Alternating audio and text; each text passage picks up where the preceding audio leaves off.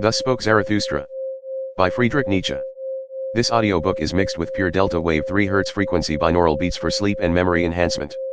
The bass frequency is tuned to the miracle tone 528 Hz frequency for maximum absorption and healing. This audiobook should be listened to with headphones or earbuds at a low volume as you wind down for bed or kick back to relax. Like and subscribe for the latest videos, and please drop a comment below to let us know which of your favorite classic books you would like to hear next. And now, let the adventure begin. Please enjoy. First part. Zarathustra's Discourses. Zarathustra's Prologue. 1. When Zarathustra was 30 years old, he left his home and the lake of his home, and went into the mountains. There he enjoyed his spirit and solitude, and for 10 years did not weary of it. But at last his heart changed, and rising one morning with the rosy dawn, he went before the sun, and spake thus unto it: Thou great star! What would be thy happiness if thou hadst not those for whom thou shinest? For 10 years hast thou climbed hither unto my cave, thou wouldst have wearied of thy light and of the journey, had it not been for me, mine eagle, and my serpent. But we awaited thee every morning, took from thee thine overflow and blessed thee for it. Lo! I am weary of my wisdom, like the bee that hath gathered too much honey, I need hands outstretched to take it. I would fain bestow and distribute, until the wise have once more become joyous in their folly, and the poor happy in their riches. Therefore must I descend into the deep, as thou doest in the evening, when thou goest behind the sea, and givest light also to the nether world, thou exuberant star. Like thee must I go down, as men say, to whom I shall descend. Bless me, then, thou tranquil eye, that canst behold even the greatest happiness without envy. Bless the cup that is about to overflow, that the water may flow golden out of it, and carry everywhere the reflection of thy bliss. Lo! This cup is again going to empty itself, and Zarathustra is again going to be a man. Thus began Zarathustra's down-going. 2. Zarathustra went down the mountain alone, no one meeting him. When he entered the forest, however, there suddenly stood before him an old man, who had left his holy cot to seek roots. And thus spake the old man to Zarathustra: No stranger to me is this wanderer, many years ago passed he by. Zarathustra he was called, but he hath altered. Then thou carriedst thine ashes into the mountains, wilt thou now carry thy fire into the valleys? Fearest thou not the incendiary's doom? Yea, I recognize Zarathustra. Pure is his eye, and no loathing lurketh about his mouth. Goeth he not along like a dancer? Altered is Zarathustra, a child hath Zarathustra become, an awakened one is Zarathustra. What wilt thou do in the land of the sleepers? As in the sea hast thou lived in solitude, and it hath borne thee up. Alas, wilt thou now go ashore? Alas, wilt thou again drag thy body thyself? Zarathustra answered: I love mankind. Why, said the saint, did I go into the forest and the desert? Was it not because I loved men far too well? Now I love God, men, I do not love. Man is a thing too imperfect for me. Love to man would be fatal to me. Zarathustra answered: What spake I of love? I am bringing gifts unto men. Give them nothing, said the saint. Take rather part of their load, and carry it along with them that will be most agreeable unto them, if only it be agreeable unto thee. If, however, thou wilt give unto them, give them no more than an alms, and let them also beg for it. No, replied Zarathustra, I give no alms. I am not poor enough for that. The saint laughed at Zarathustra, and spake thus: Then see to it that they accept thy treasures. They are distrustful of ancho rites, and do not believe that we come with gifts. The fall of our footsteps ringeth too hollow through their streets. And just as at night, when they are in bed and hear a man abroad long before sunrise, so they ask themselves concerning us: Where goeth the thief? Go not to men, but stay in the forest. Go rather to the animals. Why not be like me, a bear amongst bears, a bird amongst birds? And what doth the saint in the forest? Asked Zarathustra. The saint answered: I make hymns and sing them, and in making hymns I laugh and weep and mumble, thus do I praise God. With singing, weeping, laughing, and mumbling do I praise the God who is my God. But what dost thou bring us as a gift? When Zarathustra had heard these words, he bowed to the saint and said: What should I have to give thee? Let me rather hurry hence, lest I take aught away from thee. And thus they parted from one another, the old man and Zarathustra, laughing like schoolboys. When Zarathustra was alone, however, he said to his heart: Could it be possible? This old saint in the forest hath not yet heard of it, that God is dead. 3. When Zarathustra arrived at the nearest town which adjoineth the forest, he found many people assembled in the marketplace, for it had been announced that a rope dancer would give a performance. And Zarathustra spake thus unto the people: I teach you the Superman. Man is something that is to be surpassed. What have ye done to surpass man? All beings hitherto have created something beyond themselves, and ye want to be the ebb of that great tide, and would rather go back to the beast than surpass man? What is the ape to man? A laughing stock, a thing of shame. And just the same shall man be to the superman, a laughing stock, a thing of shame. Ye have made your way from the worm to man, and much within you is still worm. Once were ye apes, and even yet man is more of an ape than any of the apes. Even the wisest among you is only a disharmony and hybrid of plant and phantom. But do I bid you become phantoms or plants? Lo, I teach you the Superman. The Superman is the meaning of the earth. Let your will say, the Superman shall be the meaning of the earth. I conjure you, my brethren, remain true to the earth, and believe not those who speak unto you of super-earthly hopes. Poisoners are they, whether they know it or not. Despisers of life are they, decaying ones and poisoned ones themselves, of whom the earth is weary, so away with them. Once blasphemy against God was the greatest blasphemy, but God died, and therewith also those blasphemers. To blaspheme the earth is now the dreadfulest sin, and to rate the heart of the unknowable higher than the meaning of the earth. Once the soul looked contemptuously on the body, and then that contempt was the supreme thing, the soul wished the body meager, ghastly, and famished. Thus it thought to escape from the body and the earth. Oh, that soul was itself meager, ghastly, and famished, and cruelty was the delight of that soul. But yet, also, my brethren, tell me, what doth your body say about your soul? Is your soul not poverty and pollution and wretched self-complacency? Verily, a polluted stream is man. One must be a sea, to receive a polluted stream without becoming impure. Lo, I teach you the Superman, he is that sea, in him can your great contempt be submerged. What is the greatest thing ye can experience? It is the hour of great contempt. The hour in which even your happiness becometh loathsome unto you, and so also your reason and virtue. The hour when ye say, what good is my happiness? It is poverty and pollution and wretched self-complacency. But my happiness should justify existence itself. The hour when ye say, what good is my reason? Doth it long for knowledge as the lion for his food? It is poverty and pollution and wretched self-complacency. The hour when ye say, what good is my virtue? As yet it hath not made me passionate. How weary I am of my good and my bad. It is all poverty and pollution and wretched self-complacency. The hour when ye say, what good is my justice? I do not see that I am fervour and fuel. The just, however, are fervour and fuel. The hour when ye say, what good is my pity? Is not pity the cross on which he is nailed who loveth man? But my pity is not a crucifixion. Have ye ever spoken thus? Have ye ever cried thus? Ah! Would that I had heard you crying thus. It is not your sin, it is your self-satisfaction that crieth unto heaven, your very sparingness in sin crieth unto heaven. Where is the lightning to lick you with its tongue? Where is the frenzy with which ye should be inoculated? Lo, I teach you the Superman, he is that lightning, he is that frenzy. When Zarathustra had thus spoken, one of the people called out, we have now heard enough of the rope dancer, it is time now for us to see him. And all the people laughed at Zarathustra. But the rope dancer, who thought the words applied to him, began his performance. 4. Zarathustra, however, looked at the people and wondered. Then he spake thus, man is a rope stretched between the animal and the Superman, a rope over an abyss. A dangerous crossing, a dangerous wayfaring, a dangerous looking back, a dangerous trembling and halting. What is great in man is that he is a bridge and not a goal, what is lovable in man is that he is an overgoing and a downgoing. I love those that know not how to live except as downgoers, for they are the overgoers. I love the great despisers, because they are the great adorers, and arrows of longing for the other shore. I love those who do not first seek a reason beyond the stars for going down and being sacrifices, but sacrifice themselves to the earth, that the earth of the Superman may hereafter arrive. I love him who liveth in order to know, and seeketh to know in order that the Superman may hereafter live. Thus seeketh he his own downgoing. I love him who laboureth and inventeth, that he may build the house for the Superman, and prepare for him earth, animal, and plant, for thus seeketh he his own downgoing. I love him who loveth his virtue, for virtue is the will to downgoing, and an arrow of longing. I love him who reserveth no share of spirit for himself, but wanteth to be wholly the spirit of his virtue, thus walketh he as spirit over the bridge. I love him who maketh his virtue his inclination and destiny, thus, for the sake of his virtue, he is willing to live on, or live no more. I love him who desireth not too many virtues. One virtue is more of a virtue than two, because it is more of a knot for one's destiny to cling to. I love him whose soul is lavish, who wanteth no thanks and doth not give back, for he always bestoweth, and desireth not to keep for himself. I love him who is ashamed when the dice fall in his favor, and who then asketh, am I a dishonest player? For he is willing to succumb. I love him who scattereth golden words in advance of his deeds, and always doth more than he promiseth, for he seeketh his own downgoing. I love him who justifieth the future ones, and redeemeth the past ones, for he is willing to succumb through the present ones. I love him who chasteneth his God, because he loveth his God, for he must succumb through the wrath of his God.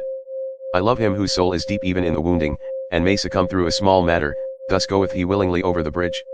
I love him whose soul is so overfull that he forgetteth himself, and all things are in him, thus all things become his downgoing. I love him who is of a free spirit and a free heart, thus is his head only the bowels of his heart, however, causeth his downgoing.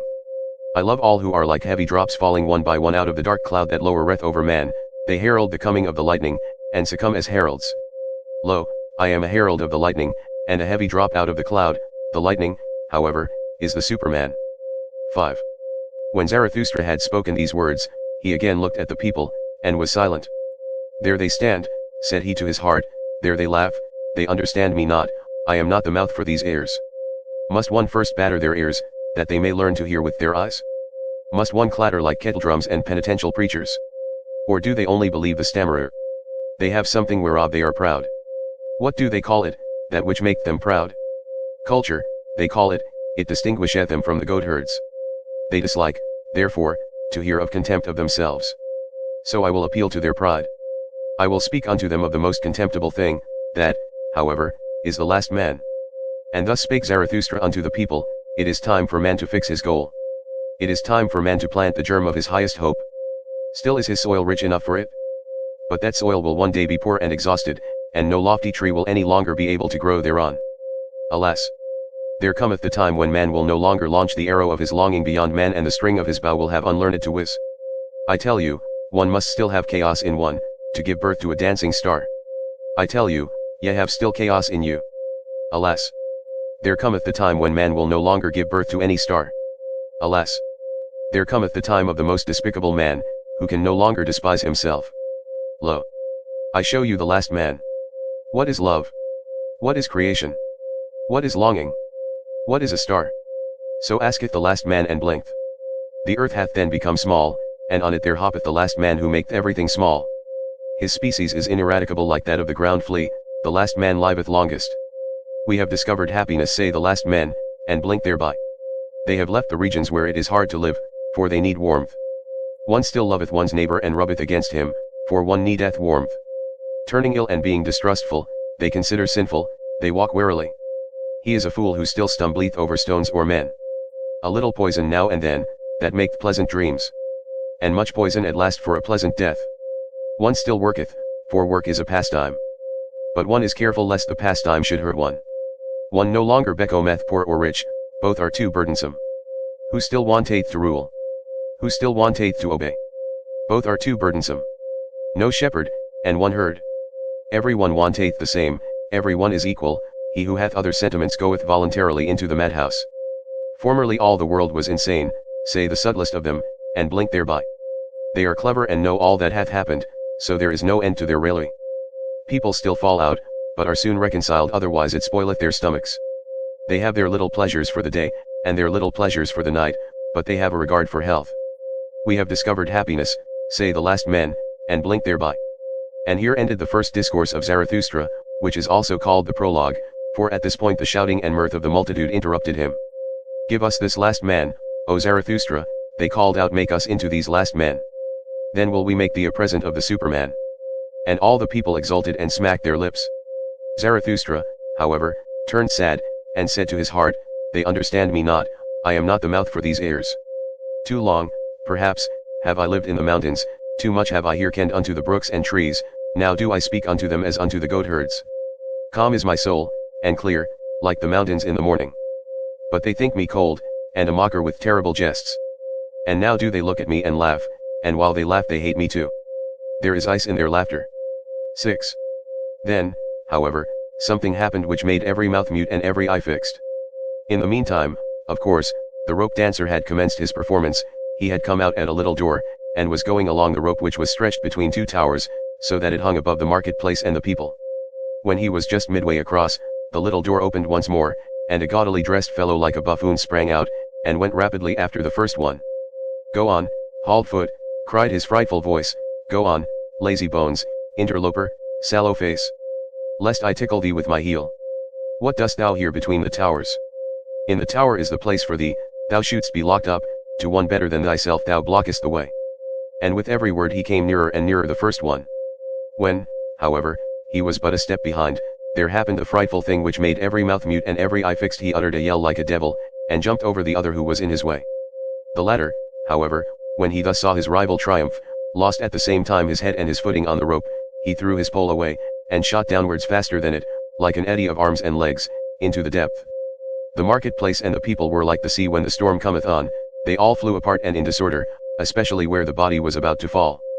Zarathustra, however, remained standing, and just beside him fell the body, badly injured and disfigured, but not yet dead. After a while consciousness returned to the shattered man, and he saw Zarathustra kneeling beside him. "What art thou doing there?" said he at last. "I knew long ago that the devil would trip me up.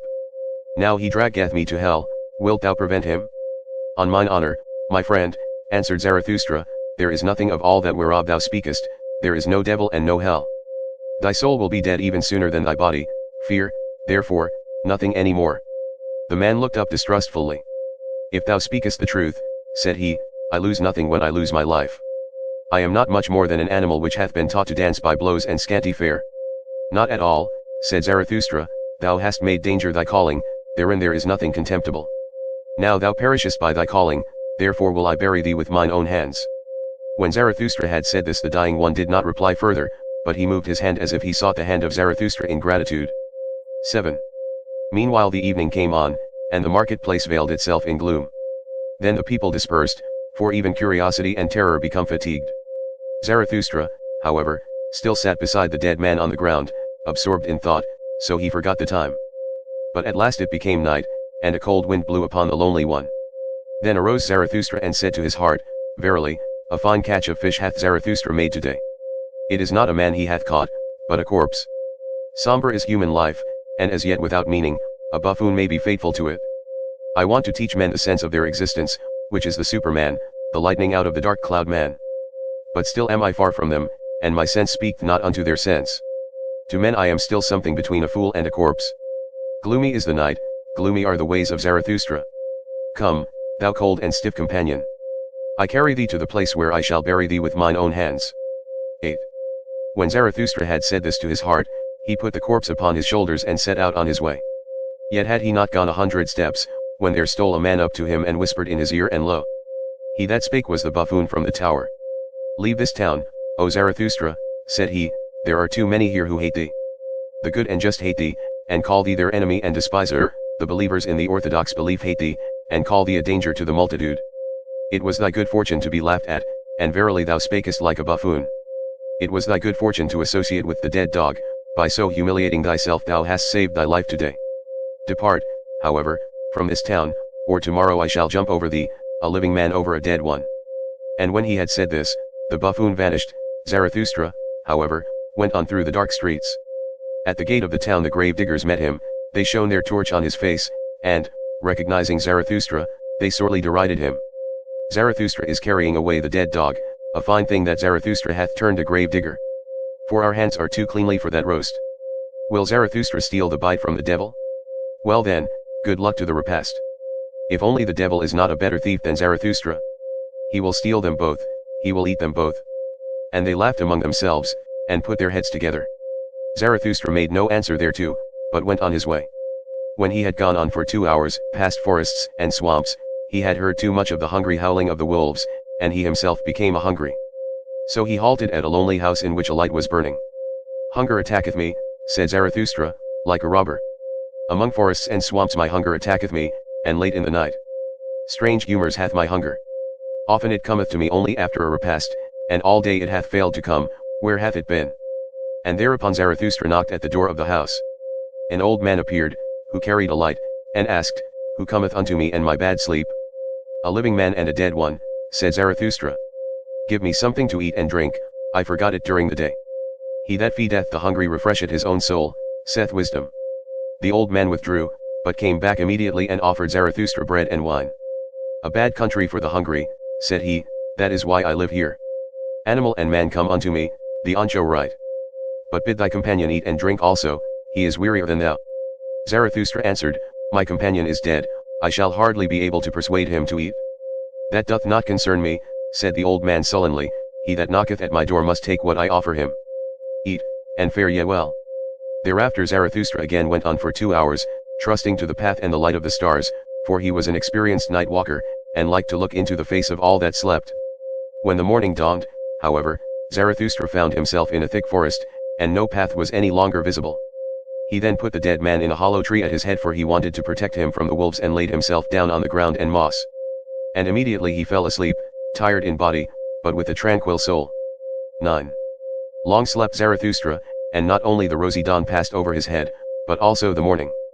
At last, however, his eyes opened, and amazedly he gazed into the forest and the stillness, amazedly he gazed into himself. Then he arose quickly, like a seafarer who all at once seeth the land, and he shouted for joy, for he saw a new truth. And he spake thus to his heart, a light hath dawned upon me, I need companions, living ones, not dead companions and corpses, which I carry with me where I will. But I need living companions, who will follow me because they want to follow themselves and to the place where I will. A light hath dawned upon me. Not to the people is Zarathustra to speak, but to companions. Zarathustra shall not be the herd's herdsman and hound. To allure many from the herd, for that purpose have I come. The people and the herd must be angry with me, a robber shall Zarathustra be called by the herdsmen. Herdsmen, I say, but they call themselves the good and just. Herdsmen, I say, but they call themselves the believers in the orthodox belief. Behold the good and just. Whom do they hate most? Him who breaketh up their tables of values, the breaker, the law breaker, he, however, is the creator. Behold the believers of all beliefs. Whom do they hate most? Him who breaketh up their tables of values, the breaker, the law breaker, he, however, is the creator. Companions, the creator seeketh not corpses and not herds or believers either. Fellow creators, the creator seeketh those who grave new values on new tables. Companions, the creator seeketh, and fellow reapers, for everything is ripe for the harvest with him. But he lacketh 100 sickles, so he plucketh the ears of corn and is vexed. Companions, the creator seeketh, and such as know how to whet their sickles. Destroyers, will they be called, and despisers of good and evil. But they are the reapers and rejoicers. Fellow creators, Zarathustra seeketh, fellow reapers and fellow rejoicers, Zarathustra seeketh, what hath he to do with herds and herdsmen and corpses? And thou, my first companion, rest in peace. Well have I buried thee in thy hollow tree, well have I hid thee from the wolves. But I part from thee, the time hath arrived. Twixt rosy dawn and rosy dawn there came unto me a new truth. I am not to be a herdsman, I am not to be a grave digger. Not any more will I discourse unto the people, for the last time have I spoken unto the dead. With the creators, the reapers, and the rejoicers will I associate, the rainbow will I show them, and all the stairs to the Superman.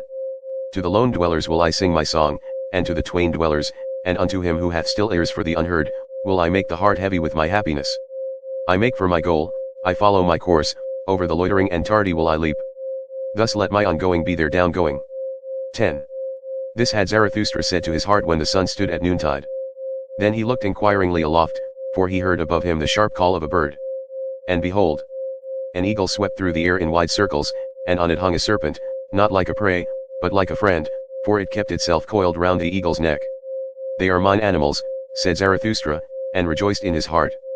The proudest animal under the sun, and the wisest animal under the sun, they have come out to reconnoitre. They want to know whether Zarathustra still liveth. Verily, do I still live? More dangerous have I found it among men than among animals, in dangerous paths goeth Zarathustra. Let mine animals lead me. When Zarathustra had said this, he remembered the words of the saint in the forest. Then he sighed and spake thus to his heart, would that I were wiser. Would that I were wise from the very heart, like my serpent. But I am asking the impossible. Therefore do I ask my pride to go always with my wisdom. And if my wisdom should some day forsake me, alas! It loveth to fly away. May my pride then fly with my folly. Thus began Zarathustra's downgoing. Zarathustra's Discourses. Chapter 1. The Three Metamorphoses. 3 metamorphoses of the spirit do I designate to you, how the spirit becometh a camel a lion, and the lion at last a child. Many heavy things are there for the spirit, the strong load-bearing spirit in which reverence dwelleth, for the heavy and the heaviest longeth its strength. What is heavy? So asketh the load-bearing spirit, then kneeleth it down like the camel, and wanteth to be well laden. What is the heaviest thing, ye heroes? Asketh the load-bearing spirit, that I may take it upon me and rejoice in my strength. Is it not this, to humiliate oneself in order to mortify one's pride? To exhibit one's folly in order to mock at one's wisdom? Or is it this, to desert our cause when it celebrateth its triumph? To ascend high mountains to tempt the tempter? Or is it this, to feed on the acorns and grass of knowledge, and for the sake of truth to suffer hunger of soul? Or is it this, to be sick and dismiss comforters, and make friends of the deaf, who never hear thy requests? Or is it this, to go into foul water when it is the water of truth, and not disclaim cold frogs and hot toads? Or is it this, to love those who despise us, and give one's hand to the phantom when it is going to frighten us? All these heaviest things the load-bearing spirit taketh upon itself, and like the camel, which, when laden, hasteneth into the wilderness, so hasteneth the spirit into its wilderness. But in the loneliest wilderness happeneth the second metamorphosis, here the spirit becometh a lion, freedom will it capture, and lordship in its own wilderness. Its last lord it here seeketh, hostile will it be to him, and to its last god, for victory will it struggle with the great dragon. What is the great dragon which the spirit is no longer inclined to call Lord and God? Thou shalt, is the great dragon called. But the spirit of the lion saith, I will. Thou shalt, lieth in its path, sparkling with gold a scale-covered beast, and on every scale glittereth golden, thou shalt. The values of 1,000 years glitter on those scales, and thus speak the mightiest of all dragons, all the values of things glitter on me. All values have already been created, and all created values do I represent. Verily, there shall be no I will any more. Thus speak the dragon. My brethren, wherefore is there need of the lion in the spirit? Why sufficeth not the beast of burden, which renounceth and is reverent? To create new values that, even the lion cannot yet accomplish, but to create itself freedom for new creating that can the might of the lion do. To create itself freedom, and give a holy nay even unto duty, for that, my brethren, there is need of the lion. To assume the right to new values that is the most formidable assumption for a load-bearing and reverent spirit. Verily, unto such a spirit it is praying, and the work of a beast of prey. As its holiest, it once loved thou shalt, now is it forced to find illusion and arbitrariness even in the holiest things, that it may capture freedom from its love, the lion is needed for this capture. But tell me, my brethren, what the child can do, which even the lion could not do. Why hath the praying lion still to become a child? Innocence is the child, and forgetfulness, a new beginning, a game, a self-rolling wheel, a first movement, a holy yet. For the game of creating, my brethren, there is needed a holy yet unto life, its own will, willeth now the spirit, his own world winneth the world's outcast. 3 metamorphoses of the spirit have I designated to you, how the spirit became a camel, the camel a lion, and the lion at last a child. Thus spake Zarathustra. And at that time he abode in the town which is called the Pied Cow. Chapter 2. The academic chairs of virtue. People commended unto Zarathustra a wise man, as one who could discourse well about sleep and virtue, greatly was he honored and rewarded for it, and all the youths sat before his chair. To him went Zarathustra, and sat among the youths before his chair. And thus spake the wise man, respect and modesty in presence of sleep. That is the first thing. And to go out of the way of all who sleep badly and keep awake at night. Modest is even the thief in presence of sleep, he always stealeth softly through the night. Immodest, however, is the night watchman, immodestly he carrieth his horn. No small art is it to sleep, it is necessary for that purpose to keep awake all day. 10 times a day must thou overcome thyself, that causeth wholesome weariness, and is poppy to the soul. 10 times must thou reconcile again with thyself, for overcoming is bitterness, and badly sleep the unreconciled. 10 truths must thou find during the day, otherwise wilt thou seek truth during the night, and thy soul will have been hungry. 10 times must thou laugh during the day, and be cheerful, otherwise thy stomach, the father of affliction, will disturb thee in the night. Few people know it, but one must have all the virtues in order to sleep well. Shall I bear false witness? Shall I commit adultery? Shall I covet my neighbor's maidservant? All that would ill accord with good sleep. And even if one have all the virtues, there is still one thing needful, to send the virtues themselves to sleep at the right time. That they may not quarrel with one another, the good females. And about thee, thou unhappy one. Peace with God and thy neighbor, so desireth good sleep. And peace also with thy neighbor's devil. Otherwise it will haunt thee in the night. Honor to the government, and obedience, and also to the crooked government. So desireth good sleep. How can I help it, if power like to walk on crooked legs? He who leadeth his sheep to the greenest pasture, shall always be for me the best shepherd, so doth it accord with good sleep. Many honors I want not, nor great treasures, they excite the spleen. But it is bad sleeping without a good name and a little treasure.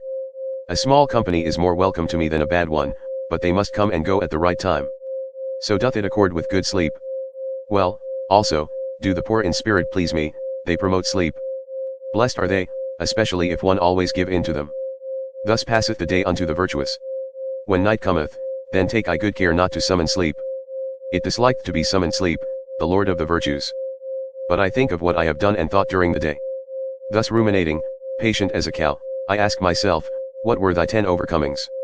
And what were the 10 reconciliations, and the 10 truths, and the 10 laughters with which my heart enjoyed itself? Thus pondering, and cradled by 40 thoughts, it overtaketh me all at once sleep, the unsummoned, the lord of the virtues. Sleep tappeth on mine eye, and it turneth heavy. Sleep toucheth my mouth, and it remaineth open. Verily, on soft solace doth it come to me, the dearest of thieves, and stealeth from me my thoughts. Stupid do I then stand, like this academic chair. But not much longer do I then stand, I already lie. When Zarathustra heard the wise man thus speak, he laughed in his heart, for thereby had a light dawned upon him.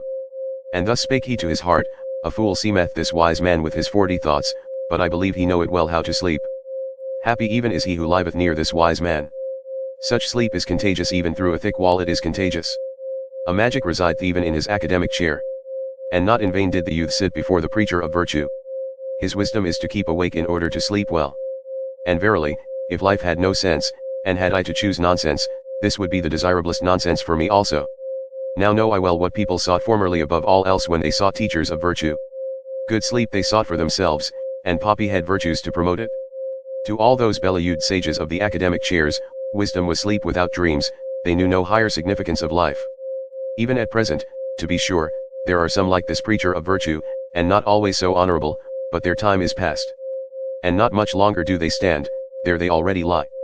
Blessed are those drowsy ones, for they shall soon nod to sleep. Thus spake Zarathustra.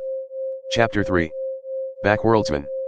Once on a time, Zarathustra also cast his fancy beyond man, like all backworldsmen. The work of a suffering and tortured god, did the world then seem to me.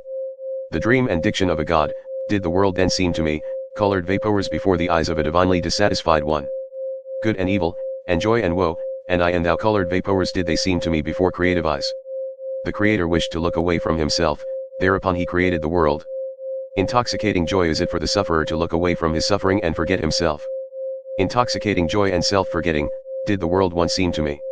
This world, the eternally imperfect, an eternal contradictions image and imperfect image, an intoxicating joy to its imperfect Creator, thus did the world once seem to me. Thus, once on a time, did I also cast my fancy beyond man, like all backworldsmen. Beyond man, forsooth. Ah, ye brethren, that God whom I created was human work and human madness, like all the gods. A man was he, and only a poor fragment of a man and ego. Out of mine own ashes and glow it came unto me, that phantom. And verily, it came not unto me from the beyond. What happened, my brethren? I surpassed myself, the suffering one, I carried mine own ashes to the mountain, a brighter flame I contrived for myself. And lo! Thereupon the phantom withdrew from me. To me the convalescent would it now be suffering and torment to believe in such phantoms, suffering would it now be to me, and humiliation. Thus speak I to backworldsmen. Suffering was it, and impotence that created all backworlds, and the short madness of happiness, which only the greatest sufferer experienceth. Weariness, which seeked to get to the ultimate with one leap, with a death leap, a poor ignorant weariness, unwilling even to will any longer, that created all gods and backworlds. Believe me, my brethren. It was the body which despaired of the body, it groped with the fingers of the infatuated spirit at the ultimate walls. Believe me, my brethren. It was the body which despaired of the earth, it heard the bowels of existence speaking unto it. And then it sought to get through the ultimate walls with its head, and not with its head only, into the other world.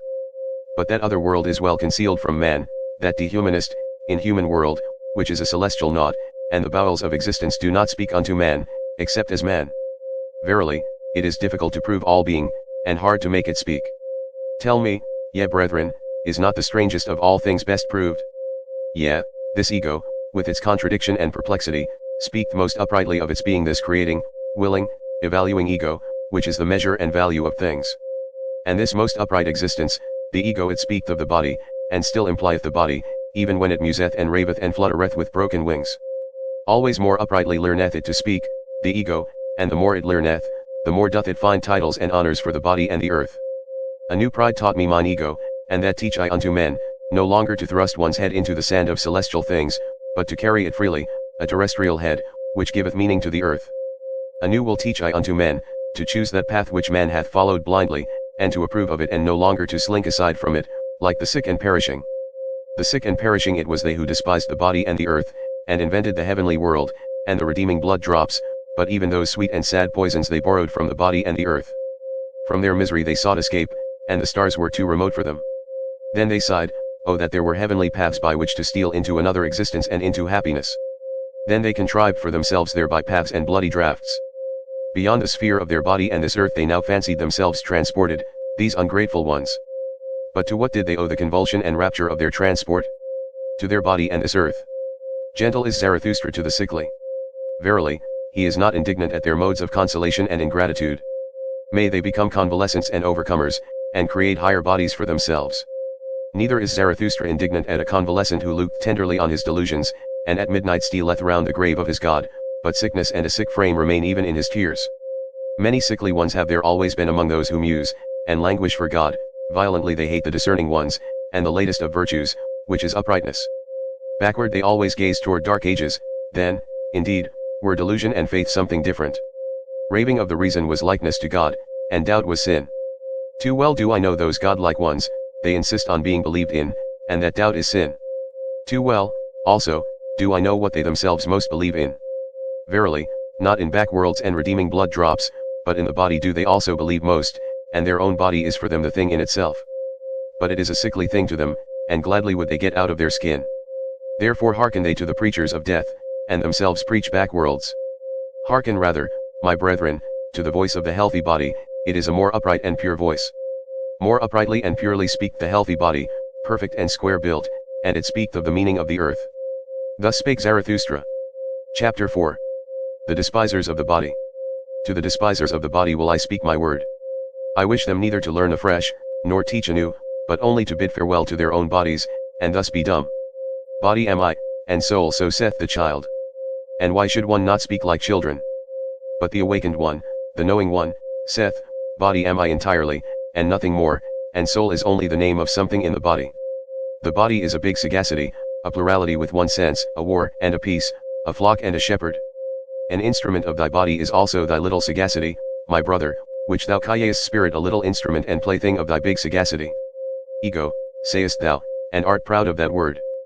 But the greater thing in which thou art unwilling to believe is thy body with its big sagacity, it saith not ego, but doth it. What the sense feeleth, what the spirit discerneth, hath never its end in itself. But sense and spirit would fain persuade thee that they are the end of all things, so vain are they. Instruments and playthings are sense and spirit, behind them there is still the self. The self seeketh with the eyes of the senses, it hearkeneth also with the ears of the spirit. Ever hearkeneth the self, and seeketh, it compareth, mastereth, conquereth, and destroyeth. It ruleth, and is also the ego's ruler. Behind thy thoughts and feelings, my brother, there is a mighty Lord, an unknown sage, it is called self, it dwelleth in thy body, it is thy body. There is more sagacity in thy body than in thy best wisdom.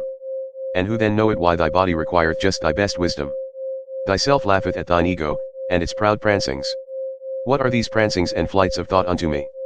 It saith to itself, A by way to my purpose. I am the leading string of the ego, and the prompter of its notions. The self saith unto the ego, Feel pain. And thereupon it suffereth, and thinketh how it may put an end thereto, and for that very purpose it is meant to think. The self saith unto the ego, Feel pleasure. Thereupon it rejoiceth, and thinketh how it may oft times rejoice, and for that very purpose it is meant to think. To the despisers of the body will I speak a word. That they despise is caused by their esteem. What is it that created esteeming and despising and worth and will? The creating self created for itself esteeming and despising, it created for itself joy and woe. The creating body created for itself spirit, as a hand to its will.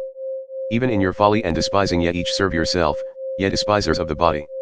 I tell you, your very self wanteth to die, and turneth away from life. No longer can your self do that which it desireth most, create beyond itself. That is what it desireth most, that is all its fervour. But it is now too late to do so, so yourself wish it to succumb, ye despisers of the body. To succumb so wish it yourself, and therefore have ye become despisers of the body. For ye can no longer create beyond yourselves. And therefore are ye now angry with life and with the earth. And unconscious envy is in the sidelong look of your contempt. I go not your way, ye despisers of the body. Ye are no bridges for me to the Superman. Thus spake Zarathustra. Chapter 5.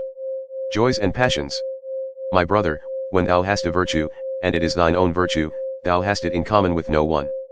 To be sure, thou wouldst call it by name and caress it, thou wouldst pull its ears and amuse thyself with it. And lo! Then hast thou its name in common with the people, and hast become one of the people and the herd with thy virtue. Better for thee to say, ineffable is it, and nameless, that which is pain and sweetness to my soul, and also the hunger of my bowels. Let thy virtue be too high for the familiarity of names, and if thou must speak of it, be not ashamed to stammer about it. Thus speak and stammer, that is my good, that do I love, thus doth it please me entirely, thus only do I desire the good. Not as the law of a god do I desire it, not as a human law or a human need do I desire it, it is not to be a guidepost for me to super-earths and paradises. An earthly virtue is it which I love, little prudence is therein, and the least everyday wisdom. But that bird built its nest beside me, therefore, I love and cherish it, now sitteth it beside me on its golden eggs. Thus shouldst thou stammer, and praise thy virtue. Once hadst thou passions and calledst them evil. But now hast thou only thy virtues, they grew out of thy passions. Thou implantedst thy highest aim into the heart of those passions, then became they thy virtues and joys. And though thou wert of the race of the hot-tempered, or of the voluptuous, or of the fanatical, or the vindictive, all thy passions in the end became virtues, and all thy devils angels. Once hadst thou wild dogs in thy cellar, but they changed at last into birds and charming songstresses.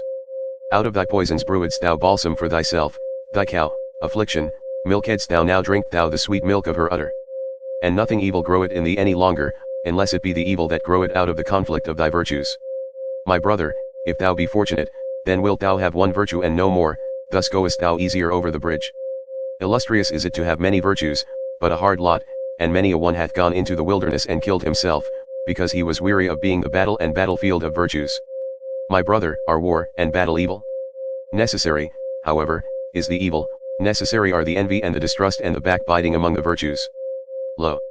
How each of thy virtues is covetous of the highest place, it wanteth thy whole spirit to be its herald, it wanteth thy whole power in wrath, hatred, and love. Jealous is every virtue of the others, and a dreadful thing is jealousy. Even virtues may succumb by jealousy. He whom the flame of jealousy encompasseth, turneth at last, like the scorpion, the poisoned sting against himself. Ah! My brother, hast thou never seen a virtue backbite and stab itself? Man is something that hath to be surpassed, and therefore shalt thou love thy virtues, for thou wilt succumb by them.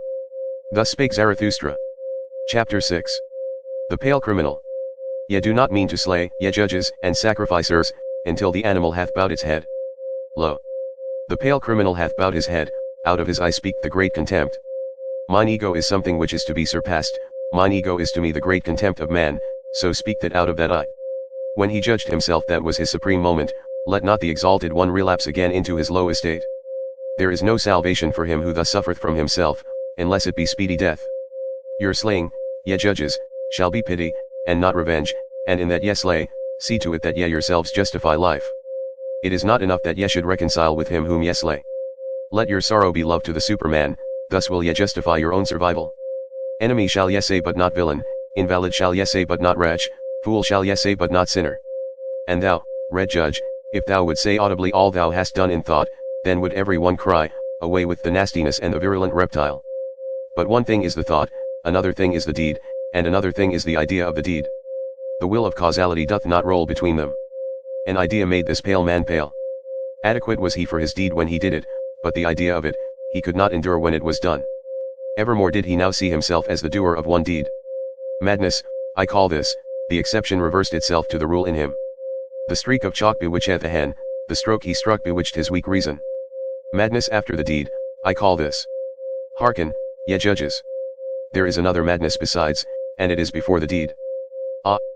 Ye have not gone deep enough into the soul. Thus speak the red judge, why did this criminal commit murder? He meant to rob. I tell you, however, that his soul wanted blood, not booty, he thirsted for the happiness of the knife. But his weak reason understood not this madness, and it persuaded him. What matter about blood? It said, wishest thou not, at least, to make booty thereby? Or take revenge? And he hearkened unto his weak reason, like lead lay its words upon him, thereupon he robbed when he murdered. He did not mean to be ashamed of his madness.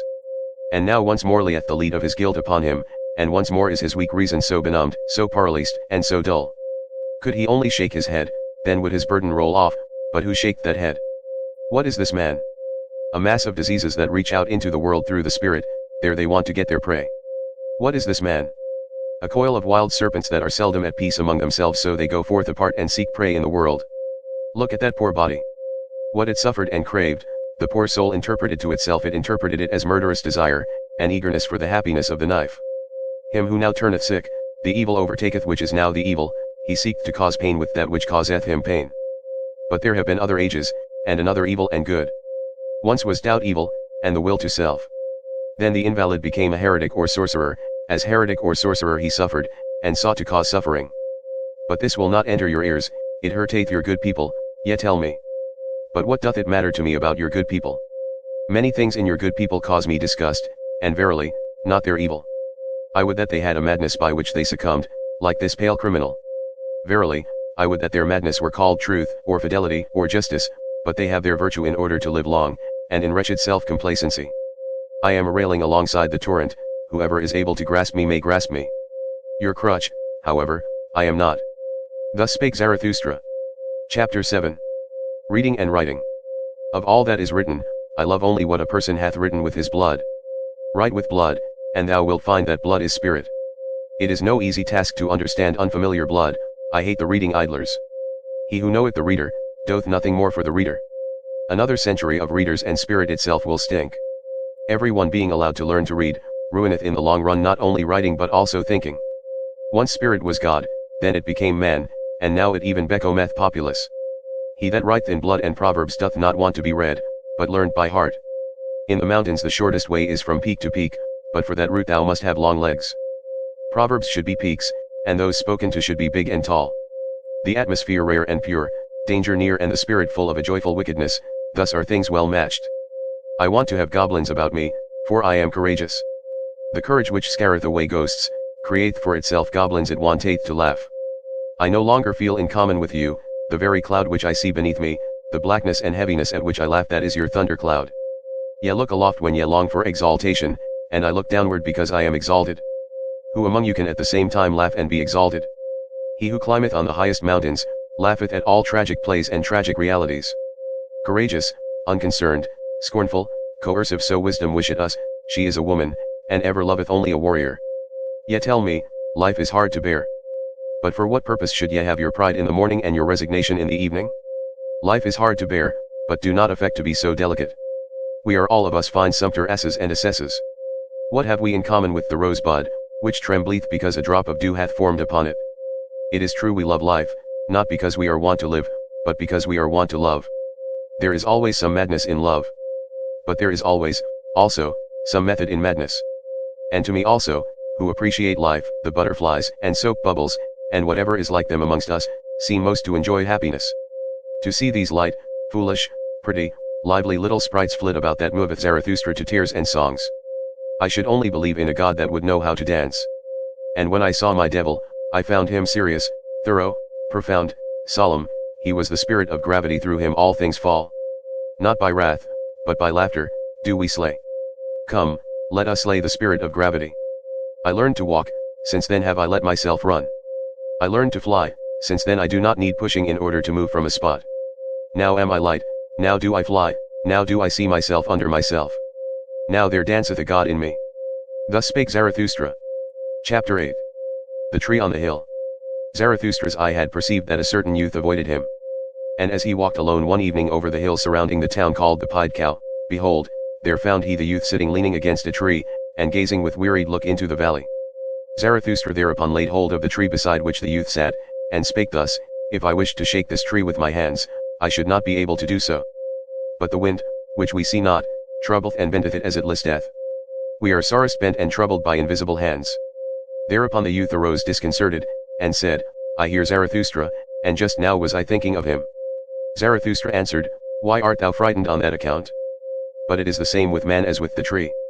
The more he seeketh to rise into the height and light, the more vigorously do his roots struggle earthward, downward, into the dark and deep into the evil. Yea, into the evil. Cried the youth. How is it possible that thou hast discovered my soul? Zarathustra smiled, and said, Many a soul one will never discover, unless one first invent it. Yea, into the evil. Cried the youth once more. Thou saidst the truth, Zarathustra. I trust myself no longer since I sought to rise into the height, and nobody trusteth me any longer. How doth that happen? I change too quickly, my today refuteth my yesterday. I often overleap the steps when I clamber, for so doing, none of the steps pardons me. When aloft, I find myself always alone. No one speaketh unto me, the frost of solitude maketh me tremble. What do I seek on the height? My contempt and my longing increase together, the higher I clamber, the more do I despise him who clambereth. What doth he seek on the height? How ashamed I am of my clambering and stumbling. How I mock at my violent panting. How I hate him who flieth. How tired I am on the height. Here the youth was silent. And Zarathustra contemplated the tree beside which they stood, and spake thus, This tree standeth lonely here on the hills, it hath grown up high above man and beast. And if it wanted to speak, it would have none who could understand it, so high hath it grown. Now it waiteth and waiteth, for what doth it wait? It dwelleth too close to the seat of the clouds, it waiteth perhaps for the first lightning? When Zarathustra had said this, the youth called out with violent gestures, Yea, Zarathustra, thou speakest the truth. My destruction I longed for, when I desired to be on the height, and thou art the lightning for which I waited. Lo! What have I been since thou hast appeared amongst us? It is mine envy of thee that hath destroyed me. Thus spake the youth, and wept bitterly. Zarathustra, however, put his arm about him, and led the youth away with him. And when they had walked a while together, Zarathustra began to speak thus, It rendeth my heart. Better than thy words express it, thine eyes tell me all thy danger. As yet thou art not free, thou still seekest freedom. Too unslept hath thy seeking made thee, and too wakeful. On the open height wouldst thou be, for the stars thirsteth thy soul. But thy bad impulses also thirst for freedom. Thy wild dogs want liberty, they bark for joy in their cellar when thy spirit endeavoureth to open all prison doors. Still art thou a prisoner, it seemeth to me, who deviseth liberty for himself. Ah! Sharp becometh the soul of such prisoners, but also deceitful and wicked. To purify himself, is still necessary for the freedman of the spirit. Much of the prison and the mould still remaineth in him, pure hath his eye still to become. Yea, I know thy danger. But by my love and hope I conjure thee, cast not thy love and hope away. Noble thou feelest thyself still, and noble others also feel thee still, though they bear thee a grudge and cast evil looks. Know this, that to everybody a noble one standeth in the way. Also to the good, a noble one standeth in the way, and even when they call him a good man, they want thereby to put him aside. The new, would the noble man create, and a new virtue. The old, wanteth the good man, and that the old should be conserved. But it is not the danger of the noble man to turn a good man, but lest he should become a blusterer, a scoffer, or a destroyer. Ah! I have known noble ones who lost their highest hope. And then they disparaged all high hopes. Then lived they shamelessly in temporary pleasures, and beyond the day had hardly an aim. Spirit is also voluptuousness, said they. Then broke the wings of their spirit, and now it creepeth about, and defileth where it gnaweth. Once they thought of becoming heroes, but sensualists are they now. A trouble and a terror is the hero to them. But by my love and hope I conjure thee, cast not away the hero in thy soul. Maintain wholly thy highest hope. Thus spake Zarathustra. Chapter 9. The Preachers of Death. There are preachers of death, and the earth is full of those to whom desistance from life must be preached. Full is the earth of the superfluous, marred is life by the many too many. May they be decoyed out of this life by the life eternal. The yellow ones, so are called the preachers of death, or the black ones. But I will show them unto you in other colors besides. There are the terrible ones who carry about in themselves the beast of prey, and have no choice except lusts or self-laceration. And even their lusts are self-laceration. They have not yet become men, those terrible ones, may they preach desistance from life, and pass away themselves. There are the spiritually consumptive ones, hardly are they born when they begin to die, and long for doctrines of lassitude and renunciation. They would fain be dead, and we should approve of their wish. Let us beware of awakening those dead ones, and of damaging those living coffins. They meet an invalid, or an old man, or a corpse, and immediately they say, life is refuted.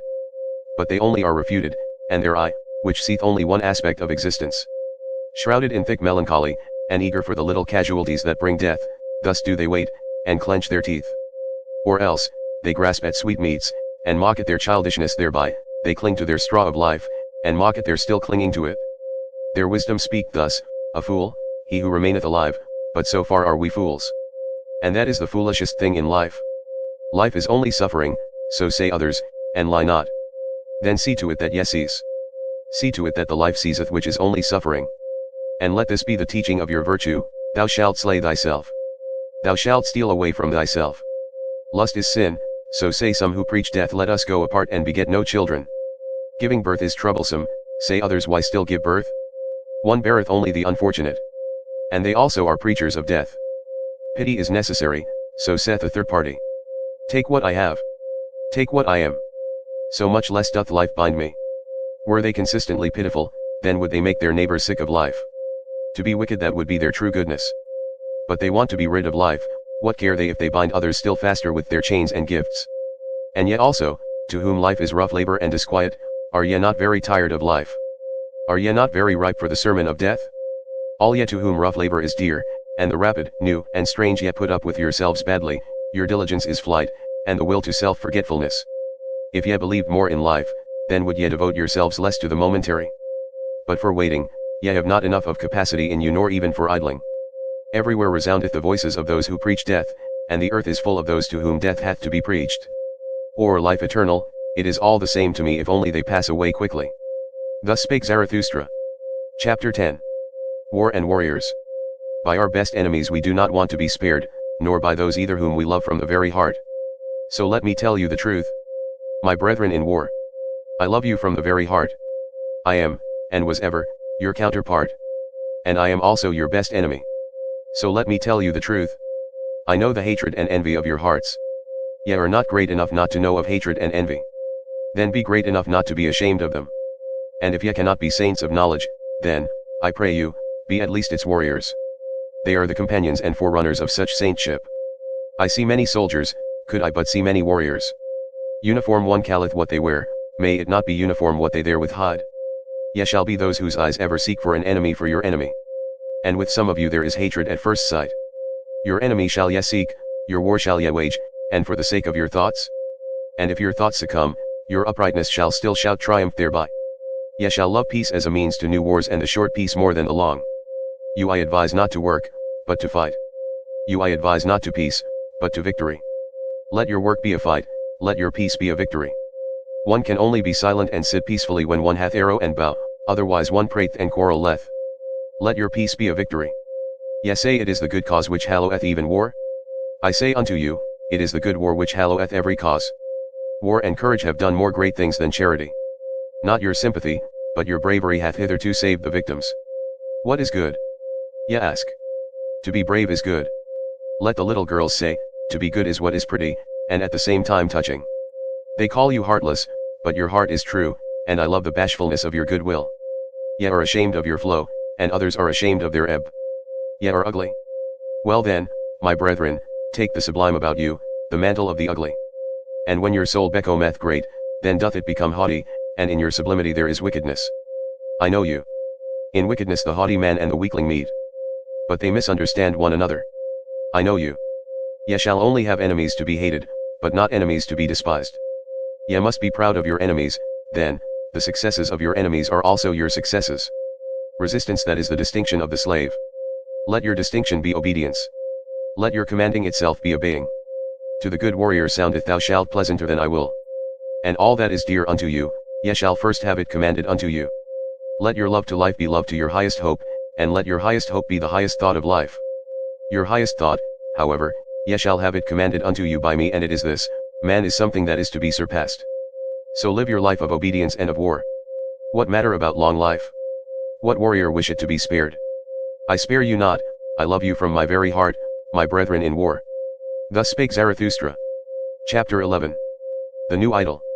Somewhere there are still peoples and herds, but not with us, my brethren, here there are states. A state? What is that? Well, open now your ears unto me, for now will I say unto you my word concerning the death of peoples. A state is called the coldest of all cold monsters. Coldly lieth it also, and this lie creepeth from its mouth: I, the state, am the people. It is a lie. Creators were they who created peoples, and hung a faith and a love over them, thus they served life. Destroyers are they who lay snares for many, and call it the state, they hang a sword and 100 cravings over them. Where there is still a people, there the state is not understood, but hated as the evil eye, and as sin against laws and customs. This sign I give unto you: every people speaketh its language of good and evil, this its neighbor understandeth not. Its language hath it devised for itself in laws and customs. But the state lieth in all languages of good and evil, and whatever it saith it lieth, and whatever it hath stolen. False is everything in it, with stolen teeth it biteth, the biting one. False are even its bowels.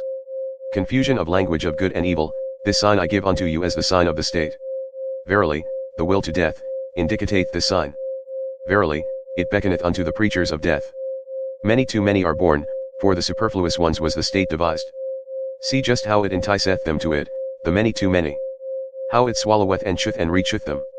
On earth there is nothing greater than I, it is I who am the regulating finger of God, thus roareth the monster. And not only the long-eared and short-sighted fall upon their knees. Ah! Even in your ears, ye great souls, it whispereth its gloomy lies. Ah! It findeth out the rich hearts which willingly lavish themselves. Yea, it findeth you out too, ye conquerors of the old God. Weary ye became of the conflict, and now your weariness serveth the new idol.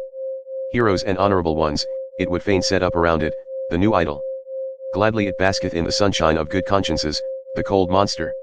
Everything will it give you, if ye worship it, the new idol, thus it purchase the luster of your virtue, and the glance of your proud eyes. It seeketh to allure by means of you, the many too many. Yea, a hellish artifice hath here been devised, a death horse jingling with the trappings of divine honors. Yea, a dying for many hath here been devised, which glorifieth itself as life, verily, a hearty service unto all preachers of death. The state, I call it, where all are poison drinkers, the good and the bad, the state, where all lose themselves, the good and the bad, the state, where the slow suicide of all is called life. Just see these superfluous ones. They steal the works of the inventors and the treasures of the wise. Culture, they call their theft and everything becometh sickness and trouble unto them. Just see these superfluous ones. Sick are they always, they vomit their bile and call it a newspaper. They devour one another, and cannot even digest themselves. Just see these superfluous ones. Wealth they acquire and become poorer thereby. Power they seek for, and above all, the lever of power, much money these impotent ones. See them clamber, these nimble apes. They clamber over one another, and thus scuffle into the mud and the abyss. Towards the throne they all strive, it is their madness as if happiness sat on the throne. Oft-times sitteth filth on the throne. And oft-times also the throne on filth. Madmen they all seem to me, and clambering apes, and too eager. Badly smelleth their idol to me, the cold monster, badly they all smell to me, these idolaters. My brethren, will ye suffocate in the fumes of their maws and appetites? Better break the windows and jump into the open air. Do go out of the way of the bad odor. Withdraw from the idolatry of the superfluous. Do go out of the way of the bad odor. Withdraw from the steam of these human sacrifices. Open still remaineth the earth for great souls. Empty are still many sites for lone ones and twain ones, around which float the odor of tranquil seas. Open still remaineth a free life for great souls. Verily, he who possesseth little is so much the less possessed, blessed be moderate poverty. There, where the state seizeth there only commenceth the man who is not superfluous, there commenceth the song of the necessary ones, the single and irreplaceable melody. There, where the state seizeth pray look thither, my brethren. Do ye not see it, the rainbow and the bridges of the Superman? Thus spake Zarathustra. Chapter 12. The flies in the marketplace. Flee, my friend, into thy solitude. I see thee deafened with the noise of the great men, and stung all over with the stings of the little ones. Admirably do forest and rock know how to be silent with thee. Resemble again the tree which thou lovest, the broad-branched one silently and attentively it o'errangeth the sea. Where solitude endeth, there beginneth the marketplace, and where the marketplace beginneth, there beginneth also the noise of the great actors, and the buzzing of the poison flies. In the world even the best things are worthless without those who represent them, those representers, the people call great men. Little do the people understand what is great, that is to say, the creating agency. But they have a taste for all representers and actors of great things. Around the devisers of new values revolveth the world, invisibly it revolveth. But around the actors revolve the people and the glory, such is the course of things. Spirit, hath the actor, but little conscience of the spirit. He believeth always in that wherewith he maketh believe most strongly in himself. Tomorrow he hath a new belief, and the day after, one still newer. Sharp perceptions hath he, like the people, and changeable humors. To upset that meaneth with him to prove. To drive mad that meaneth with him to convince. And blood is counted by him as the best of all arguments. A truth which only glideth into fine ears, he calleth falsehood and trumpery. Verily, he believeth only in gods that make a great noise in the world. Full of clattering buffoons is the marketplace, and the people glory in their great men. These are for them the masters of the hour. But the hour presseth them, so they press thee. And also from thee they want yea or nay. Alas! Thou wouldst set thy chair betwixt for and against. On account of those absolute and impatient ones, be not jealous, thou lover of truth. Never yet did truth cling to the arm of an absolute one. On account of those abrupt ones, return into thy security, only in the marketplace is one assailed by yea or nay. Slow is the experience of all deep fountains, long have they to wait until they know what hath fallen into their depths. Away from the marketplace and from fame taketh place all that is great, away from the marketplace and from fame have ever dwelt the devisers of new values. Flee, my friend, into thy solitude, I see thee stung all over by the poisonous flies. Flee thither, where a rough, strong breeze bloweth. Flee into thy solitude.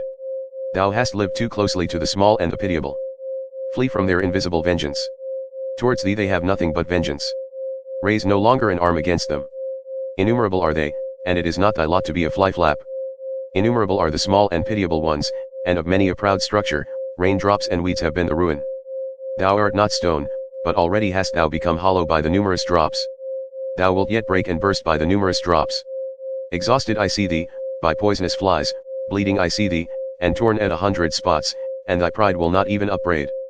Blood they would have from thee in all innocence, blood their bloodless souls crave for and they sting, therefore, in all innocence. But thou, profound one, thou sufferest too profoundly even from small wounds, and ere thou hadst recovered, the same poison worm crawled over thy hand. Too proud art thou to kill these sweet tooths. But take care lest it be thy fate to suffer all their poisonous injustice. They buzz around thee also with their praise, obtrusiveness, is their praise. They want to be close to thy skin and thy blood. They flatter thee, as one flattereth a god or devil, they whimper before thee, as before a god or devil. What doth it come to? Flatterers are they, and whimperers, and nothing more. Often, also, do they show themselves to thee as amiable ones. But that hath ever been the prudence of the cowardly. Yet, the cowardly are wise. They think much about thee with their circumscribed souls, thou art always suspected by them. Whatever is much thought about is at last thought suspicious. They punish thee for all thy virtues. They pardon thee in their inmost hearts only for thine errors. Because thou art gentle and of upright character, thou sayest, blameless are they for their small existence. But their circumscribed souls think, blamable is all great existence. Even when thou art gentle towards them, they still feel themselves despised by thee, and they repay thy beneficence with secret maleficence. Thy silent pride is always counter to their taste, they rejoice if once thou be humble enough to be frivolous. What we recognize in a man, we also irritate in him. Therefore be on your guard against the small ones. In thy presence they feel themselves small, and their baseness gleameth and gloweth against thee in invisible vengeance. Sawest thou not how often they became dumb when thou approachedst them, and how their energy left them like the smoke of an extinguishing fire? Yea, my friend, the bad conscience art thou of thy neighbors, for they are unworthy of thee. Therefore they hate thee, and would fain suck thy blood. Thy neighbors will always be poisonous flies, what is great in thee that itself must make them more poisonous, and always more fly-like. Flee, my friend, into thy solitude and thither, where a rough strong breeze bloweth. It is not thy lot to be a fly-flap. Thus spake Zarathustra. Chapter 13. Chastity. I love the forest. It is bad to live in cities, there are too many of the lustful. Is it not better to fall into the hands of a murderer, than into the dreams of a lustful woman? And just look at these men, their eye saith it they know nothing better on earth than to lie with a woman. Filth is at the bottom of their souls, and alas! If their filth hath still spirit in it. Would that ye were perfect at least as animals. But to animals belongeth innocence. Do I counsel you to slay your instincts? I counsel you to innocence in your instincts. Do I counsel you to chastity? Chastity is a virtue with some, but with many almost a vice. These are continent, to be sure, but doggish lust looketh enviously out of all that they do. Even into the heights of their virtue and into their cold spirit doth this creature follow them, with its discord. And how nicely can doggish lust beg for a piece of spirit, when a piece of flesh is denied it? Ye love tragedies and all that break the heart. But I am distrustful of your doggish lust. Ye have two cruel eyes, and ye look wantonly towards the sufferers. Hath not your lust just disguised itself and taken the name of fellow suffering? And also this parable give I unto you, not a few who meant to cast out their devil, went thereby into the swine themselves. To whom chastity is difficult, it is to be dissuaded, lest it become the road to hell to filth and lust of soul. Do I speak of filthy things? That is not the worst thing for me to do. Not when the truth is filthy, but when it is shallow, doth the discerning one go unwillingly into its waters. Verily, there are chaste ones from their very nature, they are gentler of heart, and laugh better and oftener than you. They laugh also at chastity, and ask, what is chastity? Is chastity not folly? But the folly came unto us, and not we unto it. We offered that guest harbor and heart, now it dwelleth with us, let it stay as long as it will. Thus spake Zarathustra. Chapter 14. The friend. 1. Is always too many about me, think the Ancho right. Always wants one that maketh two in the long run. I and me are always too earnestly in conversation, how could it be endured, if there were not a friend? The friend of the ancho right is always the third one is the cork which preventeth the conversation of the two sinking into the depth. Ah! There are too many depths for all ancho rights. Therefore, do they long so much for a friend, and for his elevation. Our faith in others betrayeth wherein we would fain have faith in ourselves. Our longing for a friend is our betrayer. And often with our love we want merely to overleap envy. And often we attack and make ourselves enemies, to conceal that we are vulnerable. Be at least mine enemy. Thus speak the true reverence, which doth not venture to solicit friendship. If one would have a friend, then must one also be willing to wage war for him, and in order to wage war, one must be capable of being an enemy. One ought still to honor the enemy in one's friend. Canst thou go nigh unto thy friend, and not go over to him? In one's friend one shall have one's best enemy. Thou shalt be closest unto him with thy heart when thou withstandest him. Thou wouldst wear no raiment before thy friend. It is in honor of thy friend that thou showest thyself to him as thou art. But he wisheth thee to the devil on that account.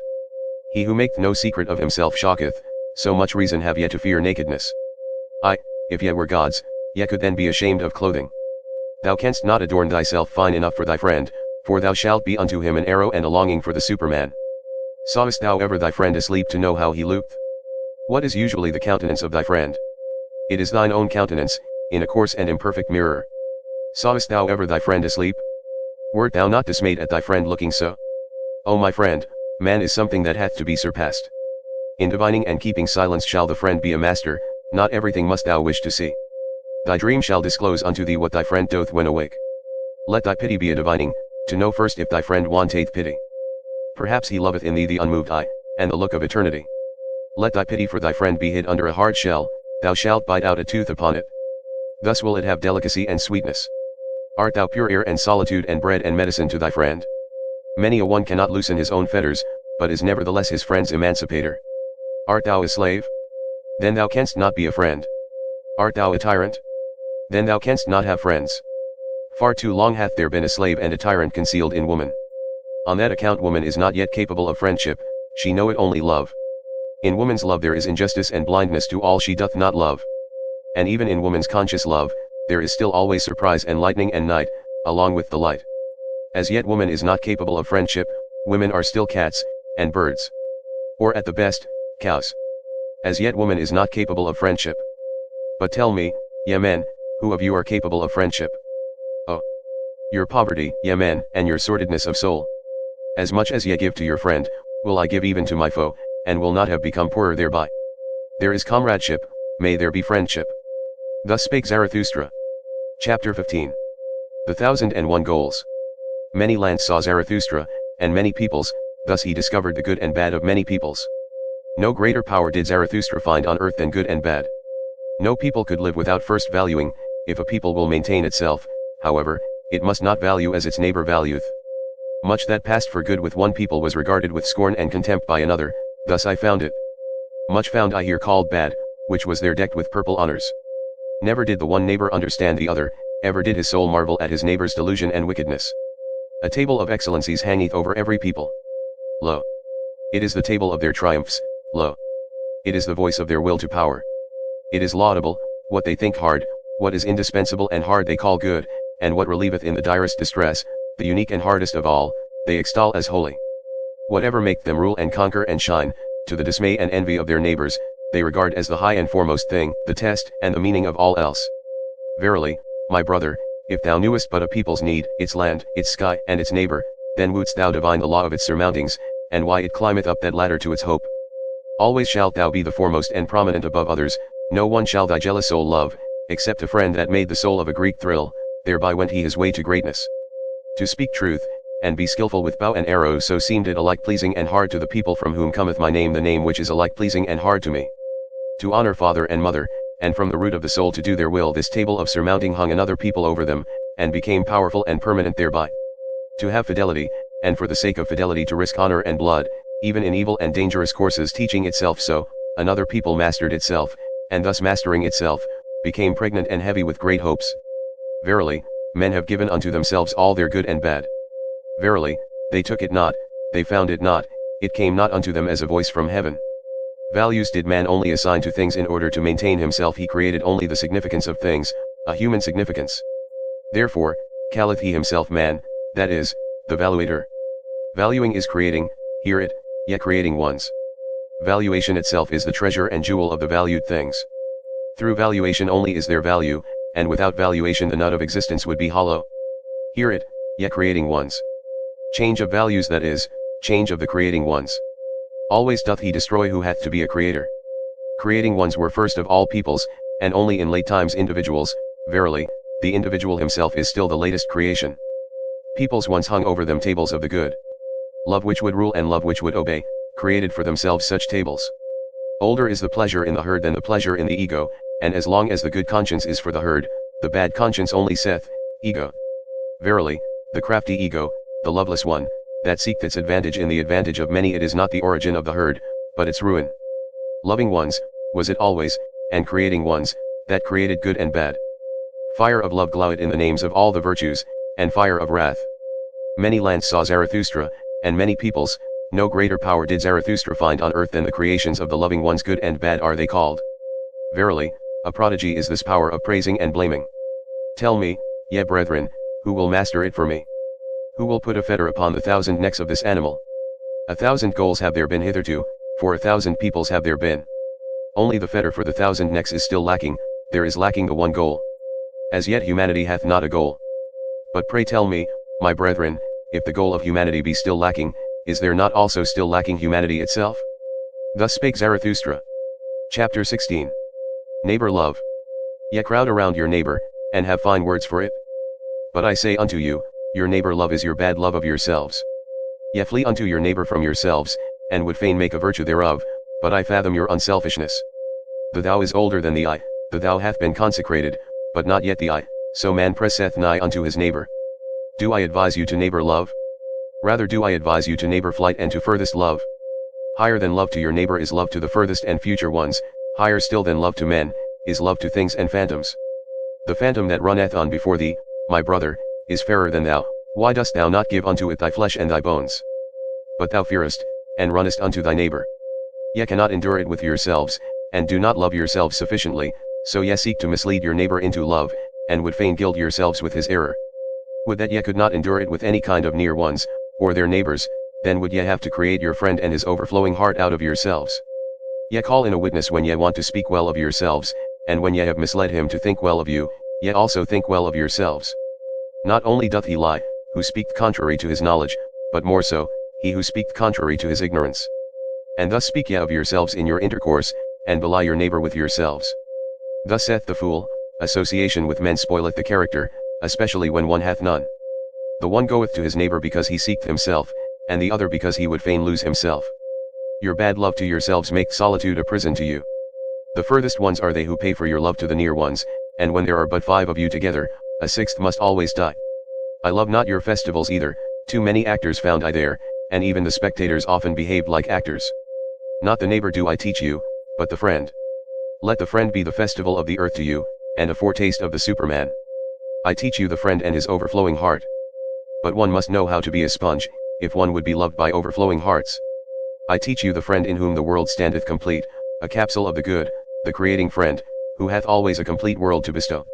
And as the world unrolled itself for him, so rolleth it together again for him in rings, as the growth of good through evil, as the growth of purpose out of chance. Let the future and the furthest be the motive of thy today, in thy friend shalt thou love the Superman as thy motive. My brethren, I advise you not to neighbor love, I advise you to furthest love. Thus spake Zarathustra. Chapter 17. The way of the creating one. Wouldst thou go into isolation, my brother? Wouldst thou seek the way unto thyself? Tarry yet a little and hearken unto me. He who seeketh may easily get lost himself. All isolation is wrong, so say the herd. And long didst thou belong to the herd. The voice of the herd will still echo in thee. And when thou sayest, I have no longer a conscience in common with you, then will it be a plaint and a pain. Lo, that pain itself did the same conscience produce, and the last gleam of that conscience still gloweth on thine affliction. But thou wouldst go the way of thine affliction, which is the way unto thyself. Then show me thine authority and thy strength to do so. Art thou a new strength and a new authority? A first motion? A self-rolling wheel? Canst thou also compel stars to revolve around thee? Alas! There is so much lusting for loftiness. There are so many convulsions of the ambitions. Show me that thou art not a lusting and ambitious one. Alas! There are so many great thoughts that do nothing more than the bellows, they inflate, and make emptier than ever. Free, dost thou call thyself? Thy ruling thought would I hear of, and not that thou hast escaped from a yoke. Art thou one entitled to escape from a yoke? Many a one hath cast away his final worth when he hath cast away his servitude. Free from what? What doth that matter to Zarathustra? Clearly, however, shall thine eye show unto me, free for what? Canst thou give unto thyself thy bad and thy good, and set up thy will as a law over thee? Canst thou be judge for thyself, and avenger of thy law? Terrible is aloneness with the judge and avenger of one's own law. Thus is a star projected into desert space, and into the icy breath of aloneness. Today sufferest thou still from the multitude, thou individual, today hast thou still thy courage unabated, and thy hopes. But one day will the solitude weary thee, one day will thy pride yield, and thy courage quail. Thou wilt one day cry, I am alone.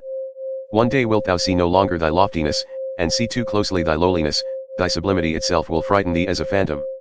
Thou wilt one day cry, all is false. There are feelings which seek to slay the lonesome one, if they do not succeed, then must they themselves die. But art thou capable of it to be a murderer? Hast thou ever known, my brother, the word disdain? And the anguish of thy justice in being just to those that disdain thee? Thou forcest many to think differently about thee, that, charge they heavily to thine account. Thou camest nigh unto them, and yet wentest past, for that they never forgive thee. Thou goest beyond them, but the higher thou risest, the smaller doth the eye of envy see thee. Most of all, however, is the flying one hated. How could ye be just unto me?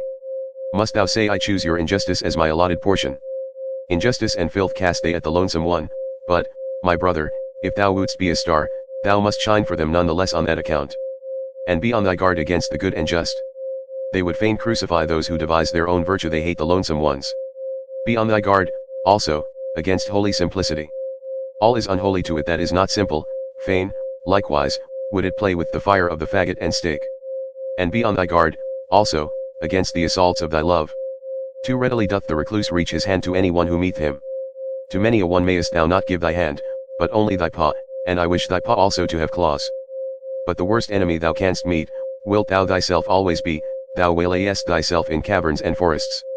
Thou lonesome one, thou goest the way to thyself. And past thyself and thy 7 devils leadeth thy way. A heretic wilt thou be to thyself, and a wizard and a soothsayer, and a fool, and a doubter, and a reprobate, and a villain. Ready must thou be to burn thyself in thine own flame, how couldst thou become new if thou have not first become ashes? Thou lonesome one, thou goest the way of the creating one, a god wilt thou create for thyself out of thy 7 devils. Thou lonesome one, thou goest the way of the loving one, thou lovest thyself, and on that account despisest thou thyself, as only the loving ones despise. To create, desireth the loving one, because he despiseth. What knoweth he of love who hath not been obliged to despise just what he loved? With thy love, go into thine isolation, my brother, and with thy creating, and late only will justice limp after thee. With my tears, go into thine isolation, my brother. I love him who seeketh to create beyond himself, and thus succumbeth. Thus spake Zarathustra. Chapter 18. Old and young women. Why stealest thou along so furtively in the twilight, Zarathustra? And what hidest thou so carefully under thy mantle? Is it a treasure that hath been given thee? Or a child that hath been born thee? Or goest thou thyself on a thief's errand, thou friend of the evil? Verily, my brother, said Zarathustra, it is a treasure that hath been given me, it is a little truth which I carry. But it is naughty, like a young child, and if I hold not its mouth, it screameth too loudly. As I went on my way alone today, at the hour when the sun declineth, there met me an old woman, and she spake thus unto my soul, much hath Zarathustra spoken also to us women, but never spake he unto us concerning woman. And I answered her, concerning woman, one should only talk unto men. Talk also unto me of woman, said she, I am old enough to forget it presently. And I obliged the old woman and spake thus unto her, everything in woman is a riddle, and everything in woman hath one solution, it is called pregnancy. Man is for woman a means, the purpose is always the child. But what is woman for man? 2 different things wanteth the true man, danger and diversion. Therefore wanteth he woman, as the most dangerous plaything. Man shall be trained for war, and woman for the recreation of the warrior, all else is folly. 2 sweet fruits these the warrior liketh not. Therefore liketh he woman, bitter is even the sweetest woman. Better than man doth woman understand children, but man is more childish than woman. In the true man there is a child hidden, it wanteth to play. Up then, ye women, and discover the child in man. A plaything let woman be, pure and fine like the precious stone, illumined with the virtues of a world not yet come. Let the beam of a star shine in your love. Let your hope say, may I bear the Superman. In your love let there be valor. With your love shall ye assail him who inspireth you with fear. In your love be your honor. Little doth woman understand otherwise about honor. But let this be your honor, always to love more than ye are loved, and never be the second. Let man fear woman when she loveth, then maketh she every sacrifice, and everything else she regardeth as worthless. Let man fear woman when she hateth, for man in his innermost soul is merely evil, woman, however, is mean. Whom hateth woman most? Thus spake the iron to the lodestone, I hate thee most, because thou attractest, but art too weak to draw unto thee. The happiness of man is, I will. The happiness of woman is, he will. Lo. Now hath the world become perfect. Thus thinketh every woman when she obeyeth with all her love. Obey, must the woman, and find a depth for her surface. Surface, is woman's soul, a mobile, stormy film on shallow water. Man's soul, however, is deep, its current gusheth in subterranean caverns, woman surmiseth its force, but comprehendeth it not. Then answered me the old woman, many fine things hath Zarathustra said, especially for those who are young enough for them. Strange. Zarathustra knoweth little about woman, and yet he is right about them. Doth this happen, because with women nothing is impossible? And now accept a little truth by way of thanks. I am old enough for it. Swaddle it up and hold its mouth, otherwise it will scream too loudly, the little truth. Give me, woman, thy little truth. Said I. And thus spake the old woman, thou goest to women? Do not forget thy whip. Thus spake Zarathustra. Chapter 19. The Bite of the Adder. One day had Zarathustra fallen asleep under a fig tree, owing to the heat, with his arms over his face. And there came an adder and bit him in the neck, so that Zarathustra screamed with pain. When he had taken his arm from his face he looked at the serpent, and then did it recognize the eyes of Zarathustra, wriggled awkwardly, and tried to get away. Not at all, said Zarathustra, as yet hast thou not received my thanks. Thou hast awakened me in time, my journey is yet long. Thy journey is short, said the adder sadly, my poison is fatal. Zarathustra smiled. When did ever a dragon die of a serpent's poison? Said he. But take thy poison back. Thou art not rich enough to present it to me. Then fell the adder again on his neck, and licked his wound. When Zarathustra once told this to his disciples they asked him, and what, O Zarathustra, is the moral of thy story? And Zarathustra answered them thus, the destroyer of morality, the good and just call me, my story is immoral. When, however, ye have an enemy, then return him not good for evil, for that would abash him. But prove that he hath done something good to you.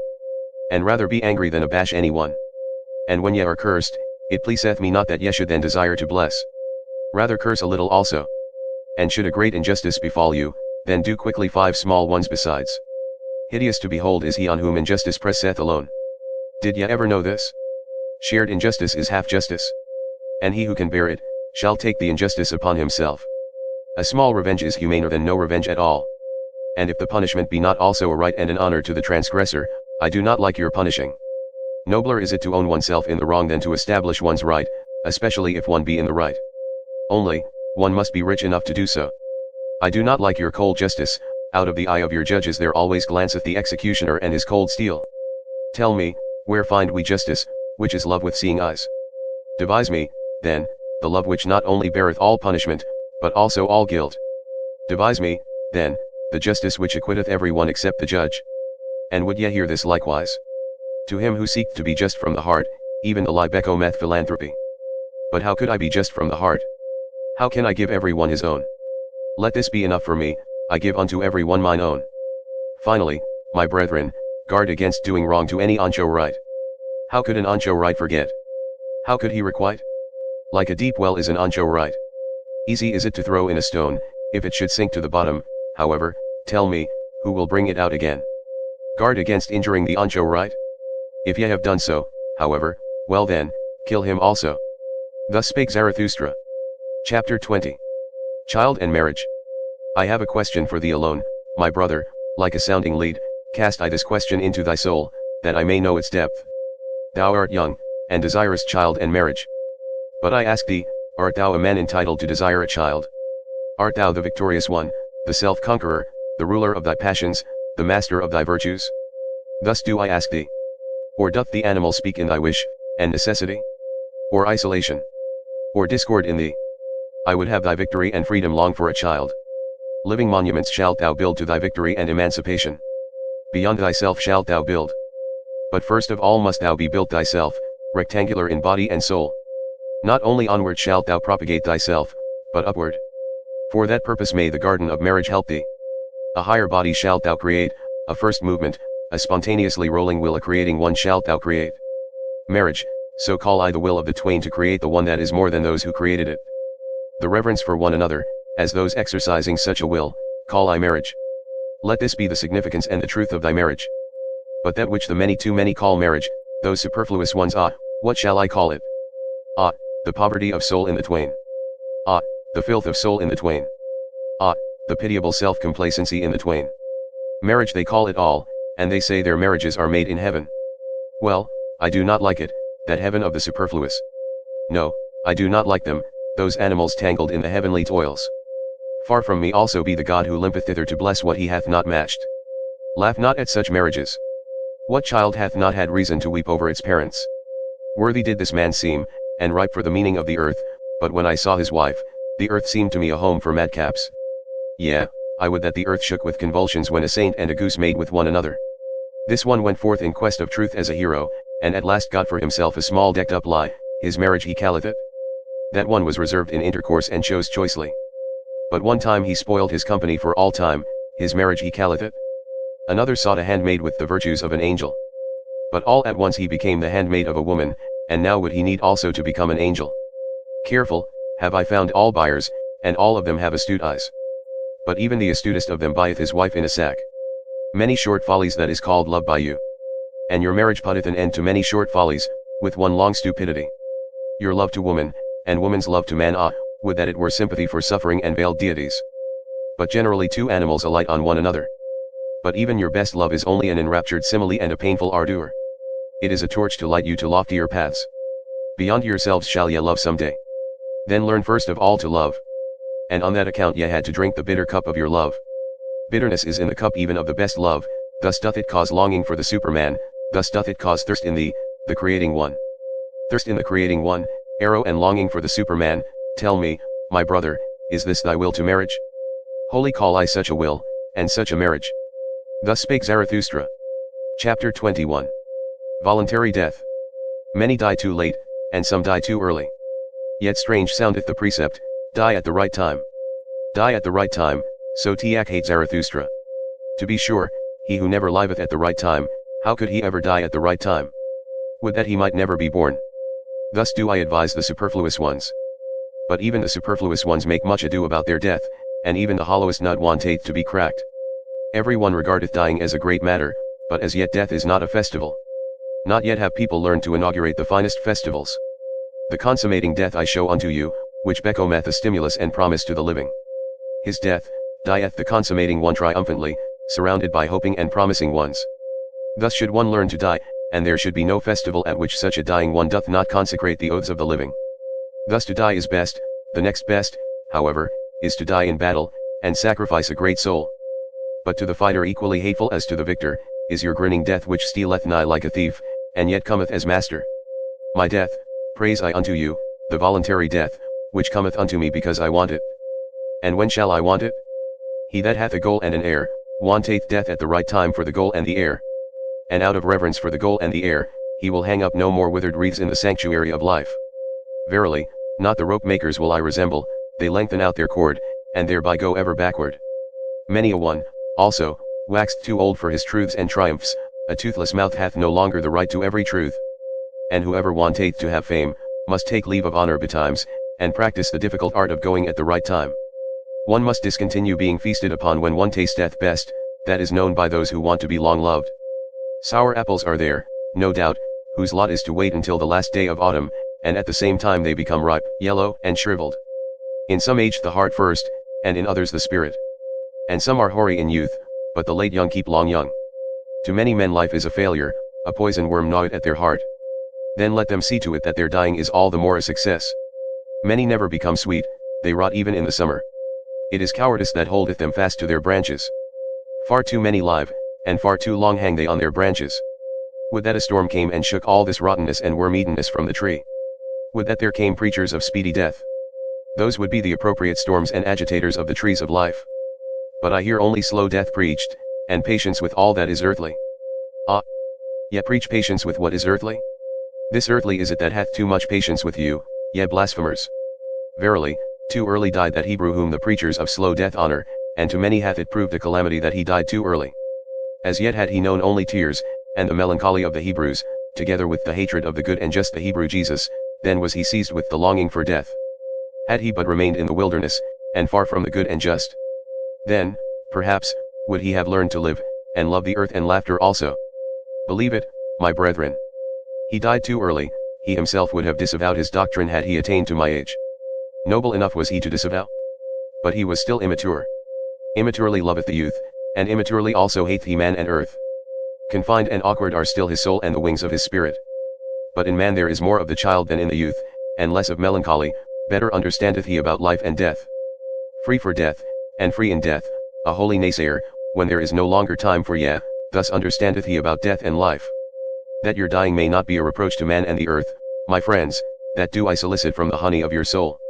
In your dying shall your spirit and your virtue still shine like an evening afterglow around the earth, otherwise your dying hath been unsatisfactory.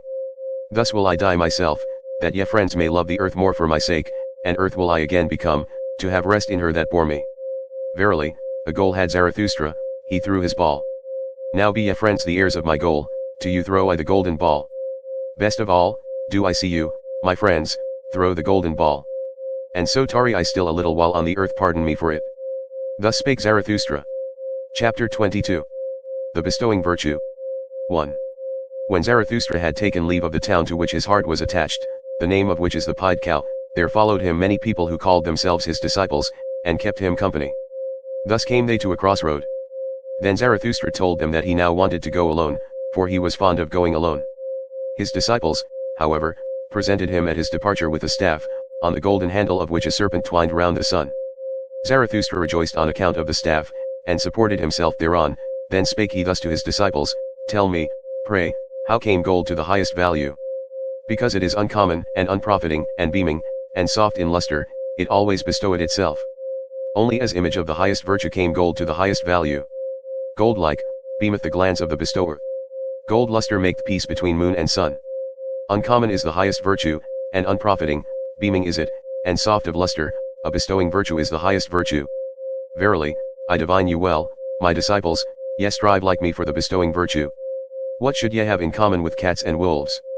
It is your thirst to become sacrifices and gifts yourselves, and therefore have ye the thirst to accumulate all riches in your soul.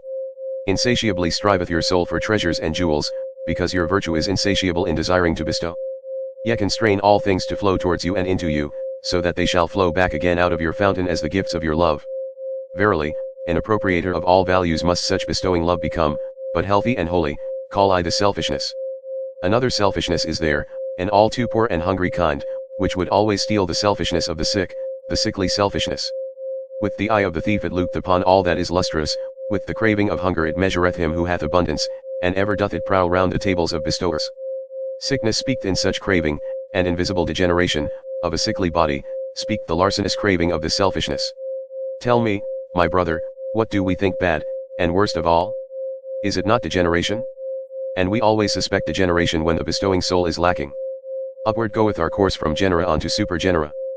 But a horror to us is the degenerating sense, which saith, all for myself.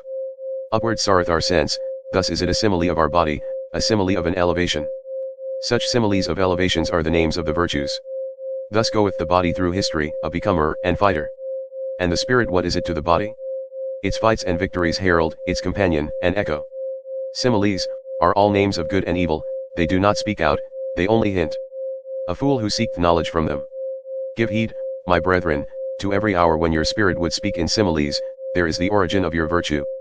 Elevated is then your body, and raised up, with its delight, enraptureth it the spirit, so that it becometh creator and valuer and lover, and everything's benefactor. When your heart overfloweth broad and full like the river, a blessing and a danger to the lowlanders, there is the origin of your virtue. When ye are exalted above praise and blame, and your will would command all things, as a loving one's will, there is the origin of your virtue. When ye despise pleasant things, and the effeminate couch, and cannot couch far enough from the effeminate, there is the origin of your virtue. When ye are willers of one will, And when that change of every need is needful to you, there is the origin of your virtue. Verily, a new good and evil is it. Verily, a new deep murmuring, and the voice of a new fountain. Power is it, this new virtue, a ruling thought is it, and around it a subtle soul, a golden sun, with the serpent of knowledge around it. 2. Here paused Zarathustra a while, and looked lovingly on his disciples. Then he continued to speak thus, and his voice had changed. Remain true to the earth, my brethren, with the power of your virtue. Let your bestowing love and your knowledge be devoted to be the meaning of the earth. Thus do I pray and conjure you. Let it not fly away from the earthly and beat against eternal walls with its wings. Ah, there hath always been so much flown away virtue. Lead, like me, the flown away virtue back to the earth, back to body and life, that it may give to the earth its meaning, a human meaning. 100 times hitherto hath spirit as well as virtue flown away and blundered. Alas! In our body dwelleth still all this delusion and blundering, body and will hath it there become. 100 times hitherto hath spirit as well as virtue attempted and erred. An attempt hath man been. Alas, much ignorance and error hath become embodied in us. Not only the rationality of millenniums, also their madness, breaketh out in us. Dangerous is it to be an heir. Still fight we step by step with the giant chance, and over all mankind hath hitherto ruled nonsense, the lack of sense. Let your spirit and your virtue be devoted to the sense of the earth, my brethren, let the value of everything be determined anew by you. Therefore shall ye be fighters. Therefore shall ye be creators. Intelligently doth the body purify itself, attempting with intelligence it exalteth itself, to the discerners all impulses sanctify themselves, to the exalted the soul becometh joyful. Physician, heal thyself, then wilt thou also heal thy patient. Let it be his best cure to see with his eyes him who maketh himself whole. 1,000 paths are there which have never yet been trodden, 1,000 salubrities and hidden islands of life. Unexhausted and undiscovered is still man and man's world. Awake and hearken, ye lonesome ones. From the future come winds with stealthy pinions, and to fine ears good tidings are proclaimed. Ye lonesome ones of today, ye seceding ones, ye shall one day be a people, out of you who have chosen yourselves, shall a chosen people arise, and out of it the Superman. Verily, a place of healing shall the earth become. And already is a new odor diffused around it, a salvation-bringing odor and a new hope. 3. When Zarathustra had spoken these words, he paused, like one who had not said his last word, and long did he balance the staff doubtfully in his hand. At last he spake thus, and his voice had changed, I now go alone, my disciples. Ye also now go away, and alone. So will I have it. Verily, I advise you, depart from me, and guard yourselves against Zarathustra. And better still, be ashamed of him. Perhaps he hath deceived you. The man of knowledge must be able not only to love his enemies, but also to hate his friends. One requite the teacher badly if one remain merely a scholar. And why will ye not pluck at my wreath? Ye venerate me, but what if your veneration should some day collapse? Take heed lest a statue crush you. Ye say, ye believe in Zarathustra. But of what account is Zarathustra? Ye are my believers, but of what account are all believers? Ye had not yet sought yourselves, then did ye find me. So do all believers, therefore all belief is of so little account. Now do I bid you lose me and find yourselves, and only when ye have all denied me, will I return unto you. Verily, with other eyes, my brethren, shall I then seek my lost ones, with another love shall I then love you. And once again shall ye have become friends unto me, and children of one hope, then will I be with you for the third time, to celebrate the great noontide with you. And it is the great noontide, when man is in the middle of his course between animal and superman, and celebrateth his advance to the evening as his highest hope, for it is the advance to a new morning. At such time will the downgoer bless himself, that he should be an overgoer, and the sun of his knowledge will be at noontide. Dead are all the gods, now do we desire the Superman to live. Let this be our final will at the great noontide. Thus spake Zarathustra. Thus spake Zarathustra. Second part. And only when ye have all denied me, will I return unto you. Verily, with other eyes, my brethren, shall I then seek my lost ones, with another love shall I then love you. Zarathustra, I. The bestowing virtue. Chapter 23. The child with the mirror. After this Zarathustra returned again into the mountains to the solitude of his cave, and withdrew himself from men, waiting like a sower who hath scattered his seed. His soul, however, became impatient and full of longing for those whom he loved, because he had still much to give them. For this is hardest of all, to close the open hand out of love, and keep modest as a giver. Thus passed with the lonesome one months and years, his wisdom meanwhile increased, and caused him pain by its abundance. One morning, however, he awoke ere the rosy dawn, and having meditated long on his couch, at last spake thus to his heart, Why did I startle in my dream, so that I awoke. Did not a child come to me, carrying a mirror? O Zarathustra, said the child unto me, look at thyself in the mirror. But when I looked into the mirror, I shrieked, and my heart throbbed, for not myself did I see therein, but a devil's grimace and derision. Verily, all too well do I understand the dream's portent and monition, my doctrine is in danger, tares want to be called wheat. Mine enemies have grown powerful and have disfigured the likeness of my doctrine, so that my dearest ones have to blush for the gifts that I gave them. Lost are my friends, the hour hath come for me to seek my lost ones. With these words Zarathustra started up, not however like a person in anguish seeking relief, but rather like a seer and a singer whom the Spirit inspireth. With amazement did his eagle and serpent gaze upon him, for a coming bliss overspread his countenance like the rosy dawn. What hath happened unto me, mine animals? Said Zarathustra. Am I not transformed? Hath not bliss come unto me like a whirlwind? Foolish is my happiness, and foolish things will it speak, it is still too young, so have patience with it. Wounded am I by my happiness, all sufferers shall be physicians unto me. To my friends can I again go down, and also to mine enemies. Zarathustra can again speak and bestow, and show his best love to his loved ones. My impatient love overflowed in streams, down towards sunrise and sunset. Out of silent mountains and storms of affliction, rusheth my soul into the valleys. Too long have I longed and looked into the distance. Too long hath solitude possessed me, thus have I unlearned to keep silence. Utterance have I become altogether, and the brawling of a brook from high rocks, downward into the valleys will I hurl my speech. And let the stream of my love sweep into unfrequented channels. How should a stream not finally find its way to the sea? Forsooth, there is a lake in me, sequestered and self-sufficing, but the stream of my love beareth this along with it, down to the sea. New paths do I tread, a new speech cometh unto me, tired have I become like all creators of the old tongues. No longer will my spirit walk on worn-out soles. Too slowly runneth all speaking for me, into thy chariot, O storm, do I leap. And even thee will I whip with my spite. Like a cry and an huzzah will I traverse wide seas, till I find the happy isles where my friends sojourn, and mine enemies amongst them. How I now love every one unto whom I may but speak. Even mine enemies pertain to my bliss. And when I want to mount my wildest horse, then doth my spear always help me up best, it is my foot's ever ready servant, the spear which I hurl at mine enemies. How grateful am I to mine enemies that I may at last hurl it. Too great hath been the tension of my cloud, twixt laughters of lightnings will I cast hail showers into the depths. Violently will my breast then heave, violently will it blow its storm over the mountains, thus cometh its assuagement. Verily, like a storm cometh my happiness, and my freedom. But mine enemies shall think that the evil one roareth over their heads. Yea, also, my friends, will be alarmed by my wild wisdom, and perhaps ye will flee therefrom, along with mine enemies. Ah, that I knew how to lure you back with shepherd's flutes. Ah, that my lioness wisdom would learn to roar softly. And much have we already learned with one another. My wild wisdom became pregnant on the lonesome mountains, on the rough stones did she bear the youngest of her young.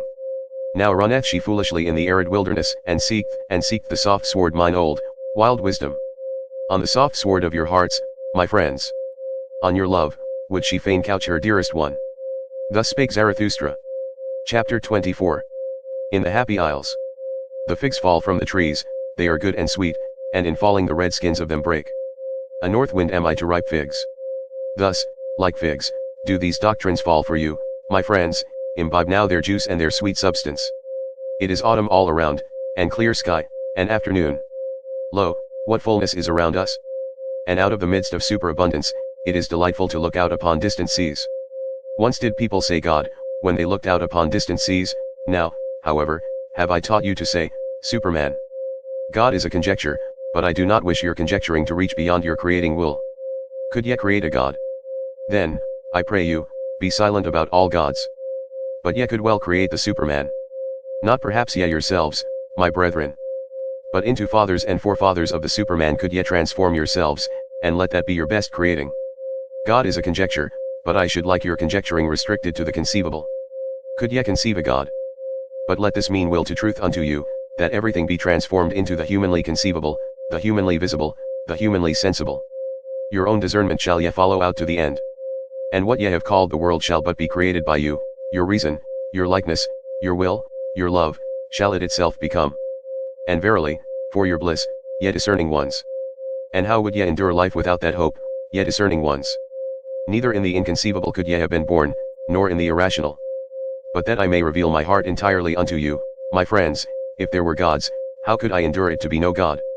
Therefore there are no gods. Yeah, I have drawn the conclusion, now, however, doth it draw me.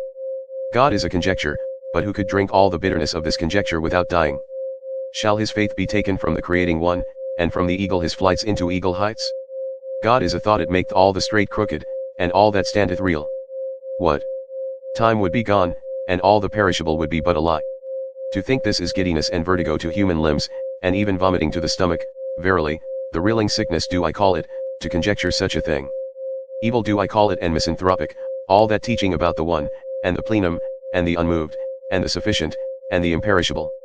All the imperishable, that's but a simile, and the poets lie too much.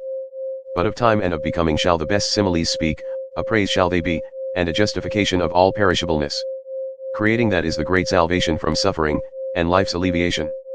But for the Creator to appear, suffering itself is needed, and much transformation. Yeah, much bitter dying must there be in your life, ye creators. Thus are ye advocates and justifiers of all perishableness. For the Creator himself to be the newborn child, he must also be willing to be the child-bearer, and endure the pangs of the child-bearer. Verily, through 100 souls went I my way, and through 100 cradles and birth throes. Many a farewell have I taken, I know the heart-breaking last hours. But so willeth it my creating will, my fate. Or, to tell you it more candidly, just such a fate willeth my will. All feeling suffereth in me, and is in prison, but my willing ever cometh to me as mine emancipator and comforter. Willing emancipateth, that is the true doctrine of will and emancipation, so DHEA Zarathustra. No longer willing, and no longer valuing, and no longer creating. Ah, that great debility may ever be far from me. And also in discerning do I feel only my will's procreating and evolving delight, and if there be innocence in my knowledge, it is because there is will to procreation in it. Away from God and God's did this will allure me, what would there be to create if there were gods? But to man doth it ever impel me anew, my fervent creative will, thus impelleth it the hammer to the stone. Ah, yeah man, within the stone slumbereth an image for me, the image of my visions. Ah, that it should slumber in the hardest, ugliest stone. Now rageth my hammer ruthlessly against its prison. From the stone fly the fragments, what's that to me? I will complete it, for a shadow came unto me, the stillest and lightest of all things once came unto me. The beauty of the Superman came unto me as a shadow. Ah, my brethren! Of what account now are the gods to me? Thus spake Zarathustra. Chapter 25. The Pitiful. My friends, there hath arisen a satire on your friend, behold Zarathustra. Walketh he not amongst us as if amongst animals? But it is better said in this wise, the discerning one walketh amongst men as amongst animals. Man himself is to the discerning one, the animal with red cheeks. How hath that happened unto him? Is it not because he hath had to be ashamed too oft? O my friends! Thus speak the discerning one, shame, shame, shame, that is the history of man. And on that account doth the noble one enjoin upon himself not to abash, bashfulness doth he enjoin on himself in presence of all sufferers. Verily, I like them not, the merciful ones, whose bliss is in their pity, too destitute are they of bashfulness. If I must be pitiful, I dislike to be called so, and if I be so, it is preferably at a distance. Preferably also do I shroud my head, and flee, before being recognized, and thus do I bid you do, my friends. May my destiny ever lead unafflicted ones like you across my path, and those with whom I may have hope and repast and honey in common. Verily, I have done this and that for the afflicted, but something better did I always seem to do when I had learned to enjoy myself better. Since humanity came into being, man hath enjoyed himself too little, that alone, my brethren, is our original sin. And when we learn better to enjoy ourselves, then do we unlearn best to give pain unto others, and to contrive pain. Therefore do I wash the hand that hath helped the sufferer, therefore do I wipe also my soul. For in seeing the sufferer suffering thereof was I ashamed on account of his shame, and in helping him, sorely did I wound his pride. Great obligations do not make grateful, but revengeful, and when a small kindness is not forgotten, it becometh a gnawing worm. Be shy in accepting. Distinguish by accepting. Thus do I advise those who have naught to bestow. I, however, am a bestower, willingly do I bestow as friend to friends. Strangers, however, and the poor, may pluck for themselves the fruit from my tree, thus doth it cause less shame. Beggars, however, one should entirely do away with. Verily, it annoyeth one to give unto them, and it annoyeth one not to give unto them. And likewise sinners and bad consciences. Believe me, my friends, the sting of conscience hate one to sting. The worst things, however, are the petty thoughts. Verily, better to have done evilly than to have thought pettily. To be sure, yes, the delight in petty evils spareth one many a great evil deed. But here one should not wish to be sparing. Like a boil is the evil deed, It itcheth and irritateth and breaketh forth it speaketh honorably. Behold, I am disease, saith the evil deed, that is its honorableness. But like infection is the petty thought, it creepeth and hideth, and wanteth to be nowhere until the whole body is decayed and withered by the petty infection. To him however, who is possessed of a devil, I would whisper this word in the ear, better for thee to rear up thy devil. Even for thee there is still a path to greatness. Ah, my brethren. One knoweth a little too much about every one. And many a one becometh transparent to us, but still we can by no means penetrate him. It is difficult to live among men because silence is so difficult. And not to him who is offensive to us are we most unfair, but to him who doth not concern us at all. If, however, thou hast a suffering friend, then be a resting place for his suffering, like a hard bed, however, a camp bed, thus wilt thou serve him best. And if a friend doth thee wrong, then say, I forgive thee what thou hast done unto me, that thou hast done it unto thyself, however how could I forgive that? Thus speaketh all great love, it surpasseth even forgiveness and pity. One should hold fast one's heart, for when one letteth it go, how quickly doth one's head run away. Ah, where in the world have there been greater follies than with the pitiful? And what in the world hath caused more suffering than the follies of the pitiful? Woe unto all loving ones who have not an elevation which is above their pity. Thus spake the devil unto me, once on a time, even God hath his hell, it is his love for man. And lately, did I hear him say these words, God is dead, of his pity for man hath God died. So be ye warned against pity, from thence there yet cometh unto men a heavy cloud. Verily, I understand weather signs. But attend also to this word, all great love is above all its pity, for it seeketh to create what is loved. Myself do I offer unto my love, and my neighbor as myself, such is the language of all creators. All creators, however, are hard. Thus spake Zarathustra. Chapter 26. The Priests. And one day Zarathustra made a sign to his disciples, and spake these words unto them, Here are priests, but although they are mine enemies, pass them quietly and with sleeping swords. Even among them there are heroes, many of them have suffered too much, so they want to make others suffer. Bad enemies are they, nothing is more revengeful than their meekness. And readily doth he soil himself who toucheth them. But my blood is related to theirs, and I want withal to see my blood honored in theirs. And when they had passed, a pain attacked Zarathustra, but not long had he struggled with the pain, when he began to speak thus, It moveth my heart for those priests. They also go against my taste, but that is the smallest matter unto me, since I am among men. But I suffer and have suffered with them, prisoners are they unto me, and stigmatized ones. He whom they call Saviour put them in fetters of false values and fatuous words. Oh, that someone would save them from their Saviour. On an isle they once thought they had landed, when the sea tossed them about, but behold, it was a slumbering monster. False values and fatuous words, these are the worst monsters, for mortals long slumbereth and waiteth the fate that is in them. But at last it cometh and awaketh and devoureth and engulfeth whatever hath built tabernacles upon it. Oh, just look at those tabernacles which those priests have built themselves. Churches, they call their sweet-smelling caves. Oh, that falsified light, that mustified air. Where the soul may not fly aloft to its height. But so enjoineth their belief, on your knees, up the stair, ye sinners. Verily, rather would I see a shameless one than the distorted eyes of their shame and devotion. Who created for themselves such caves and penitence stairs? Was it not those who sought to conceal themselves, and were ashamed under the clear sky? And only when the clear sky looked again through ruined roofs, and down upon grass and red poppies on ruined walls, will I again turn my heart to the seeds of this God. They called God that which opposed and afflicted them, and verily, there was much hero spirit in their worship. And they knew not how to love their God otherwise than by nailing men to the cross. As corpses they thought to live, in black drape they their corpses, even in their talk do I still feel the evil flavor of charnel houses. And he who liveth nigh unto them liveth nigh unto black pools, wherein the toad singeth his song with sweet gravity. Better songs would they have to sing, for me to believe in their Saviour, more like saved ones would his disciples have to appear unto me. Naked, would I like to see them, for beauty alone should preach penitence.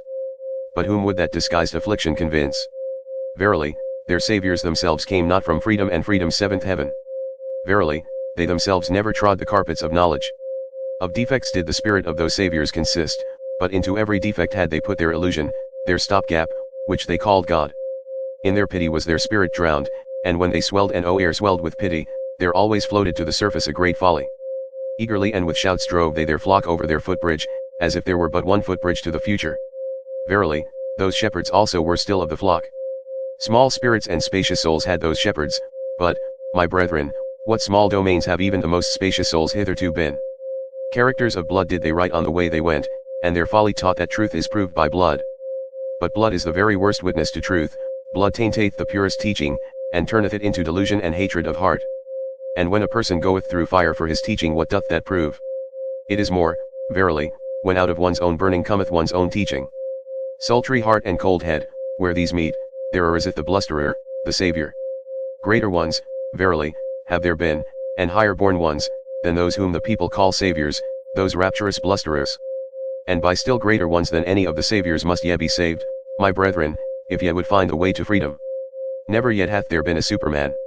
Naked have I seen both of them, the greatest man and the smallest man, all too similar are they still to each other. Verily, even the greatest found I all too human. Thus spake Zarathustra. Chapter 27. The Virtuous. With thunder and heavenly fireworks must one speak to indolent and somnolent senses. But beauty's voice speaketh gently, it appealeth only to the most awakened souls. Gently vibrated and laughed unto me today my buckler, it was beauty's holy laughing and thrilling. At you, ye virtuous ones, laughed my beauty today. And thus came its voice unto me, they want to be paid besides. Ye want to be paid besides, ye virtuous ones. Ye want reward for virtue, and heaven for earth, and eternity for your today. And now ye upbraid me for teaching that there is no reward giver, nor paymaster? And verily, I do not even teach that virtue is its own reward. Ah! This is my sorrow, into the basis of things have reward and punishment been insinuated, and now even into the basis of your souls, ye virtuous ones. But like the snout of the boar shall my word grub up the basis of your souls, a plowshare will I be called by you.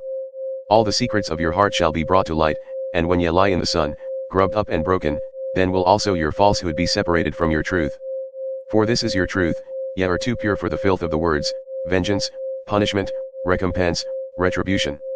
Ye love your virtue as a mother loveth her child, but when did one hear of a mother wanting to be paid for her love? It is your dearest self, your virtue. The ring's thirst is in you, to reach itself again struggleth every ring, and turneth itself. And like the star that goeth out, so is every work of your virtue, ever is its light on its way and travelling, and when will it cease to be on its way? Thus is the light of your virtue still on its way, even when its work is done. Be it forgotten and dead, still its ray of light liveth and travelleth. That your virtue is yourself, and not an outward thing, a skin, or a cloak, that is the truth from the basis of your souls, ye virtuous ones. But sure enough there are those to whom virtue meaneth writhing under the lash, and ye have hearkened too much unto their crying. And others are there who call virtue the slothfulness of their vices, and when once their hatred and jealousy relax the limbs, their justice becometh lively and rubbeth its sleepy eyes. And others are there who are drawn downwards, their devils draw them. But the more they sink, the more ardently gloweth their eye, and the longing for their God. Ah! Their crying also hath reached your ears, ye virtuous ones, what I am not, that is God to me, and virtue. And others are there who go along heavily and creakingly, like carts taking stones downhill, they talk much of dignity and virtue their drag they call virtue. And others are there who are like 8-day clocks when wound up, they tick, and want people to call ticking virtue. Verily, in those have I mine amusement, wherever I find such clocks I shall wind them up with my mockery, and they shall even whore thereby. And others are proud of their modicum of righteousness, and for the sake of it do violence to all things, so that the world is drowned in their unrighteousness. Ah! How ineptly cometh the word virtue out of their mouth? And when they say, I am just, it always soundeth like, I am just revenged. With their virtues they want to scratch out the eyes of their enemies, and they elevate themselves only that they may lower others. And again there are those who sit in their swamp, and speak thus from among the bulrushes, virtue that is to sit quietly in the swamp. We bite no one, and go out of the way of him who would bite, and in all matters we have the opinion that is given us. And again there are those who love attitudes, and think that virtue is a sort of attitude. Their knees continually adore, and their hands are eulogies of virtue, but their heart knoweth not thereof. And again there are those who regard it as virtue to say, virtue is necessary, but after all they believe only that policemen are necessary. And many a one who cannot see men's loftiness, calleth it virtue to see their baseness far too well, thus calleth he his evil eye virtue. And some want to be edified and raised up, and call it virtue, and others want to be cast down, and likewise call it virtue. And thus do almost all think that they participate in virtue, and at least every one claimeth to be an authority on good and evil. But Zarathustra came not to say unto all those liars and fools, what do ye know of virtue? What could ye know of virtue? But that ye, my friends, might become weary of the old words which ye have learned from the fools and liars, that ye might become weary of the words reward, retribution, punishment, righteous vengeance. That ye might become weary of saying, that an action is good is because it is unselfish. Ah! My friends! That your very self be in your action, as the mother is in the child, let that be your formula of virtue. Verily, I have taken from you 100 formulae and your virtue's favorite playthings, and now ye upbraid me, as children upbraid. They played by the sea, then came there a wave and swept their playthings into the deep, and now do they cry. But the same wave shall bring them new playthings, and spread before them new speckled shells. Thus will they be comforted, and like them shall ye also, my friends, have your comforting and new speckled shells. Thus spake Zarathustra. Chapter 28. The Rabble. Life is a well of delight, but where the rabble also drink, there all fountains are poisoned. To everything cleanly am I well disposed, but I hate to see the grinning mouths and the thirst of the unclean. They cast their eye down into the fountain, and now glanceth up to me their odious smile out of the fountain. The holy water have they poisoned with their lustfulness, and when they called their filthy dreams delight, then poisoned they also the words. Indignant becometh the flame when they put their damp hearts to the fire, the spirit itself bubbleth and smoketh when the rabble approach the fire. Mawkish and over-mellow becometh the fruit in their hands, unsteady, and withered at the top, doth their look make the fruit tree. And many a one who hath turned away from life, hath only turned away from the rabble, he hated to share with them fountain, flame, and fruit. And many a one who hath gone into the wilderness and suffered thirst with beasts of prey, disliked only to sit at the cistern with filthy camel drivers. And many a one who hath come along as a destroyer, and as a hailstorm to all cornfields, wanted merely to put his foot into the jaws of the rabble, and thus stop their throat. And it is not the mouthful which hath most choked me, to know that life itself requireth enmity and death and torture crosses, but I asked once, and suffocated almost with my question, what? Is the rabble also necessary for life? Are poisoned fountains necessary, and stinking fires, and filthy dreams, and maggots in the bread of life? Not my hatred, but my loathing, gnawed hungrily at my life. Ah, oft times became I weary of spirit, when I found even the rabble spiritual. And on the rulers turned I my back, when I saw what they now call ruling, to traffic and bargain for power with the rabble. Amongst peoples of a strange language did I dwell, with stopped ears, so that the language of their trafficking might remain strange unto me, and their bargaining for power. And holding my nose, I went morosely through all yesterdays and todays, verily, badly smell all yesterdays and todays of the scribbling rabble. Like a cripple become deaf, and blind, and dumb, thus have I lived long, that I might not live with the power rabble, the scribe rabble, and the pleasure rabble. Toilsomely did my spirit mount stairs, and cautiously, alms of delight were its refreshment, on the staff did life creep along with the blind one. What hath happened unto me? How have I freed myself from loathing? Who hath rejuvenated mine eye? How have I flown to the height where no rabble any longer sit at the wells?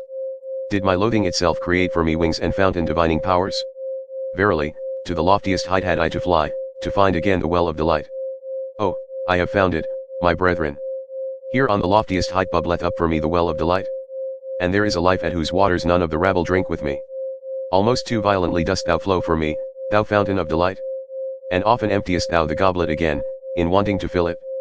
And yet must I learn to approach thee more modestly, far too violently doth my heart still flow towards thee, my heart on which my summer burneth, my short, hot, melancholy, over happy summer, how my summer heart longeth for thy coolness. Past, the lingering distress of my spring. Past, the wickedness of my snowflakes in June. Summer have I become entirely, and summer noontide. A summer on the loftiest height, with cold fountains and blissful stillness. Oh, come, my friends, that the stillness may become more blissful. For this is our height and our home, too high and steep do we here dwell for all uncleanly ones and their thirst.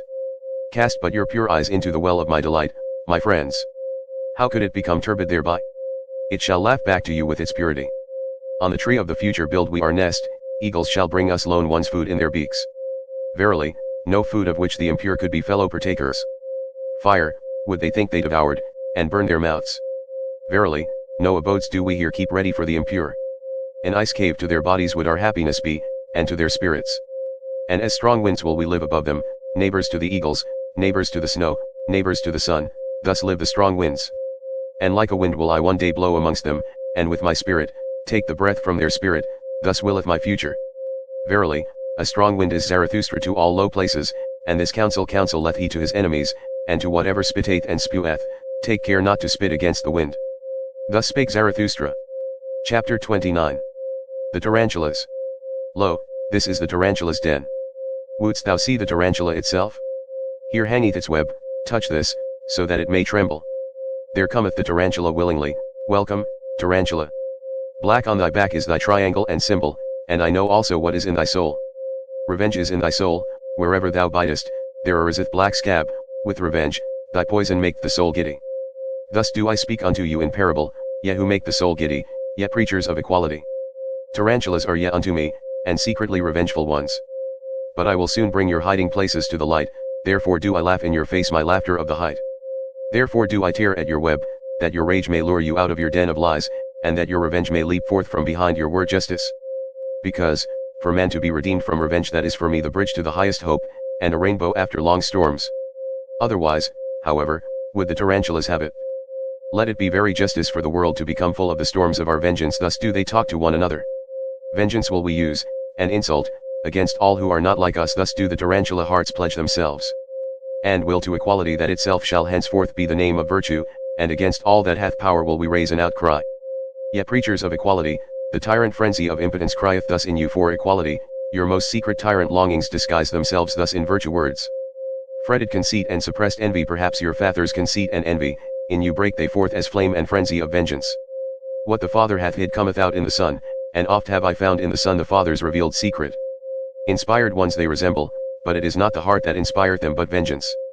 And when they become subtle and cold, it is not spirit, but envy, that make them so. Their jealousy leadeth them also into thinkers' paths, and this is the sign of their jealousy, they always go too far, so that their fatigue hath at last to go to sleep on the snow.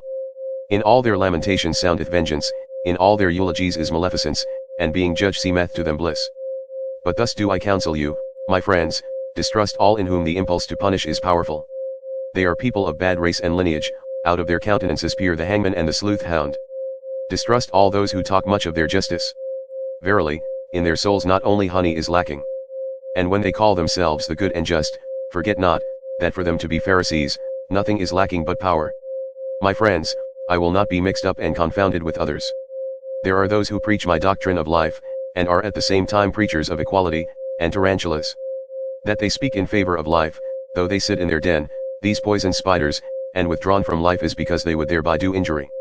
To those would they thereby do injury who have power at present, for with those the preaching of death is still most at home. Were it otherwise, then would the tarantulas teach otherwise, and they themselves were formerly the best world maligners and heretic burners. With these preachers of equality will I not be mixed up and confounded. For thus speak justice unto me, men are not equal. And neither shall they become so. What would be my love to the Superman, if I spake otherwise? On 1,000 bridges and piers shall they throng to the future, and always shall there be more war and inequality among them, thus doth my great love make me speak. Inventors of figures and phantoms shall they be in their hostilities, and with those figures and phantoms shall they yet fight with each other the supreme fight. Good and evil, and rich and poor, and high and low, and all names of values, weapons shall they be, and sounding signs, that life must again and again surpass itself. Aloft will it build itself with columns and stairs, life itself, into remote distances would it gaze, and out towards blissful beauties, therefore doth it require elevation. And because it requireth elevation, therefore doth it require steps, and variance of steps and climbers. To rise striveth life, and in rising to surpass itself. And just behold, my friends. Here where the tarantula's den is, riseth aloft an ancient temple's ruins, just behold it with enlightened eyes. Verily, he who here towered aloft his thoughts in stone, knew as well as the wisest ones about the secret of life. That there is struggle and inequality even in beauty, and war for power and supremacy, that doth he here teach us in the plainest parable. How divinely do vault and arch here contrast in the struggle, how with light and shade they strive against each other, the divinely striving ones. Thus, steadfast and beautiful, let us also be enemies, my friends. Divinely will we strive against one another. Alas! There hath the tarantula bit me myself, mine old enemy. Divinely steadfast and beautiful, it hath bit me on the finger. Punishment must there be, and justice so think that, not gratuitously shall he here sing songs in honor of enmity. Yea, it hath revenged itself. And alas! Now will it make my soul also dizzy with revenge. That I may not turn dizzy, however, bind me fast, my friends, to this pillar. Rather will I be a pillar saint than a whirl of vengeance. Verily, no cyclone or whirlwind is Zarathustra, and if he be a dancer, he is not at all a tarantula dancer. Thus spake Zarathustra. Chapter 30. The famous wise ones. The people have ye served, and the people's superstition not the truth. All ye famous wise ones. And just on that account did they pay you reverence. And on that account also did they tolerate your unbelief, because it was a pleasantry and a bypath for the people. Thus doth the master give free scope to his slaves, and even enjoyeth their presumptuousness. But he who is hated by the people, as the wolf by the dogs, is the free spirit, the enemy of fetters, the non-adorer, the dweller in the woods. To hunt him out of his lair that was always called sense of right by the people, On him do they still hound their sharpest toothed dogs? For there the truth is, where the people are. Woe, woe to the seeking ones. Thus hath it echoed through all time. Your people would ye justify in their reverence, that called ye will to truth, ye famous wise ones. And your heart hath always said to itself, from the people have I come, from thence came to me also the voice of God. Stiff-necked and artful, like the ass, have ye always been, as the advocates of the people. And many a powerful one who wanted to run well with the people, hath harnessed in front of his horses a donkey, a famous wise man.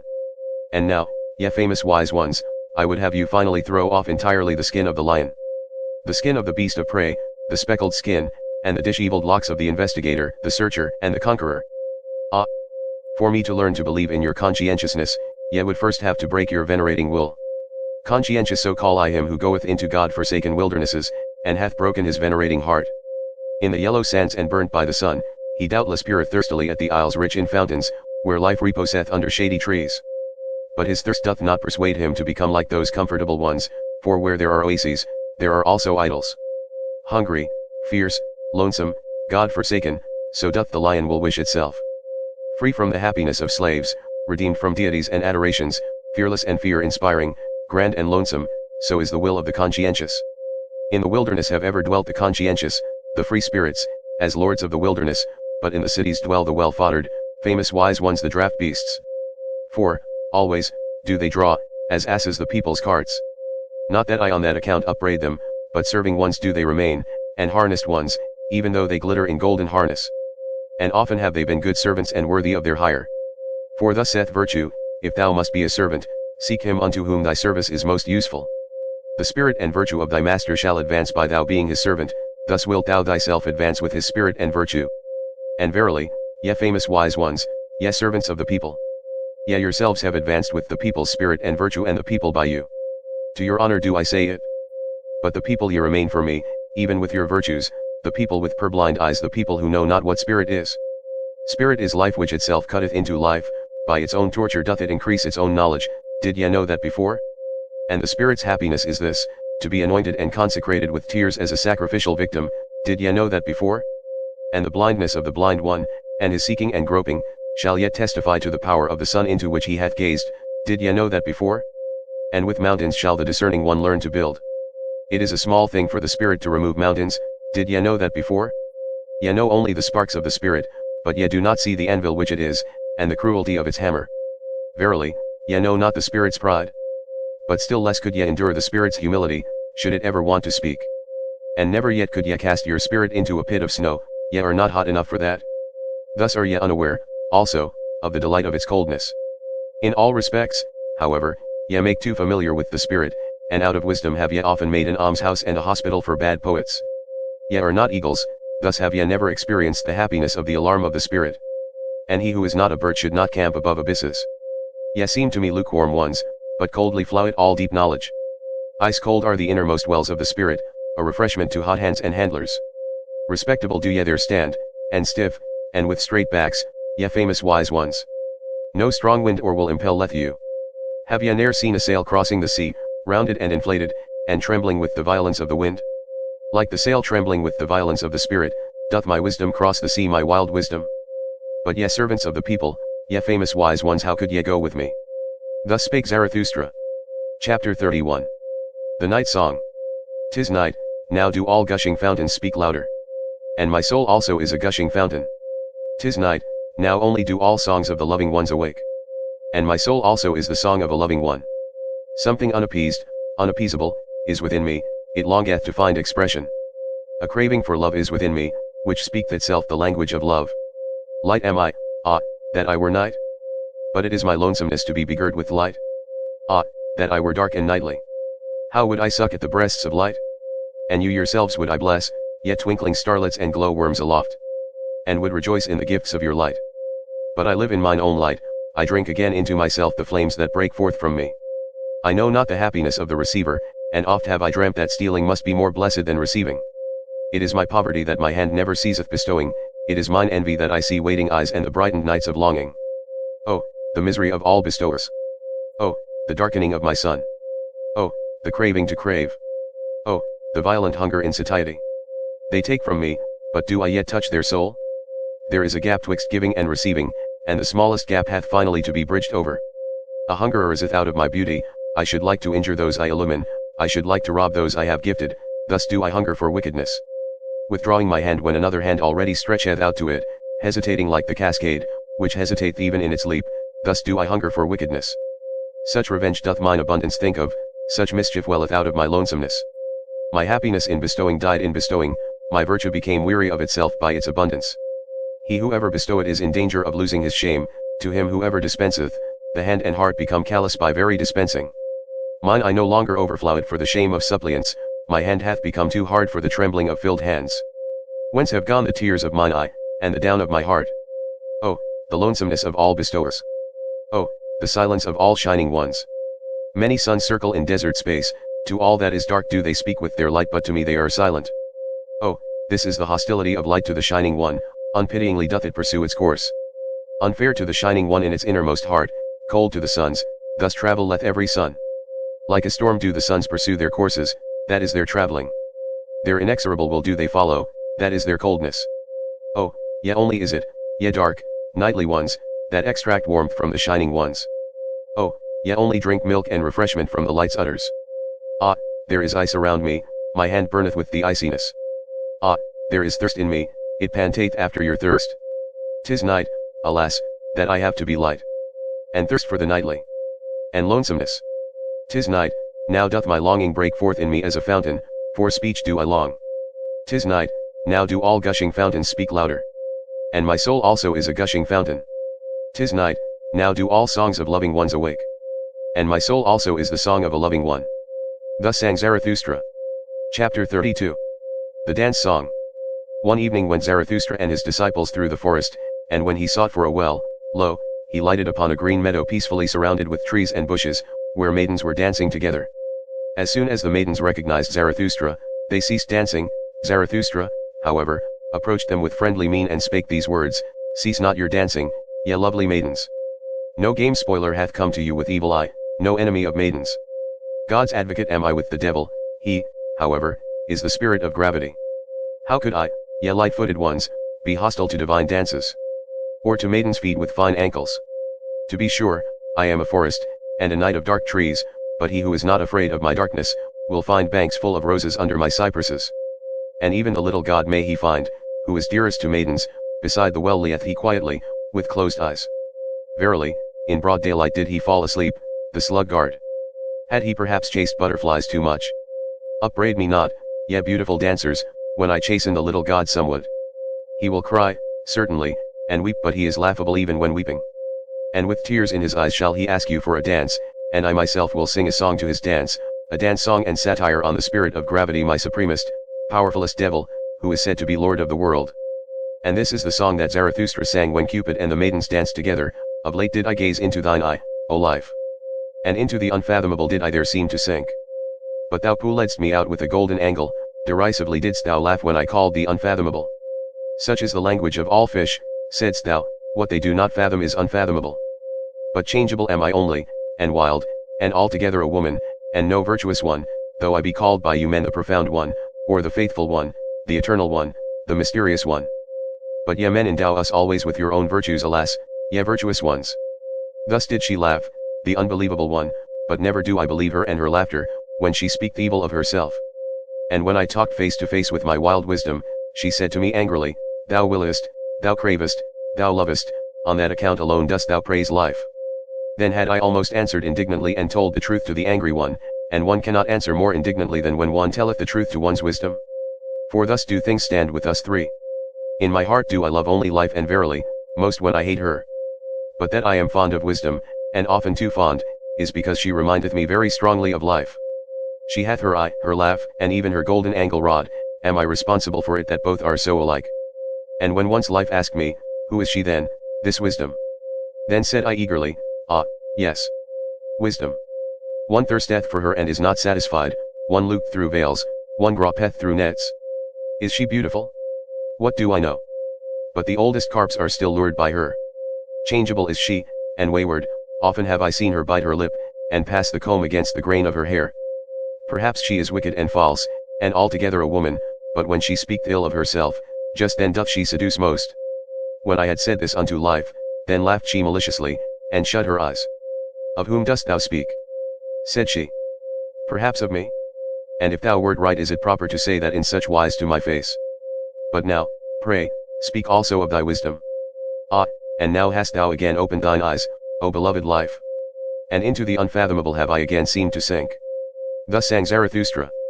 But when the dance was over and the maidens had departed, he became sad. The sun hath been long set, said he at last, the meadow is damp, and from the forest cometh coolness. An unknown presence is about me, and gazeth thoughtfully. What? Thou livest still, Zarathustra? Why? Wherefore? Whereby? Whither? Where? How? Is it not folly still to live? Ah, my friends, the evening is it which thus interrogateth in me. Forgive me my sadness. Evening hath come on, forgive me that evening hath come on. Thus sang Zarathustra. Chapter 33. The Grave Song. Yonder is the grave island, the silent isle, yonder also are the graves of my youth. Thither will I carry an evergreen wreath of life. Resolving thus in my heart, did I sail o'er the sea. Oh, ye sights and scenes of my youth. Oh, all ye gleams of love, ye divine fleeting gleams. How could ye perish so soon for me? I think of you today as my dead ones. From you, my dearest dead ones, cometh unto me a sweet savour, heart-opening and melting. Verily, it convulseth and openeth the heart of the lone seafarer. Still am I the richest and most to be envied, I, the lonesomest one. For I have possessed you, and ye possess me still. Tell me, to whom hath there ever fallen such rosy apples from the tree as have fallen unto me?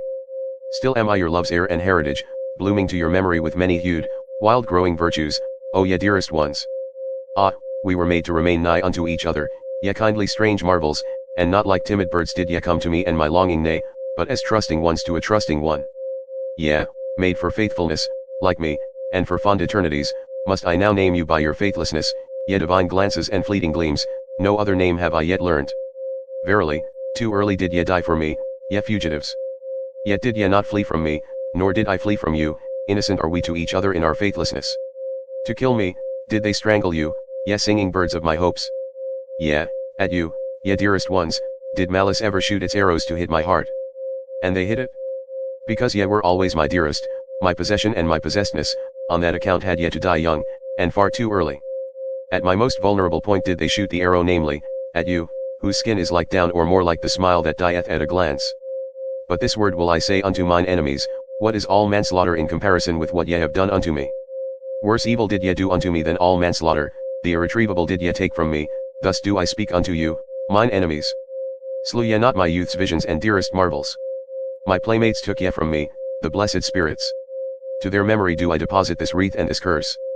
This curse upon you, mine enemies. Have ye not made mine eternal short, as a tone dieth away in a cold night? Scarcely, as the twinkle of divine eyes, did it come to me as a fleeting gleam. Thus spake once in a happy hour my purity, divine shall everything be unto me. Then did ye haunt me with foul phantoms, ah, whither hath that happy hour now fled? All days shall be holy unto me, so spake once the wisdom of my youth, verily, the language of a joyous wisdom. But then did ye enemies steal my nights, and sold them to sleepless torture, ah, whither hath that joyous wisdom now fled? Once did I long for happy auspices, then did ye lead an owl monster across my path, an adverse sign. Ah, whither did my tender longing then flee? All loathing did I once vow to renounce, then did ye change my nigh ones and nearest ones into ulcerations. Ah, whither did my noblest vow then flee? As a blind one did I once walk in blessed ways, then did ye cast filth on the blind one's course, and now is he disgusted with the old footpath. And when I performed my hardest task, and celebrated the triumph of my victories, then did ye make those who loved me call out that I then grieved them most. Verily, it was always your doing, ye embittered to me my best honey, and the diligence of my best bees. To my charity have ye ever sent the most impudent beggars, around my sympathy have ye ever crowded the incurably shameless. Thus have ye wounded the faith of my virtue. And when I offered my holiest as a sacrifice, immediately did your piety put its fatter gifts beside it, so that my holiest suffocated in the fumes of your fat. And once did I want to dance as I had never yet danced, beyond all heavens did I want to dance. Then did ye seduce my favorite minstrel. And now hath he struck up an awful, melancholy air, alas, he tooted as a mournful horn to mine ear. Murderous minstrel, instrument of evil, most innocent instrument. Already did I stand prepared for the best dance, then didst thou slay my rapture with thy tones. Only in the dance do I know how to speak the parable of the highest things, and now hath my grandest parable remained unspoken in my limbs. Unspoken and unrealized hath my highest hope remained. And there have perished for me all the visions and consolations of my youth. How did I ever bear it? How did I survive and surmount such wounds? How did my soul rise again out of those sepulchres? Yeah, something invulnerable, unburiable is with me, something that would rend rocks asunder, it is called my will. Silently doth it proceed, and unchanged throughout the years. Its course will it go upon my feet, mine old will, hard of heart is its nature and invulnerable. Invulnerable am I only in my heel. Ever livest thou there, and art like thyself, thou most patient one. Ever hast thou burst all shackles of the tomb. In thee still liveth also the unrealistness of my youth, and as life and youth sittest thou here hopeful on the yellow ruins of graves. Yea, thou art still for me the demolisher of all graves, hail to thee, my will. And only where there are graves are there resurrections. Thus sang Zarathustra. Chapter 34. Self-surpassing. Will to truth do ye call it, ye wisest ones, that which impelleth you and maketh you ardent. Will for the thinkableness of all being, thus do I call your will. All being would ye make thinkable, for ye doubt with good reason whether it be already thinkable. But it shall accommodate and bend itself to you. So willeth your will. Smooth shall it become and subject to the spirit, as its mirror and reflection. That is your entire will, ye wisest ones, as a will to power, and even when ye speak of good and evil, and of estimates of value, ye would still create a world before which ye can bow the knee, such is your ultimate hope and ecstasy. The ignorant, to be sure, the people they are like a river on which a boat floateth along, and in the boat sit the estimates of value, solemn and disguised. Your will and your valuations have ye put on the river of becoming, it betrayeth unto me an old will to power, what is believed by the people as good and evil. It was ye wisest ones, who put such guests in this boat, and gave them pomp and proud names ye and your ruling will. Onward the river now carrieth your boat, it must carry it. A small matter if the rough wave foameth and angrily resisteth its keel. It is not the river that is your danger and the end of your good and evil, ye wisest ones, but that will itself, the will to power the unexhausted, procreating life will. But that ye may understand my gospel of good and evil, for that purpose will I tell you my gospel of life, and of the nature of all living things. The living thing did I follow, I walked in the broadest and narrowest paths to learn its nature. With a 100-faced mirror did I catch its glance when its mouth was shut, so that its eye might speak unto me. And its eye spake unto me.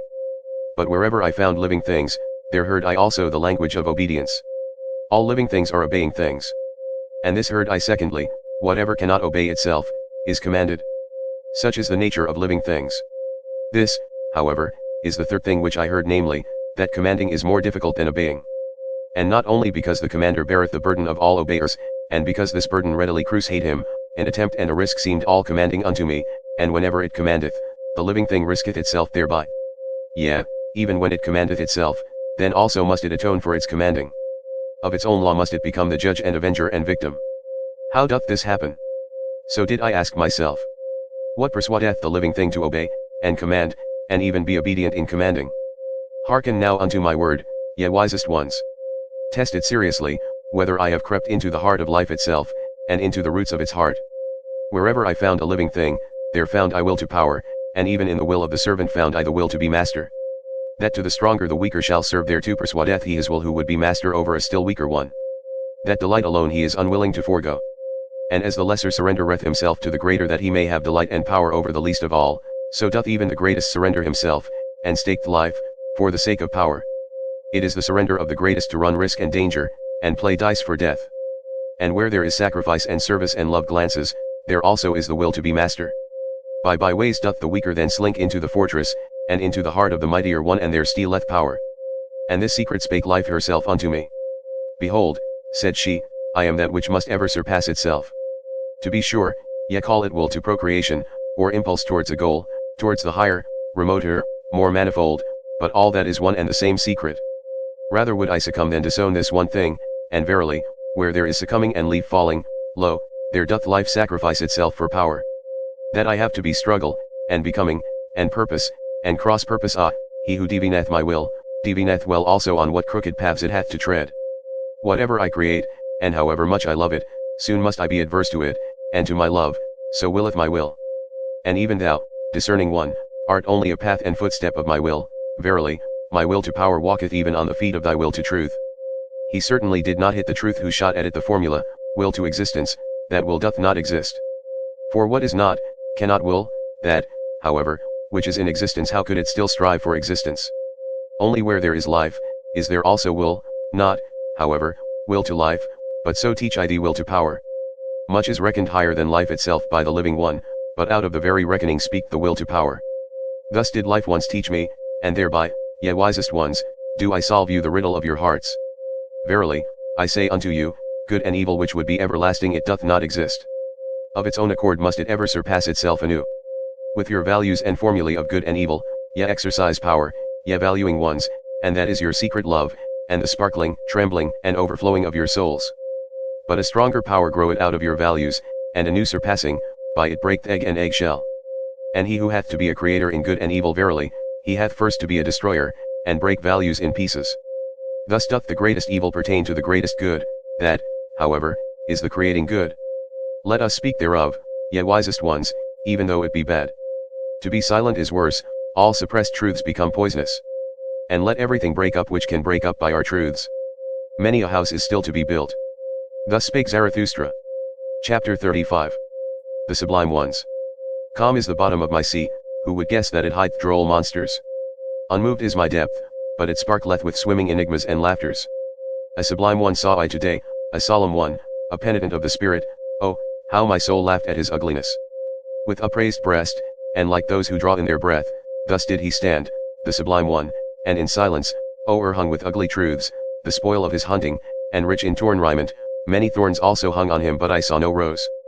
Not yet had he learned laughing and beauty. Gloomy did this hunter return from the forest of knowledge. From the fight with wild beasts returned he home, but even yet a wild beast gazeth out of his seriousness an unconquered wild beast. As a tiger doth he ever stand, on the point of springing, but I do not like those strained souls, ungracious is my taste towards all those self-engrossed ones. And yet tell me, friends, that there is to be no dispute about taste and tasting? But all life is a dispute about taste and tasting. Taste, that is weight at the same time, and scales, and weigher, and alas for every living thing that would live without dispute about weight and scales and weigher. Should he become weary of his sublimeness, this sublime one, then only will his beauty begin and then only will I taste him and find him savory. And only when he turneth away from himself will he o'erleap up his own shadow and verily into his sun. Far too long did he sit in the shade, the cheeks of the penitent of the spirit became pale, he almost starved on his expectations. Contempt is still in his eye, and loathing hideth in his mouth. To be sure, he now resteth, but he hath not yet taken rest in the sunshine. As the ox ought he to do, and his happiness should smell of the earth, and not of contempt for the earth. As a white ox would I like to see him, which, snorting and lowing, walketh before the plowshare, and his lowing should also laud all that is earthly. Dark is still his countenance, the shadow of his hand danceth upon it. O'er shadowed is still the sense of his eye. His deed itself is still the shadow upon him, his doing obscureth the doer. Not yet hath he overcome his deed. To be sure, I love in him the shoulders of the ox, but now do I want to see also the eye of the angel. Also his hero will hath he still to unlearn, an exalted one shall he be, and not only a sublime one, the ether itself should raise him, the will-less one. He hath subdued monsters, he hath solved enigmas. But he should also redeem his monsters and enigmas, into heavenly children should he transform them. As yet hath his knowledge not learned to smile, and to be without jealousy, as yet hath his gushing passion not become calm in beauty. Verily, not in satiety shall his longing cease and disappear, but in beauty. Gracefulness belongeth to the munificence of the magnanimous. His arm across his head, thus should the hero repose, thus should he also surmount his repose.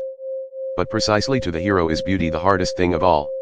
Unattainable is beauty by all ardent wills. A little more, a little less, precisely this is much here, it is the most here. To stand with relaxed muscles and with unharnessed will, that is the hardest for all of you, ye sublime ones. When power becometh gracious and descendeth into the visible I call such condescension, beauty. And from no one do I want beauty so much as from thee, thou powerful one, let thy goodness be thy last self-conquest. All evil do I accredit to thee, therefore do I desire of thee the good. Verily, I have often laughed at the weaklings, who think themselves good because they have crippled paws. The virtue of the pillar shalt thou strive after, more beautiful doth it ever become, and more graceful but internally harder and more sustaining the higher it riseth.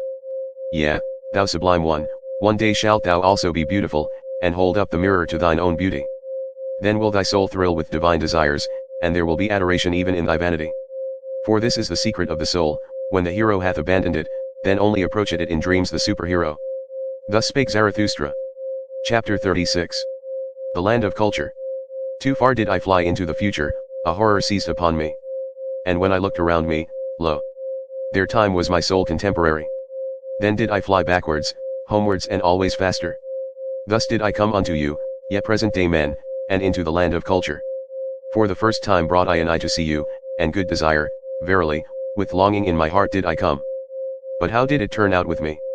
Although so alarmed I had yet to laugh. Never did mine eye see anything so motley colored. I laughed and laughed, while my foot still trembled, and my heart as well. Here forsooth, is the home of all the paint pots, said I. With 50 patches painted on faces and limbs, so sat ye there to mine astonishment, ye present-day men. And with 50 mirrors around you, which flattered your play of colors, and repeated it. Verily, ye could wear no better masks, ye present-day men, than your own faces. Who could recognize you? Written all over with the characters of the past, and these characters also penciled over with new characters, thus have ye concealed yourselves well from all decipherers. And though one be a trier of the reins, who still believeth that ye have reins? Out of colors ye seem to be baked, and out of glued scraps. All times and peoples gaze divers colored out of your veils, all customs and beliefs speak divers colored out of your gestures. He who would strip you of veils and wrappers and paints and gestures, would just have enough left to scare the crows. Verily, I myself am the scared crow that once saw you naked, and without paint, and I flew away when the skeleton ogled at me. Rather would I be a day laborer in the nether world, and among the shades of the bygone. Fatter and fuller than ye, are forsooth the nether worldlings. This, this, is bitterness to my bowels, that I can neither endure you naked nor clothed, ye present-day men. All that is unhomelike in the future, and whatever makes strayed birds shiver, is verily more homelike and familiar than your reality. For thus speak ye, real are we holy, and without faith and superstition, thus do ye plume yourselves, alas. Even without plumes. Indeed, how would ye be able to believe, ye divers colored ones? Ye who are pictures of all that hath ever been believed. Perambulating refutations are ye, of belief itself, and a dislocation of all thought. Untrustworthy ones, thus do I call you, ye real ones. All periods prayed against one another in your spirits, and the dreams and pratings of all periods were even realier than your awakeness. Unfruitful are ye, therefore do ye lack belief. But he who had to create, had always his presaging dreams and astral premonitions, and believed in believing. Half-opened doors are ye, at which grave diggers wait. And this is your reality, everything deserveth to perish. Alas, how ye stand there before me, ye unfruitful ones, how lean your ribs. And many of you surely have had knowledge thereof. Many a one hath said, there hath surely a God filched something from me secretly whilst I slept? Verily, enough to make a girl for himself therefrom. Amazing is the poverty of my ribs. Thus hath spoken many a present-day man. Ye are laughable unto me, ye present-day men. And especially when ye marvel at yourselves. And woe unto me if I could not laugh at your marvelling, and had to swallow all that is repugnant in your platters. As it is, however, I will make lighter of you, since I have to carry what is heavy, and what matter if beetles and maybugs also alight on my load? Verily, it shall not on that account become heavier to me. And not from you, ye present-day men, shall my great weariness arise.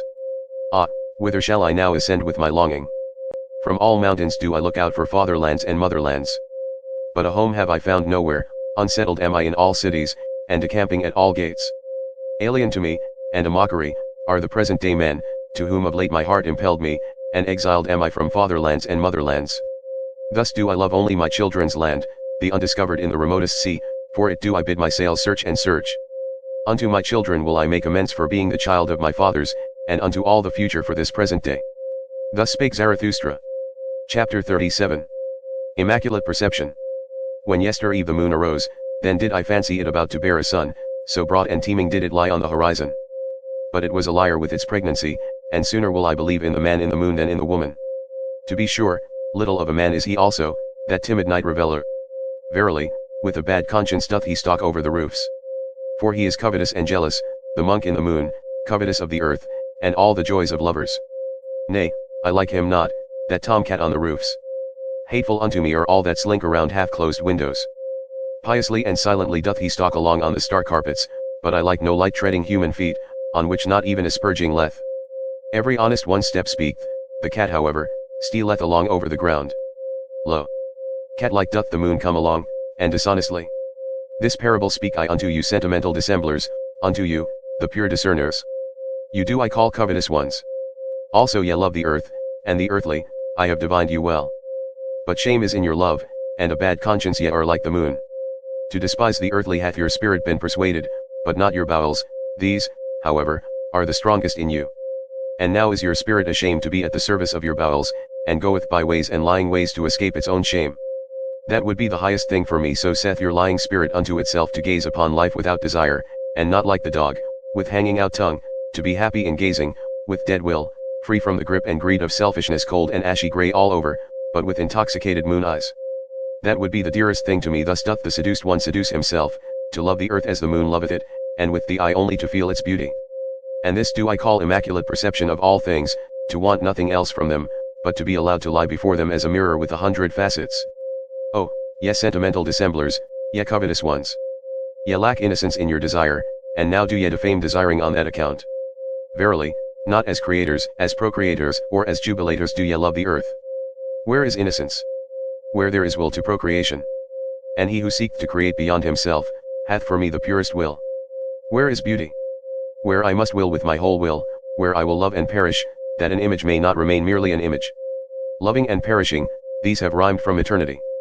Will to love, that is to be ready also for death. Thus do I speak unto you, cowards.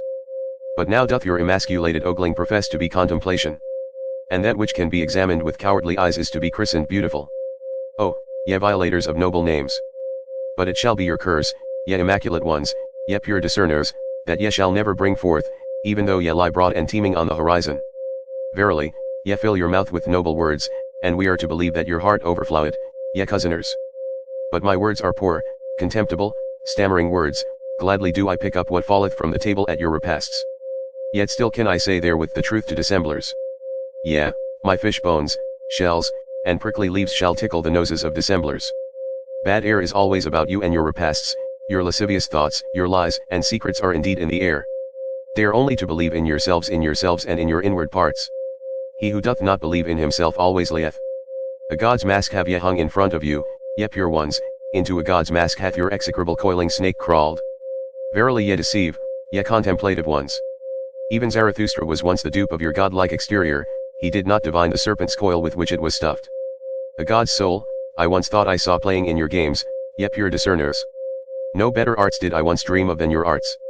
Serpent's filth and evil odor, the distance concealed from me, and that a lizard's craft prowled thereabouts lasciviously. But I came nigh unto you, then came to me the day, and now cometh it to you, at an end is the moon's love affair. See there! Surprised and pale doth it stand before the rosy dawn. For already she cometh, the glowing one, her love to the earth cometh. Innocence and creative desire, is all solar love. See there, how she cometh impatiently over the sea. Do ye not feel the thirst and the hot breath of her love? At the sea would she suck, and drink its depths to her height, now riseth the desire of the sea with its 1,000 breasts. Kissed and sucked would it be by the thirst of the sun, vapor would it become, and height, and path of light, and light itself.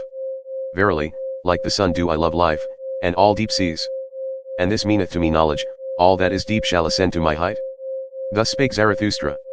Chapter 38. Scholars. When I lay asleep, then did a sheep eat at the ivy wreath on my head, it ate, and said thereby, Zarathustra is no longer a scholar.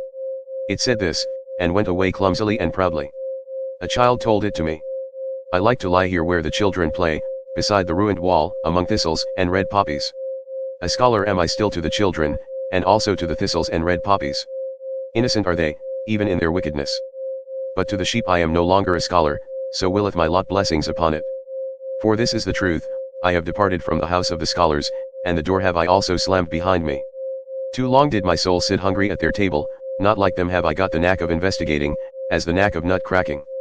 Freedom do I love, and the air over fresh soil, rather would I sleep on ox skins than on their honors and dignities. I am too hot and scorched with mine own thought, often is it ready to take away my breath. Then have I to go into the open air, and away from all dusty rooms. But they sit cool in the cool shade, they want in everything to be merely spectators, and they avoid sitting where the sun burneth on the steps. Like those who stand in the street and gape at the passers-by, thus do they also wait, and gape at the thoughts which others have thought. Should one lay hold of them, then do they raise a dust like flour sacks, and involuntarily, but who would divine that their dust came from corn, and from the yellow delight of the summer fields? When they give themselves out as wise, then do their petty sayings and truths chill me, in their wisdom there is often an odor as if it came from the swamp, and verily, I have even heard the frog croak in it. Clever are they have dexterous fingers, what doth my simplicity pretend to beside their multiplicity? All threading and knitting and weaving do their fingers understand, thus do they make the hose of the spirit. Good clockworks are they, only be careful to wind them up properly. Then do they indicate the hour without mistake, and make a modest noise thereby. Like millstones do they work, and like pestles, throw only seed corn unto them. They know well how to grind corn small, and make white dust out of it. They keep a sharp eye on one another, and do not trust each other the best. Ingenious in little artifices, they wait for those whose knowledge walketh on lame feet, like spiders do they wait. I saw them always prepare their poison with precaution, and always did they put glass gloves on their fingers in doing so. They also know how to play with false dice, and so eagerly did I find them playing, that they perspired thereby. We are alien to each other, and their virtues are even more repugnant to my taste than their falsehoods and false dice. And when I lived with them, then did I live above them. Therefore did they take a dislike to me. They want to hear nothing of any one walking above their heads, and so they put wood and earth and rubbish betwixt me and their heads. Thus did they deafen the sound of my tread, and least have I hitherto been heard by the most learned. All mankind's faults and weaknesses did they put betwixt themselves and me, they call it false ceiling in their houses. But nevertheless I walk with my thoughts above their heads, and even should I walk on mine own errors, still would I be above them and their heads. For men are not equal, so speak justice. And what I will, they may not will. Thus spake Zarathustra. Chapter 39. Poets. Since I have known the body better, said Zarathustra to one of his disciples, the spirit hath only been to me symbolically spirit, and all the imperishable that is also but a simile. So have I heard thee say once before, answered the disciple, and then thou addedst, but the poets lie too much. Why didst thou say that the poets lie too much? Why? Said Zarathustra. Thou askest why? I do not belong to those who may be asked after their why. Is my experience but of yesterday? It is long ago that I experienced the reasons for mine opinions. Should I not have to be a cask of memory, if I also wanted to have my reasons with me? It is already too much for me even to retain mine opinions, and many a bird flieth away. And sometimes, also, do I find a fugitive creature in my dovecot, which is alien to me, and trembleth when I lay my hand upon it. But what did Zarathustra once say unto thee? That the poets lie too much. But Zarathustra also is a poet. Believest thou that he there spake the truth? Why dost thou believe it? The disciple answered, I believe in Zarathustra. But Zarathustra shook his head and smiled. Belief doth not sanctify me, said he, least of all the belief in myself. But granting that someone did say in all seriousness that the poets lie too much, he was right, we do lie too much. We also know too little, and are bad learners, so we are obliged to lie. And which of us poets hath not adulterated his wine? Many a poisonous hotchpotch hath evolved in our cellars, many an indescribable thing hath there been done. And because we know little, therefore are we pleased from the heart with the poor in spirit, especially when they are young women. And even of those things are we desirous, which old women tell one another in the evening. This do we call the eternally feminine in us. And as if there were a special secret access to knowledge, which choked up for those who learn anything, so do we believe in the people and in their wisdom. This, however, do all poets believe, that whoever pricketh up his ears when lying in the grass or on lonely slopes, learneth something of the things that are betwixt heaven and earth. And if there come unto them tender emotions, then do the poets always think that nature herself is in love with them, and that she stealeth to their ear to whisper secrets into it, and amorous flatteries, of this do they plume and pride themselves, before all mortals. Ah, there are so many things betwixt heaven and earth of which only the poets have dreamed. And especially above the heavens, for all gods are poet symbolizations, poet sophistications. Verily, ever are we drawn aloft, that is, to the realm of the clouds, on these do we set our gaudy puppets, and then call them gods and supermen, are not they light enough for those chairs? All these gods and supermen? Ah, how I am weary of all the inadequate that is insisted on as actual. Ah, how I am weary of the poets. When Zarathustra so spake, his disciple resented it, but was silent. And Zarathustra also was silent, and his eye directed itself inwardly, as if it gazed into the far distance. At last he sighed and drew breath. I am of today and heretofore, said he thereupon, but something is in me that is of the morrow, and the day following, and the hereafter. I became weary of the poets, of the old and of the new, superficial are they all unto me, and shallow seas. They did not think sufficiently into the depth, therefore their feeling did not reach to the bottom. Some sensation of voluptuousness and some sensation of tedium, these have as yet been their best contemplation. Ghost breathing and ghost whisking, seemeth to me all the jingle jangling of their harps, what have they known hitherto of the fervour of tones? They are also not pure enough for me, they all muddle their water that it may seem deep. And fain would they thereby prove themselves reconcilers, but mediaries and mixers are they unto me, and half, and impure. Ah, I cast indeed my net into their sea, and meant to catch good fish, but always did I draw up the head of some ancient god. Thus did the sea give a stone to the hungry one. and they themselves may well originate from the sea. Certainly, one findeth pearls in them, thereby they are the more like hard mollusks. And instead of a soul, I have often found in them salt slime. They have learned from the sea also its vanity. Is not the sea the peacock of peacocks? Even before the ugliest of all buffaloes doth it spread out its tail, never doth it tire of its lace fan of silver and silk. Disdainfully doth the buffalo glance thereat, nigh to the sand with its soul, nigher still to the thicket, nighest, however, to the swamp. What is beauty and sea and peacock splendour to it? This parable I speak unto the poets. Verily, their spirit itself is the peacock of peacocks, and a sea of vanity. Spectators, seek the spirit of the poet should they even be buffaloes. But of this spirit became I weary, and I see the time coming when it will become weary of itself. Yea, changed have I seen the poets, and their glance turned towards themselves. Penitents of the spirit have I seen appearing, they grew out of the poets. Thus spake Zarathustra. Chapter 40. Great Events. There is an isle in the sea not far from the happy isles of Zarathustra on which a volcano ever smoked, of which isle the people, and especially the old women amongst them, say that it is placed as a rock before the gate of the nether world, but that through the volcano itself the narrow way leadeth downwards which conducteth to this gate. Now about the time that Zarathustra sojourned on the happy isles, it happened that a ship anchored at the isle on which standeth the smoking mountain, and the crew went ashore to shoot rabbits. About the noontide hour, however, when the captain and his men were together again, they saw suddenly a man coming towards them through the air, and a voice said distinctly, "It is time. It is the highest time." But when the figure was nearest to them, it flew past quickly, however, like a shadow, in the direction of the volcano. Then did they recognize with the greatest surprise that it was Zarathustra, for they had all seen him before except the captain himself, and they loved him as the people love, in such wise that love and awe were combined in equal degree. "Behold," said the old helmsman, "there goeth Zarathustra to hell." About the same time that these sailors landed on the Fire Isle, there was a rumor that Zarathustra had disappeared, and when his friends were asked about it, they said that he had gone on board a ship by night, without saying whither he was going. Thus there arose some uneasiness.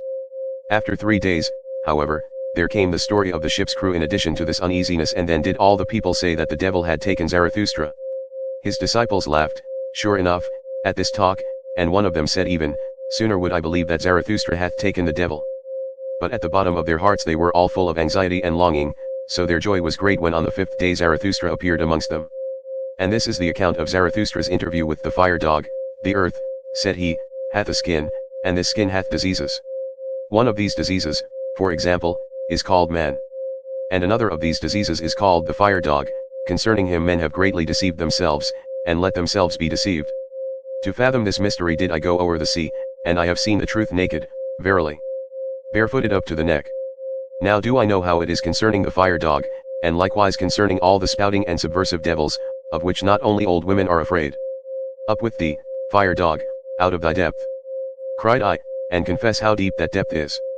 Whence cometh that which thou snortest up? Thou drinkest copiously at the sea, that doth thine embittered eloquence betray. In sooth, for a dog of the depth, thou takest thy nourishment too much from the surface. At the most, I regard thee as the ventriloquist of the earth, and ever, when I have heard subversive and spouting devils speak, I have found them like thee, embittered, mendacious, and shallow. Ye understand how to roar and obscure with ashes. Ye are the best braggarts, and have sufficiently learned the art of making dregs boil. Where ye are, there must always be dregs at hand, and much that is spongy, hollow, and compressed, it wanteth to have freedom. Freedom ye all roar most eagerly, but I have unlearned the belief in great events, when there is much roaring and smoke about them. And believe me, friend Hullabaloo, the greatest events are not our noisiest, but our stillest hours. Not around the inventors of new noise, but around the inventors of new values, doth the world revolve, inaudibly it revolveth. And just own to it. Little had ever taken place when thy noise and smoke passed away.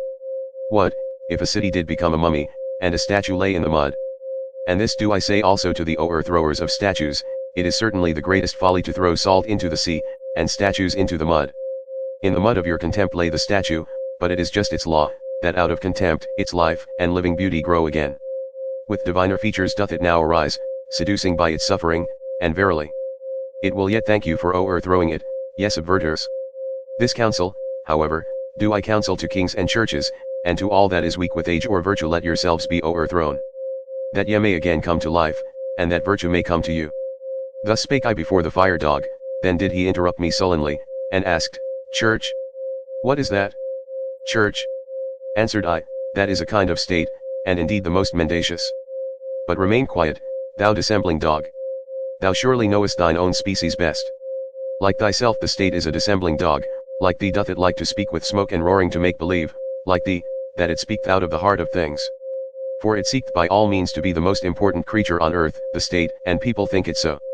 When I had said this, the fire dog acted as if mad with envy. What? Cried he, the most important creature on earth? And people think it so? And so much vapor and terrible voices came out of his throat, that I thought he would choke with vexation and envy. At last he became calmer and his panting subsided. As soon, however, as he was quiet, I said laughingly, Thou art angry, fire dog, so I am in the right about thee. And that I may also maintain the right, hear the story of another fire dog, he speaketh actually out of the heart of the earth. Gold doth his breath exhale, and golden rain, so doth his heart desire. What are ashes and smoke and hot dregs to him? Laughter flitteth from him like a variegated cloud, adverse is he to thy gargling and spewing and grips in the bowels. The gold, however, and the laughter these doth he take out of the heart of the earth, for, that thou mayst know it, the heart of the earth is of gold. When the fire dog heard this, he could no longer endure to listen to me. Abashed did he draw in his tail, said bow wow, in a cowed voice, and crept down into his cave. Thus told Zarathustra. His disciples, however, hardly listened to him, so great was their eagerness to tell him about the sailors, the rabbits, and the flying man.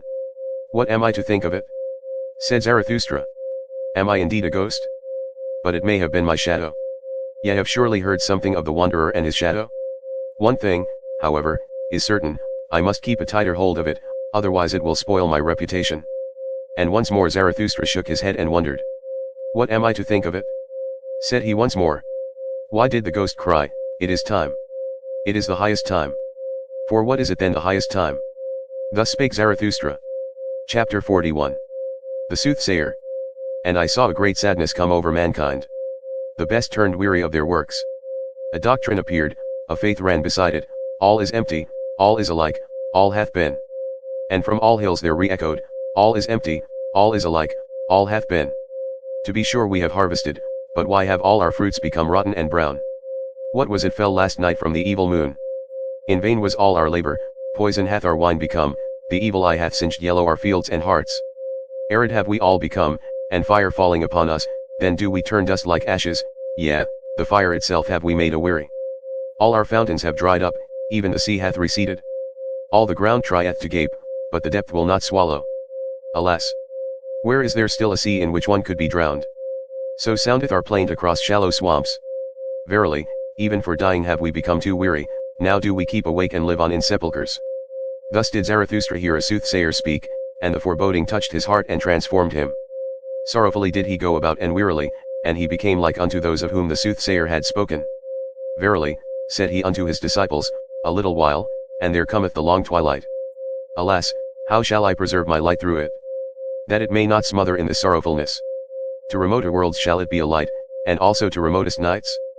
Thus did Zarathustra go about grieved in his heart, and for 3 days he did not take any meat or drink, he had no rest, and lost his speech. At last it came to pass that he fell into a deep sleep. His disciples, however, sat around him in long night watches, and waited anxiously to see if he would awake, and speak again, and recover from his affliction. And this is the discourse that Zarathustra spake when he awoke. His voice, however, came unto his disciples as from afar, Hear, I pray you, the dream that I dreamed, my friends, and help me to divine its meaning. A riddle is it still unto me, this dream, the meaning is hidden in it and encaged, and doth not yet fly above it on free pinions. All life had I renounced, so I dreamed. Night watchman and grave guardian had I become, aloft, in the lone mountain fortress of death. There did I guard his coffins, full stood the musty vaults of those trophies of victory. Out of glass coffins did vanquished life gaze upon me. The odor of dust-covered eternities did I breathe, sultry and dust-covered lay my soul. And who could have aired his soul there? Brightness of midnight was ever around me, lonesomeness cowered beside her, and as a third, death rattle stillness, the worst of my female friends. Keys did I carry, the rustiest of all keys, and I knew how to open with them the most creaking of all gates. Like a bitterly angry croaking ran the sound through the long corridors when the leaves of the gate opened, ungraciously did this bird cry, unwillingly was it awakened.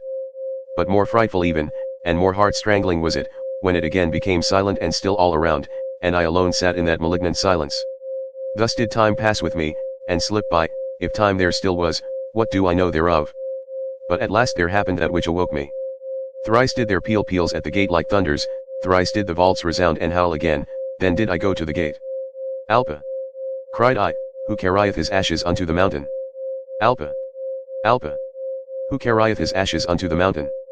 And I pressed the key, and pulled at the gate, and exerted myself. But not a finger's breadth was it yet open, then did a roaring wind tear the folds apart, whistling, whizzing, and piercing, it threw unto me a black coffin. And in the roaring, and whistling, and whizzing the coffin burst up, and spouted out 1,000 peals of laughter.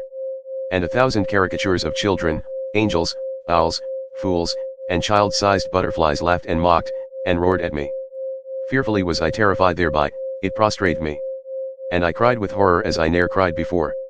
But mine own crying awoke me, and I came to myself. Thus did Zarathustra relate his dream, and then was silent, for as yet he knew not the interpretation thereof. But the disciple whom he loved most arose quickly, seized Zarathustra's hand, and said, Thy life itself interpreteth unto us this dream, O Zarathustra. Art thou not thyself the wind with shrill whistling, which bursteth open the gates of the fortress of death? Art thou not thyself the coffin full of many-hued malices and angel caricatures of life? Verily, like 1,000 peals of children's laughter cometh Zarathustra into all sepulchres, laughing at those night watchmen and grave guardians, and whoever else rattleth with sinister keys. With thy laughter wilt thou frighten and prostrate them, fainting and recovering will demonstrate thy power over them. And when the long twilight cometh and the mortal weariness, even then wilt thou not disappear from our firmament, thou advocate of life. New stars hast thou made us see, and new nocturnal glories, verily, laughter itself hast thou spread out over us like a many-hued canopy. Now will children's laughter ever from coffins flow, now will a strong wind ever come victoriously unto all mortal weariness, of this thou art thyself the pledge and the prophet. Verily, they themselves didst thou dream, thine enemies, that was thy sorest dream.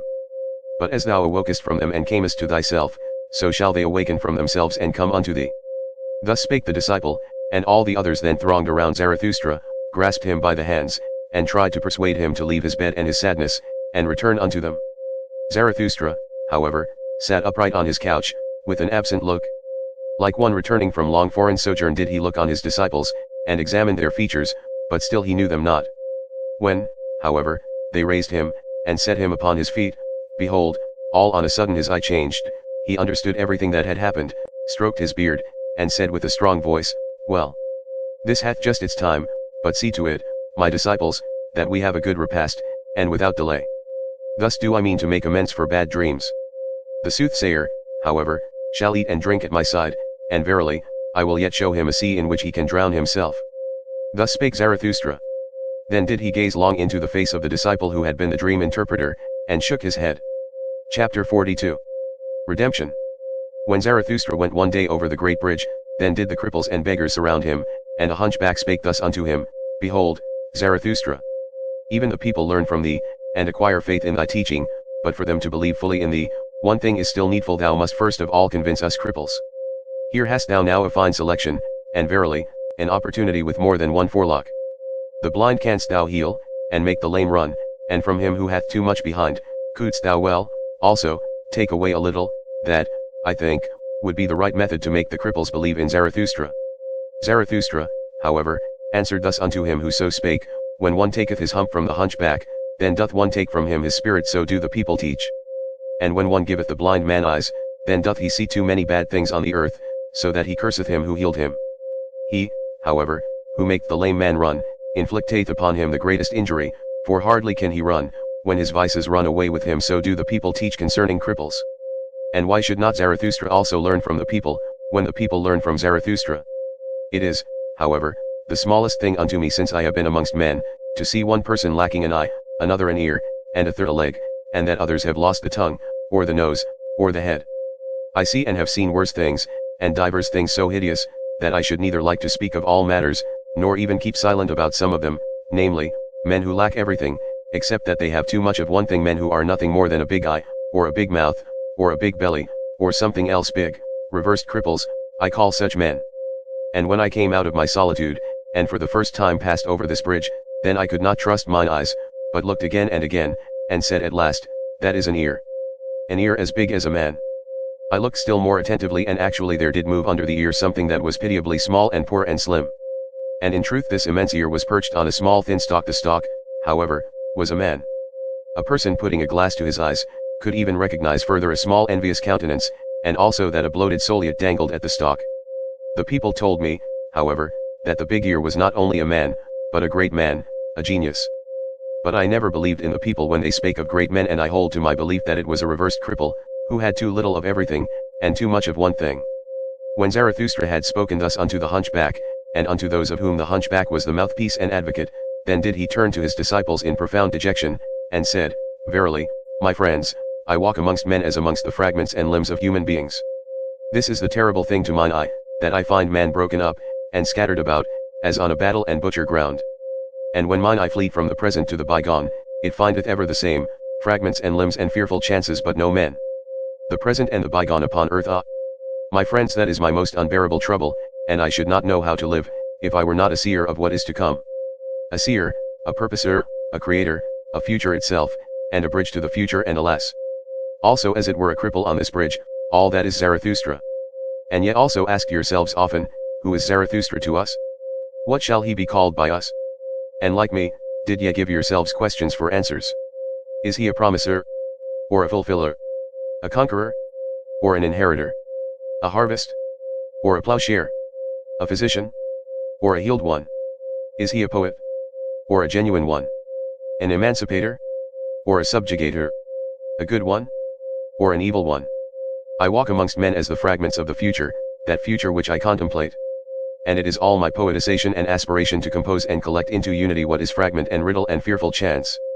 And how could I endure to be a man, if man were not also the composer, and riddle reader, and redeemer of chance? To redeem what is past, and to transform every it was into, thus would I have it. That only do I call redemption. Will, so is the emancipator and joy bringer called, thus have I taught you, my friends. But now learn this likewise, the will itself is still a prisoner. Willing emancipateth, but what is that called which still putteth the emancipator in chains? It was, thus is the will's teeth gnashing and lonesomest tribulation called. Impotent towards what hath been done, it is a malicious spectator of all that is past. Not backward can the will, that it cannot break time and time's desire, that is the will's lonesomest tribulation. Willing emancipateth, what doth willing itself devise in order to get free from its tribulation and mock at its prison? Ah, a fool becometh every prisoner. Foolishly delivereth itself also the imprisoned will. That time doth not run backward, that is its animosity, that which was, so is the stone which it cannot roll called.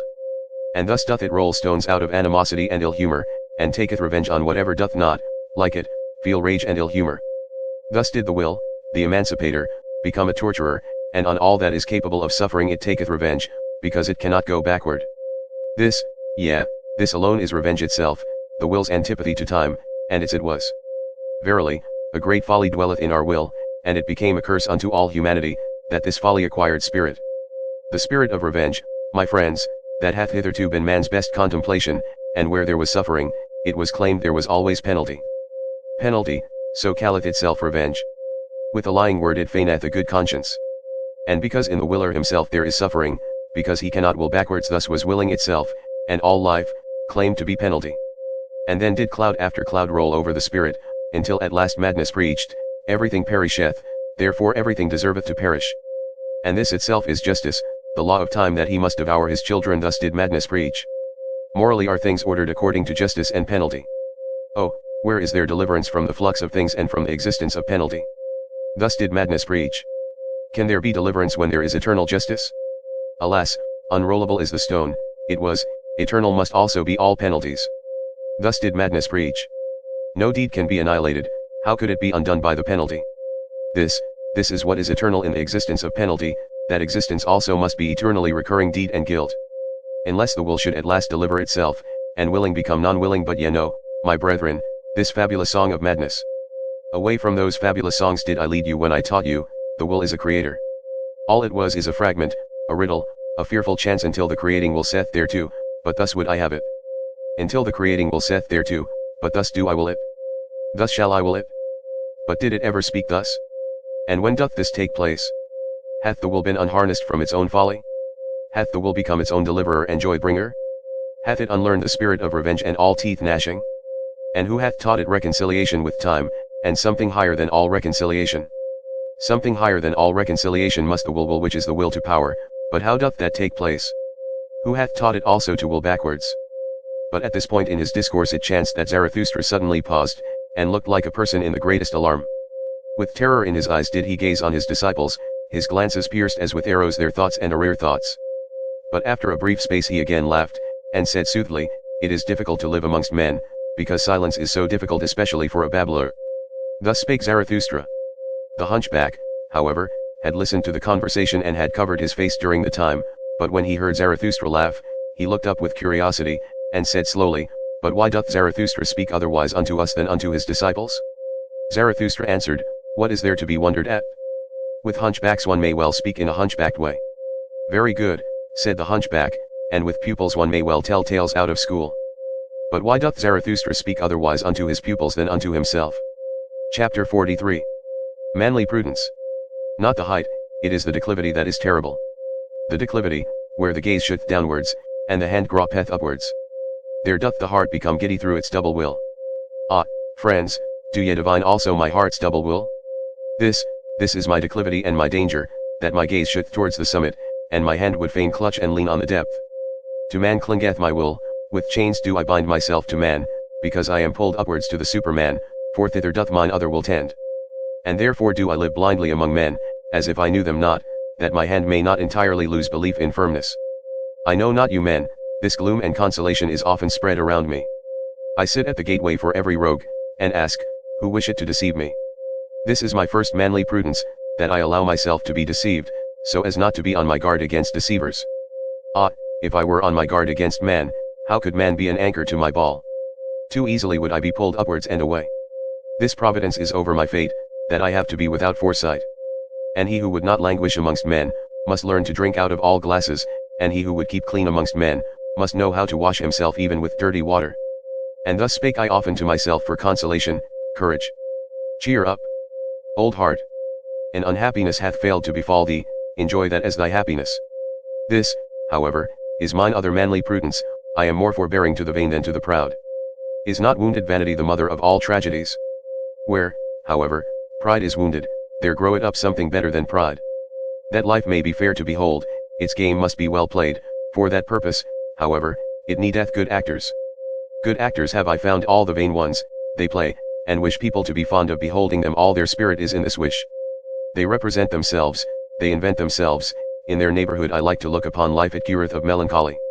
Therefore am I forbearing to the vain, because they are the physicians of my melancholy, and keep me attached to man as to a drama. And further, who conceiveth the full depth of the modesty of the vain man?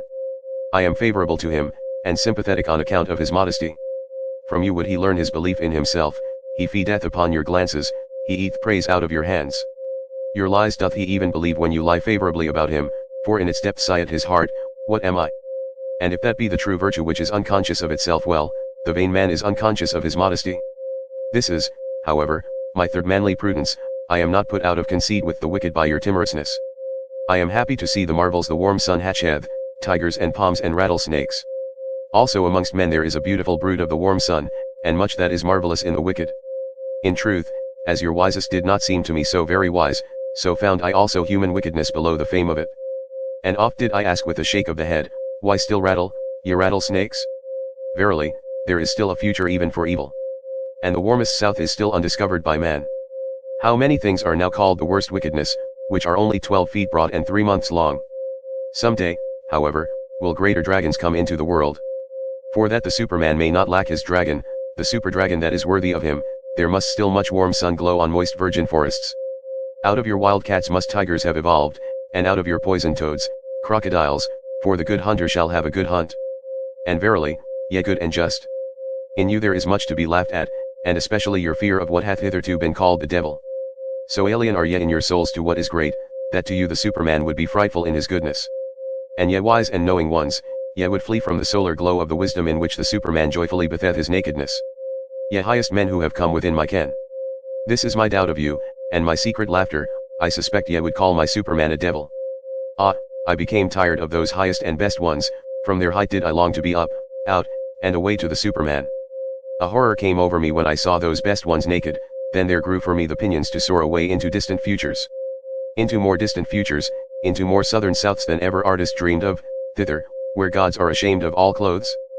But disguised do I want to see you, ye neighbors and fellow men, and well attired and vain and estimable, as the good and just, and disguised will I myself sit amongst you that I may mistake you and myself, for that is my last manly prudence. Thus spake Zarathustra. Chapter 44. The stillest hour. What hath happened unto me, my friends? Ye see me troubled, driven forth, unwillingly obedient, ready to go, alas, to go away from you. Yea, once more must Zarathustra retire to his solitude, but unjoyously this time doth the bear go back to his cave. What hath happened unto me? Who ordereth this? Ah, mine angry mistress wished it so, she spake unto me. Have I ever named her name to you? Yesterday towards evening there spake unto me my stillest hour, that is the name of my terrible mistress. And thus did it happen, for everything must I tell you, that your heart may not harden against the suddenly departing one. Do ye know the terror of him who falleth asleep?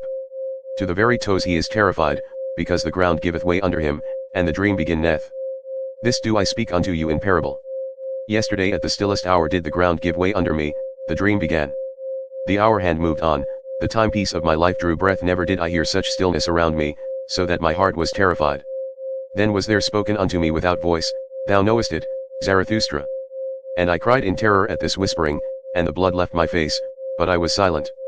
Then was there once more spoken unto me without voice, Thou knowest it, Zarathustra, but thou dost not speak it. And at last I answered, like one defiant, Yea, I know it, but I will not speak it. Then was there again spoken unto me without voice, Thou wilt not, Zarathustra. Is this true? Conceal thyself not behind thy defiance. And I wept and trembled like a child, and said, Ah, I would indeed, but how can I do it? Exempt me only from this. It is beyond my power. Then was there again spoken unto me without voice, What matter about thyself, Zarathustra? Speak thy word, and succumb. And I answered, Ah, is it my word? Who am I? I await the worthier one, I am not worthy even to succumb by it. Then was there again spoken unto me without voice, What matter about thyself? Thou art not yet humble enough for me. Humility hath the hardest skin. And I answered, What hath not the skin of my humility endured? At the foot of my height do I dwell, how high are my summits, no one hath yet told me. But well do I know my valleys. Then was there again spoken unto me without voice, O Zarathustra, he who hath to remove mountains removeth also valleys and plains. And I answered, As yet hath my word not removed mountains, and what I have spoken hath not reached man. I went, indeed, unto men, but not yet have I attained unto them. Then was there again spoken unto me without voice, What knowest thou thereof? The dew falleth on the grass when the night is most silent. And I answered, They mocked me when I found and walked in mine own path, and certainly did my feet then tremble. And thus did they speak unto me, Thou forgottest the path before, now dost thou also forget how to walk? Then was there again spoken unto me without voice, What matter about their mockery? Thou art one who hast unlearned to obey, now shalt thou command. Knowest thou not who is most needed by all? He who commandeth great things. To execute great things is difficult, but the more difficult task is to command great things. This is thy most unpardonable obstinacy, thou hast the power, and thou wilt not rule. And I answered, I lack the lion's voice for all commanding. Then was there again spoken unto me as a whispering, It is the stillest words which bring the storm. Thoughts that come with dove's footsteps guide the world. O Zarathustra, thou shalt go as a shadow of that which is to come, thus wilt thou command, and in commanding go foremost. And I answered, I am ashamed. Then was there again spoken unto me without voice, Thou must yet become a child, and be without shame. The pride of youth is still upon thee, late hast thou become young, but he who would become a child must surmount even his youth. And I considered a long while, and trembled. At last, however, did I say what I had said at first. I will not. Then did a laughing take place all around me. Alas, how that laughing lacerated my bowels and cut into my heart. And there was spoken unto me for the last time, O Zarathustra, thy fruits are ripe, but thou art not ripe for thy fruits. So must thou go again into solitude, for thou shalt yet become mellow. And again was there a laughing, and it fled, then did it become still around me, as with a double stillness. I lay, however, on the ground, and the sweat flowed from my limbs. Now have ye heard all, and why I have to return into my solitude. Nothing have I kept hidden from you, my friends. But even this have ye heard from me, who is still the most reserved of men and will be so. Ah, my friends. I should have something more to say unto you. I should have something more to give unto you. Why do I not give it? Am I then a niggard? When, however, Zarathustra had spoken these words, the violence of his pain, and a sense of the nearness of his departure from his friends came over him, so that he wept aloud, and no one knew how to console him. In the night, however, he went away alone and left his friends. Third part. Ye look aloft when ye long for exaltation, and I look downward because I am exalted. Who among you can at the same time laugh and be exalted? He who climbeth on the highest mountains, laugheth at all tragic plays and tragic realities. Zarathustra, I. Reading and Writing. Chapter 45. The Wanderer. Then, when it was about midnight, Zarathustra went his way over the ridge of the isle, that he might arrive early in the morning at the other coast, because there he meant to embark. For there was a good roadstead there, in which foreign ships also liked to anchor. Those ships took many people with them, who wished to cross over from the Happy Isles. So when Zarathustra thus ascended the mountain, he thought on the way of his many solitary wanderings from youth onwards, and how many mountains and ridges and summits he had already climbed. I am a wanderer and mountain climber, said he to his heart, I love not the plains, and it seemeth I cannot long sit still. And whatever may still overtake me as fate and experience a wandering will be therein, and a mountain climbing, in the end one experienceth only oneself. The time is now past when accidents could befall me, and what could now fall to my lot which would not already be mine own? It returneth only, it cometh home to me at last mine own self, and such of it as hath been long abroad, and scattered among things and accidents. And one thing more do I know, I stand now before my last summit, and before that which hath been longest reserved for me. Ah, my hardest path must I ascend. Ah, I have begun my lonesomest wandering. He, however, who is of my nature doth not avoid such an hour, the hour that saith unto him, now only dost thou go the way to thy greatness. Summit and abyss these are now comprised together. Thou goest the way to thy greatness, now hath it become thy last refuge, what was hitherto thy last danger. Thou goest the way to thy greatness, it must now be thy best courage that there is no longer any path behind thee. Thou goest the way to thy greatness, here shall no one steal after thee. Thy foot itself hath effaced the path behind thee, and over it standeth written, impossibility. And if all ladders henceforth fail thee, then must thou learn to mount upon thine own head, how couldst thou mount upward otherwise? Upon thine own head, and beyond thine own heart. Now must the gentlest in thee become the hardest. He who hath always much indulged himself, sickeneth at last by his much indulgence. Praises on what maketh hardy. I do not praise the land where butter and honey flow. To learn to look away from oneself, is necessary in order to see many things, this hardiness is needed by every mountain climber. He, however, who is obtrusive with his eyes as a discerner, how can he ever see more of anything than its foreground? But thou, O Zarathustra, wouldst view the ground of everything, and its background, thus must thou mount even above thyself upwards, until thou hast even thy stars under thee. Yet, to look down upon myself, and even upon my stars, that only would I call my summit, that hath remained for me as my last summit. Thus spake Zarathustra to himself while ascending, comforting his heart with harsh maxims, for he was sore at heart as he had never been before. And when he had reached the top of the mountain ridge, behold, there lay the other sea spread out before him, and he stood still and was long silent. The night, however, was cold at this height, and clear and starry. I recognize my destiny, said he at last, sadly. Well, I am ready. Now hath my last lonesomeness begun. Ah, this somber, sad sea, below me. Ah, this somber nocturnal vexation. Ah, fate and sea. To you must I now go down. Before my highest mountain do I stand, and before my longest wandering, therefore must I first go deeper down than I ever ascended, deeper down into pain than I ever ascended, even into its darkest flood. So willeth my fate. Well, I am ready. Whence come the highest mountains? So did I once ask. Then did I learn that they come out of the sea. That testimony is inscribed on their stones, and on the walls of their summits. Out of the deepest must the highest come to its height.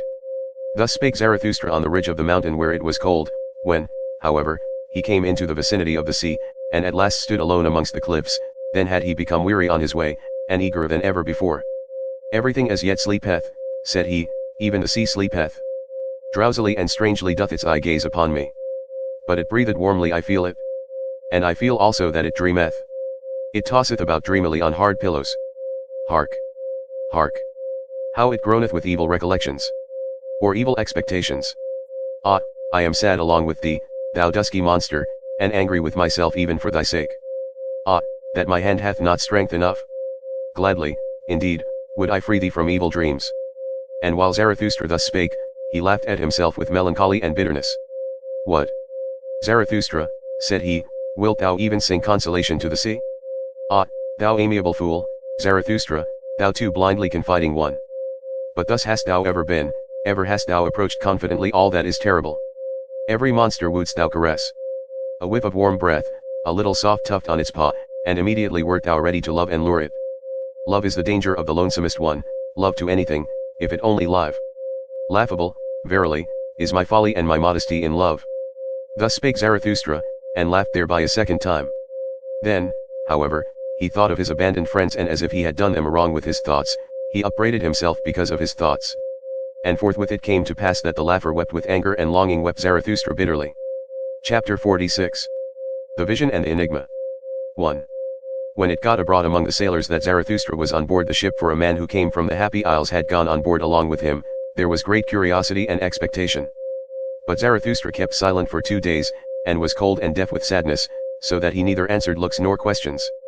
On the evening of the second day, however, he again opened his ears, though he still kept silent, for there were many curious and dangerous things to be heard on board the ship, which came from afar, and was to go still further. Zarathustra, however, was fond of all those who make distant voyages, and disliked to live without danger. And behold, when listening, his own tongue was at last loosened, and the ice of his heart broke. Then did he begin to speak thus: To you, the daring venturers and adventurers, and whoever hath embarked with cunning sails upon frightful seas, to you the enigma intoxicated, the twilight enjoyers, whose souls are allured by flutes to every treacherous gulf, for ye dislike to grope at a thread with cowardly hand, and where ye can divine, there do ye hate to calculate. To you only do I tell the enigma that I saw the vision of the lonesomest one. Gloomily walked I lately in corpse-colored twilight, gloomily and sternly, with compressed lips.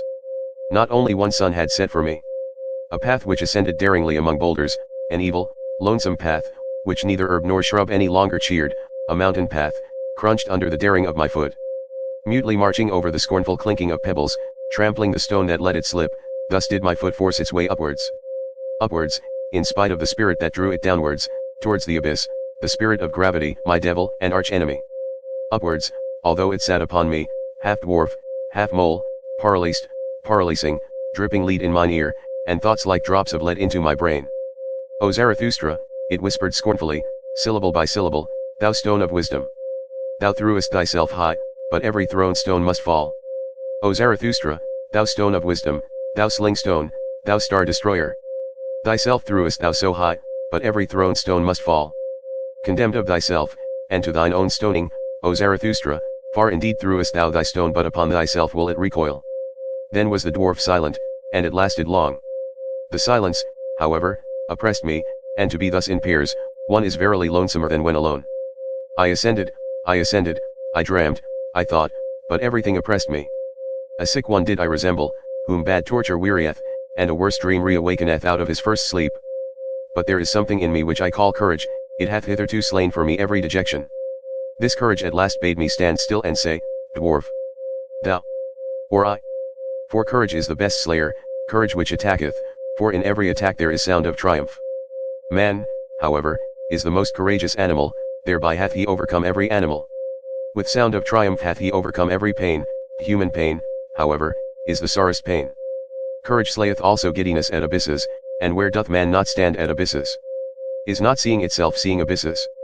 Courage is the best slayer, courage slayeth also fellow suffering. Fellow suffering, however, is the deepest abyss, as deeply as man looketh into life, so deeply also doth he look into suffering.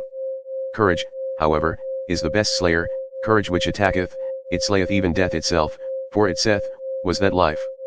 Well, once more. In such speech, however, there is much sound of triumph. He who hath ears to hear, let him hear. 2. Halt, dwarf, said I. Either I or thou. I, however, am the stronger of the two, thou knowest not mine abysmal thought. It couldst thou not endure. Then happened that which made me lighter, for the dwarf sprang from my shoulder, the prying sprite. And it squatted on a stone in front of me. There was however a gateway just where we halted. Look at this gateway. Dwarf, I continued, it hath two faces. Two roads come together here, these hath no one yet gone to the end of. This long lane backwards, it continueth for an eternity. And that long lane forward, that is another eternity. They are antithetical to one another, these roads, they directly abut on one another, and it is here, at this gateway, that they come together. The name of the gateway is inscribed above, this moment. But should one follow them further and ever further and further on, thinkest thou, dwarf, that these roads would be eternally antithetical? Everything straight lieth, murmured the dwarf, contemptuously. All truth is crooked, time itself is a circle. Thou spirit of gravity, said I wrathfully, do not take it too lightly. Or I shall let thee squat where thou squattest, halt foot, and I carried thee high. Observe, continued I, this moment. From the gateway, this moment, there runneth a long eternal lane backwards, behind us layeth an eternity. Must not whatever can run its course of all things, have already run along that lane? Must not whatever can happen of all things have already happened, resulted, and gone by? And if everything have already existed, what thinkest thou, dwarf, of this moment? Must not this gateway also have already existed? And are not all things closely bound together in such wise that this moment draweth all coming things after it? Consequently itself also? For whatever can run its course of all things, also in this long lane outward must it once more run. And this slow spider which creepeth in the moonlight, and this moonlight itself, and thou, and I in this gateway whispering together, whispering of eternal things, must we not all have already existed? And must we not return and run in that other lane out before us, that long weird lane, must we not eternally return? Thus did I speak, and always more softly, for I was afraid of mine own thoughts, and arrear thoughts. Then, suddenly did I hear a dog howl near me. Had I ever heard a dog howl thus? My thoughts ran back. Yes. When I was a child, in my most distant childhood, then did I hear a dog howl thus. And saw it also, with hair bristling, its head upwards, trembling in the stillest midnight, when even dogs believe in ghosts, so that it excited my commiseration. For just then went the full moon, silent as death, over the house. Just then did it stand still, a glowing globe at rest on the flat roof, as if on some one's property. Thereby had the dog been terrified, for dogs believe in thieves and ghosts. And when I again heard such howling, then did it excite my commiseration once more. Where was now the dwarf? And the gateway? And the spider? And all the whispering? Had I dreamed? Had I awakened? Twixt rugged rocks did I suddenly stand alone, dreary in the dreariest moonlight. But there lay a man. And there, the dog leaping, bristling, whining. Now did it see me coming, then did it howl again, then did it cry. Had I ever heard a dog cry so for help? And verily, what I saw, the like had I never seen. A young shepherd did I see, writhing, choking, quivering, with distorted countenance, and with a heavy black serpent hanging out of his mouth. Had I ever seen so much loathing and pale horror on one countenance? He had perhaps gone to sleep. Then had the serpent crawled into his throat, there had it bitten itself fast. My hand pulled at the serpent, and pulled, in vain. I failed to pull the serpent out of his throat. Then there cried out of me, bite, bite, its head off, bite. So cried it out of me, my horror, my hatred, my loathing, my pity, all my good and my bad cried with one voice out of me. Ye daring ones around me. Ye venturers and adventurers, and whoever of you have embarked with cunning sails on unexplored seas. Ye enigma enjoyers. Solve unto me the enigma that I then beheld, interpret unto me the vision of the lonesomest one. For it was a vision and a foresight. What did I then behold in parable? And who is it that must come some day? Who is the shepherd into whose throat the serpent thus crawled? Who is the man into whose throat all the heaviest and blackest will thus crawl? The shepherd, however, bit as my cry had admonished him. He bit with a strong bite. Far away did he spit the head of the serpent, and sprang up. No longer shepherd, no longer man, a transfigured being, a light-surrounded being, that laughed. Never on earth laughed a man as he laughed. O my brethren, I heard a laughter which was no human laughter, and now gnaweth a thirst at me, a longing that is never allayed. My longing for that laughter gnaweth at me. Oh, how can I still endure to live? And how could I endure to die at present? Thus spake Zarathustra. Chapter 47. Involuntary Bliss. With such enigmas and bitterness in his heart did Zarathustra sail over the sea. When, however, he was 4 day journeys from the Happy Isles and from his friends, then had he surmounted all his pain, triumphantly and with firm foot did he again accept his fate. And then talked Zarathustra in this wise to his exulting conscience, alone am I again, and like to be so, alone with the pure heaven, and the open sea, and again is the afternoon around me. On an afternoon did I find my friends for the first time, on an afternoon, also, did I find them a second time, at the hour when all light becometh stiller. For whatever happiness is still on its way twixt heaven and earth, now seeketh for lodging a luminous soul, with happiness hath all light now become stiller. O afternoon of my life!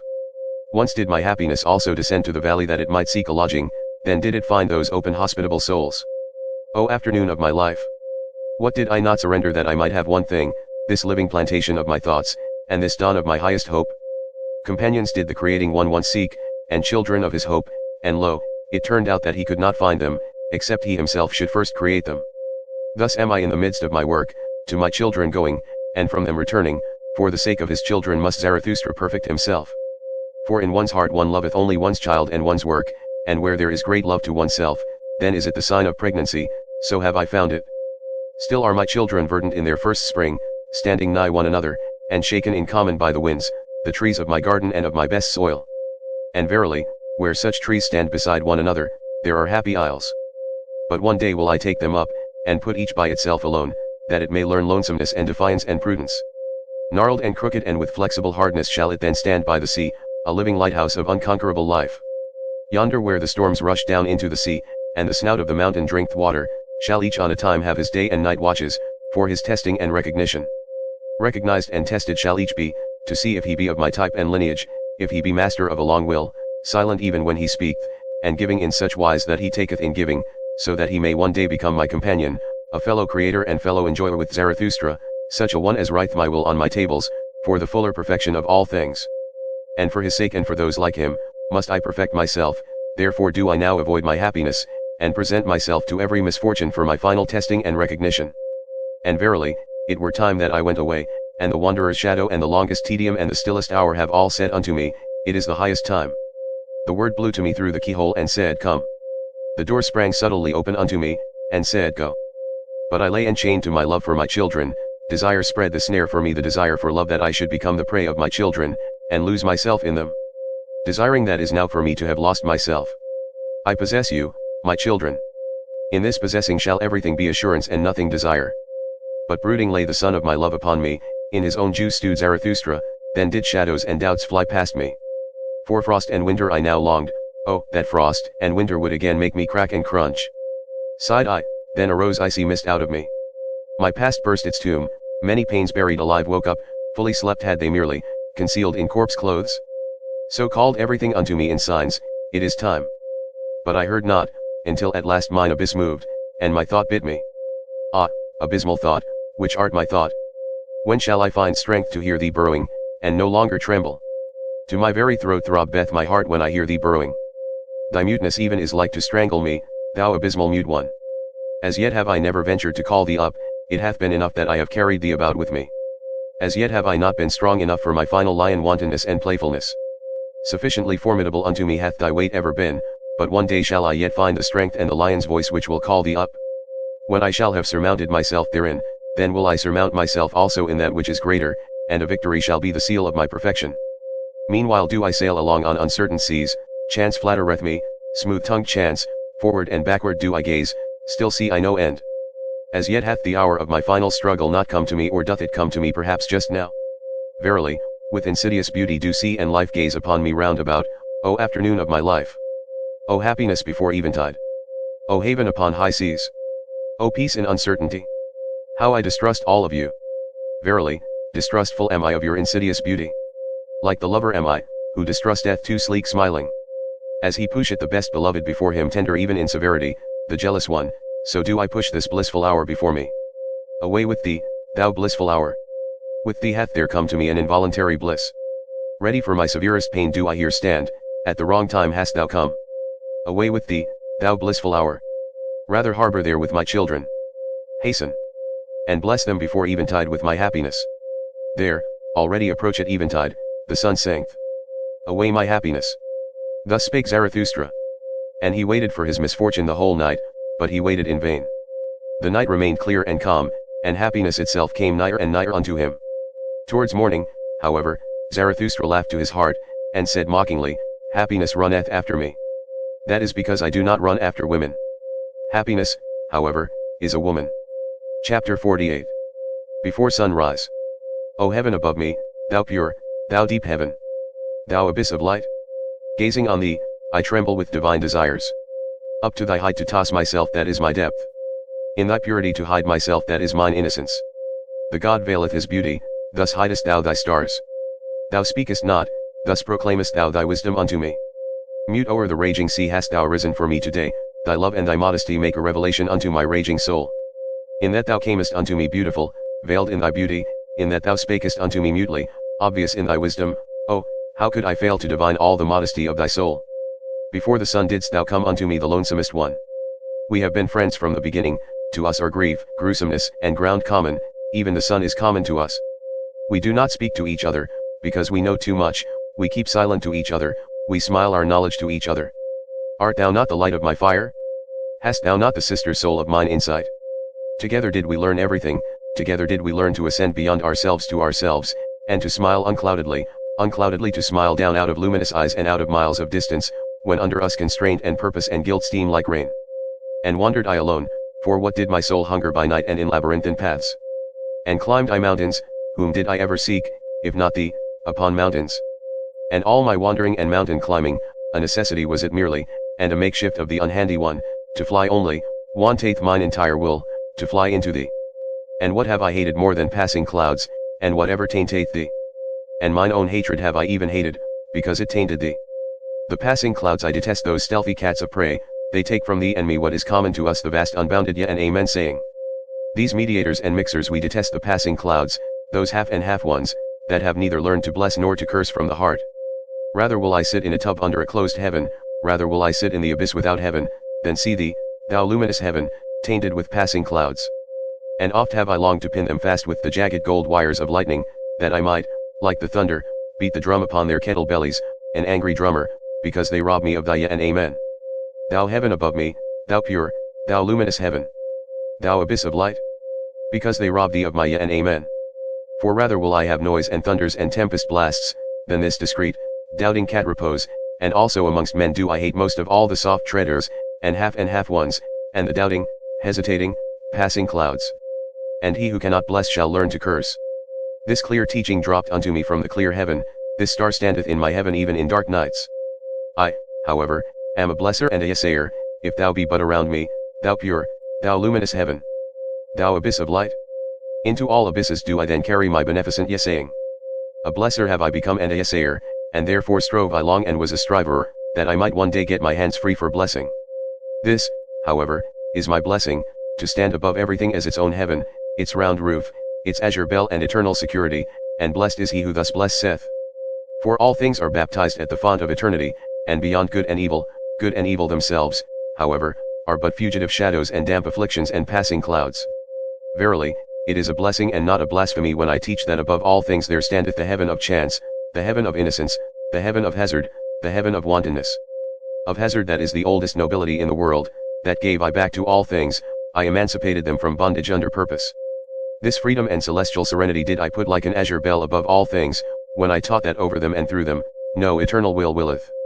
This wantonness and folly did I put in place of that will, when I taught that in everything there is one thing impossible, rationality. A little reason, to be sure, a germ of wisdom scattered from star to star, this leaven is mixed in all things, for the sake of folly, wisdom is mixed in all things.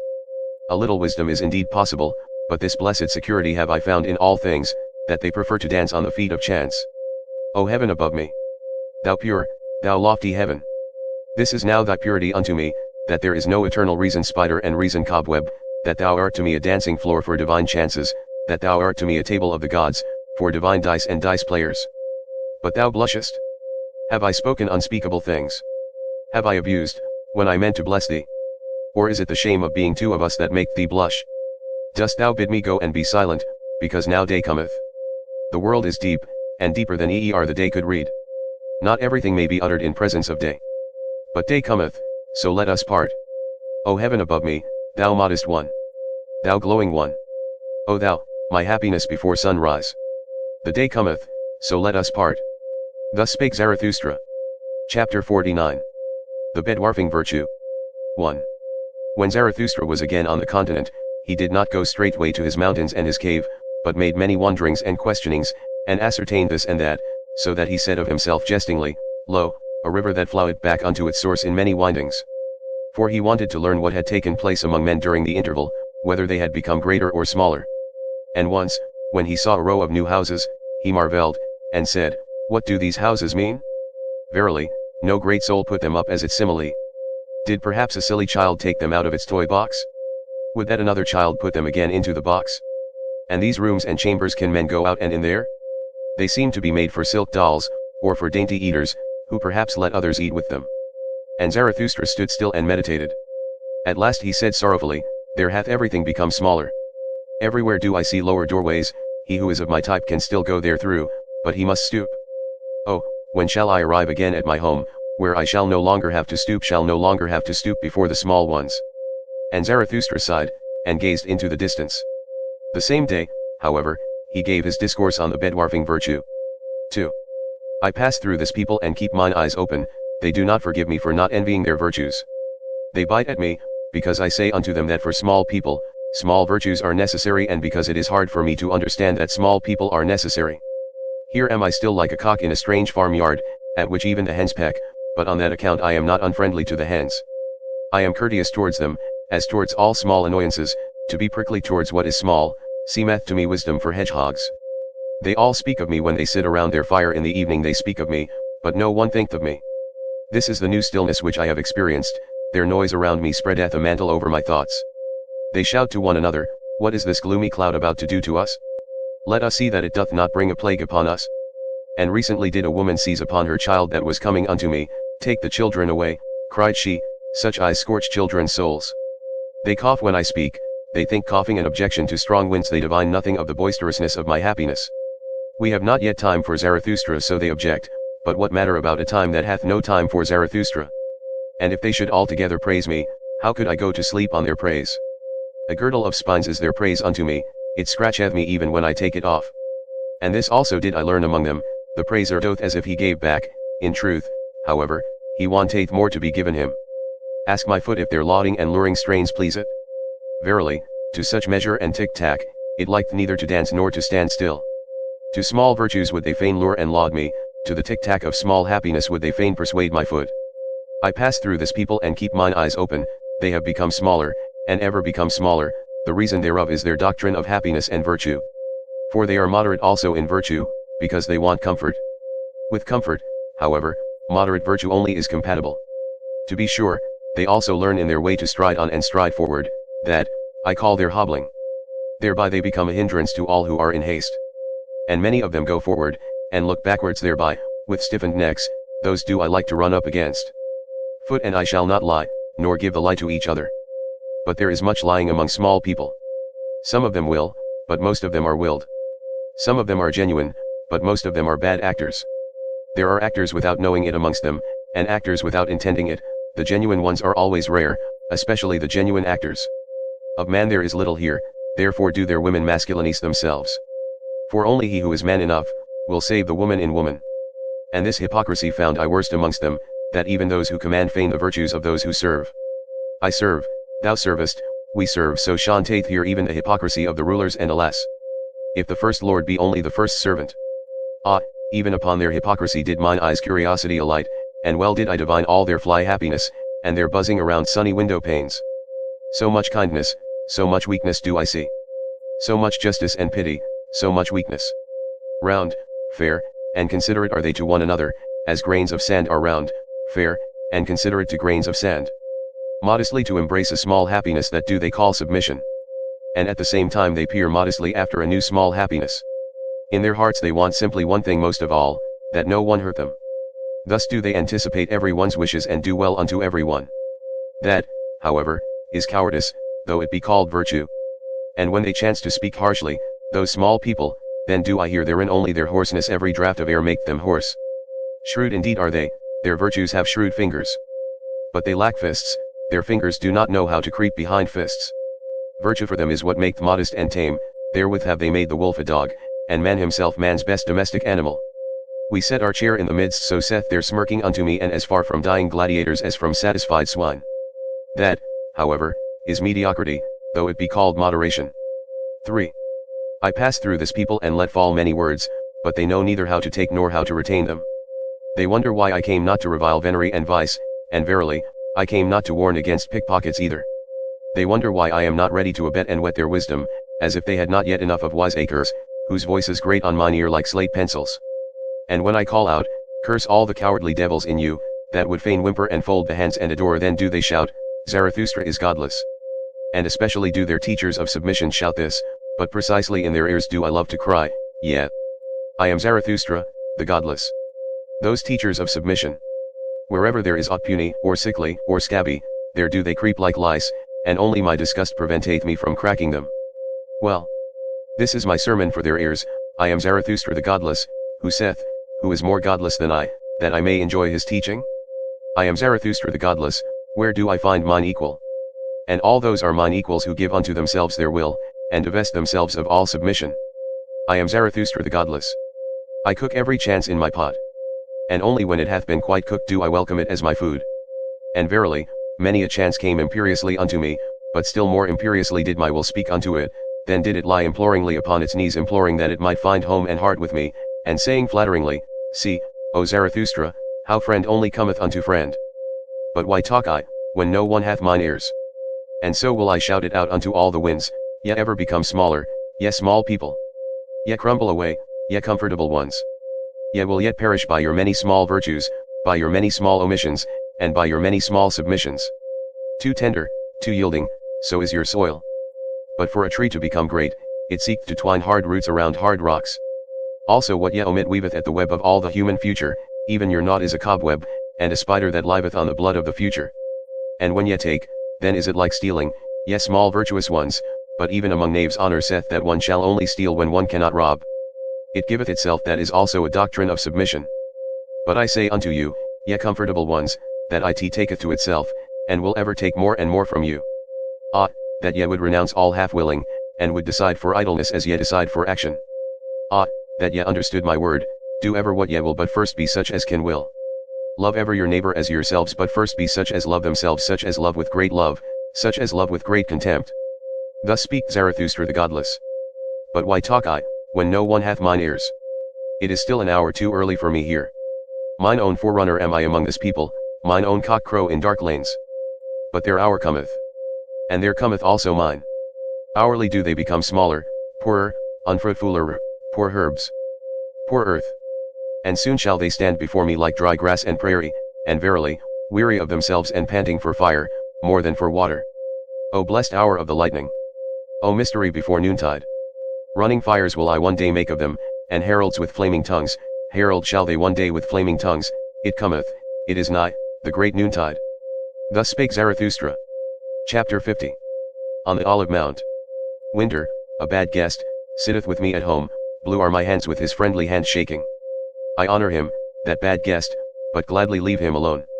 Gladly do I run away from him, and when one runneth well, then one escapeth him. With warm feet and warm thoughts do I run where the wind is calm to the sunny corner of mine olive mount. There do I laugh at my stern guest, and am still fond of him, because he cleareth my house of flies, and quieteth many little noises. For he suffereth it not if a gnat wanteth to buzz, or even two of them, also the lanes maketh he lonesome, so that the moonlight is afraid there at night. A hard guest is he, but I honor him, and do not worship, like the tenderlings, the pot-bellied fire idol. Better even a little teeth chattering than idle adoration. So willeth my nature. And especially have I a grudge against all ardent, steamy fire idols. Him whom I love better in winter than in summer, better do I now mock at mine enemies, and more heartily, when winter sitteth in my house. Heartily, verily, even when I creep into bed, there, still laugheth and wantoneth my hidden happiness, even my deceptive dream laugheth. I, a creeper? Never in my life did I creep before the powerful, and if ever I lied, then did I lie out of love. Therefore am I glad even in my winter bed. A poor bed warmeth me more than a rich one, for I am jealous of my poverty. And in winter she is most faithful unto me. With a wickedness do I begin every day, I mock at the winter with a cold bath, on that account grumbleth my stern housemate. Also do I like to tickle him with a wax taper, that he may finally let the heavens emerge from ashy grey twilight. For especially wicked am I in the morning, at the early hour when the pail rattleth at the well, and horses neigh warmly in grey lanes, impatiently do I then wait, that the clear sky may finally dawn for me, the snow-bearded winter sky, the hoary one, the white-head, the winter sky, the silent winter sky, which often stifleth even its sun. Did I perhaps learn from it the long clear silence? Or did it learn it from me? Or hath each of us devised it himself? Of all good things the origin is 1,000-fold, all good roguish things spring into existence for joy, how could they always do so for once only? A good roguish thing is also the long silence, and to look, like the winter sky, out of a clear, round-eyed countenance, like it to stifle one's sun, and one's inflexible solar will. Verily, this art and this winter roguishness have I learnt well. My best loved wickedness and art is it, that my silence hath learned not to betray itself by silence. Clattering with diction and dice, I outweet the solemn assistants, all those stern watchers, shall my will and purpose elude. That no one might see down into my depth and into mine ultimate will, for that purpose did I devise the long clear silence. Many a shrewd one did I find, he veiled his countenance and made his water muddy, that no one might see therethrough and thereunder. But precisely unto him came the shrewder distrusters and nutcrackers, precisely from him did they fish his best concealed fish. But the clear, the honest, the transparent, these are for me the wisest silent ones, in them, so profound is the depth that even the clearest water doth not betray it. Thou snow-bearded, silent, winter sky, thou round-eyed whitehead above me. Oh, thou heavenly simile of my soul and its wantonness. And must I not conceal myself like one who hath swallowed gold lest my soul should be ripped up? Must I not wear stilts, that they may overlook my long legs all those enviers and injurers around me? Those dingy, fire-warmed, used-up, green-tinted, ill-natured souls, how could their envy endure my happiness? Thus do I show them only the ice and winter of my peaks, and not that my mountain windeth all the solar girdles around it. They hear only the whistling of my winter storms, and know not that I also travel over warm seas, like longing, heavy, hot south winds. They commiserate also my accidents and chances, but my word saith, suffer the chance to come unto me, innocent is it as a little child. How could they endure my happiness, if I did not put around it accidents, and winter privations, and bearskin caps, and enmantling snowflakes? If I did not myself commiserate their pity, the pity of those enviers and injurers?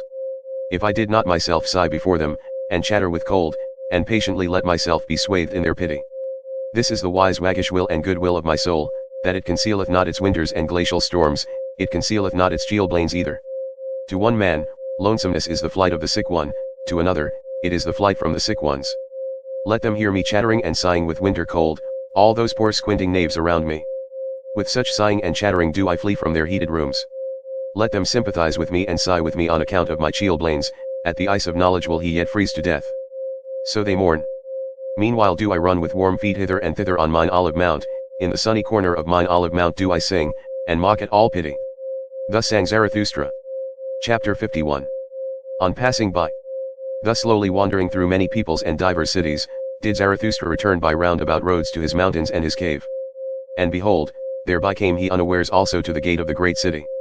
Here, however, a foaming fool, with extended hands, sprang forward to him and stood in his way. It was the same fool whom the people called the ape of Zarathustra, for he had learned from him something of the expression and modulation of language, and perhaps liked also to borrow from the store of his wisdom. And the fool talked thus to Zarathustra, O Zarathustra, here is the great city, here hast thou nothing to seek and everything to lose. Why wouldst thou wade through this mire? Have pity upon thy foot. Spit rather on the gate of the city, and turn back. Here is the hell for anchorites' thoughts, here are great thoughts seated alive and boiled small. Here do all great sentiments decay, here may only rattle-boned sensations rattle. Smellest thou not already the shambles and cookshops of the spirit? Steameth not the city with the fumes of slaughtered spirit? Seest thou not the souls hanging like limp dirty rags? And they make newspapers also out of these rags. Hearest thou not how spirit hath here become a verbal game? Loathsome verbal swill doth it vomit forth. And they make newspapers also out of this verbal swill. They hound one another, and know not whither. They inflame one another, and know not why. They tinkle with their pinchbeck, they jingle with their gold. They are cold, and seek warmth from distilled waters, they are inflamed, and seek coolness from frozen spirits, they are all sick and sore through public opinion. All lusts and vices are here at home, but here there are also the virtuous, there is much appointed virtue, much appointable virtue with scribe fingers, and hardy sitting flesh and waiting flesh, blessed with small breast stars, and padded, haunchless daughters. There is here also much piety, and much faithful spittle licking and spittle backing, before the God of hosts. From on high, drippeth the star, and the gracious spittle, for the high, longeth every starless bosom. The moon hath its court, and the court hath its moon calves, unto all, however, that cometh from the court do the mendicant people pray, and all appointable mendicant virtues. I serve, thou servest, we serve, so prith all appointable virtue to the prince, that the merited star may at last stick on the slender breast.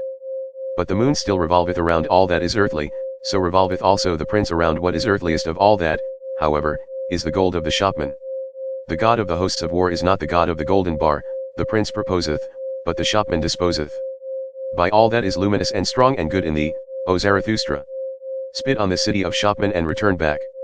Here floweth all blood putridly and tepidly and frothily through all veins, spit on the great city, which is the great slum where all the scum frotheth together. Spit on the city of compressed souls and slender breasts, appointed eyes and sticky fingers, on the city of the obtrusive, the brazen-faced, the pen demagogues and tongue demagogues, the overheated ambitious, where everything maimed, ill-famed, lustful, untrustful, over-mellow, sickly yellow and seditious, festereth pernicious, spit on the great city and turn back. Here, however, did Zarathustra interrupt the foaming fool, and shut his mouth. Stop this at once. Called out Zarathustra, long have thy speech and thy species disgusted me. Why didst thou live so long by the swamp, that thou thyself hadst to become a frog and a toad? Floweth there not attainted, frothy, swamp blood in thine own veins, when thou hast thus learned to croak and revile? Why wentest thou not into the forest? Or why didst thou not till the ground? Is the sea not full of green islands? I despise thy contempt, and when thou warnedst me, why didst thou not warn thyself? Out of love alone shall my contempt and my warning bird take wing, but not out of the swamp. They call thee mine ape, thou foaming fool, but I call thee my grunting pig. By thy grunting, thou spoilest even my praise of folly. What was it that first made thee grunt? Because no one sufficiently flattered thee, therefore didst thou seat thyself beside this filth, that thou mightest have cause for much grunting, that thou mightest have cause for much vengeance. For vengeance, thou vain fool, is all thy foaming. I have divined thee well. But thy fool's word injureth me, even when thou art right. And even if Zarathustra's word were 100 times justified, thou wouldst ever do wrong with my word. Thus spake Zarathustra. Then did he look on the great city and sighed, and was long silent. At last he spake thus, I loathe also this great city, and not only this fool. Here and there is nothing to better, nothing to worsen. Woe to this great city! And I would that I already saw the pillar of fire in which it will be consumed. For such pillars of fire must precede the great noontide. But this hath its time and its own fate. This precept, however, give I unto thee, in parting, thou fool, where one can no longer love, there should one pass by. Thus spake Zarathustra, and passed by the fool and the great city. Chapter 52. The Apostates. 1. Ah, lieth everything already withered and grey which but lately stood green and many-hued on this meadow? And how much honey of hope did I carry hence into my beehives? Those young hearts have already all become old and not old even. Only weary, ordinary, comfortable, they declare it, we have again become pious. Of late did I see them run forth at early morn with valorous steps, but the feet of their knowledge became weary, and now do they malign even their morning valor. Verily, many of them once lifted their legs like the dancer, to them winked the laughter of my wisdom, then did they bethink themselves. Just now have I seen them bent down to creep to the cross. Around light and liberty did they once flutter like gnats and young poets. A little older, a little colder, and already are they mystifiers and mumblers and mollycoddles. Did perhaps their hearts despond, because lonesomeness had swallowed me like a whale? Did their ear perhaps hearken yearningly long for me in vain, and for my trumpet notes and herald calls? Ah! Ever are there but few of those whose hearts have persistent courage and exuberance, and in such remaineth also the spirit patient. The rest, however, are cowardly. The rest, these are always the great majority, the commonplace, the superfluous, the far too many, those all are cowardly. Him who is of my type, will also the experiences of my type meet on the way, so that his first companions must be corpses and buffoons. His second companions, however they will call themselves his believers, will be a living host, with much love, much folly, much unbearded veneration. To those believers shall he who is of my type among men not bind his heart, in those springtimes and many-hued meadows shall he not believe, who knoweth the fickly faint-hearted human species. Could they do otherwise, then would they also will otherwise. The half and half spoil every whole. That leaves become withered, what is there to lament about that? Let them go and fall away, O Zarathustra, and do not lament. Better even to blow amongst them with rustling winds, blow amongst those leaves, O Zarathustra, that everything withered may run away from thee the faster. 2. We have again become pious, so do those apostates confess, and some of them are still too pusillanimous thus to confess. Unto them I look into the eye, before them I say it unto their face and unto the blush on their cheeks, yet are those who again pray. It is however a shame to pray. Not for all, but for thee, and me, and whoever hath his conscience in his head. For thee it is a shame to pray. Thou knowest it well, the faint-hearted devil in thee, which would fain fold its arms, and place its hands in its bosom, and take it easier, this faint-hearted devil persuadeth thee that there is a God. Thereby, however, dost thou belong to the light-dreading type, to whom light never permitteth repose, now must thou daily thrust thy head deeper into obscurity and vapor. And verily, thou choosest the hour well, for just now do the nocturnal birds again fly abroad. The hour hath come for all light-dreading people, the vesper hour and leisure hour, when they do not take leisure. I hear it and smell it, it hath come their hour for hunt and procession, not indeed for a wild hunt, but for a tame, lame, snuffling, soft treaders, soft prayers hunt, for a hunt after susceptible simpletons, all mouse-traps for the heart have again been set. And whenever I lift a curtain, a night moth rusheth out of it? Did it perhaps squat there along with another night moth? For everywhere do I smell small concealed communities, and wherever there are closets there are new devotees therein, and the atmosphere of devotees. They sit for long evenings beside one another, and say, let us again become like little children and say, good God. Ruined in mouths and stomachs by the pious confectioners. Or they look for long evenings at a crafty, lurking cross spider, that preacheth prudence to the spiders themselves, and hate that under crosses it is good for cobweb spinning. Or they sit all day at swamps with angle rods, and on that account think themselves profound, but whoever fisheth where there are no fish, I do not even call him superficial. Or they learn in godly gay style to play the harp with a hymn poet, who would fain harp himself into the heart of young girls, for he hath tired of old girls and their praises. Or they learn to shudder with a learned semi-madcap, who waiteth in darkened rooms for spirits to come to him and the spirit runneth away entirely. Or they listen to an old roving howl and growl piper, who hath learned from the sad winds the sadness of sounds, now pipeth he as the wind, and preacheth sadness in sad strains. And some of them have even become night watchmen, they know now how to blow horns, and go about at night and awaken old things which have long fallen asleep. 5 words about old things did I hear yesternight at the garden wall, they came from such old, sorrowful, arid night watchmen. For a father he careth not sufficiently for his children, human fathers do this better. He is too old. He now careth no more for his children, answered the other night watchman. Hath he then children? No one can prove it unless he himself prove it. I have long wished that he would for once prove it thoroughly. Prove? As if he had ever proved anything. Proving is difficult to him, he layeth great stress on one's believing him. I. Belief saveth him, belief in him. That is the way with old people. So it is with us also. Thus spake to each other the 2 old night watchmen and light scarers, and tooted thereupon sorrowfully on their horns, so did it happen yesternight at the garden wall. To me, however, did the heart writhe with laughter, and was like to break, it knew not where to go, and sunk into the midriff. Verily, it will be my death yet to choke with laughter when I see asses drunken, and hear night watchmen thus doubt about God. Hath the time not long since passed for all such doubts? Who may nowadays awaken such old slumbering, light-shunning things? With the old deities hath it long since come to an end, and verily, a good joyful deity end had they. They did not bellow themselves to death that do people fabricate. On the contrary, they laughed themselves to death once on a time. That took place when the ungodliest utterance came from a god himself, the utterance, there is but one God. Thou shalt have no other gods before me. An old grim beard of a god, a jealous one, forgot himself in such wise, and all the gods then laughed, and shook upon their thrones, and exclaimed, is it not just divinity that there are gods, but no God? He that hath an ear let him hear. Thus talked Zarathustra in the city he loved, which is surnamed the Pied Cow. For from here he had but 2 days to travel to reach once more his cave and his animals. His soul, however, rejoiced unceasingly on account of the nighness of his return home. Chapter 53. The Return Home. O lonesomeness! My home, lonesomeness! Too long have I lived wildly in wild remoteness, to return to thee without tears. Now threaten me with the finger as mothers threaten, now smile upon me as mothers smile, now say just, who was it that like a whirlwind once rushed away from me?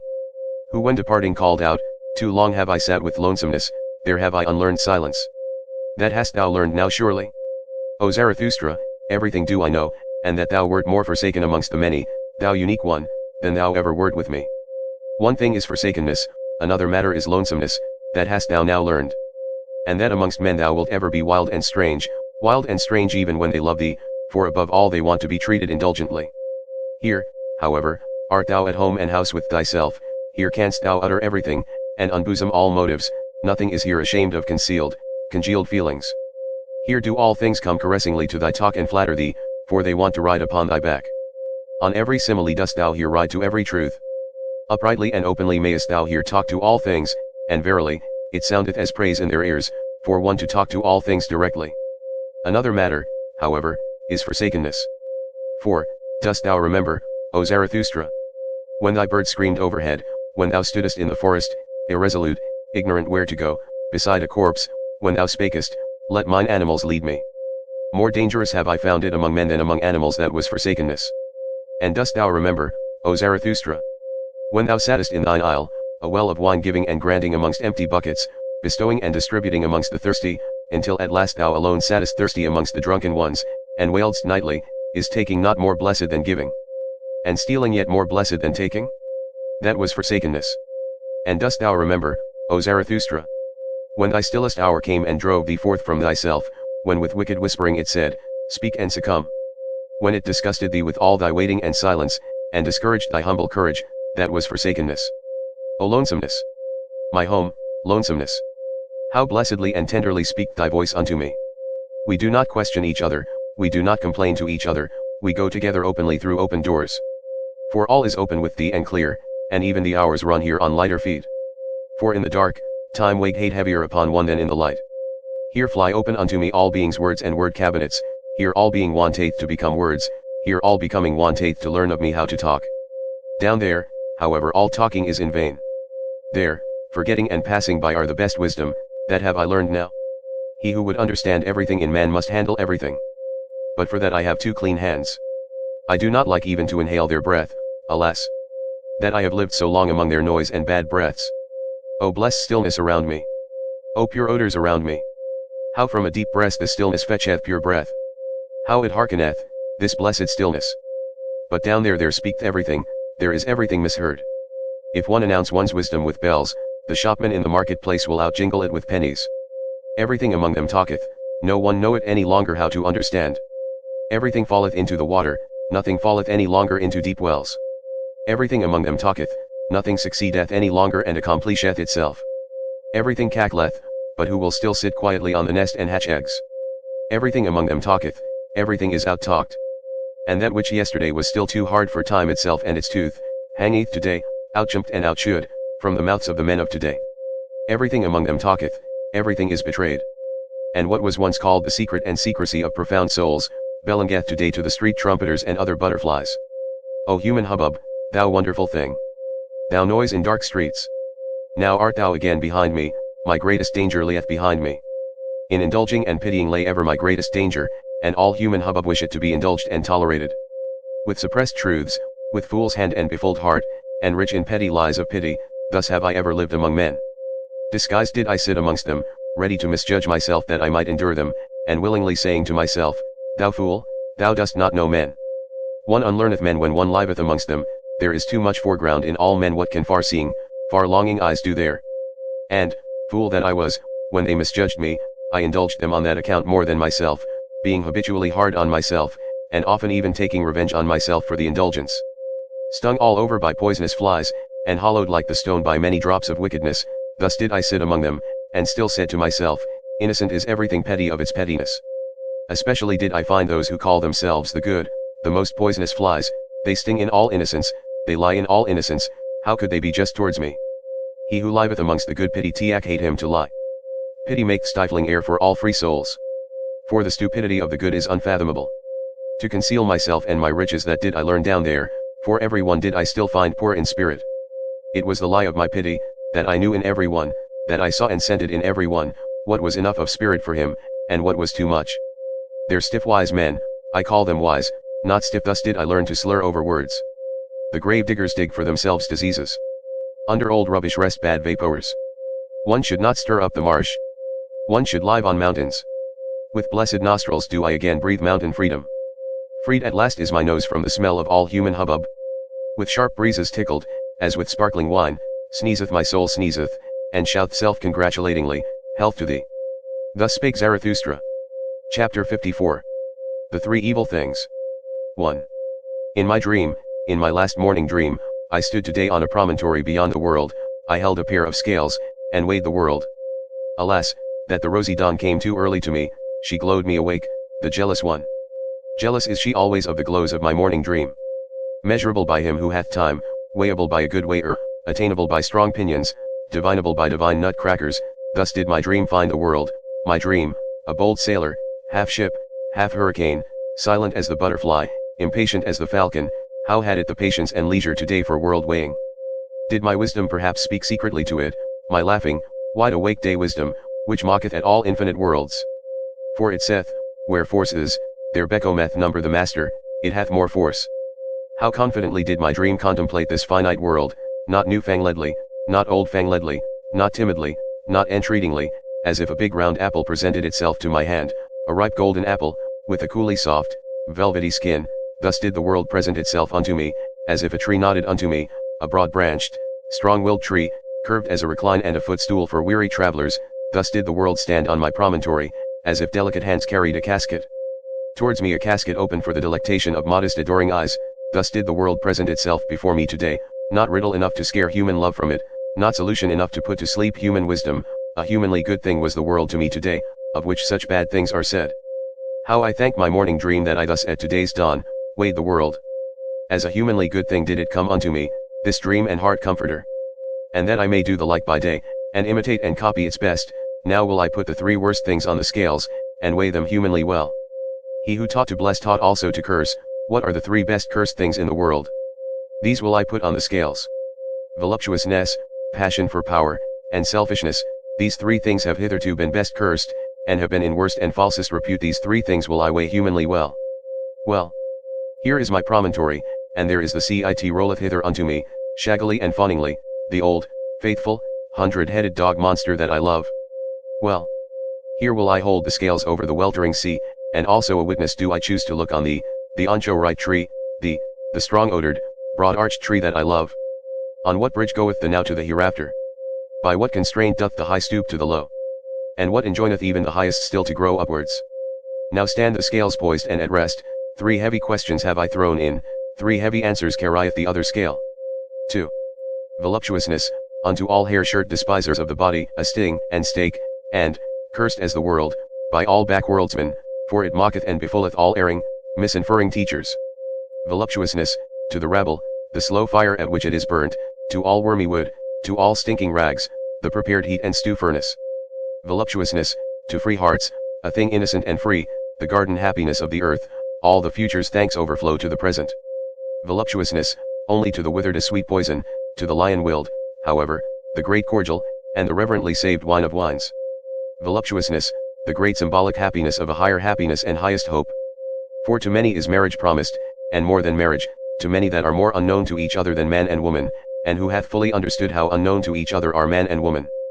Voluptuousness, but I will have hedges around my thoughts, and even around my words, lest swine and libertine should break into my gardens. Passion for power, the glowing scourge of the hardest of the hard, the cruel torture reserved for the cruelest themselves, the gloomy flame of living pyres. Passion for power, the wicked gadfly which is mounted on the vainest peoples, the scorner of all uncertain virtue, which rideth on every horse and on every pride. Passion for power, the earthquake which breaketh and upbreaketh all that is rotten and hollow, the rolling, rumbling, punitive demolisher of whited sepulchres, the flashing interrogative sign beside premature answers. Passion for power, before whose glance man creepeth and croucheth and drudgeth, and becometh lower than the serpent and the swine, until at last great contempt crieth out of him. Passion for power, the terrible teacher of great contempt, which preacheth to their face to cities and empires, away with thee. Until a voice crieth out of themselves, away with me.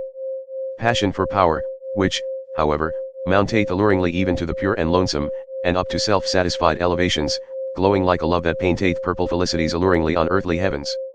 Passion for power, but who would call it passion, when the height longeth to stoop for power? Verily, nothing sick or diseased is there in such longing and descending. That the lonesome height may not forever remain lonesome and self-sufficing, that the mountains may come to the valleys and the winds of the heights to the plains, oh, who could find the right prenomen and honoring name for such longing? Bestowing virtue thus did Zarathustra once name the unum able. And then it happened also, and verily, it happened for the first time, that his word blessed selfishness, the wholesome, healthy selfishness, that springeth from the powerful soul, to which the high body appertaineth, the handsome, triumphing, refreshing body, around which everything becometh a mirror, the pliant, persuasive body, the dancer, whose symbol and epitome is the self-enjoying soul. Of such bodies and souls the self-enjoyment calleth itself virtue. With its words of good and bad doth such self-enjoyment shelter itself as with sacred groves, with the names of its happiness doth it banish from itself everything contemptible. Away from itself doth it banish everything cowardly, it saith, bad that is cowardly. Contemptible seem to it the ever solicitous, the sighing, the complaining, and whoever pick up the most trifling advantage. It despiseth also all bitter sweet wisdom, for verily, there is also wisdom that bloometh in the dark, a nightshade wisdom, which ever sigheth, all is vain. Shy distrust is regarded by it as base, and every one who wanteth oaths instead of looks and hands, also all over distrustful wisdom, for such is the mode of cowardly souls. Baser still it regardeth the obsequious, doggish one, who immediately layeth on his back, the submissive one, and there is also wisdom that is submissive, and doggish, and pious, and obsequious. Hateful to it altogether, and a loathing, is he who will never defend himself, he who swalloweth down poisonous spittle and bad looks, the all too patient one, the all endurer, the all satisfied one, for that is the mode of slaves. Whether they be servile before gods and divine spurnings, or before men and stupid human opinions, at all kinds of slaves doth it spit, this blessed selfishness. Bad, thus doth it call all that is spirit broken, and sordidly servile constrained, blinking eyes, depressed hearts, and the false submissive style, which kisseth with broad cowardly lips. And spurious wisdom, so doth it call all the wit that slaves, and hoary-headed and weary ones affect, and especially all the cunning, spurious wit, curious wit foolishness of priests. The spurious wise, however, all the priests, the world weary, and those whose souls are of feminine and servile nature, oh, how hath their game all along abused selfishness. And precisely that was to be virtue, and was to be called virtue to abuse selfishness. And selfless so did they wish themselves with good reason, all those world-weary cowards and cross spiders. But to all those cometh now the day, the change, the sword of judgment, the great noontide, then shall many things be revealed. And he who proclaimeth the ego wholesome and holy, and selfishness blessed, verily, he, the prognosticator, speaketh also what he knoweth, behold, it cometh, it is nigh, the great noontide. Thus spake Zarathustra. Chapter 55. The Spirit of Gravity. 1. My mouthpiece is of the people, too coarsely and cordially do I talk for Angora rabbits. And still stranger soundeth my word unto all inkfish and pen foxes. My hand is a fool's hand, woe unto all tables and walls, and whatever hath room for fools sketching, fools scrawling. My foot is a horse foot, therewith do I trample and trot over stick and stone, in the fields up and down, and am bedevilled with delight in all fast racing. My stomach is surely an eagle's stomach, for it preferreth lamb's flesh. Certainly it is a bird's stomach. Nourished with innocent things, and with few, ready and impatient to fly away, that is now my nature. Why should there not be something of bird nature therein? And especially that I am hostile to the spirit of gravity, that is bird nature, verily, deadly hostile, supremely hostile, originally hostile. Oh, whither hath my hostility not flown and misflown? Thereof could I sing a song, and will sing it, though I be alone in an empty house, and must sing it to mine own ears. Other singers are there, to be sure, to whom only the full house make the voice soft, the hand eloquent, the eye expressive, the heart wakeful, those do I not resemble. 2. He who one day hate men to fly will have shifted all landmarks, to him will all landmarks themselves fly into the air, the earth will he christen anew as the light body. The ostrich runneth faster than the fastest horse, but it also thrusteth its head heavily into the heavy earth, thus is it with the man who cannot yet fly. Heavy unto him are earth and life, and so willeth the spirit of gravity. But he who would become light, and be a bird, must love himself, thus do I teach. Not, to be sure, with the love of the sick and infected, for with them stinketh even self-love. One must learn to love oneself, thus do I teach with a wholesome and healthy love, that one may endure to be with oneself, and not go roving about. Such roving about christeneth itself brotherly love. With these words hath there hitherto been the best lying and dissembling, and especially by those who have been burdensome to every one. And verily, it is no commandment for today and tomorrow to learn to love oneself. Rather is it of all arts the finest, subtlest, last, and patientest. For to its possessor is all possession well concealed, and of all treasure pits one's own is last excavated, so causeth the spirit of gravity. Almost in the cradle are we apportioned with heavy words and worths, good and evil, so calleth itself this dowry. For the sake of it we are forgiven for living. And therefore suffereth one little children to come unto one, to forbid them betimes to love themselves, so causeth the spirit of gravity. And we bear loyally what is apportioned unto us, on hard shoulders, over rugged mountains. And when we sweat, then do people say to us, yeah, life is hard to bear. But man himself only is hard to bear. The reason thereof is that he carrieth too many extraneous things on his shoulders. Like the camel kneeleth he down, and letteth himself be well laden. Especially the strong load-bearing man in whom reverence resideth. Too many extraneous heavy words and worths loadeth he upon himself, then seemeth life to him a desert. And verily, many a thing also that is our own is hard to bear. And many internal things in man are like the oyster, repulsive and slippery and hard to grasp, so that an elegant shell, with elegant adornment, must plead for them. But this art also must one learn, to have a shell, and a fine appearance, and sagacious blindness. Again, it deceiveth about many things in man, that many a shell is poor and pitiable, and too much of a shell. Much concealed goodness and power is never dreamt of, the choicest dainties find no tasters. Women know that, the choicest of them, a little fatter a little leaner, oh, how much fate is in so little. Man is difficult to discover, and unto himself most difficult of all, often lieth the spirit concerning the soul. So causeth the spirit of gravity. He, however, hath discovered himself who saith, this is my good and evil, therewith hath he silenced the mole and the dwarf, who say, good for all, evil for all. Verily, neither do I like those who call everything good, and this world the best of all. Those do I call the all-satisfied. All-satisfiedness, which knoweth how to taste everything, that is not the best taste. I honor the refractory, fastidious tongues and stomachs, which have learned to say I and ya and nay. To chew and digest everything, however, that is the genuine swine nature. Ever to say yea, that hath only the ass learnt, and those like it. Deep yellow and hot red, so wanteth my taste it mixed blood with all colors. He, however, who whitewasheth his house, betrayeth unto me a whitewashed soul. With mummies, some fall in love, others with phantoms, both alike hostile to all flesh and blood. Oh, how repugnant are both to my taste. For I love blood. And there will I not reside and abide where every one spitteth and speweth, that is now my taste, rather would I live amongst thieves and perjurers. Nobody carrieth gold in his mouth. Still more repugnant unto me, however, are all lickspittles, and the most repugnant animal of man that I found, did I christen parasite, it would not love, and would yet live by love. Unhappy do I call all those who have only one choice, either to become evil beasts, or evil beast tamers. Amongst such would I not build my tabernacle. Unhappy do I also call those who have ever to wait, they are repugnant to my taste, all the toll gatherers and traders and kings and other landkeepers and shopkeepers. Verily, I learned waiting also, and thoroughly so, but only waiting for myself. And above all did I learn standing and walking and running and leaping and climbing and dancing. This however is my teaching, he who wisheth one day to fly, must first learn standing and walking and running and climbing and dancing, one doth not fly into flying. With rope ladders learned I to reach many a window, with nimble legs did I climb high masts, to sit on high masts of perception seemed to me no small bliss, to flicker like small flames on high masts, a small light, certainly, but a great comfort to cast away sailors and shipwrecked ones. By divers ways and wendings did I arrive at my truth, not by one ladder did I mount to the height where mine eye roveth into my remoteness. And unwillingly only did I ask my way that was always counter to my taste. Rather did I question and test the ways themselves. A testing and a questioning hath been all my travelling, and verily, one must also learn to answer such questioning.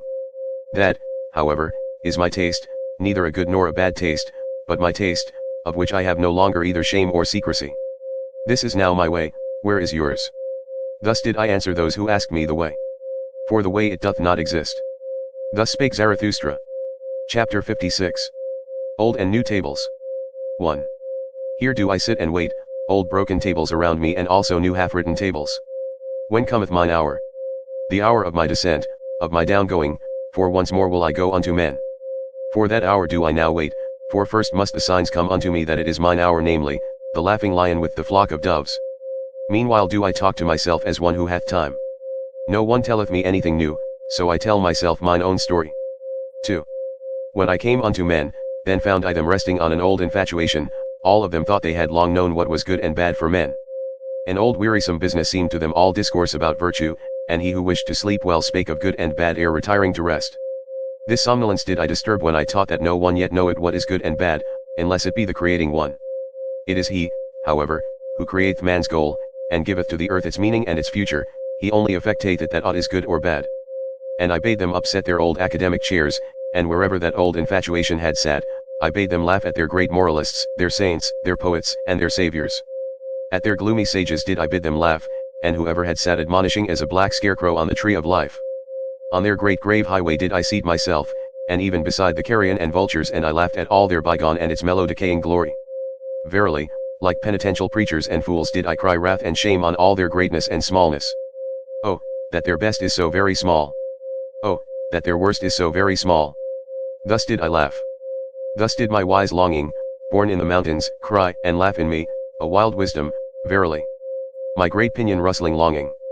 And oft did it carry me off and up and away, and in the midst of laughter, then flew I quivering like an arrow with sun-intoxicated rapture, out into distant futures, which no dream hath yet seen, into warmer souths than ever sculptor conceived, where gods in their dancing are ashamed of all clothes, that I may speak in parables and halt and stammer like the poets, and verily I am ashamed that I have still to be a poet. Where all becoming seemed to me dancing of gods, and wantoning of gods, and the world unloosed and unbridled and fleeing back to itself, as an eternal self fleeing and reseeking of one another of many gods, as the blessed self contradicting, recommoning, and refraternizing with one another of many gods, where all time seemed to me a blessed mockery of moments, where necessity was freedom itself, which played happily with the goad of freedom, where I also found again mine old devil. An arch enemy, the spirit of gravity, and all that it created, constraint, law, necessity, and consequence and purpose and will and good and evil, for must there not be that which is danced over, danced beyond? Must there not, for the sake of the nimble, the nimblest, be moles and clumsy dwarfs? 3. There was it also where I picked up from the path the word Superman, and that man is something that must be surpassed. That man is a bridge and not a goal, rejoicing over his noontides and evenings, as advances to new rosy dawns, the Zarathustra word of the great noontide, and whatever else I have hung up over men like purple evening afterglows. Verily, also new stars did I make them see, along with new nights, and over cloud and day and night, did I spread out laughter like a gay-colored canopy. I taught them all my poetization and aspiration, to compose and collect into unity what is fragment in man, and riddle and fearful chance, as composer, riddle reader, and redeemer of chance, did I teach them to create the future, and all that hath been to redeem by creating. The past of man to redeem, and every it was to transform, until the will saith, but so did I will it. So shall I will it, this did I call redemption, this alone taught I them to call redemption. Now do I await my redemption, that I may go unto them for the last time. For once more will I go unto men, amongst them will my sun set, in dying will I give them my choicest gift.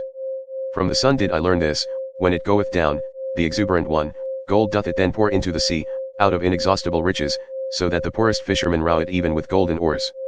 For this did I once see, and did not tire of weeping in beholding it. Like the sun will also Zarathustra go down, now sitteth he here and waiteth, old broken tables around him, and also new tables half written. 4. Behold, here is a new table, but where are my brethren who will carry it with me to the valley and into hearts of flesh? Thus demandeth my great love to the remotest ones, be not considerate of thy neighbor. Man is something that must be surpassed.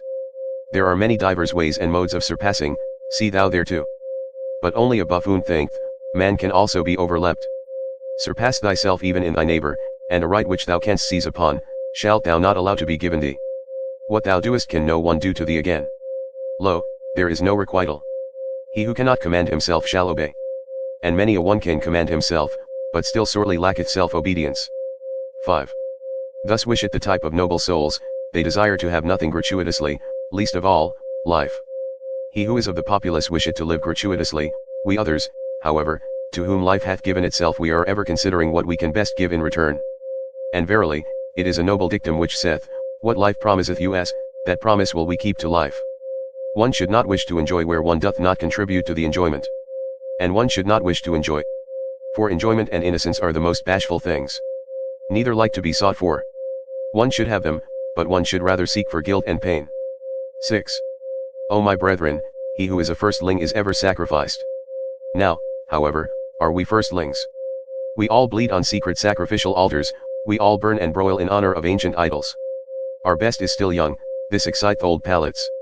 Our flesh is tender, our skin is only lamb's skin, how could we not excite old idol priests? In ourselves dwelleth he still, the old idol priest, who broileth our best for his banquet. Ah, my brethren, how could firstlings fail to be sacrifices? But so wish it our type, and I love those who do not wish to preserve themselves, the down-going ones do I love with mine entire love, for they go beyond. 7. To be true that can few be. And he who can, will not. Least of all, however, can the good be true. Oh, those good ones. Good men never speak the truth. For the spirit, thus to be good, is a malady. They yield, those good ones, they submit themselves, their heart repeateth, their soul obeyeth, he, however, who obeyeth, doth not listen to himself. All that is called evil by the good, must come together in order that one truth may be born. O my brethren, are ye also evil enough for this truth? The daring venture, the prolonged distrust, the cruel nay, the tedium, the cutting into the quick, how seldom do these come together. Out of such seed, however, is truth produced. Beside the bad conscience hath hitherto grown all knowledge. Break up, ye discerning ones, the old tables. 8. When the water hath planks, when gangways and railings o'er span the stream, verily, he is not believed who then saith, all is in flux. But even the simpletons contradict him. What? Say the simpletons, all in flux? Planks and railings are still over the stream. Over the stream all is stable, all the values of things, the bridges and bearings, all good and evil, these are all stable. Cometh, however, the hard winter, the stream tamer, then learn even the wittiest distrust, and verily, not only the simpletons then say, should not everything stand still? Fundamentally standeth everything still, that is an appropriate winter doctrine, good cheer for an unproductive period, a great comfort for winter sleepers and fireside loungers. Fundamentally standeth everything still, but contrary thereto, preacheth the thawing wind. The thawing wind, a bullock, which is no ploughing bullock, a furious bullock, a destroyer, which with angry horns break the ice. The ice however break gangways. O my brethren, is not everything at present in flux? Have not all railings and gangways fallen into the water? Who would still hold on to good and evil? Woe to us! Hail to us! The thawing wind blow it. Thus preach, my brethren, through all the streets. 9.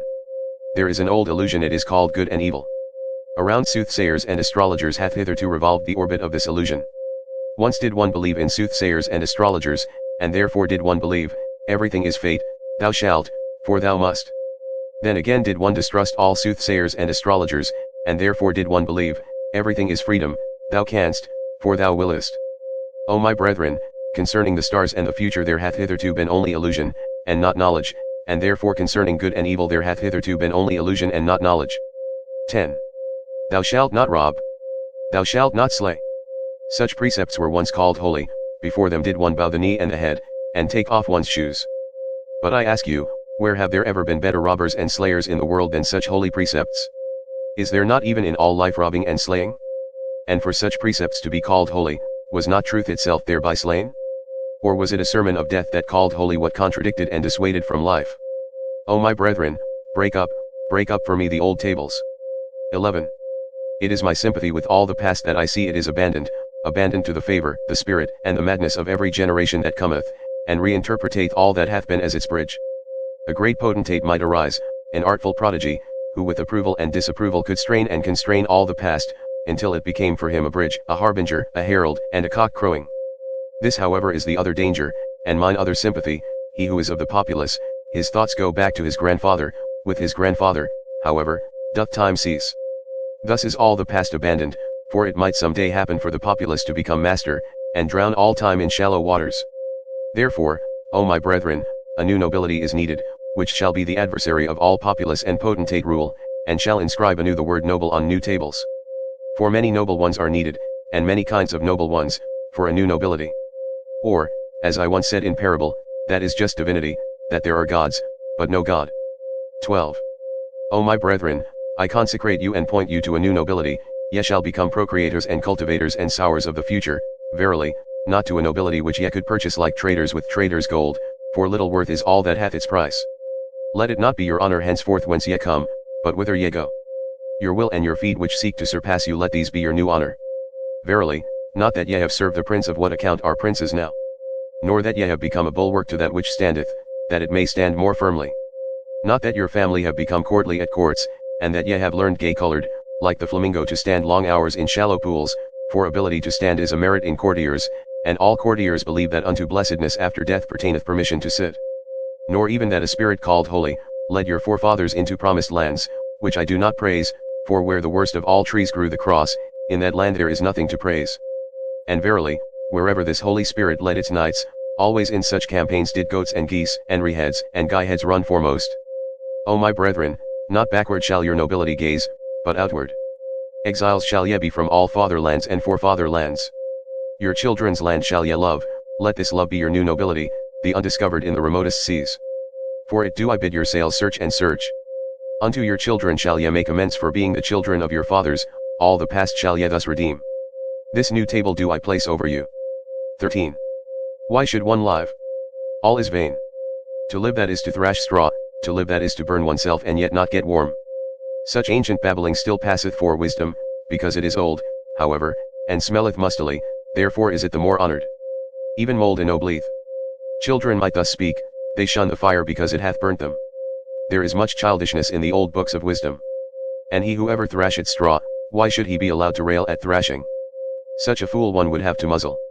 Such persons sit down to the table and bring nothing with them, not even good hunger, and then do they rail, all is vain. But to eat and drink well, my brethren, is verily no vain art. Break up for me the tables of the never joyous ones. 14. To the clean are all things clean, thus say the people. I, however, say unto you, to the swine all things become swinish.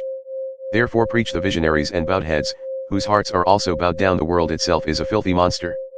For these are all unclean spirits, especially those, however, who have no peace or rest, unless they see the world from the backside, the backworldsman.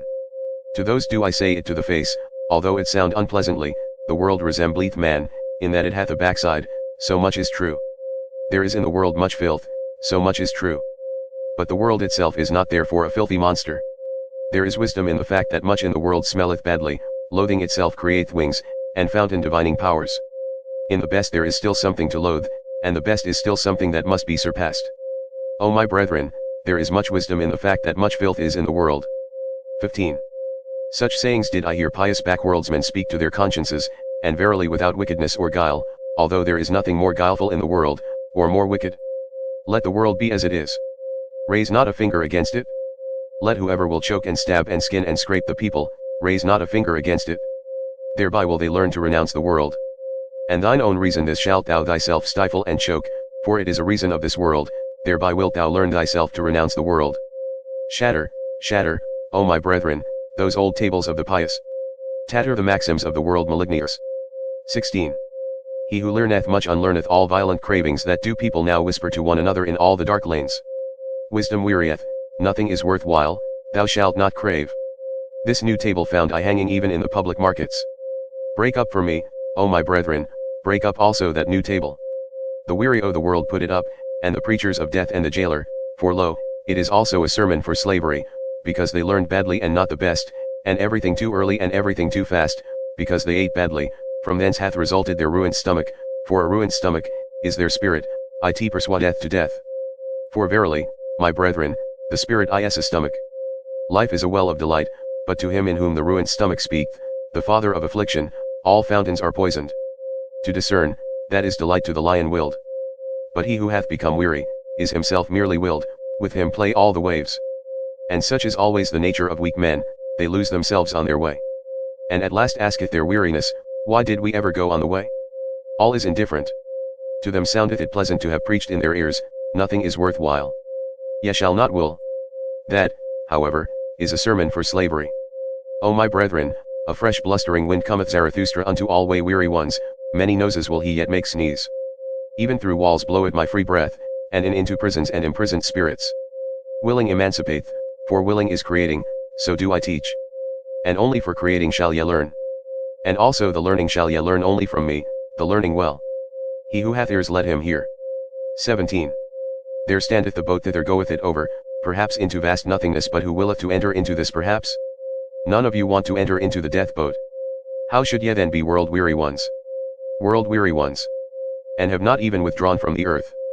Eager did I ever find you for the earth, amorous still of your own earth weariness. Not in vain doth your lip hang down, a small worldly wish still sitteth thereon. And in your eye float there not a cloudlet of unforgotten earthly bliss? There are on the earth many good inventions, some useful, some pleasant, for their sake is the earth to be loved.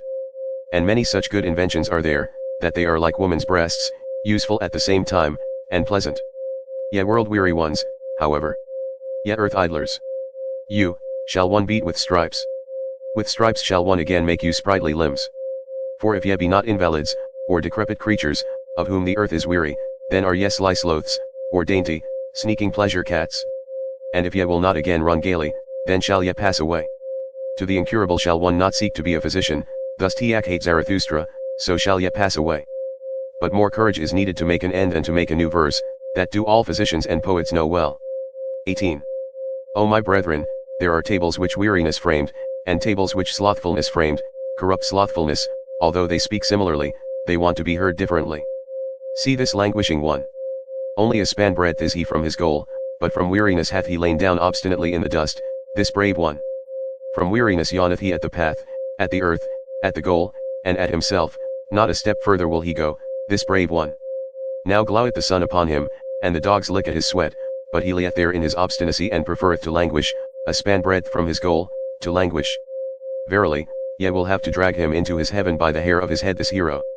Better still that ye let him lie where he hath lain down, that sleep may come unto him, the comforter, with cooling patter rain.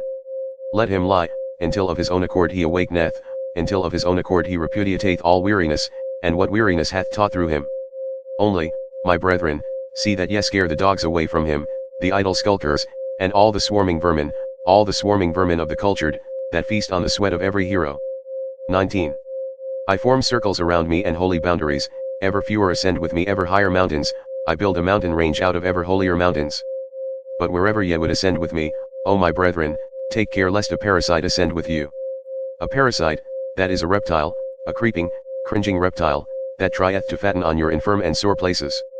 And this is its art, it divineth where ascending souls are weary, in your trouble and dejection, in your sensitive modesty, doth it build its loathsome nest. Where the strong are weak, where the noble are all too gentle, there buildeth it its loathsome nest, the parasite liveth where the great have small sore places. What is the highest of all species of being, and what is the lowest? The parasite is the lowest species, he, however, who is of the highest species feedeth most parasites. For the soul which hath the longest ladder, and can go deepest down, how could there fail to be most parasites upon it? The most comprehensive soul, which can run and stray and rove furthest in itself, the most necessary soul, which out of joy flingeth itself into chance, the soul in being, which plungeth into becoming, the possessing soul, which seeketh to attain desire and longing, the soul fleeing from itself, which overtaketh itself in the widest circuit, the wisest soul, unto which folly speaketh most sweetly, the soul most self-loving, in which all things have their current and counter-current, their ebb and their flow. Oh, how could the loftiest soul fail to have the worst parasites? 20. O my brethren, am I then cruel? But I say, what falleth, that shall one also push. Everything of today it falleth, it decayeth, who would preserve it? But I wish also to push it. Know ye the delight which rolleth stones into precipitous depths? Those men of today, see just how they roll into my depths. A prelude am I to better players, O my brethren. An example. Do according to mine example. And him whom ye do not teach to fly, teach I pray you to fall faster. 21. I love the brave, but it is not enough to be a swordsman, one must also know whereon to use swordsmanship. And often is it greater bravery to keep quiet and pass by, that thereby one may reserve oneself for a worthier foe. Ye shall only have foes to be hated, but not foes to be despised, ye must be proud of your foes. Thus have I already taught. For the worthier foe, O my brethren, shall ye reserve yourselves, therefore must ye pass by many a one, especially many of the rabble, who din your ears with noise about people and peoples. Keep your eye clear of their for and against. There is there much right, much wrong, he who looketh on Becco meth wroth. Therein viewing, therein hewing they are the same thing, therefore depart into the forests and lay your sword to sleep. Go your ways. And let the people and peoples go theirs. Gloomy ways, verily, on which not a single hope glinteth any more. Let there the traitor rule, where all that still glittereth is traitor's gold. It is the time of kings no longer, that which now calleth itself the people is unworthy of kings. See how these peoples themselves now do just like the traitors, they pick up the smallest advantage out of all kinds of rubbish. They lay lures for one another, they lure things out of one another, that they call good neighborliness. O blessed remote period when a people said to itself, I will be master over peoples. For, my brethren, the best shall rule, the best also willeth to rule. And where the teaching is different, there the best is lacking. 22. If they had bread for nothing, alas! For what would they cry? Their maintainment that is their true entertainment, and they shall have it hard. Beasts of prey, are they, in their working there is even plundering, in their earning there is even overreaching. Therefore shall they have it hard. Better beasts of prey shall they thus become, subtler, cleverer, more man-like, for man is the best beast of prey. All the animals hath man already robbed of their virtues, that is why of all animals it hath been hardest for man. Only the birds are still beyond him. And if man should yet learn to fly, alas! To what height would his rapacity fly? 23. Thus would I have man and woman, fit for war, the one, fit for maternity, the other, both, however, fit for dancing with head and legs. And lost be the day to us in which a measure hath not been danced. And false be every truth which hath not had laughter along with it. 24. Your marriage arranging, see that it be not a bad arranging. Ye have arranged too hastily, so there followeth therefrom marriage breaking. And better marriage breaking than marriage bending, marriage lying. Thus spake a woman unto me, indeed, I broke the marriage, but first did the marriage break me. The badly paired found I ever the most revengeful, they make every one suffer for it that they no longer run singly. On that account want I the honest ones to say to one another, we love each other, let us see to it that we maintain our love.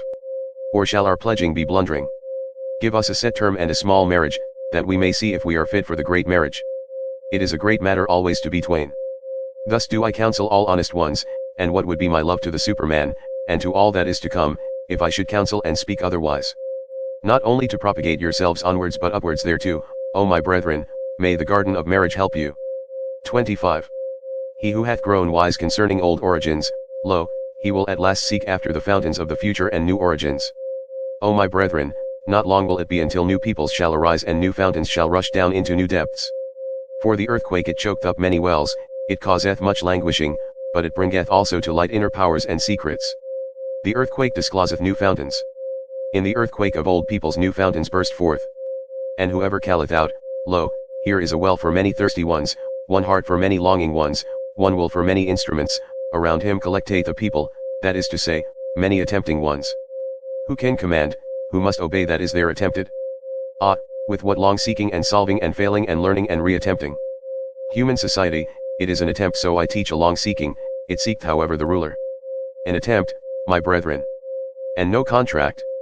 Destroy, I pray you, destroy that word of the soft-hearted and half and half. 26. O my brethren! With whom lieth the greatest danger to the whole human future? Is it not with the good and just?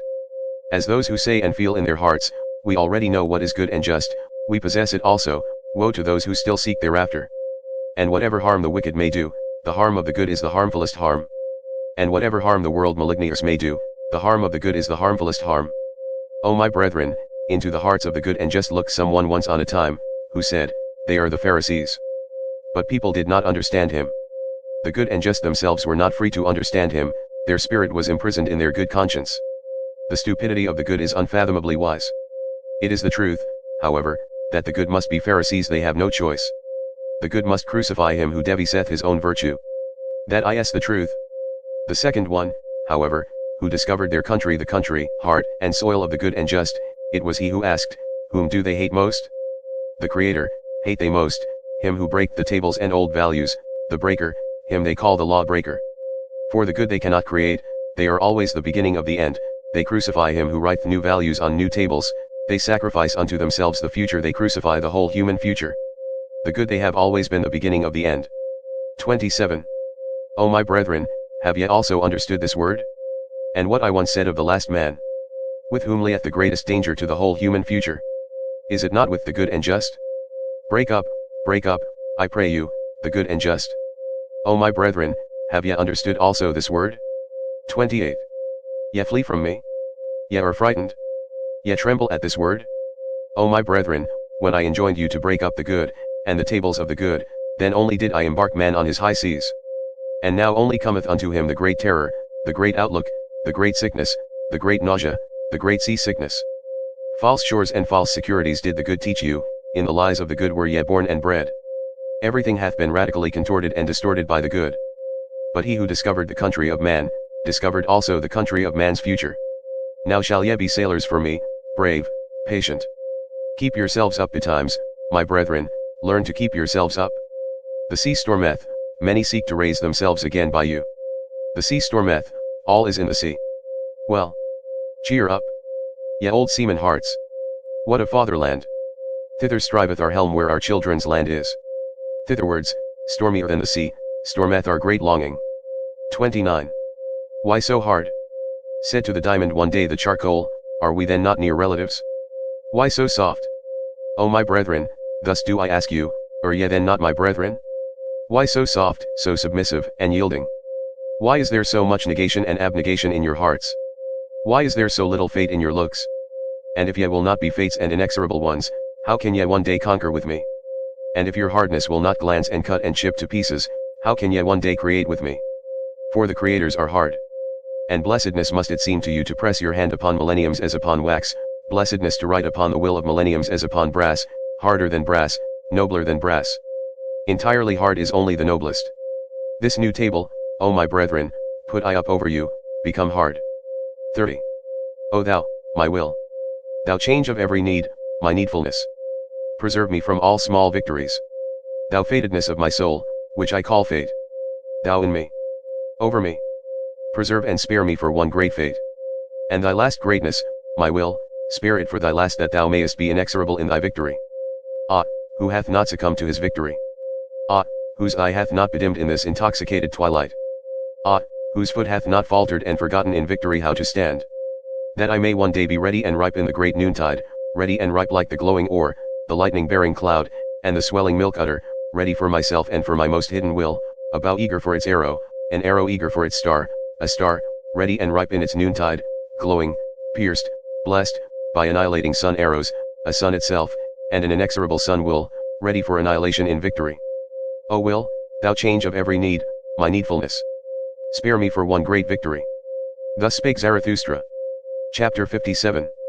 The Convalescent. 1. One morning, not long after his return to his cave, Zarathustra sprang up from his couch like a madman, crying with a frightful voice, and acting as if someone still lay on the couch who did not wish to rise.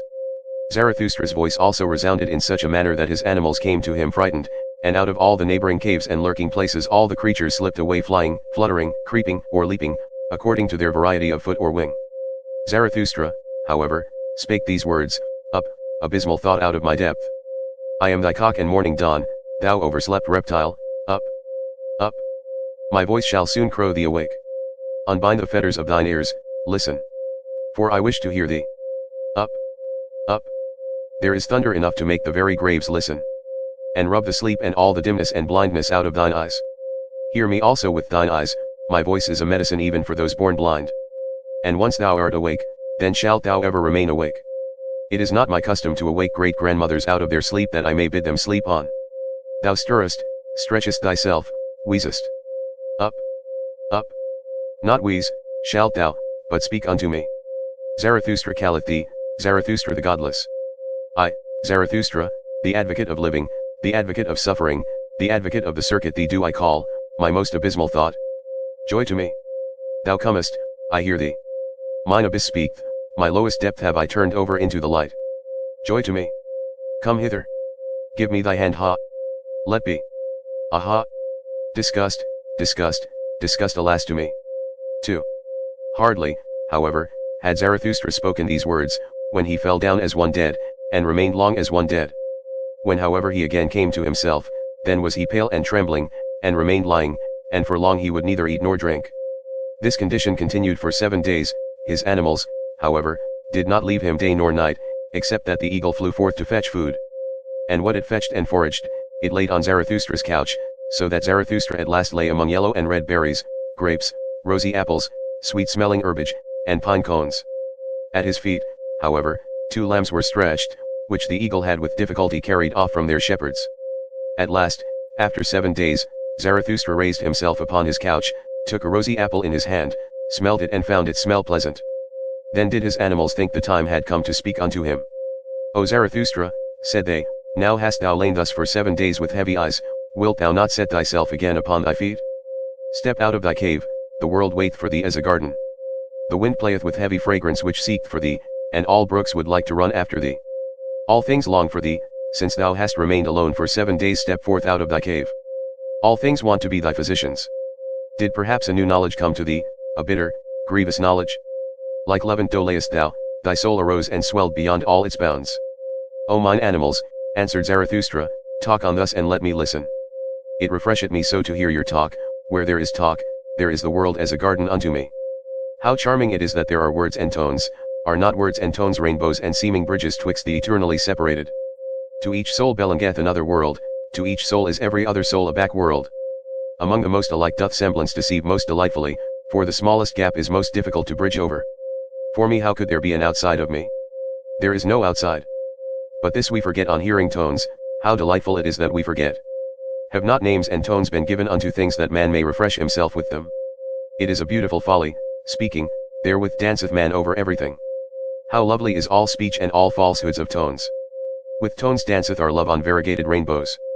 O Zarathustra, said then his animals, to those who think like us, things all dance themselves, they come and hold out the hand and laugh and flee and return.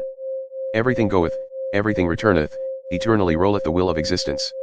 Everything dieth, everything blossometh forth again, eternally runneth on the year of existence. Everything breaketh, everything is integrated anew, eternally buildeth itself the same house of existence. All things separate, all things again greet one another, eternally true to itself remaineth the ring of existence. Every moment beginneth existence, around every here rolleth the ball there. The middle is everywhere. Crooked is the path of eternity. O ye wags and barrel organs! Answered Zarathustra, and smiled once more, how well do ye know what had to be fulfilled in 7 days, and how that monster crept into my throat and choked me. But I bit off its head and spat it away from me. And ye have made a liar lay out of it?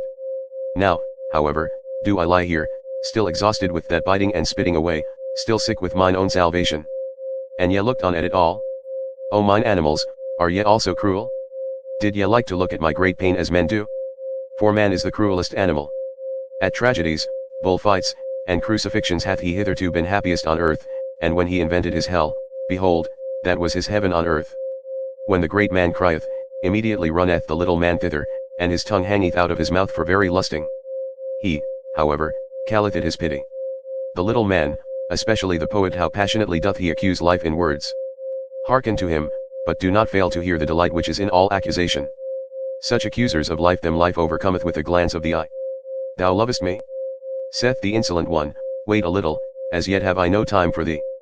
Towards himself man is the cruelest animal, and in all who call themselves sinners and bearers of the cross and penitence, do not overlook the voluptuousness in their plaints and accusations. And I myself, do I thereby want to be man's accuser? Ah, mine animals, this only have I learned hitherto, that for man his baddest is necessary for his best, that all that is baddest is the best power, and the hardest stone for the highest creator, and that man must become better and badder. Not to this torture stake was I tied, that I know man is bad, but I cried, as no one hath yet cried, ah, that his baddest is so very small. Ah, that his best is so very small. The great disgust at man it strangled me and had crept into my throat, and what the soothsayer had presaged, all is alike, nothing is worth while, knowledge strangleth. A long twilight limped on before me, a fatally weary, fatally intoxicated sadness, which spake with yawning mouth. Eternally he returneth, the man of whom thou art weary, the small man so yawned my sadness, and dragged its foot and could not go to sleep. A cavern, became the human earth to me, its breast caved in, everything living became to me human dust and bones and mouldering past. My sighing sat on all human graves, and could no longer arise, my sighing and questioning croaked and choked and gnawed and nagged day and night, ah, man returneth eternally. The small man returneth eternally. Naked had I once seen both of them, the greatest man and the smallest man, all too like one another, all too human, even the greatest man. All too small, even the greatest man. That was my disgust at man. And the eternal return also of the smallest man. That was my disgust at all existence. Ah, disgust. Disgust. Disgust. Thus spake Zarathustra, and sighed and shuddered, for he remembered his sickness. Then did his animals prevent him from speaking further. Do not speak further, thou convalescent. So answered his animals, but go out where the world waiteth for thee like a garden. Go out unto the roses, the bees, and the flocks of doves. Especially, however, unto the singing birds, to learn singing from them. For singing is for the convalescent, the sound ones may talk. And when the sound also wants songs, then want they other songs than the convalescent. O ye wags and barrel organs, do be silent. Answered Zarathustra, and smiled at his animals. How well ye know what consolation I devised for myself in 7 days. That I have to sing once more, that consolation did I devise for myself, and this convalescence, would ye also make another lyre lay thereof? Do not talk further, answered his animals once more, rather, thou convalescent, prepare for thyself first a lyre, a new lyre. For behold, O Zarathustra, for thy new lays there are needed new lyres. Sing and bubble over, O Zarathustra, heal thy soul with new lays, that thou mayest bear thy great fate, which hath not yet been any one's fate. For thine animals know it well, O Zarathustra, who thou art and must become. Behold, thou art the teacher of the eternal return, that is now thy fate. That thou must be the first to teach this teaching, how could this great fate not be thy greatest danger and infirmity? Behold, we know what thou teachest, that all things eternally return, and ourselves with them, and that we have already existed times without number, and all things with us. Thou teachest that there is a great year of becoming, a prodigy of a great year, it must, like a sand glass, ever turn up anew, that it may anew run down and run out, so that all those years are like one another in the greatest and also in the smallest, so that we ourselves, in every great year, are like ourselves in the greatest and also in the smallest. And if thou wouldst now die, O Zarathustra, behold, we know also how thou wouldst then speak to thyself, but thine animals beseech thee not to die yet. Thou wouldst speak, and without trembling, buoyant rather with bliss, for a great weight and worry would be taken from thee, thou patientest one. Now do I die and disappear, wouldst thou say, and in a moment I am nothing. Souls are as mortal as bodies. But the plexus of causes returneth, in which I am intertwined, it will again create me. I myself pertain to the causes of the eternal return. I come again with this sun, with this earth, with this eagle, with this serpent, not to a new life, or a better life, or a similar life. I come again eternally to this identical and self-same life, in its greatest and its smallest, to teach again the eternal return of all things, to speak again the word of the great noontide of earth and man, to announce again to man the Superman. I have spoken my word. I break down by my word, so willeth mine eternal fate, as announcer do I succumb. The hour hath now come for the down-goer to bless himself. Thus endeth Zarathustra's down-going. When the animals had spoken these words, they were silent and waited, so that Zarathustra might say something to them, but Zarathustra did not hear that they were silent. On the contrary, he lay quietly with closed eyes like a person sleeping, although he did not sleep, for he communed just then with his soul. The serpent, however, and the eagle, when they found him silent in such wise, respected the great stillness around him, and prudently retired. Chapter 58. The Great Longing. O my soul, I have taught thee to say today as once on a time and formerly, and to dance thy measure over every here and there and yonder. O my soul, I delivered thee from all by places, I brushed down from thee dust and spiders and twilight. O my soul, I washed the petty shame and the by-place virtue from thee, and persuaded thee to stand naked before the eyes of the sun. With the storm that is called spirit did I blow over thy surging sea, all clouds did I blow away from it, I strangled even the strangler called sin. O my soul, I gave thee the right to say nay like the storm, and to say yea as the open heaven saith yea, calm as the light remainest thou, and now walkest through denying storms. O my soul, I restored to thee liberty over the created and the uncreated, and who know it, as thou knowest, the voluptuousness of the future? O my soul, I taught thee the contempt which doth not come like worm eating, the great, the loving contempt, which loveth most where it contemneth most. O my soul, I taught thee so to persuade that thou persuadest even the grounds themselves to thee, like the sun, which persuadeth even the sea to its height. O my soul, I have taken from thee all obeying and knee-bending and homage-paying, I have myself given thee the names, change of need and fate. O my soul, I have given thee new names and gay-colored playthings, I have called thee fate and the circuit of circuits and the navel string of time and the azure bell. O my soul, to thy domain gave I all wisdom to drink, all new wines, and also all immemorially old strong wines of wisdom. O my soul, every sun shed I upon thee, and every night and every silence and every longing, then grewest thou up for me as a vine. O my soul, exuberant and heavy dost thou now stand forth, a vine with swelling udders and full clusters of brown golden grapes, filled and weighted by thy happiness, waiting from superabundance, and yet ashamed of thy waiting. O my soul, there is nowhere a soul which could be more loving and more comprehensive and more extensive. Where could future and past be closer together than with thee? O my soul, I have given thee everything, and all my hands have become empty by thee, and now? Now sayest thou to me, smiling and full of melancholy, which of us oweth thanks? Doth the giver not owe thanks because the receiver received? Is bestowing not a necessity? Is receiving not pitying? O my soul, I understand the smiling of thy melancholy, thine overabundance itself now stretcheth out longing hands. Thy fullness looked forth over raging seas, and seeketh, and waiteth, the longing of overfullness looked forth from the smiling heaven of thine eyes. And verily, O my soul, who could see thy smiling and not melt into tears? The angels themselves melt into tears through the over-graciousness of thy smiling. Thy graciousness and over-graciousness, is it which will not complain and weep, and yet, O my soul, longeth thy smiling for tears, and thy trembling mouth for sobs. Is not all weeping complaining?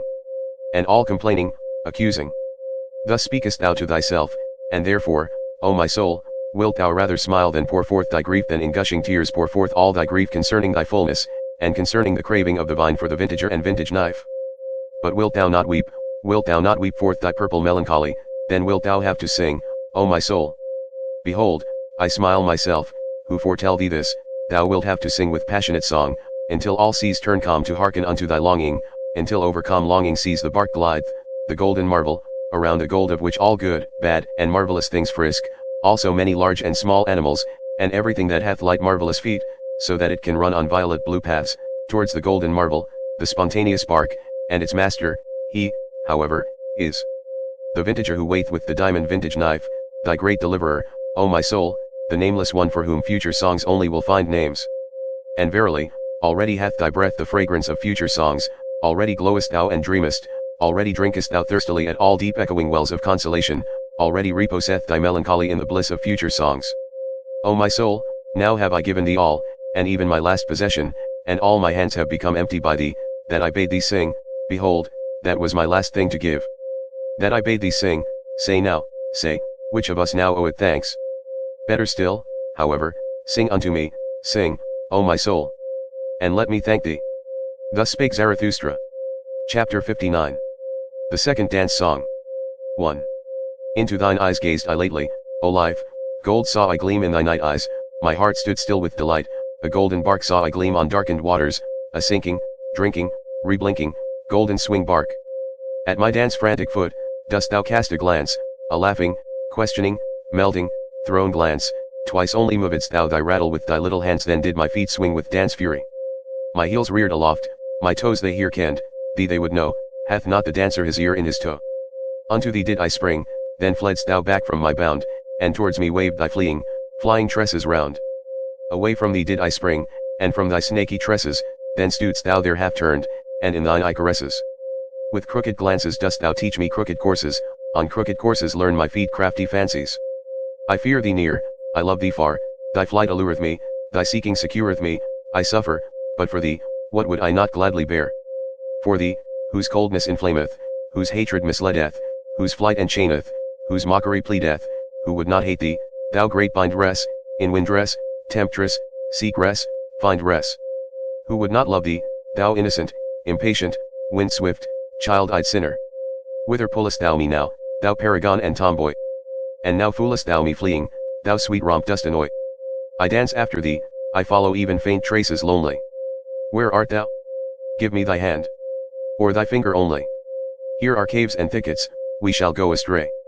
Halt. Stand still. Seest thou not owls and bats in fluttering fray? Thou bat? Thou owl? Thou wouldst play me foul? Where are we?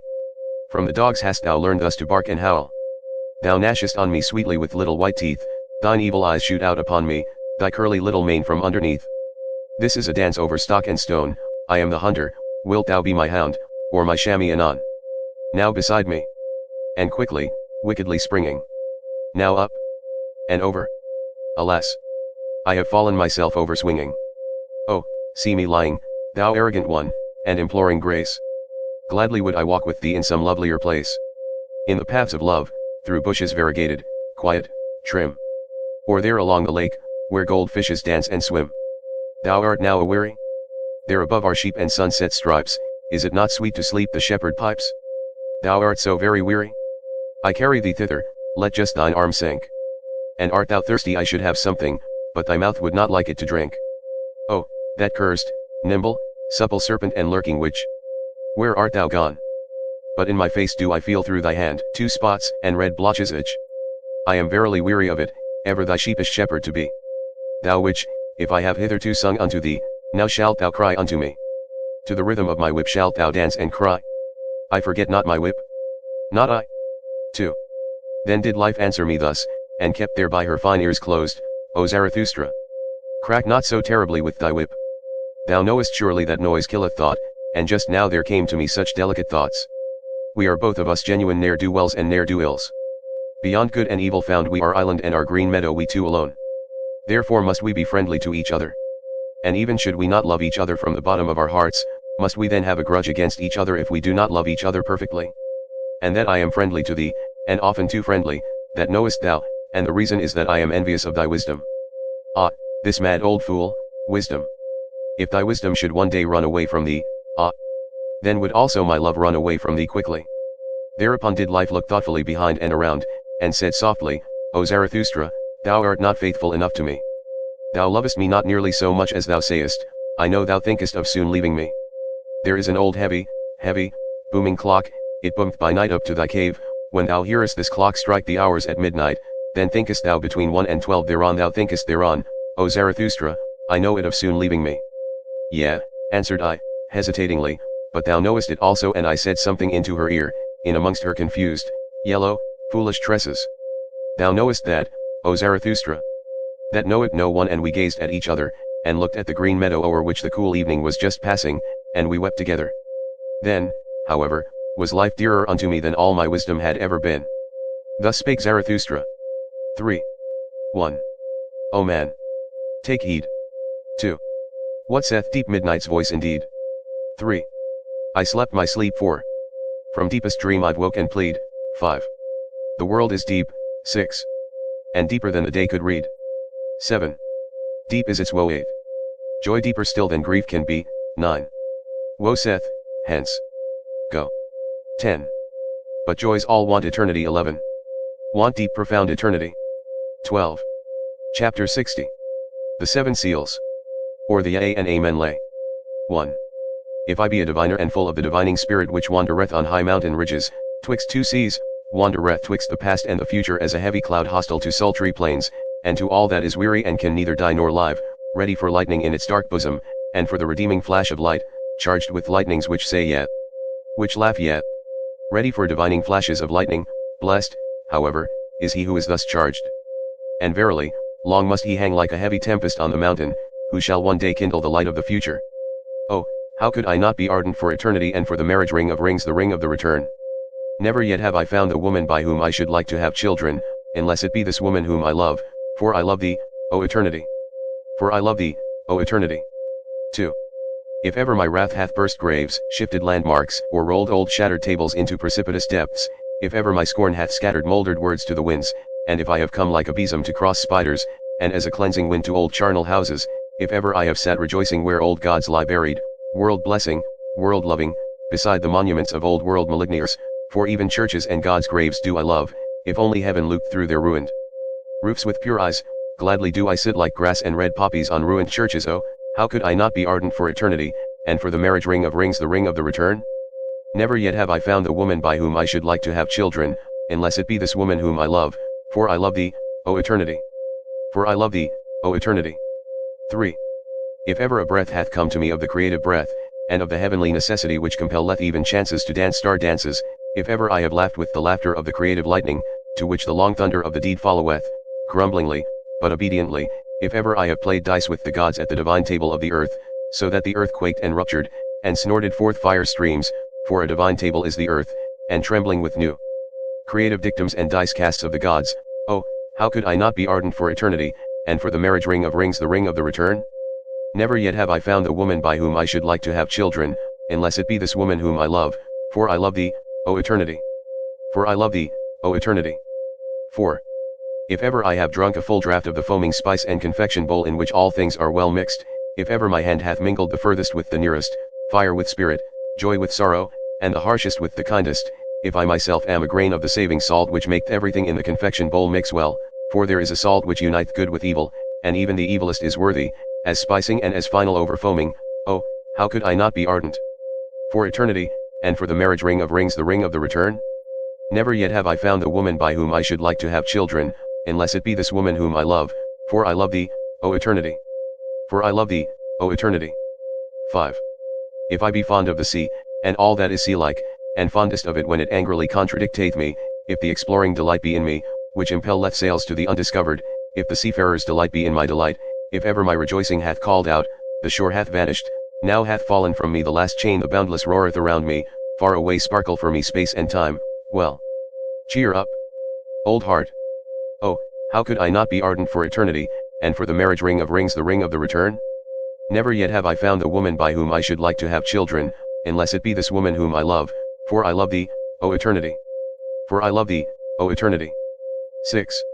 If my virtue be a dancer's virtue, and if I have often sprung with both feet into golden emerald rapture, if my wickedness be a laughing wickedness, at home among rose banks and hedges of lilies, for in laughter is all evil present, but it is sanctified and absolved by its own bliss, and if it be my Alpha and Omega that everything heavy shall become light, every body a dancer, and every spirit a bird, and verily, that is my Alpha and Omega. Oh, how could I not be ardent for eternity, and for the marriage ring of rings, the ring of the return? Never yet have I found the woman by whom I should like to have children, unless it be this woman whom I love, for I love thee, O eternity. For I love thee, O eternity. 7. If ever I have spread out a tranquil heaven above me, and have flown into mine own heaven with mine own pinions, if I have swum playfully in profound luminous distances, and if my freedom's avian wisdom hath come to me, thus however speak avian wisdom, lo, there is no above and no below. Throw thyself about, outward, backward, thou light one. Sing. Speak no more. Are not all words made for the heavy? Do not all words lie to the light ones? Sing. Speak no more. Oh, how could I not be ardent for eternity, and for the marriage ring of rings, the ring of the return? Never yet have I found the woman by whom I should like to have children, unless it be this woman whom I love, for I love thee, O eternity. For I love thee, O eternity. 4th and last part. Ah, where in the world have there been greater follies than with the pitiful? And what in the world hath caused more suffering than the follies of the pitiful? Woe unto all loving ones who have not an elevation which is above their pity. Thus spake the devil unto me, once on a time, even God hath his hell, it is his love for man. And lately did I hear him say these words, God is dead, of his pity for man hath God died. Zarathustra. The Pitiful. Chapter 61. The Honey Sacrifice. And again passed moons and years over Zarathustra's soul, and he heeded it not, his hair, however, became white. One day when he sat on a stone in front of his cave, and gazed calmly into the distance. One there gazeth out on the sea, and away beyond sinuous abysses. Then went his animals thoughtfully round about him, and at last set themselves in front of him. O Zarathustra, said they, gazest thou out perhaps for thy happiness? Of what account is my happiness? Answered he, I have long ceased to strive any more for happiness, I strive for my work. O Zarathustra, said the animals once more, that sayest thou as one who hath overmuch of good things. Liest thou not in a sky-blue lake of happiness? Ye wags, answered Zarathustra, and smiled, how well did ye choose the simile. But ye know also that my happiness is heavy, and not like a fluid wave of water, it presseth me and will not leave me, and is like molten pitch. Then went his animals again thoughtfully around him, and placed themselves once more in front of him. O Zarathustra, said they, it is consequently for that reason that thou thyself always becometh yellower and darker, although thy hair looketh white and flaxen? Lo, thou sittest in thy pitch. What do ye say, mine animals? Said Zarathustra, laughing, verily I reviled when I spake of pitch. As it happeneth with me, so is it with all fruits that turn ripe. It is the honey in my veins that maketh my blood thicker, and also my soul stiller. So will it be, O Zarathustra, answered his animals, and pressed up to him, but wilt thou not today ascend a high mountain? The air is pure, and today one seeth more of the world than ever. Yea, mine animals, answered he, ye counsel admirably, and according to my heart, I will today ascend a high mountain.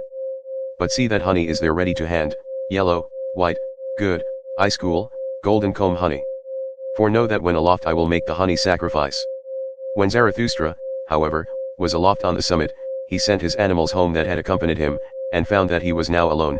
Then he laughed from the bottom of his heart, looked around him, and spake thus, that I spake of sacrifices and honey sacrifices, it was merely a ruse in talking, and verily, a useful folly. Here aloft can I now speak freer than in front of mountain caves and anchorites domestic animals. What to sacrifice? I squander what is given me, a squanderer with 1,000 hands, how could I call that sacrificing?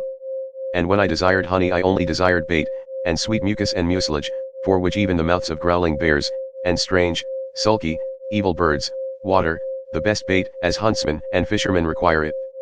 For if the world be as a gloomy forest of animals, and a pleasure ground for all wild huntsmen, it seemeth to me rather and preferably a fathomless, rich sea, a sea full of many-hued fishes and crabs, for which even the gods might long, and might be tempted to become fishers in it, and casters of nets, so rich is the world in wonderful things, great and small. Especially the human world, the human sea, towards it do I now throw out my golden angle rod and say, open up, thou human abyss.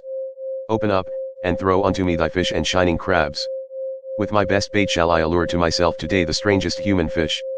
My happiness itself do I throw out into all places far and wide twixt Orient, noontide, and Occident, to see if many human fish will not learn to hug and tug at my happiness, until, biting at my sharp hidden hooks, they have to come up unto my height, the motliest abyss groundlings, to the wickedest of all fishers of men.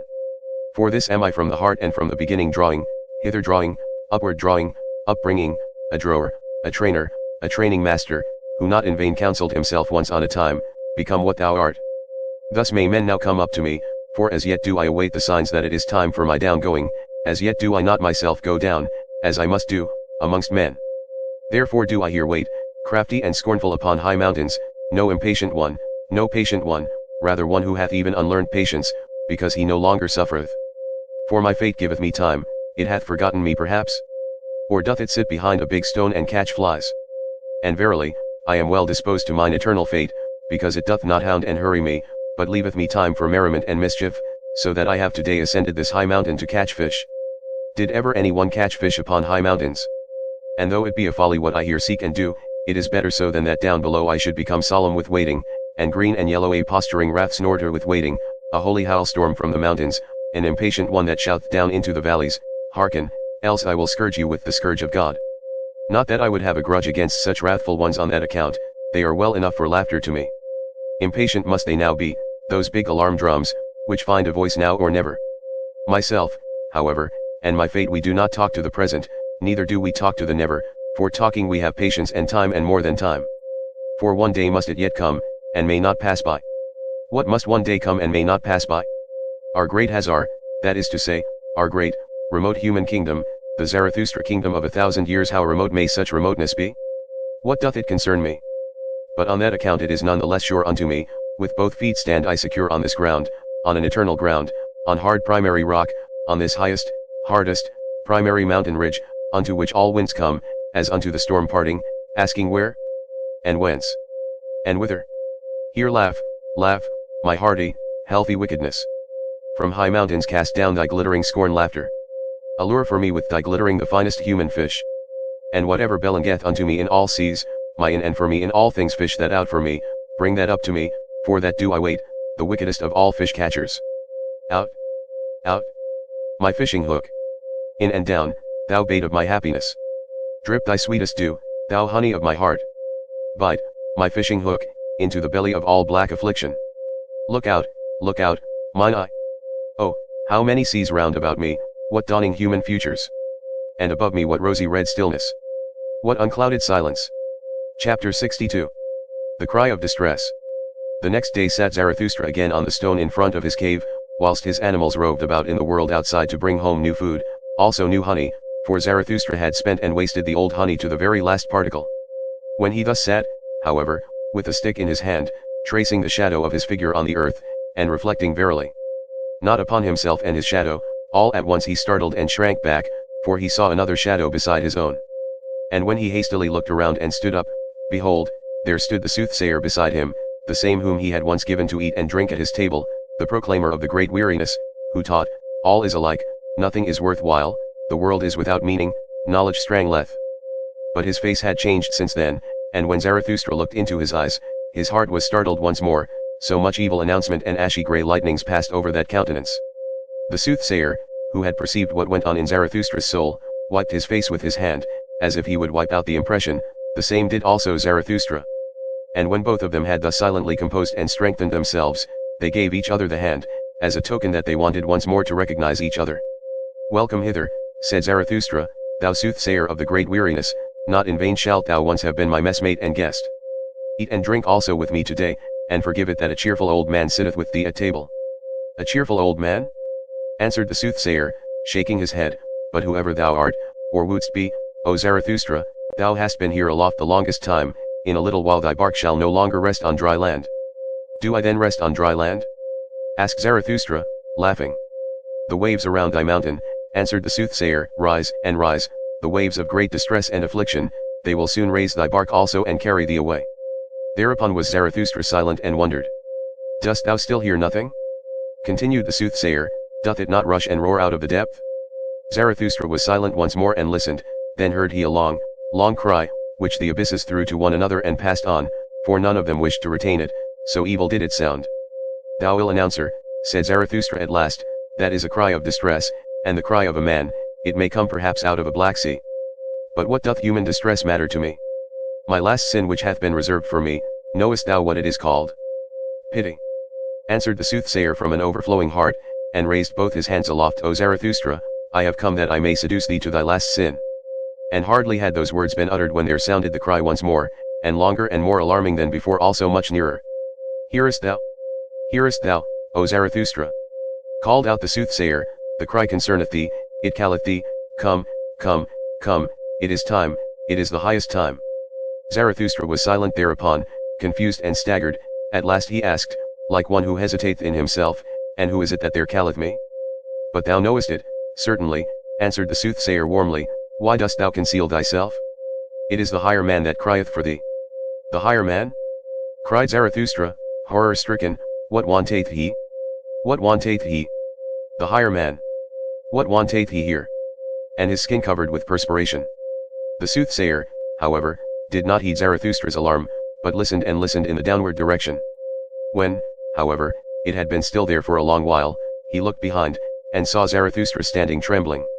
O Zarathustra, he began, with sorrowful voice, thou dost not stand there like one whose happiness maketh him giddy, thou wilt have to dance lest thou tumble down. But although thou shouldst dance before me, and leap all thy side leaps, no one may say unto me, behold, here danceth the last joyous man. In vain would any one come to this height who sought him here, caves would he find, indeed, and back caves, hiding places for hidden ones, but not lucky mines, nor treasure chambers, nor new gold veins of happiness. Happiness, how indeed could one find happiness among such buried alive and solitary ones? Must I yet seek the last happiness on the happy isles, and far away among forgotten seas? But all is alike, nothing is worth while, no seeking is of service, there are no longer any happy isles. Thus sighed the soothsayer, with his last sigh, however, Zarathustra again became serene and assured, like one who hath come out of a deep chasm into the light. Nay. Nay. 3 times nay. Exclaimed he with a strong voice, and stroked his beard, that do I know better. There are still happy isles. Silence thereon, thou sighing sorrow sack. Cease to splash thereon, thou rain cloud of the forenoon. Do I not already stand here wet with thy misery, and drenched like a dog? Now do I shake myself and run away from thee, that I may again become dry, thereat mayest thou not wonder. Do I seem to thee discourteous? Here however is my court. But as regards the higher man, well. I shall seek him at once in those forests, from thence came his cry. Perhaps he is there hard beset by an evil beast. He is in my domain, therein shall he receive no scathe. And verily, there are many evil beasts about me. With those words Zarathustra turned around to depart. Then said the soothsayer, O Zarathustra, thou art a rogue. I know it well, thou wouldst fain be rid of me. Rather wouldst thou run into the forest and lay snares for evil beasts. But what good will it do thee? In the evening wilt thou have me again, in thine own cave will I sit, patient and heavy like a block, and wait for thee. So be it. Shouted back Zarathustra, as he went away, and what is mine in my cave belongeth also unto thee, my guest. Shouldst thou however find honey therein, well. Just lick it up, thou growling bear, and sweeten thy soul. For in the evening we want both to be in good spirits and joyful, because this day hath come to an end. And thou thyself shalt dance to my lays, as my dancing bear. Thou dost not believe this? Thou shakest thy head? Well. Cheer up, old bear. But I also am a soothsayer. Thus spake Zarathustra. Chapter 63. Talk with the Kings. 1. Ere Zarathustra had been an hour on his way in the mountains and forests, he saw all at once a strange procession. Right on the path which he was about to descend came 2 kings walking, bedecked with crowns and purple girdles, and variegated like flamingos. They drove before them a laden ass. What do these kings want in my domain? Said Zarathustra in astonishment to his heart, and hid himself hastily behind a thicket. When however the kings approached to him, he said half aloud, like one speaking only to himself, Strange. Strange. How doth this harmonious? 2 kings do I see and only one ass. Thereupon the 2 kings made a halt, they smiled and looked towards the spot whence the voice proceeded, and afterwards looked into each other's faces. Such things do we also think among ourselves, said the king on the right, but we do not utter them. The king on the left, however, shrugged his shoulders and answered, that may perhaps be a goat herd. Or an anchorite who hath lived too long among rocks and trees. For no society at all spoileth also good manners. Good manners. Replied angrily and bitterly the other king, what then do we run out of the way of? Is it not good manners? Our good society? Better, verily, to live among anchorites and goat herds, than with our gilded, false, over-rouged populace, though it call itself good society. Though it call itself nobility. But there all is false and foul, above all the blood, thanks to old evil diseases and worse cures. The best and dearest to me at present is still a sound peasant, coarse, artful, obstinate, and enduring, that is at present the noblest type. The peasant is at present the best, and the peasant type should be master. But it is the kingdom of the populace I no longer allow anything to be imposed upon me. The populace, however, that meaneth, hodgepodge.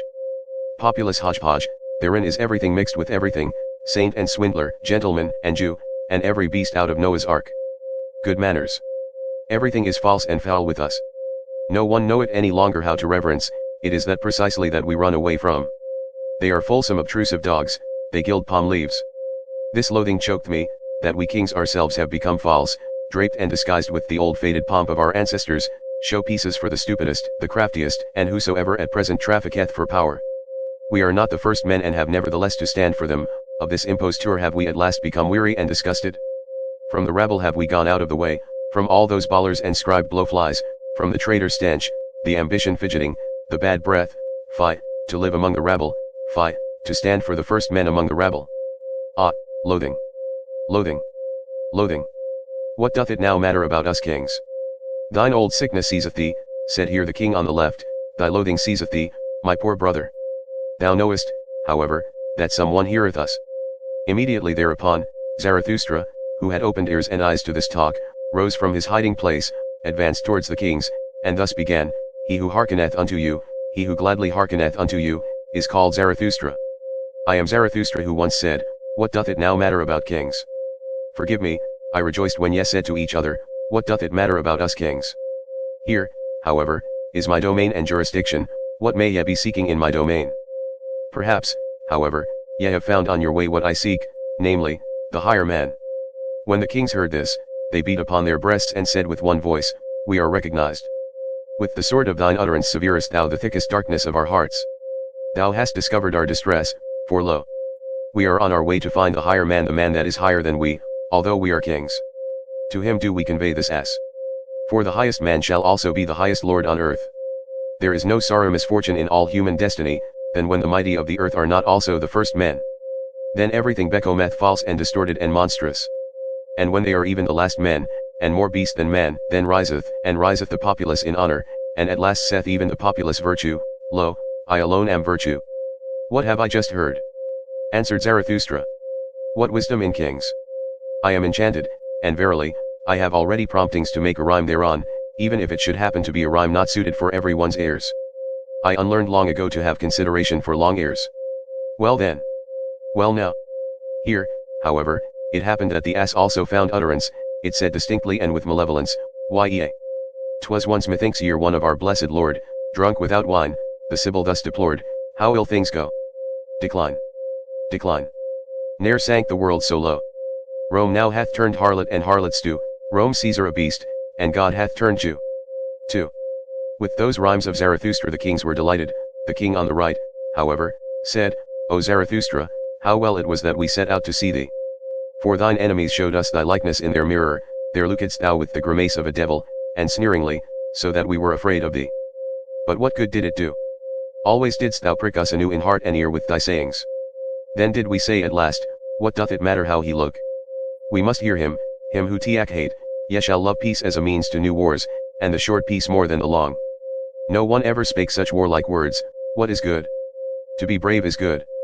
It is the good war that halloweth every cause. O Zarathustra, our fathers' blood stirred in our veins at such words, it was like the voice of spring to old wine casks. When the swords ran among one another like red-spotted serpents, then did our fathers become fond of life. The sun of every peace seemed to them languid and lukewarm, the long peace, however, made them ashamed.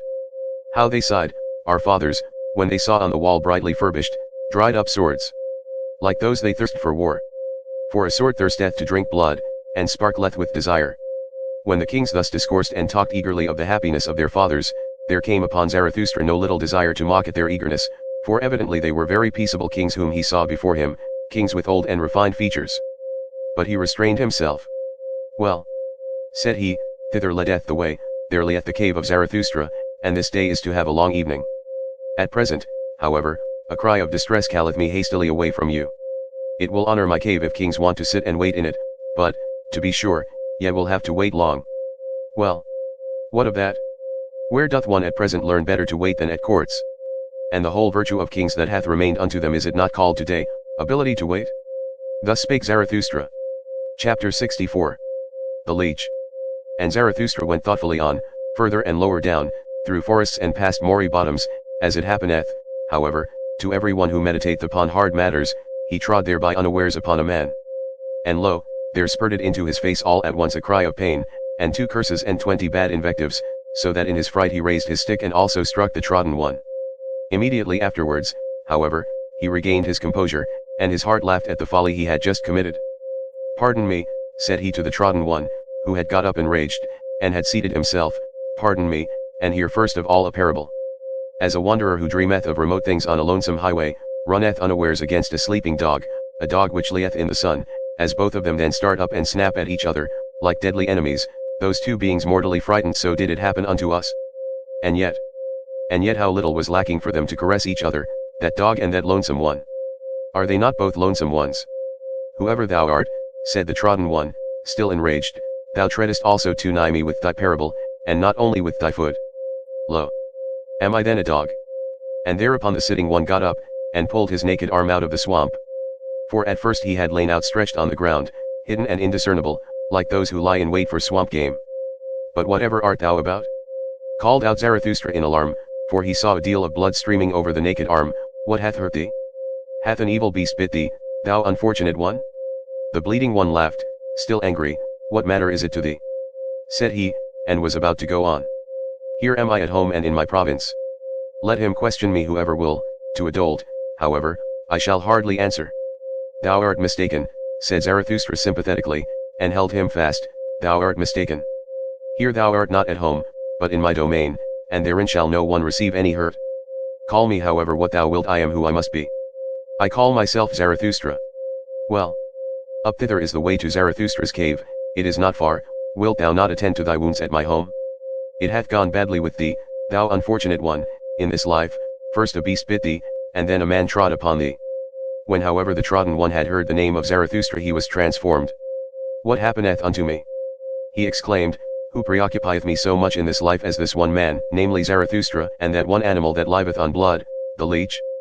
For the sake of the leech did I lie here by the swamp, like a fisher, and already had mine outstretched arm been bitten 10 times, when there bite the still finer leech at my blood, Zarathustra himself. O happiness! O miracle! Praised be this day which enticed me into the swamp. Praised be the best, the livest cupping glass, that at present liveth. Praised be the great conscience leech Zarathustra. Thus spake the trodden one, and Zarathustra rejoiced at his words and their refined reverential style. Who art thou? Asked he, and gave him his hand. There is much to clear up and elucidate between us, but already methinks pure clear day is dawning. I am the spiritually conscientious one, answered he who was asked, and in matters of the spirit it is difficult for anyone to take it more rigorously, more restrictedly, and more severely than I, except him from whom I learned it, Zarathustra himself. Better know nothing than have know many things. Better be a fool on one's own account, than a sage on other people's approbation. I go to the basis, what matter if it be great or small? If it be called swamp or sky? A handbreadth of basis is enough for me, if it be actually basis and ground. A handbreadth of basis, thereon can one stand. In the true knowing knowledge there is nothing great and nothing small. Then thou art perhaps an expert on the leech? Asked Zarathustra, and thou investigatest the leech to its ultimate basis, thou conscientious one? O Zarathustra, answered the trodden one, that would be something immense, how could I presume to do so? That, however, of which I am master and knower, is the brain of the leech, that is my world. And it is also a world. Forgive it, however, that my pride here findeth expression, for here I have not mine equal. Therefore said I, here am I at home. How long have I investigated this one thing, the brain of the leech, so that here the slippery truth might no longer slip from me. Here is my domain. For the sake of this did I cast everything else aside, for the sake of this did everything else become indifferent to me, and close beside my knowledge lieth my black ignorance. My spiritual conscience requireth from me that it should be so that I should know one thing, and not know all else. They are a loathing unto me, all the semi-spiritual, all the hazy, hovering, and visionary. Where mine honesty ceaseth, there am I blind, and want also to be blind.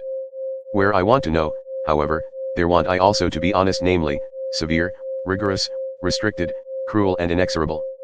Because thou once saidst, O Zarathustra, spirit is life which itself cutteth into life, that led and allured me to thy doctrine. And verily, with mine own blood have I increased mine own knowledge. As the evidence indicateth, broke in Zarathustra, for still was the blood flowing down on the naked arm of the conscientious one. For there had 10 leeches bitten into it. O thou strange fellow, how much doth this very evidence teach me, namely, thou thyself? And not all, perhaps, might I pour into thy rigorous ear. Well then, we part here. But I would fain find thee again. Up thither is the way to my cave, tonight shalt thou there be my welcome guest. Fain would I also make amends to thy body for Zarathustra treading upon thee with his feet, I think about that. Just now, however, a cry of distress calleth me hastily away from thee. Thus spake Zarathustra. Chapter 65. The Magician. 1. When however Zarathustra had gone round a rock, then saw he on the same path, not far below him, a man who threw his limbs about like a maniac, and at last tumbled to the ground on his belly. Halt! Said then Zarathustra to his heart, he there must surely be the higher man. From him came that dreadful cry of distress, I will see if I can help him. When, however, he ran to the spot where the man lay on the ground, he found a trembling old man, with fixed eyes, and in spite of all Zarathustra's efforts to lift him and set him again on his feet, it was all in vain. The unfortunate one, also, did not seem to notice that someone was beside him. On the contrary, he continually looked around with moving gestures, like one forsaken and isolated from all the world.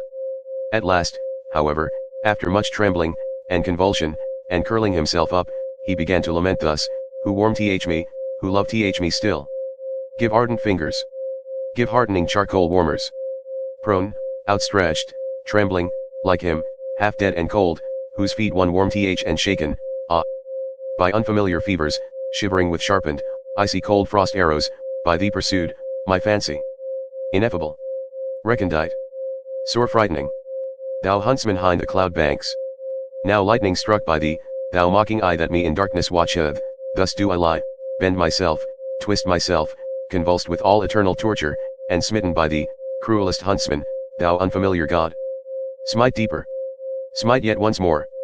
Pierce through and rend my heart. What mean this torture with dull, indented arrows? Why lookest thou hither, of human pain not weary, with mischief-loving, godly flash glances? Not murder wilt thou, but torture, torture.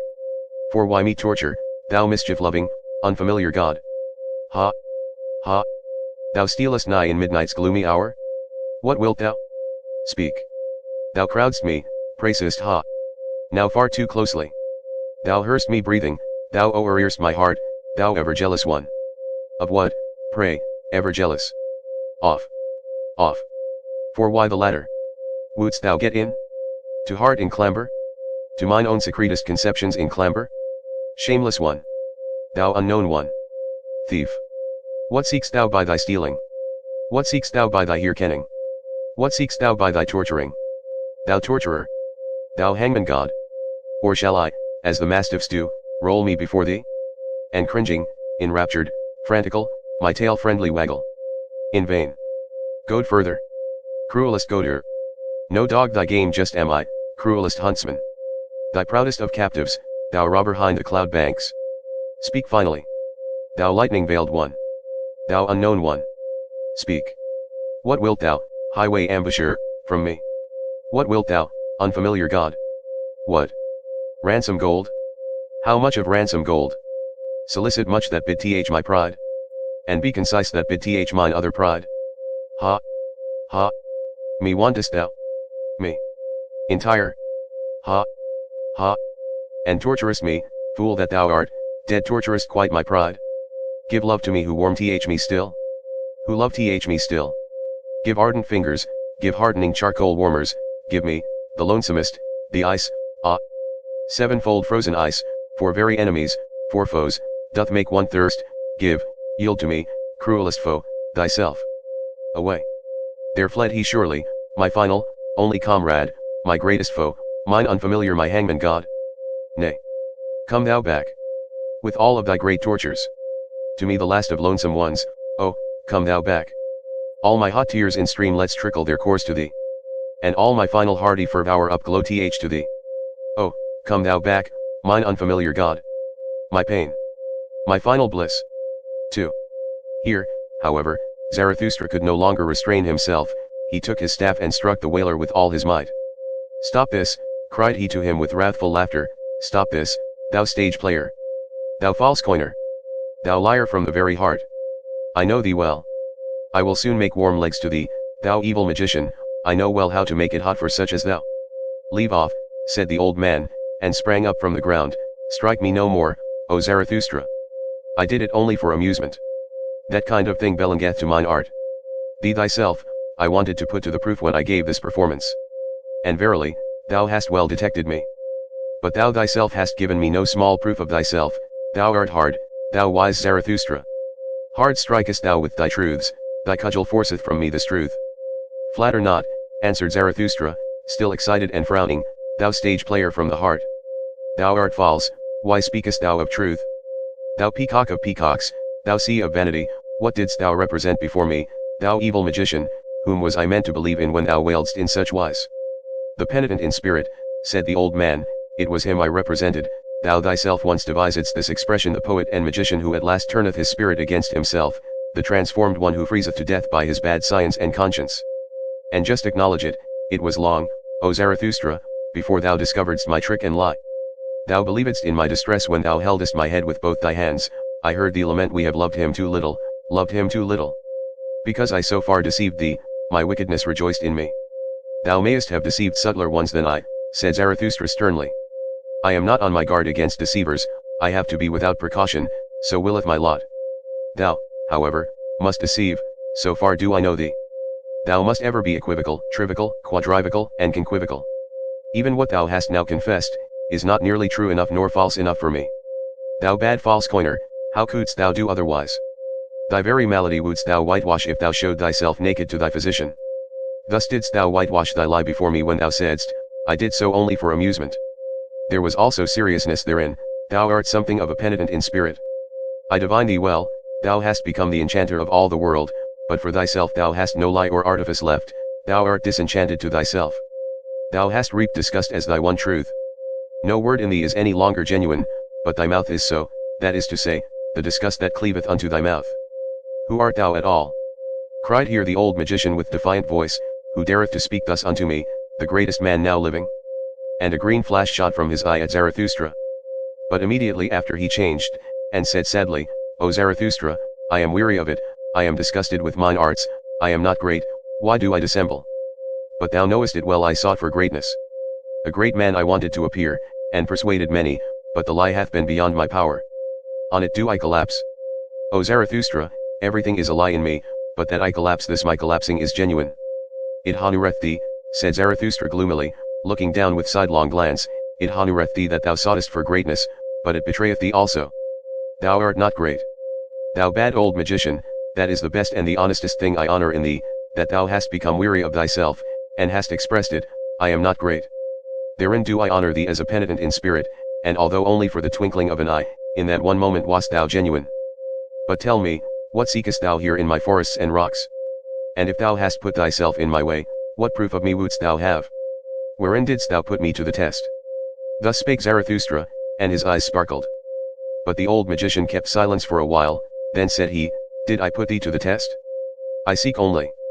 O Zarathustra, I seek a genuine one, a right one, a simple one, an unequivocal one, a man of perfect honesty, a vessel of wisdom, a saint of knowledge, a great man. Knowest thou it not, O Zarathustra? I seek Zarathustra. And here there arose a long silence between them. Zarathustra, however, became profoundly absorbed in thought, so that he shut his eyes.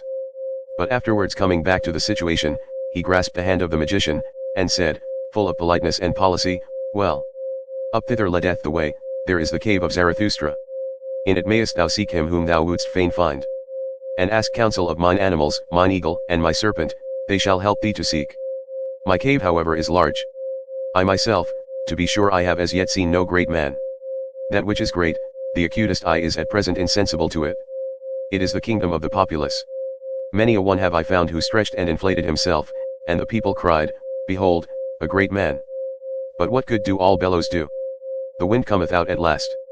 At last bursteth the frog which hath inflated itself too long, then cometh out the wind. To prick a swollen one in the belly, I call good pastime. Hear that, ye boys. Our today is of the populace, who still know it what is great and what is small. Who could there seek successfully for greatness? A fool only, it succeedeth with fools. Thou seekest for great men, thou strange fool? Who taught that to thee? Is today the time for it? Oh, thou bad seeker, why dost thou tempt me? Thus spake Zarathustra, comforted in his heart, and went laughing on his way. Chapter 66. Out of service. Not long, however, after Zarathustra had freed himself from the magician, he again saw a person sitting beside the path which he followed, namely a tall, black man, with a haggard, pale countenance. This man grieved him exceedingly. Alas, said he to his heart, there sitteth disguised affliction, methinketh he is of the type of the priests, what do they want in my domain? What? Hardly have I escaped from that magician, and must another necromancer again run across my path, some sorcerer with laying on of hands, some sombre wonder worker by the grace of God, some anointed world malignier, whom, may the devil take. But the devil is never at the place which would be his right place, he always cometh too late, that cursed dwarf and clubfoot. Thus cursed Zarathustra impatiently in his heart, and considered how with averted look he might slip past the black man. But behold, it came about otherwise. For at the same moment had the sitting one already perceived him, and not unlike one whom an unexpected happiness overtaketh, he sprang to his feet, and went straight towards Zarathustra. Whoever thou art, thou traveller, said he, help a strayed one, a seeker, an old man, who may here easily come to grief. The world here is strange to me, and remote, wild beasts also did I hear howling, and he who could have given me protection he is himself no more.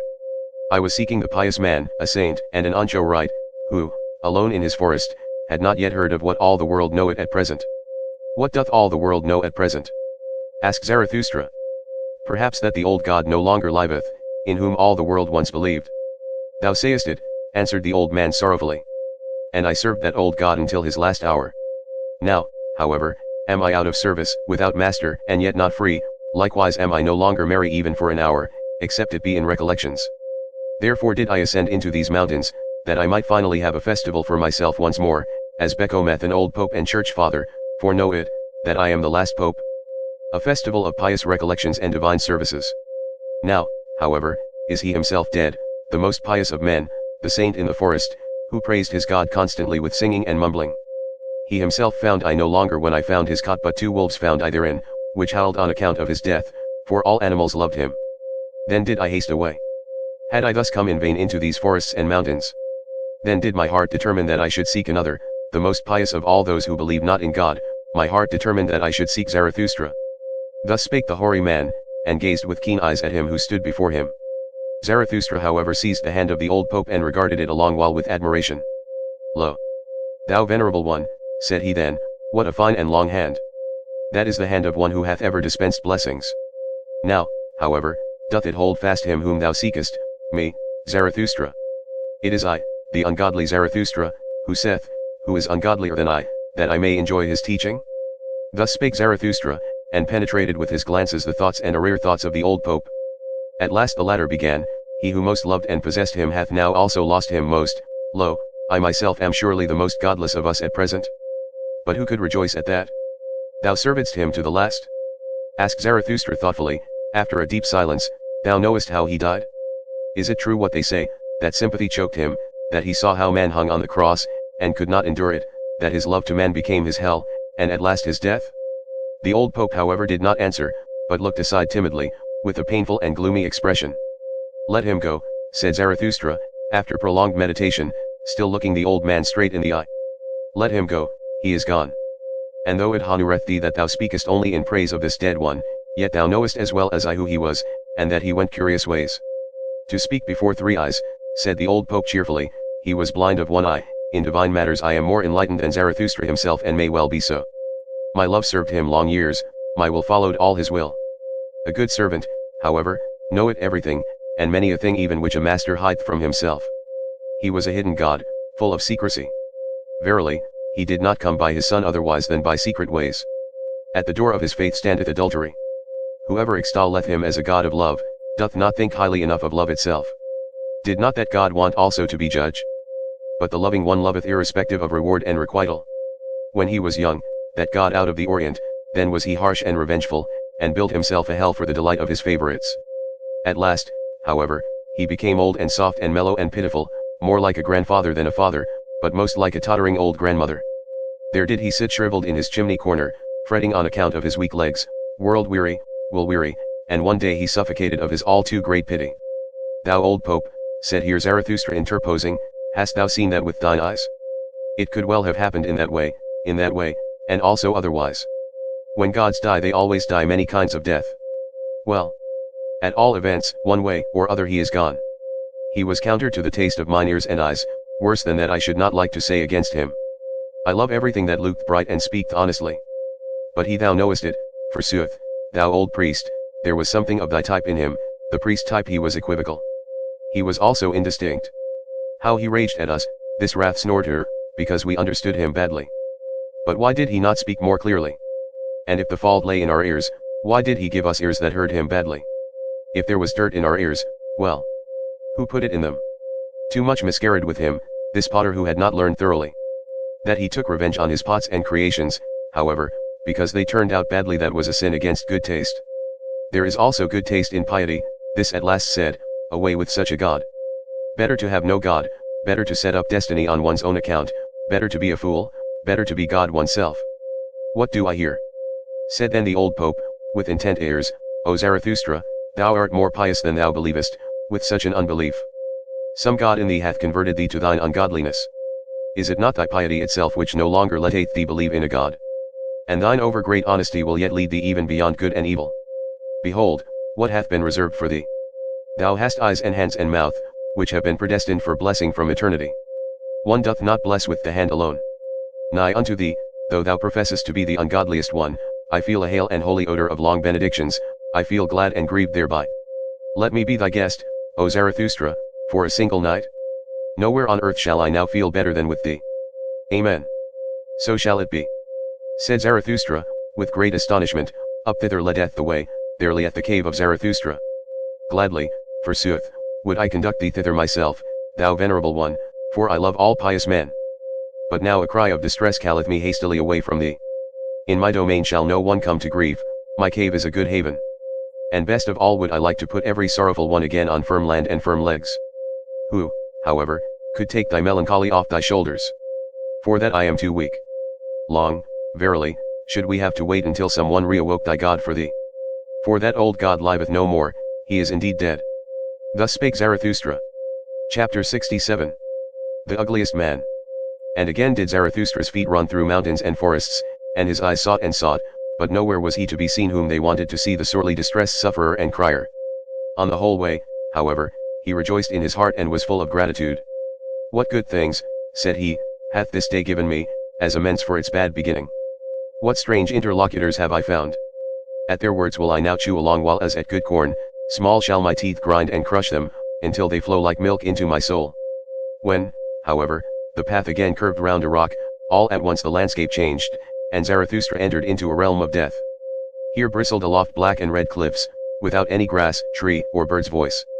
For it was a valley which all animals avoided, even the beasts of prey, except that a species of ugly, thick, green serpent came here to die when they became old.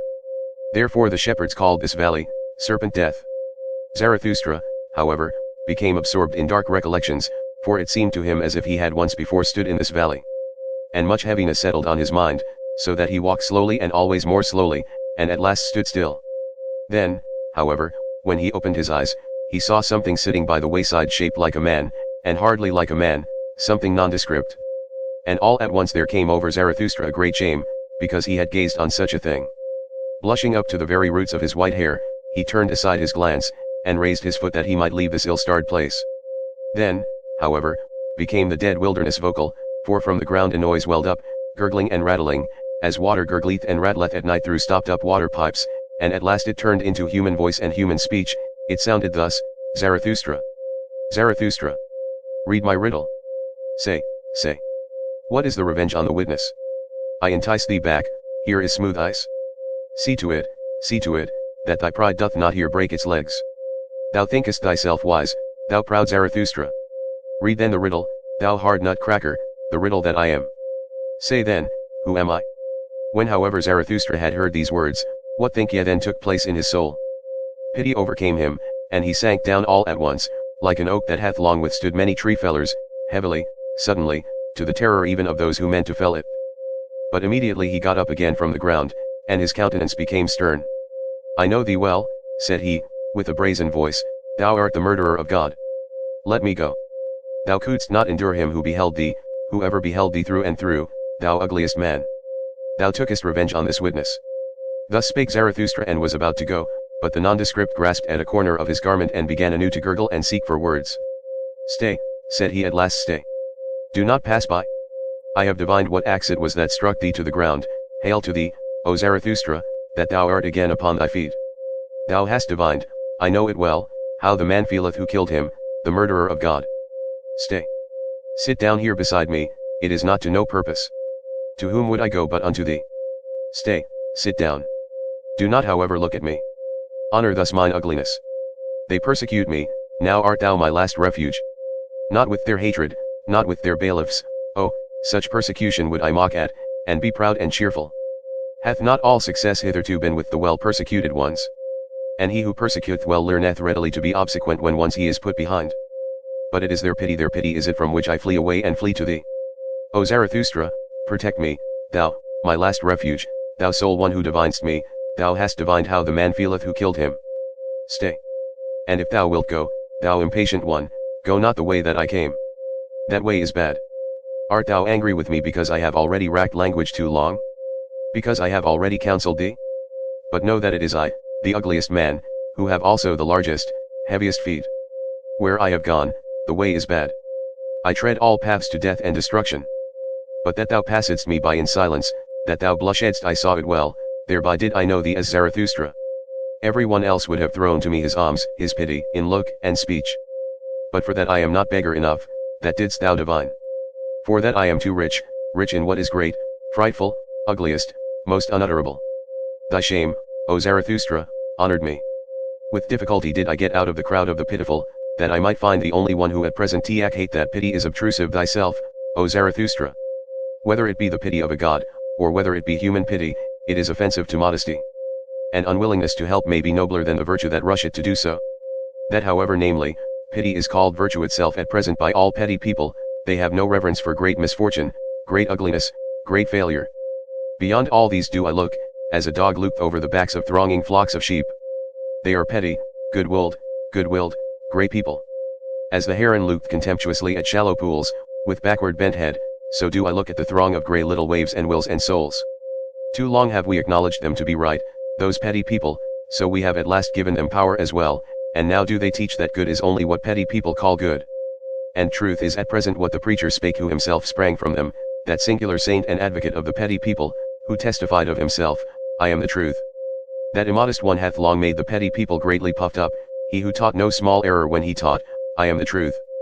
Hath an immodest one ever been answered more courteously? Thou, however, O Zarathustra, passedst him by, and saidst, Nay. Nay. 3 times nay. Thou warnedst against his error, thou warnedst the first to do so against pity, not every one, not none, but thyself and thy type. Thou art ashamed of the shame of the great sufferer, and verily when thou sayest, from pity there cometh a heavy cloud, take heed, ye men. When thou teachest, all creators are hard, all great love is beyond their pity. O Zarathustra, how well versed dost thou seem to me in weather signs. Thou thyself, however, warn thyself also against thy pity. For many are on their way to thee, many suffering, doubting, despairing, drowning, freezing ones. I warn thee also against myself. Thou hast read my best, my worst riddle, myself, and what I have done. I know the axe that felleth thee. But he had to die, he looked with eyes which beheld everything, he beheld men's depths and dregs, all his hidden ignominy and ugliness. His pity knew no modesty, he crept into my dirtiest corners. This most prying, over-intrusive, over-pitiful one had to die. He ever beheld me, on such a witness I would have revenge or not live myself. The God who beheld everything, and also man, that God had to die. Man cannot endure it that such a witness should live. Thus spake the ugliest man. Zarathustra however got up, and prepared to go on, for he felt frozen to the very bowels. Thou nondescript, said he, thou warnedst me against thy path. As thanks for it I praise mine to thee. Behold, up thither is the cave of Zarathustra. My cave is large and deep and hath many corners, there findeth he that is most hidden his hiding place. And close beside it, there are 100 lurking places and by places for creeping, fluttering, and hopping creatures. Thou outcast, who hast cast thyself out, thou wilt not live amongst men and men's pity? Well then, do like me. Thus wilt thou learn also from me, only the doer learneth. And talk first and foremost to mine animals. The proudest animal and the wisest animal, they might well be the right counselors for us both. Thus spake Zarathustra and went his way, more thoughtfully and slowly even than before, for he asked himself many things, and hardly knew what to answer. How poor indeed is man, thought he in his heart, how ugly, how wheezy, how full of hidden shame. They tell me that man loveth himself. Ah, how great must that self-love be! How much contempt is opposed to it! Even this man hath loved himself, as he hath despised himself, a great lover methinks he is, and a great despiser. No one have I yet found who more thoroughly despised himself, even that is elevation. Alas, was this perhaps the higher man whose cry I heard? I love the great despisers. Man is something that hath to be surpassed. Chapter 68. The Voluntary Beggar. When Zarathustra had left the ugliest man, he was chilled and felt lonesome, for much coldness and lonesomeness came over his spirit, so that even his limbs became colder thereby. When, however, he wandered on and on, uphill and down, at times past green meadows, though also sometimes over wild stony couches where formerly perhaps an impatient brook had made its bed, then he turned all at once warmer and heartier again. What hath happened unto me? He asked himself, something warm and living quickeneth me, it must be in the neighborhood. Already am I less alone, unconscious companions and brethren rove around me, their warm breath toucheth my soul. When, however, he spied about and sought for the comforters of his lonesomeness, behold, there were kine there standing together on an eminence, whose proximity and smell had warmed his heart. The kine, however, seemed to listen eagerly to a speaker, and took no heed of him who approached. When, however, Zarathustra was quite nigh unto them, then did he hear plainly that a human voice spake in the midst of the kine, and apparently all of them had turned their heads towards the speaker. Then ran Zarathustra up speedily and drove the animals aside, for he feared that some one had here met with harm, which the pity of the kine would hardly be able to relieve. But in this he was deceived, for behold, there sat a man on the ground who seemed to be persuading the animals to have no fear of him, a peaceable man and preacher on the mount, out of whose eyes kindness itself preached. "What dost thou seek here?" called out Zarathustra in astonishment. "What do I here seek?" answered he, "The same that thou seekest, thou mischief maker, that is to say, happiness upon earth. To that end, however, I would fain learn of these kine. For I tell thee that I have already talked half a morning unto them, and just now were they about to give me their answer. Why dost thou disturb them? Except we be converted and become as kine, we shall in no wise enter into the kingdom of heaven. For we ought to learn from them one thing, ruminating. And verily, although a man should gain the whole world, and yet not learn one thing, ruminating, what would it profit him? He would not be rid of his affliction, his great affliction, that, however, is at present called disgust. Who hath not at present his heart, his mouth, and his eyes full of disgust? Thou also. Thou also. But behold these kine." Thus spake the preacher on the mount, and turned then his own look towards Zarathustra, for hitherto it had rested lovingly on the kine. Then, however, he put on a different expression. "Who is this with whom I talk?" he exclaimed frightened, and sprang up from the ground. "This is the man without disgust, this is Zarathustra himself, the surmounter of the great disgust, this is the eye, this is the mouth, this is the heart of Zarathustra himself." And whilst he thus spake he kissed with o'erflowing eyes the hands of him with whom he spake, and behaved altogether like one to whom a precious gift and jewel hath fallen unawares from heaven. The kine, however, gazed at it all and wondered. "Speak not of me, thou strange one, thou amiable one," said Zarathustra, and restrained his affection, "speak to me firstly of thyself.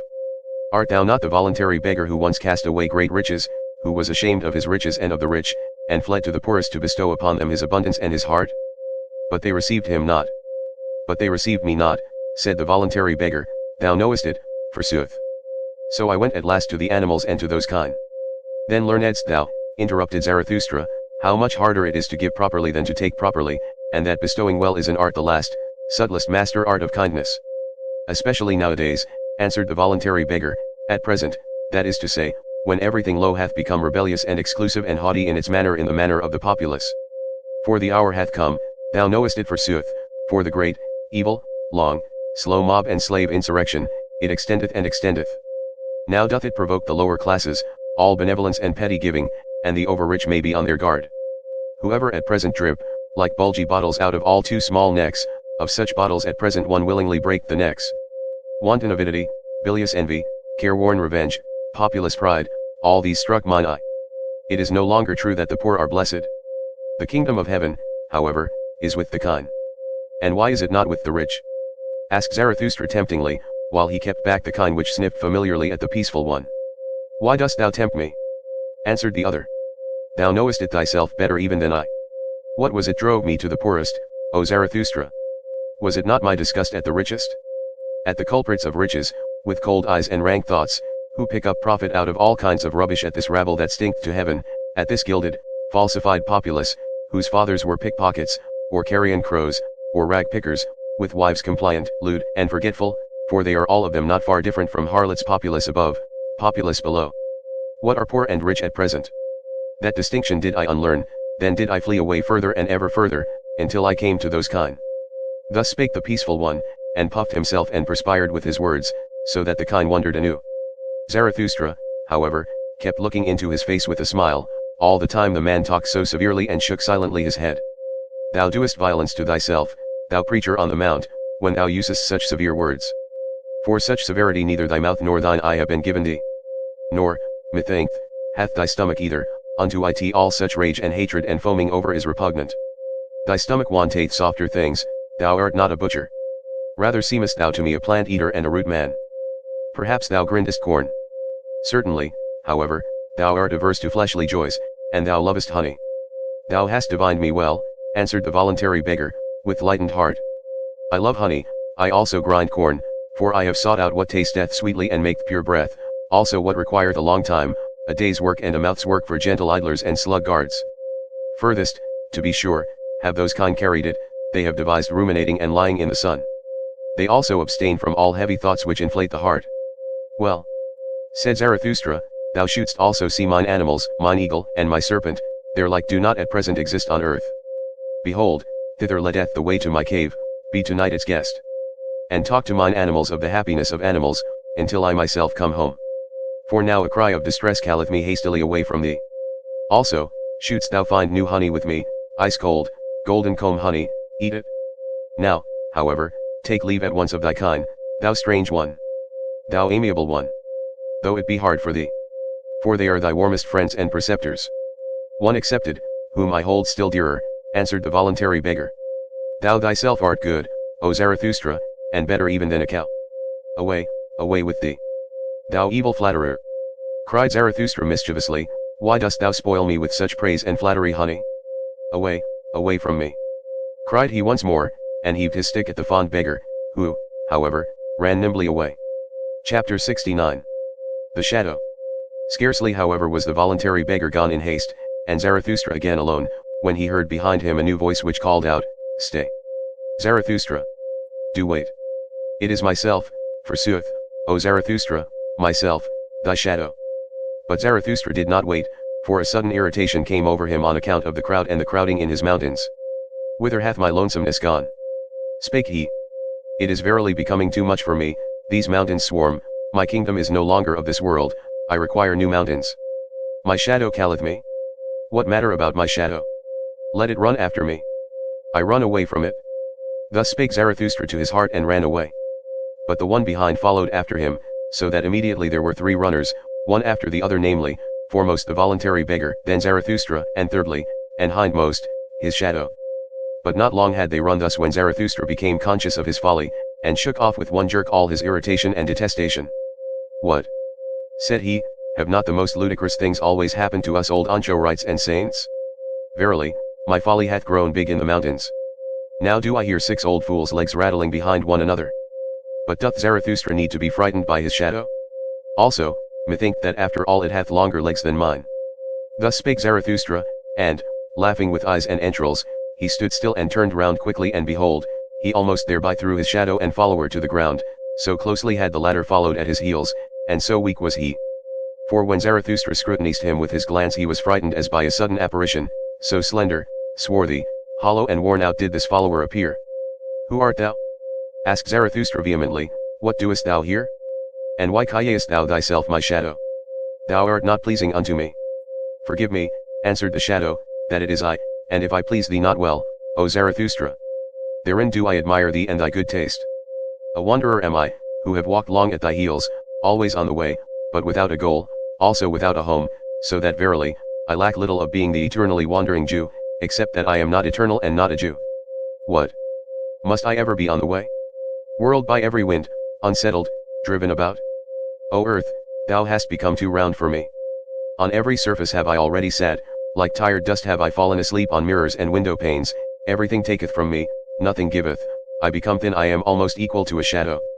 After thee, however, O Zarathustra, did I fly and high longest, and though I hid myself from thee, I was nevertheless thy best shadow, wherever thou hast sat, there sat I also. With thee have I wandered about in the remotest, coldest worlds, like a phantom that voluntarily haunteth winter roofs and snows. With thee have I pushed into all the forbidden, all the worst and the furthest, and if there be anything of virtue in me, it is that I have had no fear of any prohibition. With thee have I broken up whatever my heart revered, all boundary stones and statues have I o'erthrown, the most dangerous wishes did I pursue, verily, beyond every crime did I once go. With thee did I unlearn the belief in words and worths and in great names. When the devil casteth his skin, doth not his name also fall away? It is also skin. The devil himself is perhaps skin. Nothing is true, all is permitted, so said I to myself. Into the coldest water did I plunge with head and heart. Ah, how oft did I stand there naked on that account, like a red crab. Ah, where have gone all my goodness and all my shame and all my belief in the good? Ah, where is the lying innocence which I once possessed, the innocence of the good and of their noble lies? Too oft, verily, did I follow close to the heels of truth, then did it kick me on the face. Sometimes I meant to lie, and behold, then only did I hit the truth. Too much hath become clear unto me, now it doth not concern me any more. Nothing liveth any longer that I love, how should I still love myself? To live as I incline, or not to live at all, so do I wish, so wish it also the holiest. But alas! How have I still inclination? Have I still a goal? A haven towards which my sail is set? A good wind? Ah, he only who knoweth whither he saileth, knoweth what wind is good, and a fair wind for him. What still remaineth to me? A heart weary and flippant, an unstable will, fluttering wings, a broken backbone. This seeking for my home, O Zarathustra, dost thou know that the seeking hath been my home sickening, it eateth me up. Where is my home? For it do I ask and seek, and have sought, but have not found it? O eternal everywhere, O eternal nowhere, O eternal in vain. Thus spake the shadow, and Zarathustra's countenance lengthened at his words. Thou art my shadow, said he at last sadly. Thy danger is not small, thou free spirit and wanderer. Thou hast had a bad day, see that a still worse evening doth not overtake thee. To such unsettled ones as thou, seemeth at last even a prisoner blessed. Didst thou ever see how captured criminals sleep? They sleep quietly, they enjoy their new security. Beware lest in the end a narrow faith capture thee, a hard, rigorous delusion. For now everything that is narrow and fixed seduceth and tempteth thee. Thou hast lost thy goal. Alas, how wilt thou forego and forget that loss? Thereby hast thou also lost thy way. Thou poor rover and rambler, thou tired butterfly. Wilt thou have a rest and a home this evening? Then go up to my cave. Thither leadeth the way to my cave. And now will I run quickly away from thee again. Already lieth as it were a shadow upon me. I will run alone, so that it may again become bright around me. Therefore must I still be a long time merrily upon my legs. In the evening, however, there will be dancing with me. Thus spake Zarathustra. Chapter 70. Noontide. And Zarathustra ran and ran, but he found no one else, and was alone and ever found himself again. He enjoyed and quaffed his solitude, and thought of good things for hours. About the hour of noontide, however, when the sun stood exactly over Zarathustra's head, he passed an old, bent, and gnarled tree, which was encircled round by the ardent love of a vine, and hidden from itself. From this there hung yellow grapes in abundance, confronting the wanderer. Then he felt inclined to quench a little thirst, and to break off for himself a cluster of grapes. When, however, he had already his arm outstretched for that purpose, he felt still more inclined for something else, namely, to lie down beside the tree at the hour of perfect noontide and sleep. This Zarathustra did, and no sooner had he laid himself on the ground in the stillness and secrecy of the variegated grass, than he had forgotten his little thirst, and fell asleep. For as the proverb of Zarathustra saith, one thing is more necessary than the other. Only that his eyes remained open, for they never grew weary of viewing and admiring the tree and the love of the vine. In falling asleep, however, Zarathustra spake thus to his heart, Hush! Hush! Hath not the world now become perfect? What hath happened unto me? As a delicate wind danceth invisibly upon parquet seas, light, feather light, so danceth sleep upon me. No eye doth it close to me, it leaveth my soul awake. Light is it, verily, feather light. It persuadeth me, I know not how, it toucheth me inwardly with a caressing hand, it constraineth me. Yea, it constraineth me, so that my soul stretcheth itself out, how long and weary it becometh, my strange soul. Hath the seventh day evening come to it precisely at noontide? Hath it already wandered too long, blissfully, among good and ripe things? It stretcheth itself out, long longer. It lieth still, my strange soul. Too many good things hath it already tasted, this golden sadness oppresseth it, it distorteth its mouth. As a ship that putteth into the calmest cove, it now draweth up to the land, weary of long voyages and uncertain seas. Is not the land more faithful? As such a ship huggeth the shore, tuggeth the shore, then it sufficeth for a spider to spin its thread from the ship to the land. No stronger ropes are required there. As such a weary ship in the calmest cove, so do I also now repose, nigh to the earth, faithful, trusting, waiting, bound to it with the lightest threads. O happiness! O happiness! Wilt thou perhaps sing, O my soul? Thou liest in the grass. But this is the secret, solemn hour, when no shepherd playeth his pipe. Take care. Hot noontide sleepeth on the fields. Do not sing. Hush. The world is perfect. Do not sing, thou prairie bird, my soul. Do not even whisper. Lo, hush. The old noontide sleepeth, it moveth its mouth, doth it not just now drink a drop of happiness, an old brown drop of golden happiness, golden wine? Something whisketh over it, its happiness laugheth. Thus laugheth a god. Hush. For happiness, how little sufficeth for happiness. Thus spake I once and thought myself wise. But it was a blasphemy, that have I now learned. Wise fools speak better. The least thing precisely, the gentlest thing, the lightest thing, a lizard's rustling, a breath, a whisk, an eye glance little make up the best happiness. Hush. What hath befallen me, hark. Hath time flown away? Do I not fall? Have I not fallen, hark? Into the well of eternity? What happeneth to me? Hush. It stingeth me, alas, to the heart? To the heart. Oh, break up, my heart, after such happiness, after such a sting. What? Hath not the world just now become perfect? Round and ripe? Oh, for the golden round ring whither doth it fly? Let me run after it? Quick! Hush, and here Zarathustra stretched himself, and felt that he was asleep. Up! Said he to himself, thou sleeper! Thou noontide sleeper! Well then, up, ye old legs! It is time and more than time, many a good stretch of road is still awaiting you now have ye slept your fill, for how long a time? A half eternity. Well then, up now, mine old heart! For how long after such a sleep mayest thou remain awake? But then did he fall asleep anew, and his soul spake against him and defended itself, and lay down again, leave me alone. Hush! Hath not the world just now become perfect? Oh, for the golden round ball! Get up, said Zarathustra, thou little thief, thou sluggard! What? Still stretching thyself, yawning, sighing, falling into deep wells? Who art thou then, O my soul? And here he became frightened, for a sunbeam shot down from heaven upon his face. O heaven above me, said he sighing, and sat upright, thou gazest at me? Thou hearkenest unto my strange soul? When wilt thou drink this drop of dew that fell down upon all earthly things, when wilt thou drink this strange soul when, thou well of eternity?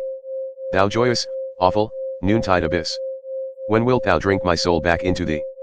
Thus spake Zarathustra, and rose from his couch beside the tree, as if awakening from a strange drunkenness, and behold! There stood the sun still exactly above his head. One might, however, rightly infer therefrom that Zarathustra had not then slept long. Chapter 71. The Greeting. It was late in the afternoon only when Zarathustra, after long useless searching and strolling about, again came home to his cave. When, however, he stood over against it, not more than 20 paces therefrom, the thing happened which he now least of all expected, he heard anew the great cry of distress. And extraordinary. This time the cry came out of his own cave. It was a long, manifold, peculiar cry, and Zarathustra plainly distinguished that it was composed of many voices, although heard at a distance it might sound like the cry out of a single mouth. Thereupon Zarathustra rushed forward to his cave, and behold! What a spectacle awaited him after that concert! For there did they all sit together whom he had passed during the day, the king on the right and the king on the left, the old magician, the pope, the voluntary beggar, the shadow, the intellectually conscientious one, the sorrowful soothsayer, and the ass, the ugliest man, however, had set a crown on his head, and had put round him 2 purple girdles, for he liked, like all ugly ones, to disguise himself and play the handsome person. In the midst, however, of that sorrowful company stood Zarathustra's eagle, ruffled and disquieted, for it had been called upon to answer too much for which its pride had not any answer, the wise serpent however hung round its neck. All this did Zarathustra behold with great astonishment, then however he scrutinized each individual guest with courteous curiosity, read their souls and wondered anew. In the meantime the assembled ones had risen from their seats, and waited with reverence for Zarathustra to speak. Zarathustra however spake thus, Ye despairing ones! Ye strange ones! So it was your cry of distress that I heard? And now do I know also where he is to be sought, whom I have sought for in vain today, the higher man, in mine own cave sitteth he, the higher man. But why do I wonder? Have not I myself allured him to me by honey offerings and artful lure calls of my happiness? But it seemeth to me that ye are badly adapted for company, ye make one another's hearts fretful, ye that cry for help, when ye sit here together. There is one that must first come, one who will make you laugh once more, a good jovial buffoon, a dancer, a wind, a wild romp, some old fool, what think ye? Forgive me, however, ye despairing ones, for speaking such trivial words before you, unworthy, verily, of such guests. But ye do not divine what maketh my heart wanton, ye yourselves do it, and your aspect, forgive it me. For every one becometh courageous who beholdeth a despairing one. To encourage a despairing one every one thinketh himself strong enough to do so. To myself have ye given this power, a good gift, mine honorable guests. And excellent guests present. Well, do not then upbraid when I also offer you something of mine. This is mine empire and my dominion, that which is mine, however, shall this evening and tonight be yours. Mine animals shall serve you, let my cave be your resting place. At house and home with me shall no one despair, in my purlieus do I protect every one from his wild beasts. And that is the first thing which I offer you, security. The second thing, however, is my little finger. And when ye have that, then take the whole hand also, yea, and the heart with it. Welcome here, welcome to you, my guests. Thus spake Zarathustra, and laughed with love and mischief. After this greeting his guests bowed once more and were reverentially silent. The king on the right, however, answered him in their name. O Zarathustra, by the way in which thou hast given us thy hand and thy greeting, we recognize thee as Zarathustra. Thou hast humbled thyself before us, almost hast thou heard our reverence, who however could have humbled himself as thou hast done, with such pride? That uplifteth us ourselves, a refreshment is it, to our eyes and hearts. To behold this, merely, gladly would we ascend higher mountains than this. For as eager beholders have we come, we wanted to see what brighteneth dim eyes. And lo! Now is it all over with our cries of distress. Now are our minds and hearts open and enraptured. Little is lacking for our spirits to become wanton. There is nothing, O Zarathustra, that groweth more pleasingly on earth than a lofty, strong will, it is the finest growth. An entire landscape refresheth itself at one such tree. To the pine do I compare him, O Zarathustra, which groweth up like thee tall, silent, hardy, solitary, of the best, supplest wood, stately, in the end, however, grasping out for its dominion with strong, green branches, asking weighty questions of the wind, the storm, and whatever is at home on high places, answering more weightily, a commander, a victor. Oh! Who should not ascend high mountains to behold such growths? At thy tree, O Zarathustra, the gloomy and ill-constituted also refresh themselves, at thy look even the wavering become steady and heal their hearts. And verily, towards thy mountain and thy tree do many eyes turn today, a great longing hath arisen, and many have learned to ask, Who is Zarathustra? And those into whose ears thou hast at any time dripped thy song and thy honey, all the hidden ones, the lone dwellers and the twain dwellers, have simultaneously said to their hearts, Doth Zarathustra still live? It is no longer worthwhile to live, everything is indifferent, everything is useless, or else we must live with Zarathustra. Why doth he not come who hath so long announced himself? Thus do many people ask, Hath solitude swallowed him up? Or should we perhaps go to him? Now doth it come to pass that solitude itself becometh fragile and breaketh open, like a grave that breaketh open and can no longer hold its dead. Everywhere one seeth resurrected ones. Now do the waves rise and rise around thy mountain, O Zarathustra. And however high be thy height, many of them must rise up to thee, thy boat shall not rest much longer on dry ground. And that we despairing ones have now come into thy cave, and already no longer despair, it is but a prognostic and a presage that better ones are on the way to thee, for they themselves are on the way to thee, the last remnant of God among men, that is to say, all the men of great longing, of great loathing, of great satiety, all who do not want to live unless they learn again to hope, unless they learn from thee, O Zarathustra, the great hope. Thus spake the king on the right, and seized the hand of Zarathustra in order to kiss it, but Zarathustra checked his veneration, and stepped back frightened, fleeing as it were, silently and suddenly into the far distance. After a little while, however, he was again at home with his guests, looked at them with clear scrutinizing eyes, and said, My guests, ye higher men, I will speak plain language and plainly with you. It is not for you that I have waited here in these mountains. Plain language and plainly. Good God! Said here the king on the left to himself, One seeth he doth not know the good Occidentals, this sage out of the Orient. But he meaneth blunt language and bluntly well. That is not the worst taste in these days. Ye may, verily, all of you be higher men, continued Zarathustra, but for me ye are neither high enough, nor strong enough. For me, that is to say, for the inexorable which is now silent in me, but will not always be silent. And if ye appertain to me, still it is not as my right arm. For he who himself standeth, like you, on sickly and tender legs, wisheth above all to be treated indulgently, whether he be conscious of it or hide it from himself. My arms and my legs, however, I do not treat indulgently, I do not treat my warriors indulgently, how then could ye be fit for my warfare? With you I should spoil all my victories. And many of you would tumble over if ye but heard the loud beating of my drums. Moreover, ye are not sufficiently beautiful and well born for me. I require pure, smooth mirrors for my doctrines, on your surface even mine own likeness is distorted. On your shoulders presseth many a burden, many a recollection, many a mischievous dwarf squatteth in your corners. There is concealed populace also in you. And though ye be high and of a higher type, much in you is crooked and misshapen. There is no smith in the world that could hammer you right and straight for me. Ye are only bridges, may higher ones pass over upon you. Ye signify steps, so do not upbraid him who ascendeth beyond you into his height. Out of your seed there may one day arise for me a genuine son and perfect heir, but that time is distant. Ye yourselves are not those unto whom my heritage and name belong. Not for you do I wait here in these mountains, not with you may I descend for the last time. Ye have come unto me only as a presage that higher ones are on the way to me, not the men of great longing, of great loathing, of great satiety, and that which ye call the remnant of God, nay. Nay. 3 times nay.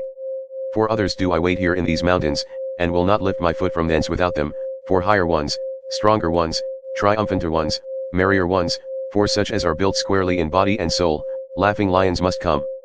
O my guests, yes, strange ones, have ye yet heard nothing of my children? And that they are on the way to me? Do speak unto me of my gardens, of my happy isles, of my new beautiful race. Why do ye not speak unto me thereof? This guest's present do I solicit of your love, that ye speak unto me of my children. For them am I rich, for them I became poor. What have I not surrendered, what would I not surrender that I might have one thing, these children, this living plantation, these life trees of my will and of my highest hope? Thus spake Zarathustra, and stopped suddenly in his discourse, for his longing came over him, and he closed his eyes and his mouth, because of the agitation of his heart. And all his guests also were silent, and stood still and confounded, except only that the old soothsayer made signs with his hands and his gestures. Chapter 72. The Supper. For at this point the soothsayer interrupted the greeting of Zarathustra and his guests. He pressed forward as one who had no time to lose, seized Zarathustra's hand and exclaimed, But Zarathustra, one thing is more necessary than the other, so sayest thou thyself. Well, one thing is now more necessary unto me than all others. A word at the right time, didst thou not invite me to table? And here are many who have made long journeys. Thou dost not mean to feed us merely with discourses? Besides, all of you have thought too much about freezing, drowning, suffocating, and other bodily dangers. None of you, however, have thought of my danger, namely, perishing of hunger. Thus spake the soothsayer. When Zarathustra's animals, however, heard these words, they ran away in terror. For they saw that all they had brought home during the day would not be enough to fill the one soothsayer. Likewise perishing of thirst, continued the soothsayer. And although I hear water splashing here like words of wisdom, that is to say, plenteously and unweariedly, I want wine. Not every one is a born water drinker like Zarathustra. Neither doth water suit weary and withered ones. We deserve wine. It alone giveth immediate vigor and improvised health. On this occasion, when the soothsayer was longing for wine, it happened that the king on the left, the silent one, also found expression for once. We took care, said he, about wine. I, along with my brother the king on the right, we have enough of wine, a whole ass load of it. So there is nothing lacking but bread. Bread, replied Zarathustra, laughing when he spake, it is precisely bread that anchorites have not. But man doth not live by bread alone, but also by the flesh of good lambs, of which I have two. These shall we slaughter quickly, and cook spicily with sage. It is so that I like them. And there is also no lack of roots and fruits, good enough even for the fastidious and dainty, nor of nuts and other riddles for cracking. Thus will we have a good repast in a little while. But whoever wish to eat with us must also give a hand to the work, even the kings. For with Zarathustra even a king may be a cook. This proposal appealed to the hearts of all of them, save that the voluntary beggar objected to the flesh and wine and spices. Just hear this glutton Zarathustra, said he jokingly, doth one go into caves and high mountains to make such repasts? Now indeed do I understand what he once taught us, blessed be moderate poverty. And why he wisheth to do away with beggars. Be of good cheer, replied Zarathustra, as I am. Abide by thy customs, thou excellent one, grind thy corn, drink thy water, praise thy cooking, if only it make thee glad. I am a law only for mine own, I am not a law for all. He, however, who belongeth unto me must be strong of bone and light of foot, joyous in fight and feast, no sulker, no John o' dreams, ready for the hardest task as for the feast, healthy and hale. The best belongeth unto mine and me, and if it be not given us, then do we take it, the best food, the purest sky, the strongest thoughts, the fairest women. Thus spake Zarathustra. The king on the right however answered and said, Strange. Did one ever hear such sensible things out of the mouth of a wise man? And verily, it is the strangest thing in a wise man, if over and above, he be still sensible, and not an ass. Thus spake the king on the right and wondered. The ass however, with ill will, said yea to his remark. This however was the beginning of that long repast which is called the supper in the history books. At this there was nothing else spoken of but the higher man. Chapter 73. The higher man. 1. When I came unto men for the first time, then did I commit the anchorite folly, the great folly, I appeared on the marketplace. And when I spake unto all, I spake unto none. In the evening, however, rope dancers were my companions, and corpses, and I myself almost a corpse. With the new morning, however, there came unto me a new truth. Then did I learn to say, of what account to me are marketplace and populous noise and long populous ears. Ye higher men, learn this from me, on the marketplace no one believeth in higher men. But if ye will speak there, very well.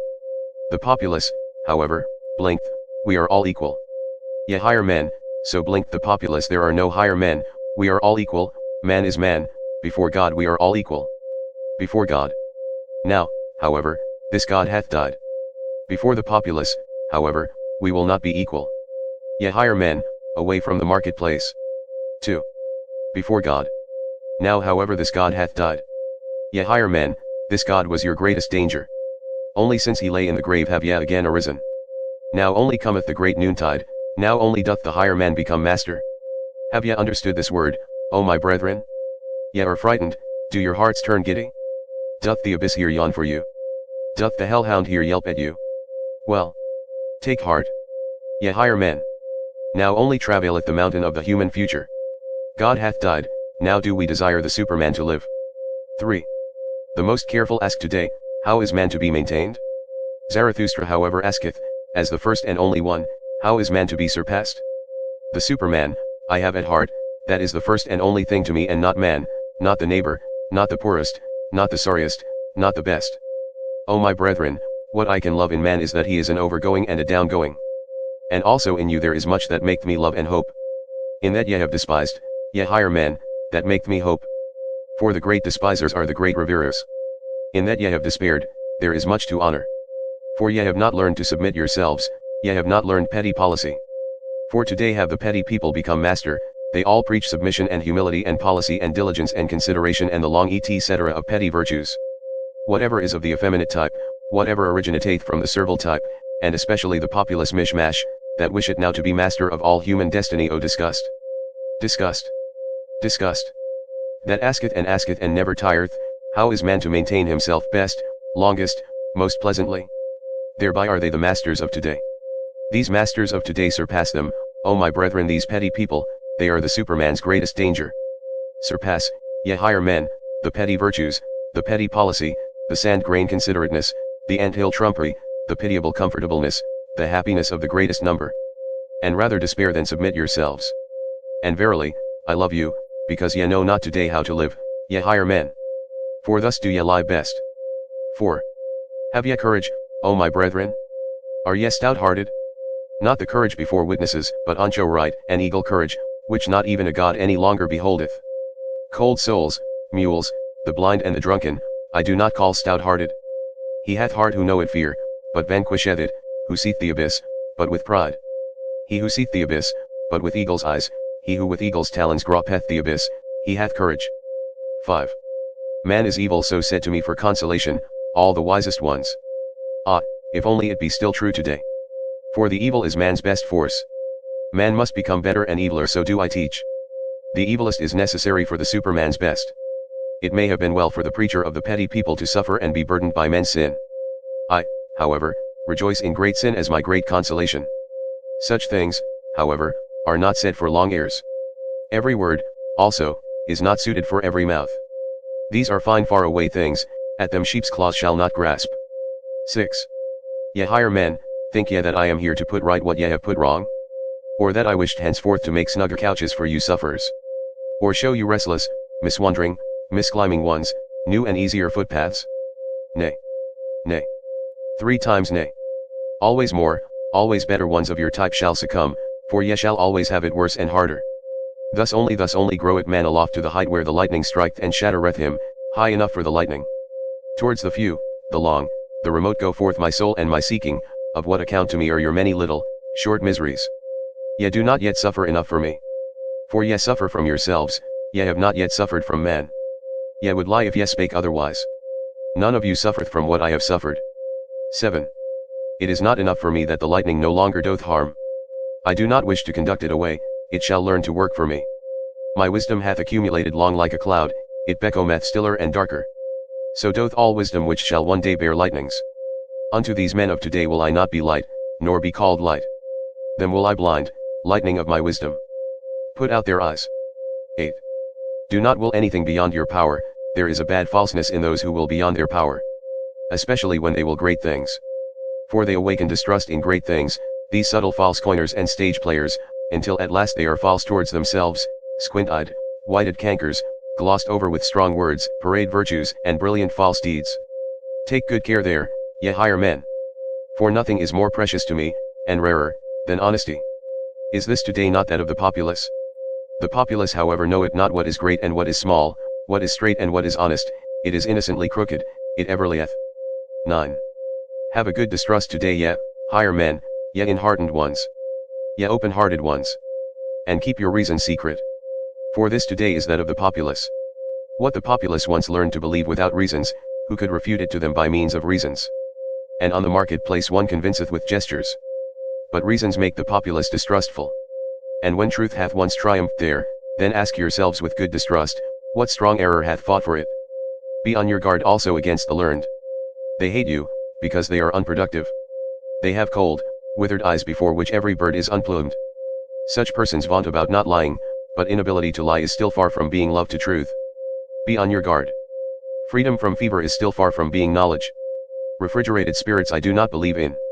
He who cannot lie, doth not know what truth is. 10. If ye would go up high, then use your own legs. Do not get yourselves carried aloft, do not seat yourselves on other people's backs and heads.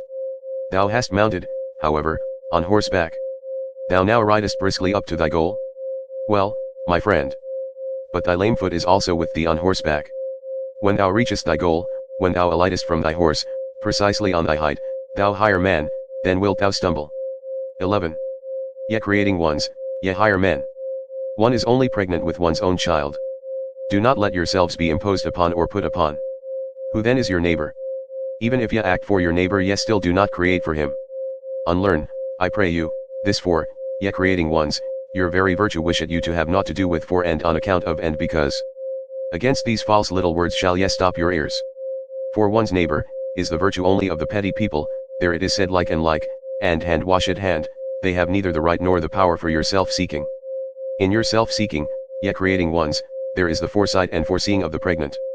What no one's eye hath yet seen, namely, the fruit this, sheltereth and saveth and nourisheth your entire love.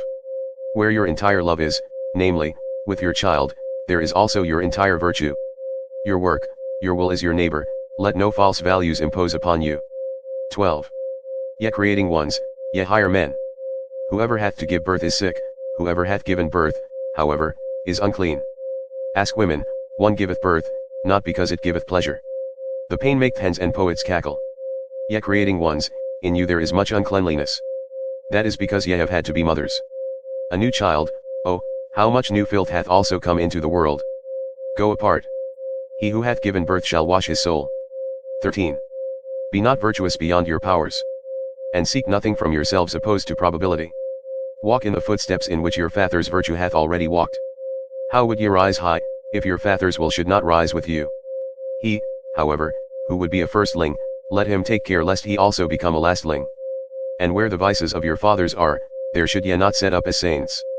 He whose fathers were inclined for women, and for strong wine and flesh of wild boar swine, what would it be if he demanded chastity of himself? A folly would it be. Much, verily, doth it seem to me for such a one, if he should be the husband of one or of two or of three women. And if he founded monasteries, and inscribed over their portals, the way to holiness, I should still say, what good is it? It is a new folly. He hath founded for himself a penance house and refuge house, much good may it do. But I do not believe in it. In solitude there groweth what any one bringeth into it also the brute in one's nature.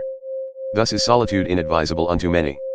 Hath there ever been anything filthier on earth than the saints of the wilderness? Around them was not only the devil loose but also the swine. 14. Shy, ashamed, awkward, like the tiger whose spring hath failed thus, ye higher men, have I often seen you slink aside. A cast which ye made had failed. But what doth it matter, ye dice players? Ye had not learned to play and mock, as one must play and mock. Do we not ever sit at a great table of mocking and playing? And if great things have been a failure with you, have ye yourselves therefore been a failure? And if ye yourselves have been a failure, hath man therefore been a failure? If man, however, hath been a failure, well then. Never mind. 15. The higher its type, always the seldomer doth a thing succeed. Ye higher men here, have ye not all been failures? Be of good cheer, what doth it matter? How much is still possible? Learn to laugh at yourselves, as ye ought to laugh. What wonder even that ye have failed and only half succeeded, ye half shattered ones? Doth not man's future strive and struggle in you? Man's furthest, profoundest, star highest issues, his prodigious powers, do not all these foam through one another in your vessel? What wonder that many a vessel shattereth? Learn to laugh at yourselves, as ye ought to laugh. Ye higher men, oh, how much is still possible? And verily, how much hath already succeeded? How rich is this earth in small, good, perfect things, in well-constituted things. Set around you small, good, perfect things, yet higher men. Their golden maturity healeth the heart. The perfect Tiak hate one to hope. 16. What hath hitherto been the greatest sin here on earth? Was it not the word of him who said, Woe unto them that laugh now? Did he himself find no cause for laughter on the earth? Then he sought badly. A child even findeth cause for it? He did not love sufficiently, otherwise would he also have loved us, the laughing ones.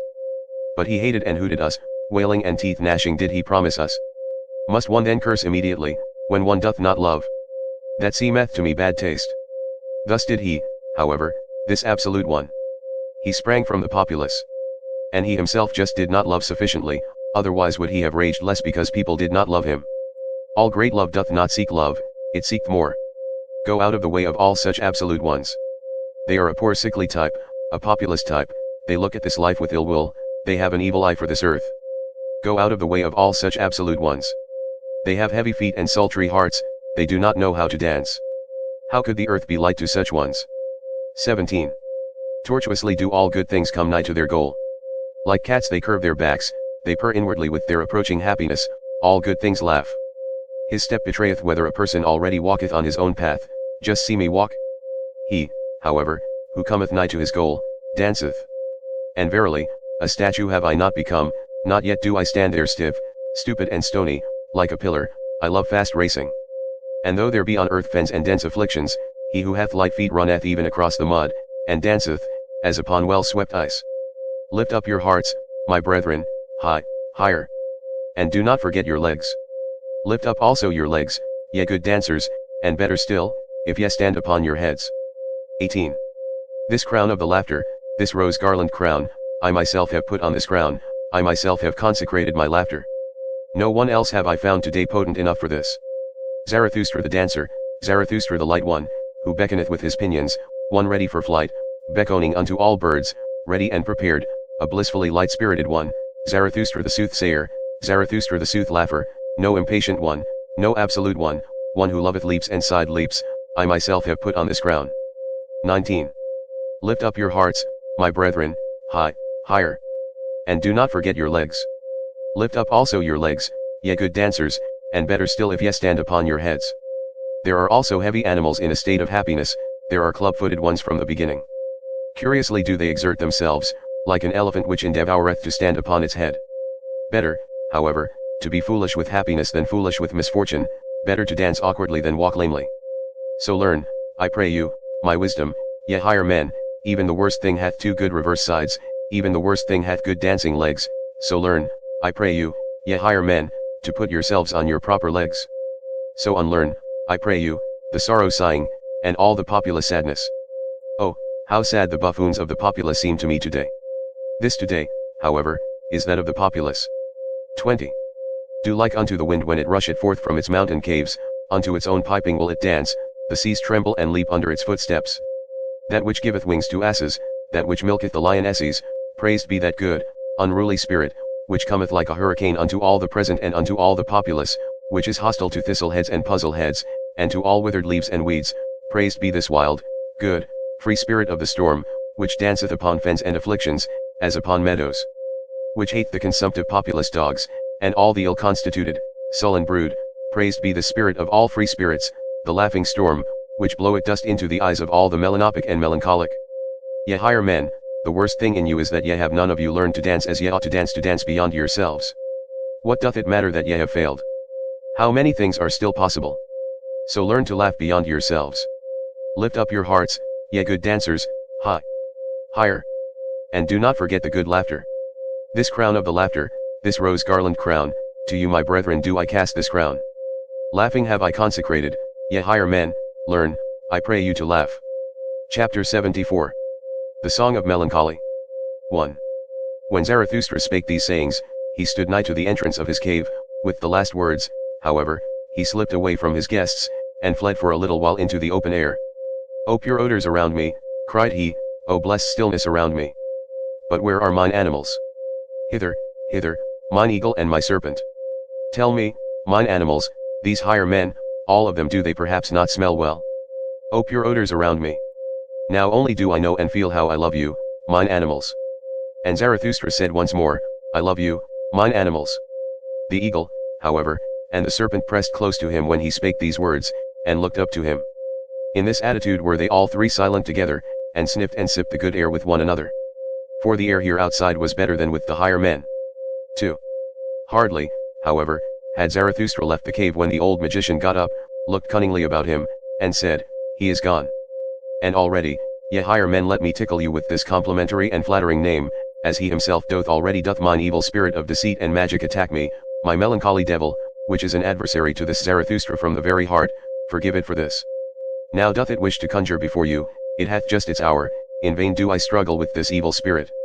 Unto all of you, whatever honors ye like to assume in your names, whether ye call yourselves the free spirits or the conscientious, or the penitents of the spirit, or the unfettered, or the great longers, unto all of you, who like me suffer from the great loathing, to whom the old God hath died, and as yet no new God lieth in cradles and swaddling clothes, unto all of you is mine evil spirit and magic devil favorable. I know you, ye higher men, I know him, I know also this fiend whom I love in spite of me, this Zarathustra, he himself often seemeth to me like the beautiful mask of a saint, like a new strange mummery in which mine evil spirit, the melancholy devil, delighteth.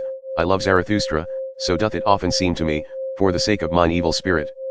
But already doth it attack me and constrain me, this spirit of melancholy, this evening twilight devil, and verily, ye higher men, it hath a longing open your eyes. It hath a longing to come naked, whether male or female, I do not yet know, but it cometh, it constraineth me, alas. Open your wits. The day dieth out, unto all things cometh now the evening, also unto the best things, hear now, and see, ye higher men, what devil man or woman the spirit of evening melancholy is.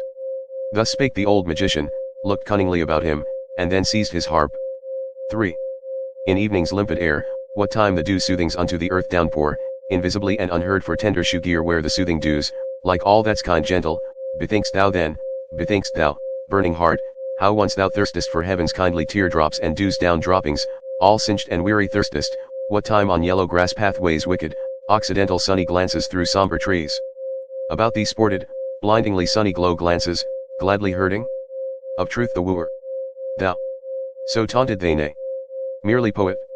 A brute insidious, plundering, groveling, that I must lie, that wittingly, wilfully, I must lie, for booty lusting, motley masked, self-hidden, shrouded, himself his booty he of truth the wooer. Nay. Mere fool. Mere poet. Just motley speaking, from mask of fool confusedly shouting, circumambling on fabricated word bridges, on motley rainbow arches, twixt the spurious heavenly, and spurious earthly, round us roving, round us soaring, mere fool. Mere poet. He of truth the wooer. Not still, stiff, smooth and cold, become an image, a godlike statue, set up in front of temples, as a god's own door guard, nay. Hostile to all such truthfulness statues, in every desert homelier than at temples, with caddish wantonness, through every window leaping quickly into chances, every wild forest a sniffing, greedily longingly, sniffing, that thou, in wild forests, mong the motley speckled fierce creatures, shouldest rove, sinful sound and fine-colored, with longing lips smacking, blessedly mocking, blessedly hellish, blessedly bloodthirsty, robbing, skulking, lying roving, or unto eagles like which fixedly, long adown the precipice look, adown their precipice, oh, how they whirl down now, thereunder, therein, to ever deeper profoundness whirling. Then, sudden, with aim aright, with quivering flight, on lambkins pouncing, headlong down, sore hungry, for lambkins longing, fierce gainst all lamb spirits, furious fierce gainst all that look sheep-like, or lamb-eyed, or crisp woolly, grey, with lamb-sheep kindliness. Even thus, eagle-like, panther-like, are the poet's desires, are thine own desires neath 1,000 guises, thou fool. Thou poet? Thou who all mankind viewest so God, as sheep, the God to rend within mankind, as the sheep in mankind, and in rending laughing that is thine own blessedness. Of a panther and eagle blessedness.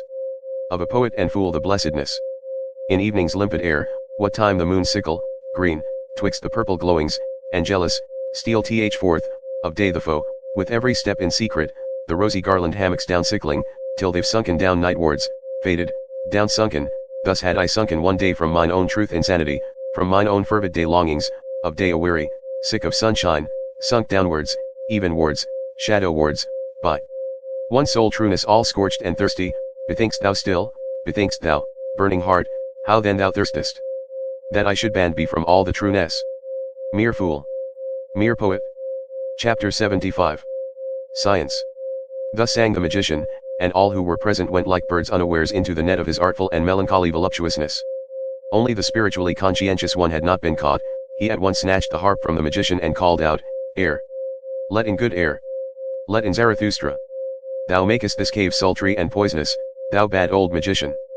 Thou seducest, thou false one, thou subtle one, to unknown desires and deserts. And alas, that such as thou should talk and make ado about the truth. Alas, to all free spirits who are not on their guard against such magicians. It is all over with their freedom, thou teachest and temptest back into prisons, thou old melancholy devil, out of thy lament soundeth allurement, thou resemblest those who with their praise of chastity secretly invite to voluptuousness." Thus spake the conscientious one. The old magician, however, looked about him, enjoying his triumph, and on that account put up with the annoyance which the conscientious one caused him. "Be still," said he with modest voice, "good songs want to re-echo well, after good songs one should be long silent. Thus do all those present, the higher men. Thou, however, hast perhaps understood but little of my song? In thee there is little of the magic spirit. Thou praisest me," replied the conscientious one, "in that thou separatest me from thyself, very well. But, ye others, what do I see? Ye still sit there, all of you, with lusting eyes, ye free spirits, whither hath your freedom gone? Ye almost seem to me to resemble those who have long looked at bad girls dancing naked, your souls themselves dance. In you, ye higher men, there must be more of that which the magician calleth his evil spirit of magic and deceit. We must indeed be different. And verily, we spake and thought long enough together ere Zarathustra came home to his cave, for me not to be unaware that we are different. We seek different things even here aloft, yet and I. For I seek more security, on that account have I come to Zarathustra. For he is still the most steadfast tower and will today, when everything tottereth, when all the earth quaketh. Yea, however, when I see what eyes ye make, it almost seemeth to me that ye seek more insecurity, more horror, more danger, more earthquake. Ye long, it almost seemeth so to me, forgive my presumption, ye higher men, ye long for the worst and dangerousest life, which frighteneth me most, for the life of wild beasts, for forests, caves, steep mountains and labyrinthine gorges.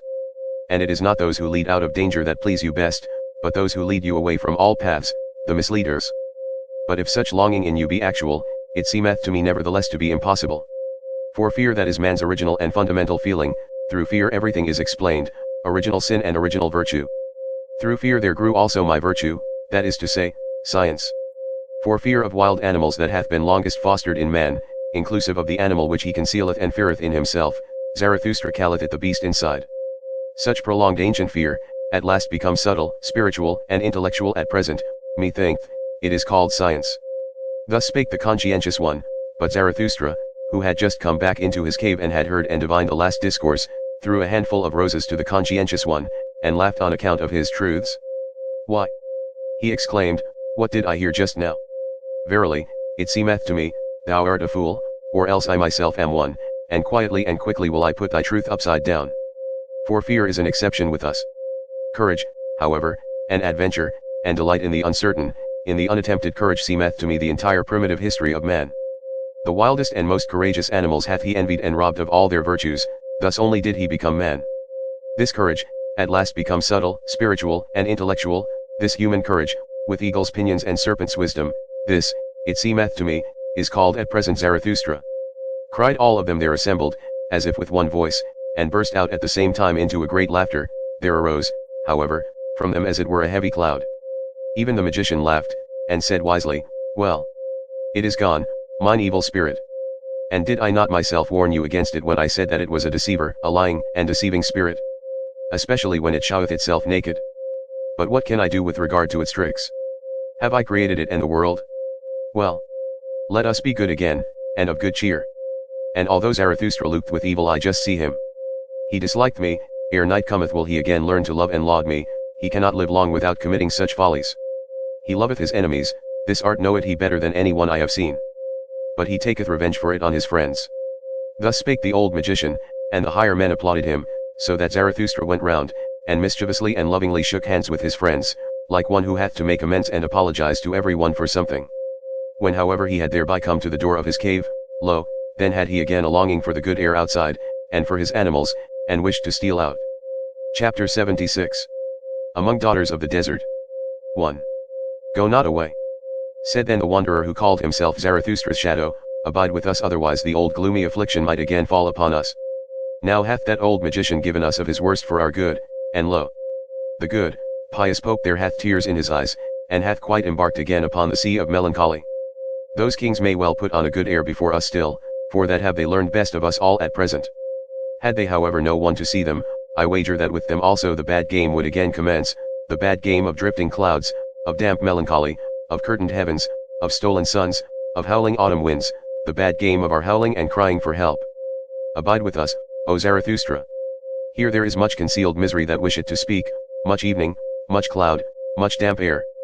Thou hast nourished us with strong food for men, and powerful proverbs, do not let the weakly, womanly spirits attack us anew at desert. Thou alone makest the air around thee strong and clear. Did I ever find anywhere on earth such good air as with thee in thy cave? Many lands have I seen, my nose hath learned to test and estimate many kinds of air, but with thee do my nostrils taste their greatest delight. Unless it be, do forgive an old recollection. Forgive me an old after-dinner song, which I once composed amongst daughters of the desert, for with them was there equally good, clear, oriental air, there was I furthest from cloudy, damp, melancholy old Europe. Then did I love such oriental maidens and other blue kingdoms of heaven, over which hang no clouds and no thoughts. Ye would not believe how charmingly they sat there, when they did not dance, profound, but without thoughts, like little secrets, like beribboned riddles, like desert nuts many-hued and foreign, forsooth. But without clouds, riddles which can be guessed, to please such maidens I then composed an after-dinner psalm.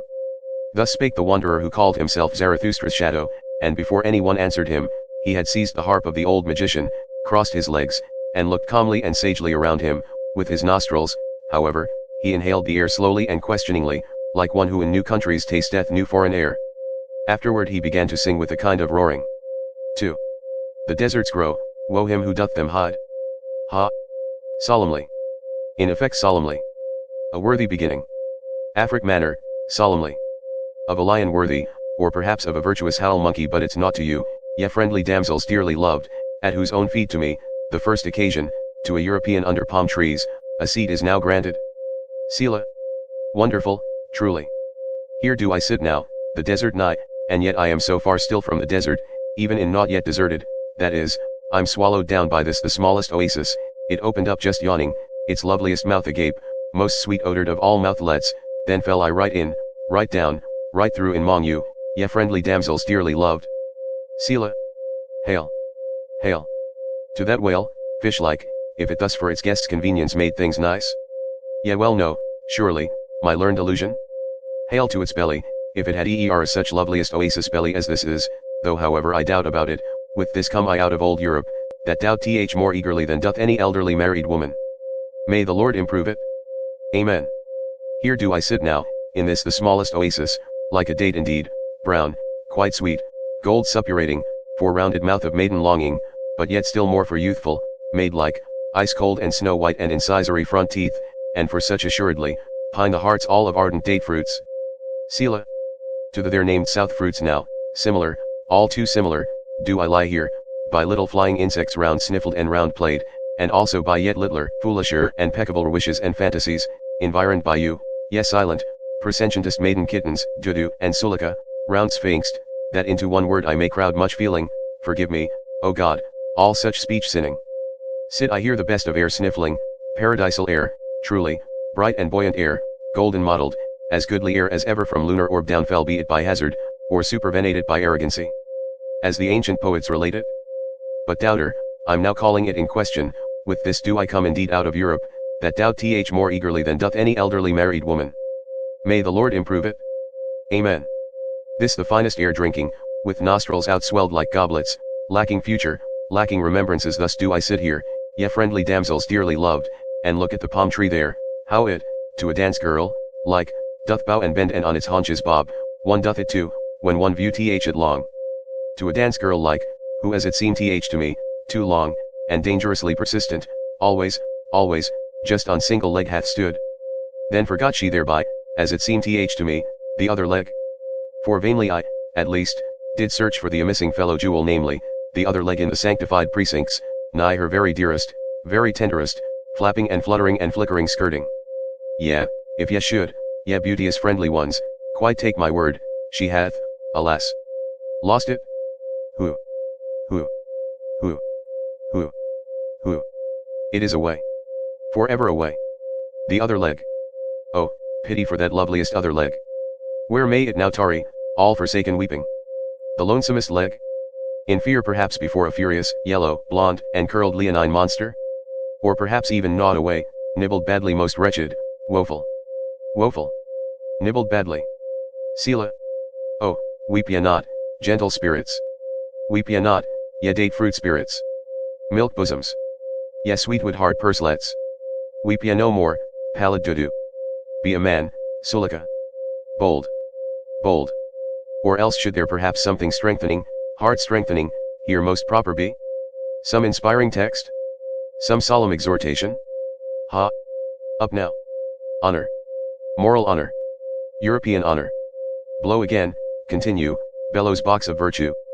Ha! Once more thy roaring, thy moral roaring. As a virtuous lion nigh the daughters of deserts roaring. For virtue's out howl, ye very dearest maidens, is more than every European fervent hour, European hot hunger. And now do I stand here, as European, I can't be different, God's help to me. Amen. The deserts grow, woe him who doth them hide. Chapter 77. The Awakening. 1. After the song of the wanderer and shadow, the cave became all at once full of noise and laughter, and since the assembled guests all spake simultaneously, and even the ass, encouraged thereby, no longer remained silent, a little aversion and scorn for his visitors came over Zarathustra, although he rejoiced at their gladness. For it seemed to him a sign of convalescence. So he slipped out into the open air and spake to his animals. Whither hath their distress now gone? Said he, and already did he himself feel relieved of his petty disgust with me, it seemeth that they have unlearned their cries of distress. Though, alas! Not yet their crying. And Zarathustra stopped his ears, for just then did the neigh of the ass mix strangely with the noisy jubilation of those higher men. They are merry, he began again, and who know it? Perhaps at their host's expense, and if they have learned of me to laugh, still it is not my laughter they have learned. But what matter about that?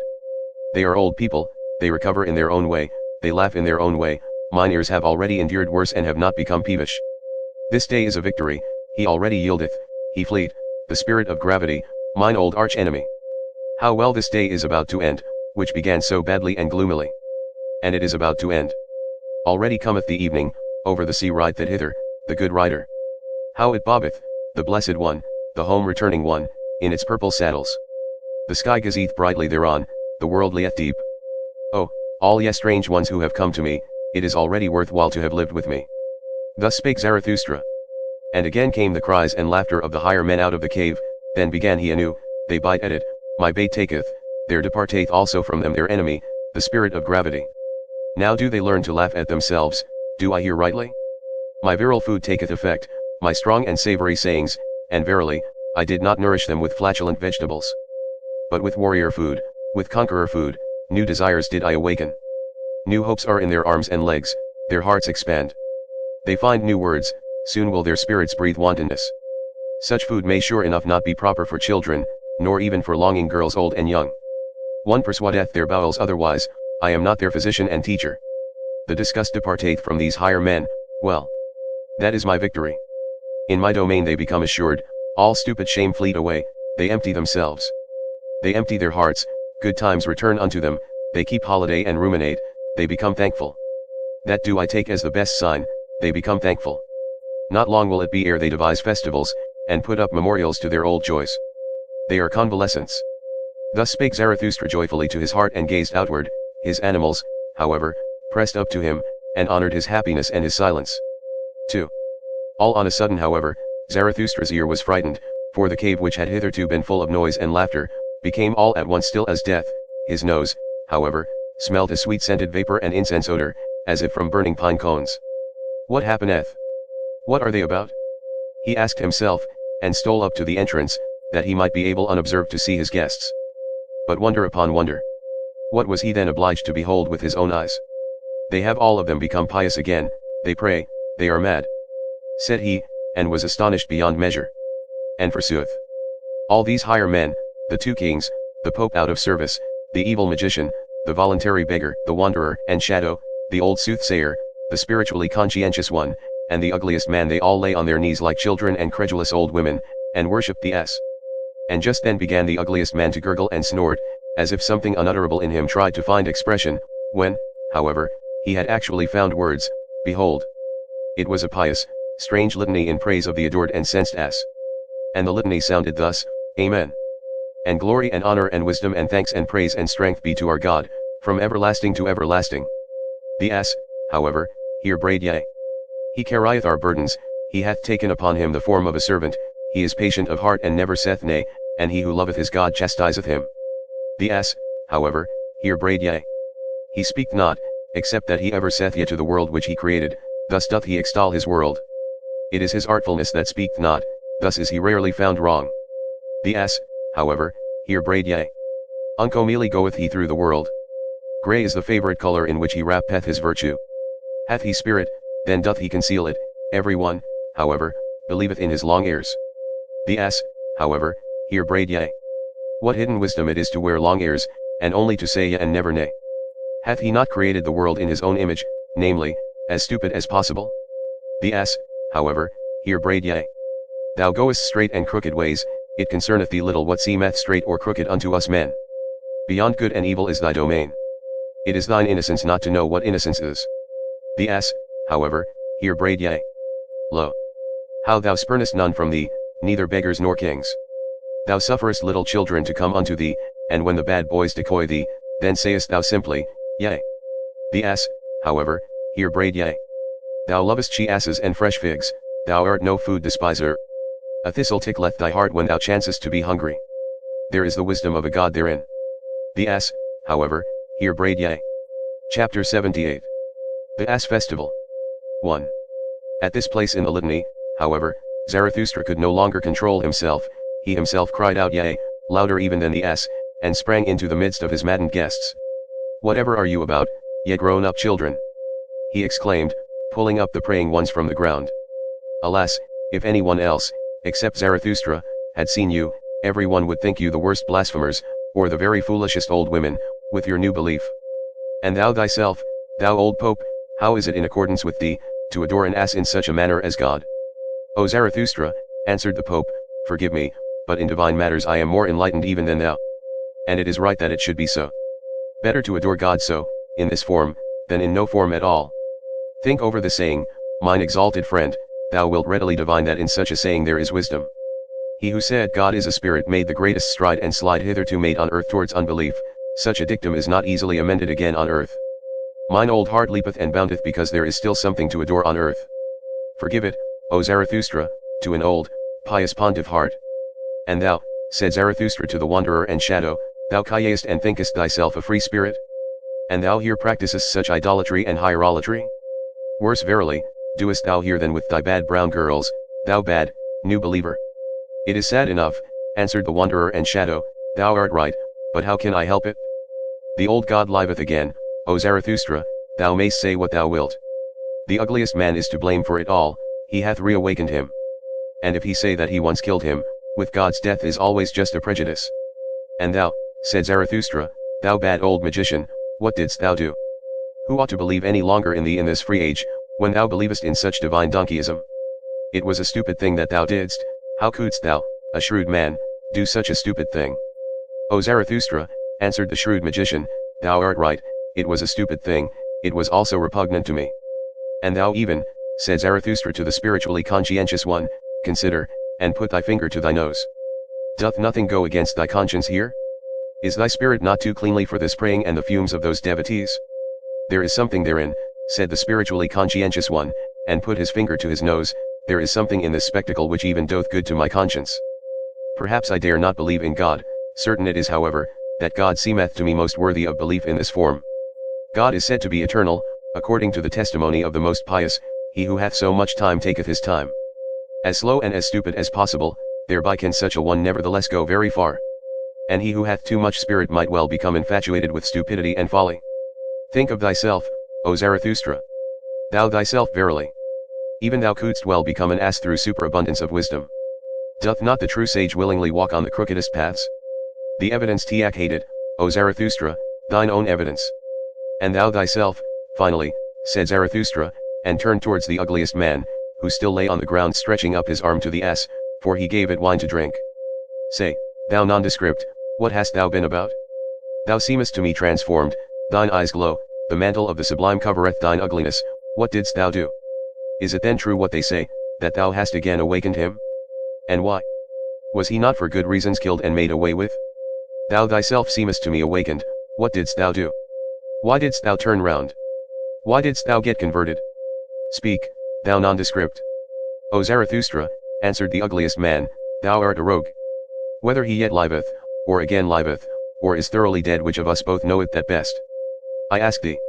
One thing however do I know, from thyself did I learn it once, O Zarathustra, he who wanteth to kill most thoroughly, laugheth. Not by wrath but by laughter doth one kill, thus spakest thou once, O Zarathustra, thou hidden one, thou destroyer without wrath, thou dangerous saint, thou art a rogue. 2. Then, however, did it come to pass that Zarathustra, astonished at such merely roguish answers, jumped back to the door of his cave, and turning towards all his guests, cried out with a strong voice, O ye wags, all of you, ye buffoons! Why do ye dissemble and disguise yourselves before me? How the hearts of all of you convulsed with delight and wickedness, because ye had at last become again like little children, namely, pious, because ye at last did again as children do, namely, prayed, folded your hands and said, Good God. But now leave, I pray you, this nursery, mine own cave, where today all childishness is carried on. Cool down, here outside, your hot child wantonness and heart tumult. To be sure, except ye become as little children ye shall not enter into that kingdom of heaven. And Zarathustra pointed aloft with his hands. But we do not at all want to enter into the kingdom of heaven, we have become men, so we want the kingdom of earth. 3. And once more began Zarathustra to speak. O my new friends, said he, ye strange ones, ye higher men, how well do ye now please me, since ye have again become joyful. Ye have, verily, all blossomed forth, it seemeth to me that for such flowers as you, new festivals are required. A little valiant nonsense, some divine service and ass festival, some old joyful Zarathustra fool, some blusterer to blow your souls bright. Forget not this night and this ass festival, ye higher men. That did ye devise when with me, that do I take as a good omen, such things only the convalescents devise. And should ye celebrate it again, this ass festival, do it from love to yourselves, do it also from love to me. And in remembrance of me. Thus spake Zarathustra. Chapter 79. The Drunken Song. 1. Meanwhile one after another had gone out into the open air, and into the cool, thoughtful night. Zarathustra himself, however, led the ugliest man by the hand, that he might show him his night world, and the great round moon, and the silvery waterfalls near his cave. There they at last stood still beside one another, all of them old people, but with comforted, brave hearts, and astonished in themselves that it was so well with them on earth. The mystery of the night, however, came nigher and nigher to their hearts. And anew Zarathustra thought to himself, Oh, how well do they now please me, these higher men. But he did not say it aloud, for he respected their happiness and their silence. Then, however, there happened that which in this astonishing long day was most astonishing. The ugliest man began once more and for the last time to gurgle and snort, and when he had at length found expression, behold, there sprang a question plump and plain out of his mouth, a good, deep, clear question, which moved the hearts of all who listened to him. My friends, all of you, said the ugliest man, what think ye? For the sake of this day I am for the first time content to have lived mine entire life. And that I testify so much is still not enough for me. It is worth while living on the earth. One day, one festival with Zarathustra, hath taught me to love the earth. Was that life? Will I say unto death? Well. Once more. My friends, what think ye? Will ye not, like me, say unto death, was that life? For the sake of Zarathustra, well. Once more. Thus spake the ugliest man. It was not, however, far from midnight. And what took place then, think ye? As soon as the higher men heard his question, they became all at once conscious of their transformation and convalescence, and of him who was the cause thereof. Then did they rush up to Zarathustra, thanking, honoring, caressing him, and kissing his hands, each in his own peculiar way, so that some laughed and some wept. The old soothsayer, however, danced with delight, and though he was then, as some narrators suppose, full of sweet wine, he was certainly still fuller of sweet life, and had renounced all weariness. There are even those who narrate that the ass then danced, for not in vain had the ugliest man previously given it wine to drink. That may be the case, or it may be otherwise, and if in truth the ass did not dance that evening, there nevertheless happened then greater and rarer wonders than the dancing of an ass would have been. In short, as the proverb of Zarathustra saith, what doth it matter? 2. When, however, this took place with the ugliest man, Zarathustra stood there like one drunken, his glance dulled, his tongue faltered and his feet staggered. And who could divine what thoughts then passed through Zarathustra's soul? Apparently, however, his spirit retreated and fled in advance and was in remote distances, and as it were wandering on high mountain ridges, as it standeth written, twixt two seas, wandering twixt the past and the future as a heavy cloud. Gradually, however, while the higher men held him in their arms, he came back to himself a little, and resisted with his hands the crowd of the honoring and caring ones, but he did not speak. All at once, however, he turned his head quickly, for he seemed to hear something, then laid he his finger on his mouth and said, "Come." And immediately it became still and mysterious round about. From the depth however there came up slowly the sound of a clock bell. Zarathustra listened thereto, like the higher men, then, however, laid he his finger on his mouth the second time, and said again, "Come. Come. It is getting on to midnight." And his voice had changed. But still he had not moved from the spot. Then it became yet stiller and more mysterious, and everything hearkened, even the ass, and Zarathustra's noble animals, the eagle and the serpent, likewise the cave of Zarathustra and the big cool moon, and the night itself. Zarathustra, however, laid his hand upon his mouth for the third time, and said, "Come. Come. Come. Let us now wander.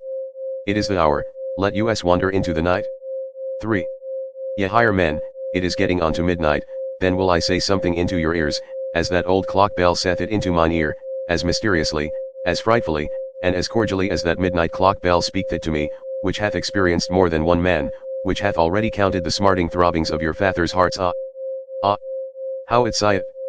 How it laugheth in its dream! The old, deep, deep midnight! Hush! Hush! Then is there many a thing heard which may not be heard by day.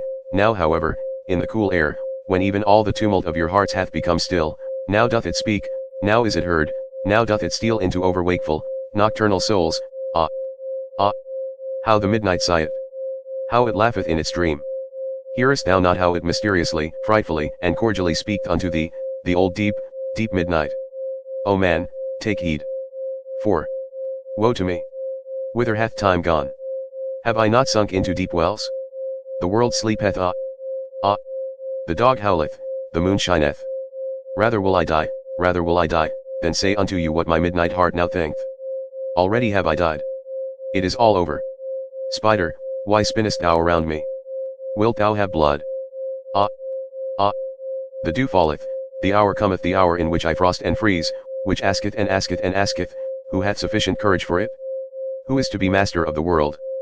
Who is going to say, thus shall ye flow, ye great and small streams? The hour approacheth, O man, thou higher man, take heed. This talk is for fine ears, for thine ears what saith deep midnight's voice indeed? 5. It carrieth me away, my soul danceth. Day's work. Day's work. Who is to be master of the world? The moon is cool, the wind is still. Ah! Ah! Have ye already flown high enough? Ye have danced, a leg, nevertheless, is not a wing. Ye good dancers, now is all delight over, wine hath become lees, every cup hath become brittle, the sepulchres mutter. Ye have not flown high enough, now do the sepulchres mutter, free the dead. Why is it so long night? Doth not the moon make us drunken? Ye higher men, free the sepulchres, awaken the corpses. Ah, why doth the worm still burrow? There approach it, the hour, there boometh the clock bell, there thrilleth still the heart, there burroweth still the wood worm, the heart worm. Ah! Ah! The world is deep. 6. Sweet lyre! Sweet lyre! I love thy tone, thy drunken, ranunculine tone. How long, how far hath come unto me thy tone, from the distance, from the ponds of love. Thou old clock bell, thou sweet lyre. Every pain hath torn thy heart, father pain, father's pain, forefather's pain, thy speech hath become ripe, ripe like the golden autumn and the afternoon, like mine ancho right heart now sayest thou, the world itself hath become ripe, the grape turneth brown, now doth it wish to die of happiness. Ye higher men, do ye not feel it? There welleth up mysteriously an odor, a perfume, an odor of eternity, a rosy blessed, brown, gold wine odor of old happiness, of drunken midnight death happiness, which singeth, the world is deep, and deeper than the day could read. 7. Leave me alone. Leave me alone. I am too pure for thee. Touch me not.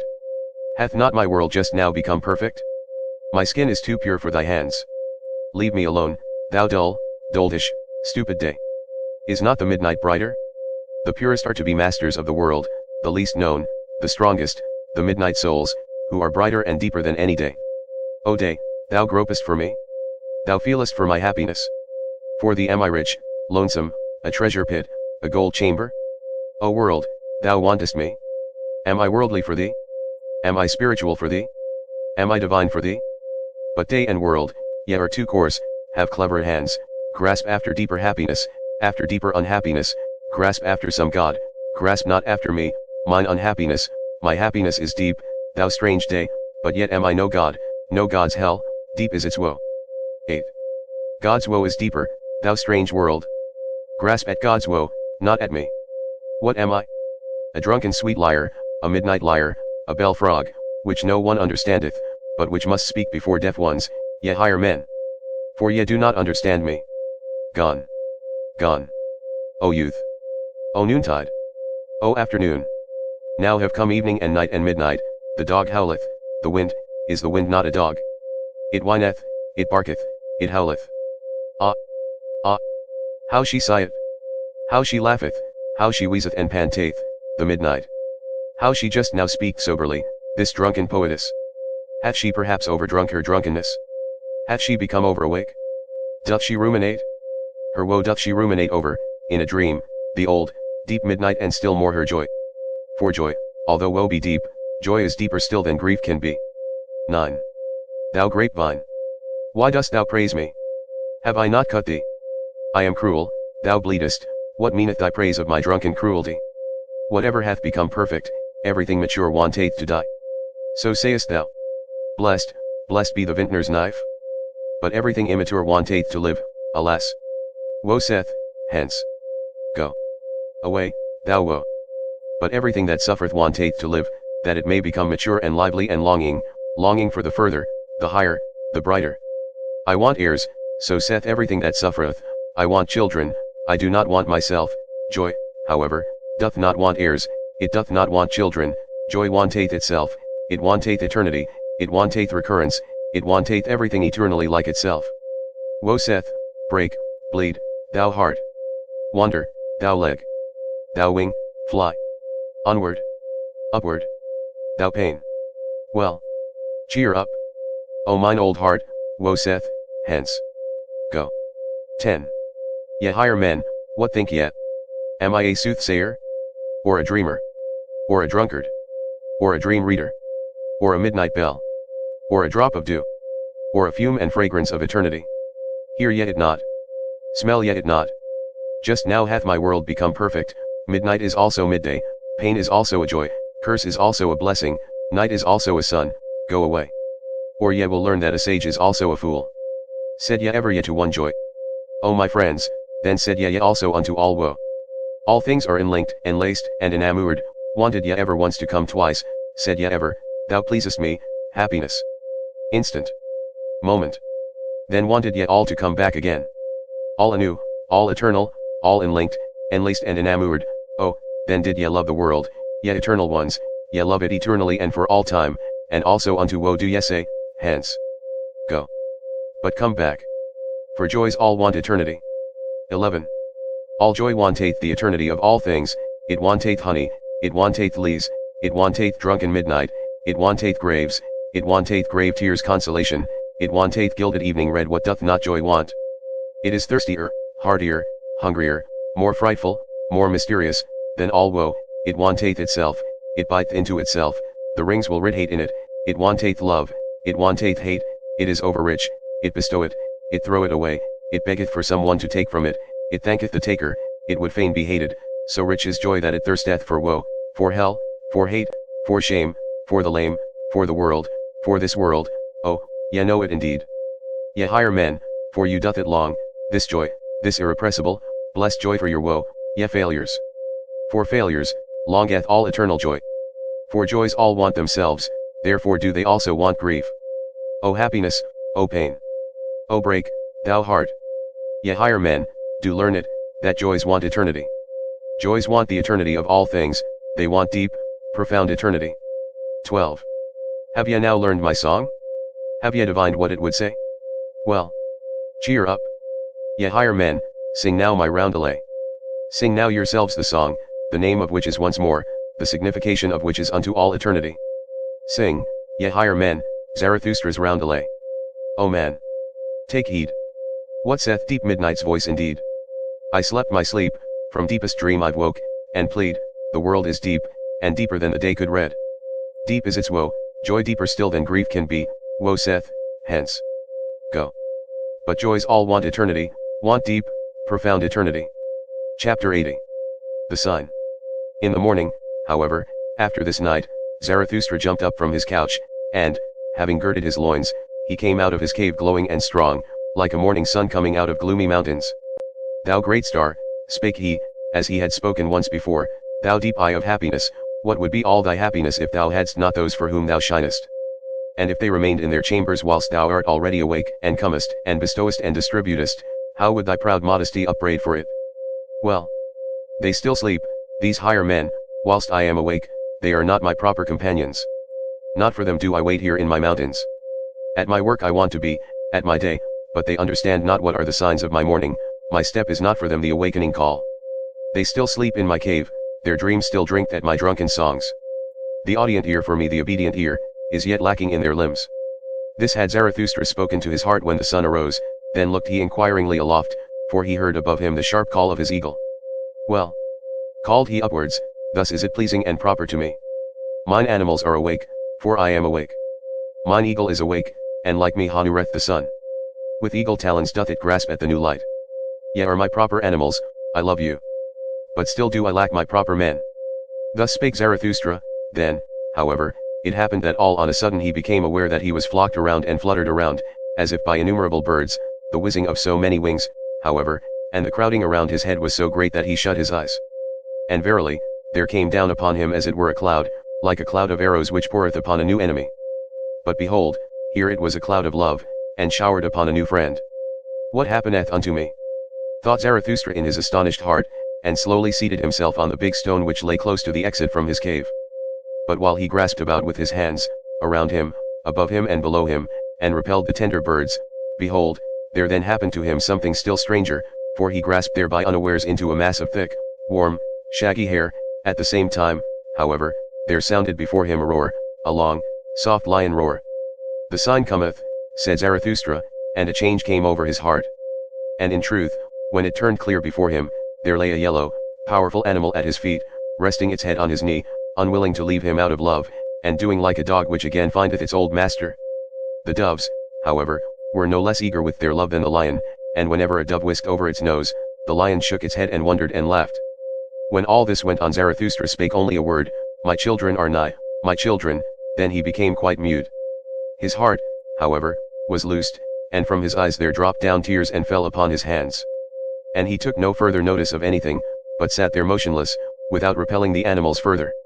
Then flew the doves to and fro, and perched on his shoulder, and caressed his white hair, and did not tire of their tenderness and joyousness. The strong lion, however, licked always the tears that fell on Zarathustra's hands, and roared and growled shyly. Thus did these animals do. All this went on for a long time, or a short time, for properly speaking, there is no time on earth for such things. Meanwhile, however, the higher men had awakened in Zarathustra's cave, and marshalled themselves for a procession to go to meet Zarathustra, and give him their morning greeting, for they had found when they awakened that he no longer tarried with them. When, however, they reached the door of the cave and the noise of their steps had preceded them, the lion started violently, it turned away all at once from Zarathustra, and roaring wildly, sprang towards the cave. The higher men, however, when they heard the lion roaring, cried all aloud as with one voice, fled back and vanished in an instant. Zarathustra himself, however, stunned and strange, rose from his seat, looked around him, stood there astonished, inquired of his heart, bethought himself, and remained alone. What did I hear? Said he at last, slowly, what happened unto me just now? But soon there came to him his recollection, and he took in at a glance all that had taken place between yesterday and today. Here is indeed the stone, said he, and stroked his beard, on it sat I yester morn, and here came the soothsayer unto me, and here heard I first the cry which I heard just now, the great cry of distress. O ye higher men, your distress was it that the old soothsayer foretold to me yester morn, unto your distress did he want to seduce and tempt me, O Zarathustra, said he to me, I come to seduce thee to thy last sin. To my last sin? Cried Zarathustra, and laughed angrily at his own words, what hath been reserved for me as my last sin? And once more Zarathustra became absorbed in himself, and sat down again on the big stone and meditated. Suddenly he sprang up, fellow suffering with the higher men. He cried out, and his countenance changed into brass. Well, that hath had its time. My suffering and my fellow suffering, what matter about them? Do I then strive after happiness? I strive after my work. Well, the lion hath come, my children are nigh, Zarathustra hath grown ripe, mine hour hath come, this is my morning, my day beginneth, arise now, arise, thou great noontide. Thus spake Zarathustra and left his cave, glowing and strong, like a morning sun coming out of gloomy mountains.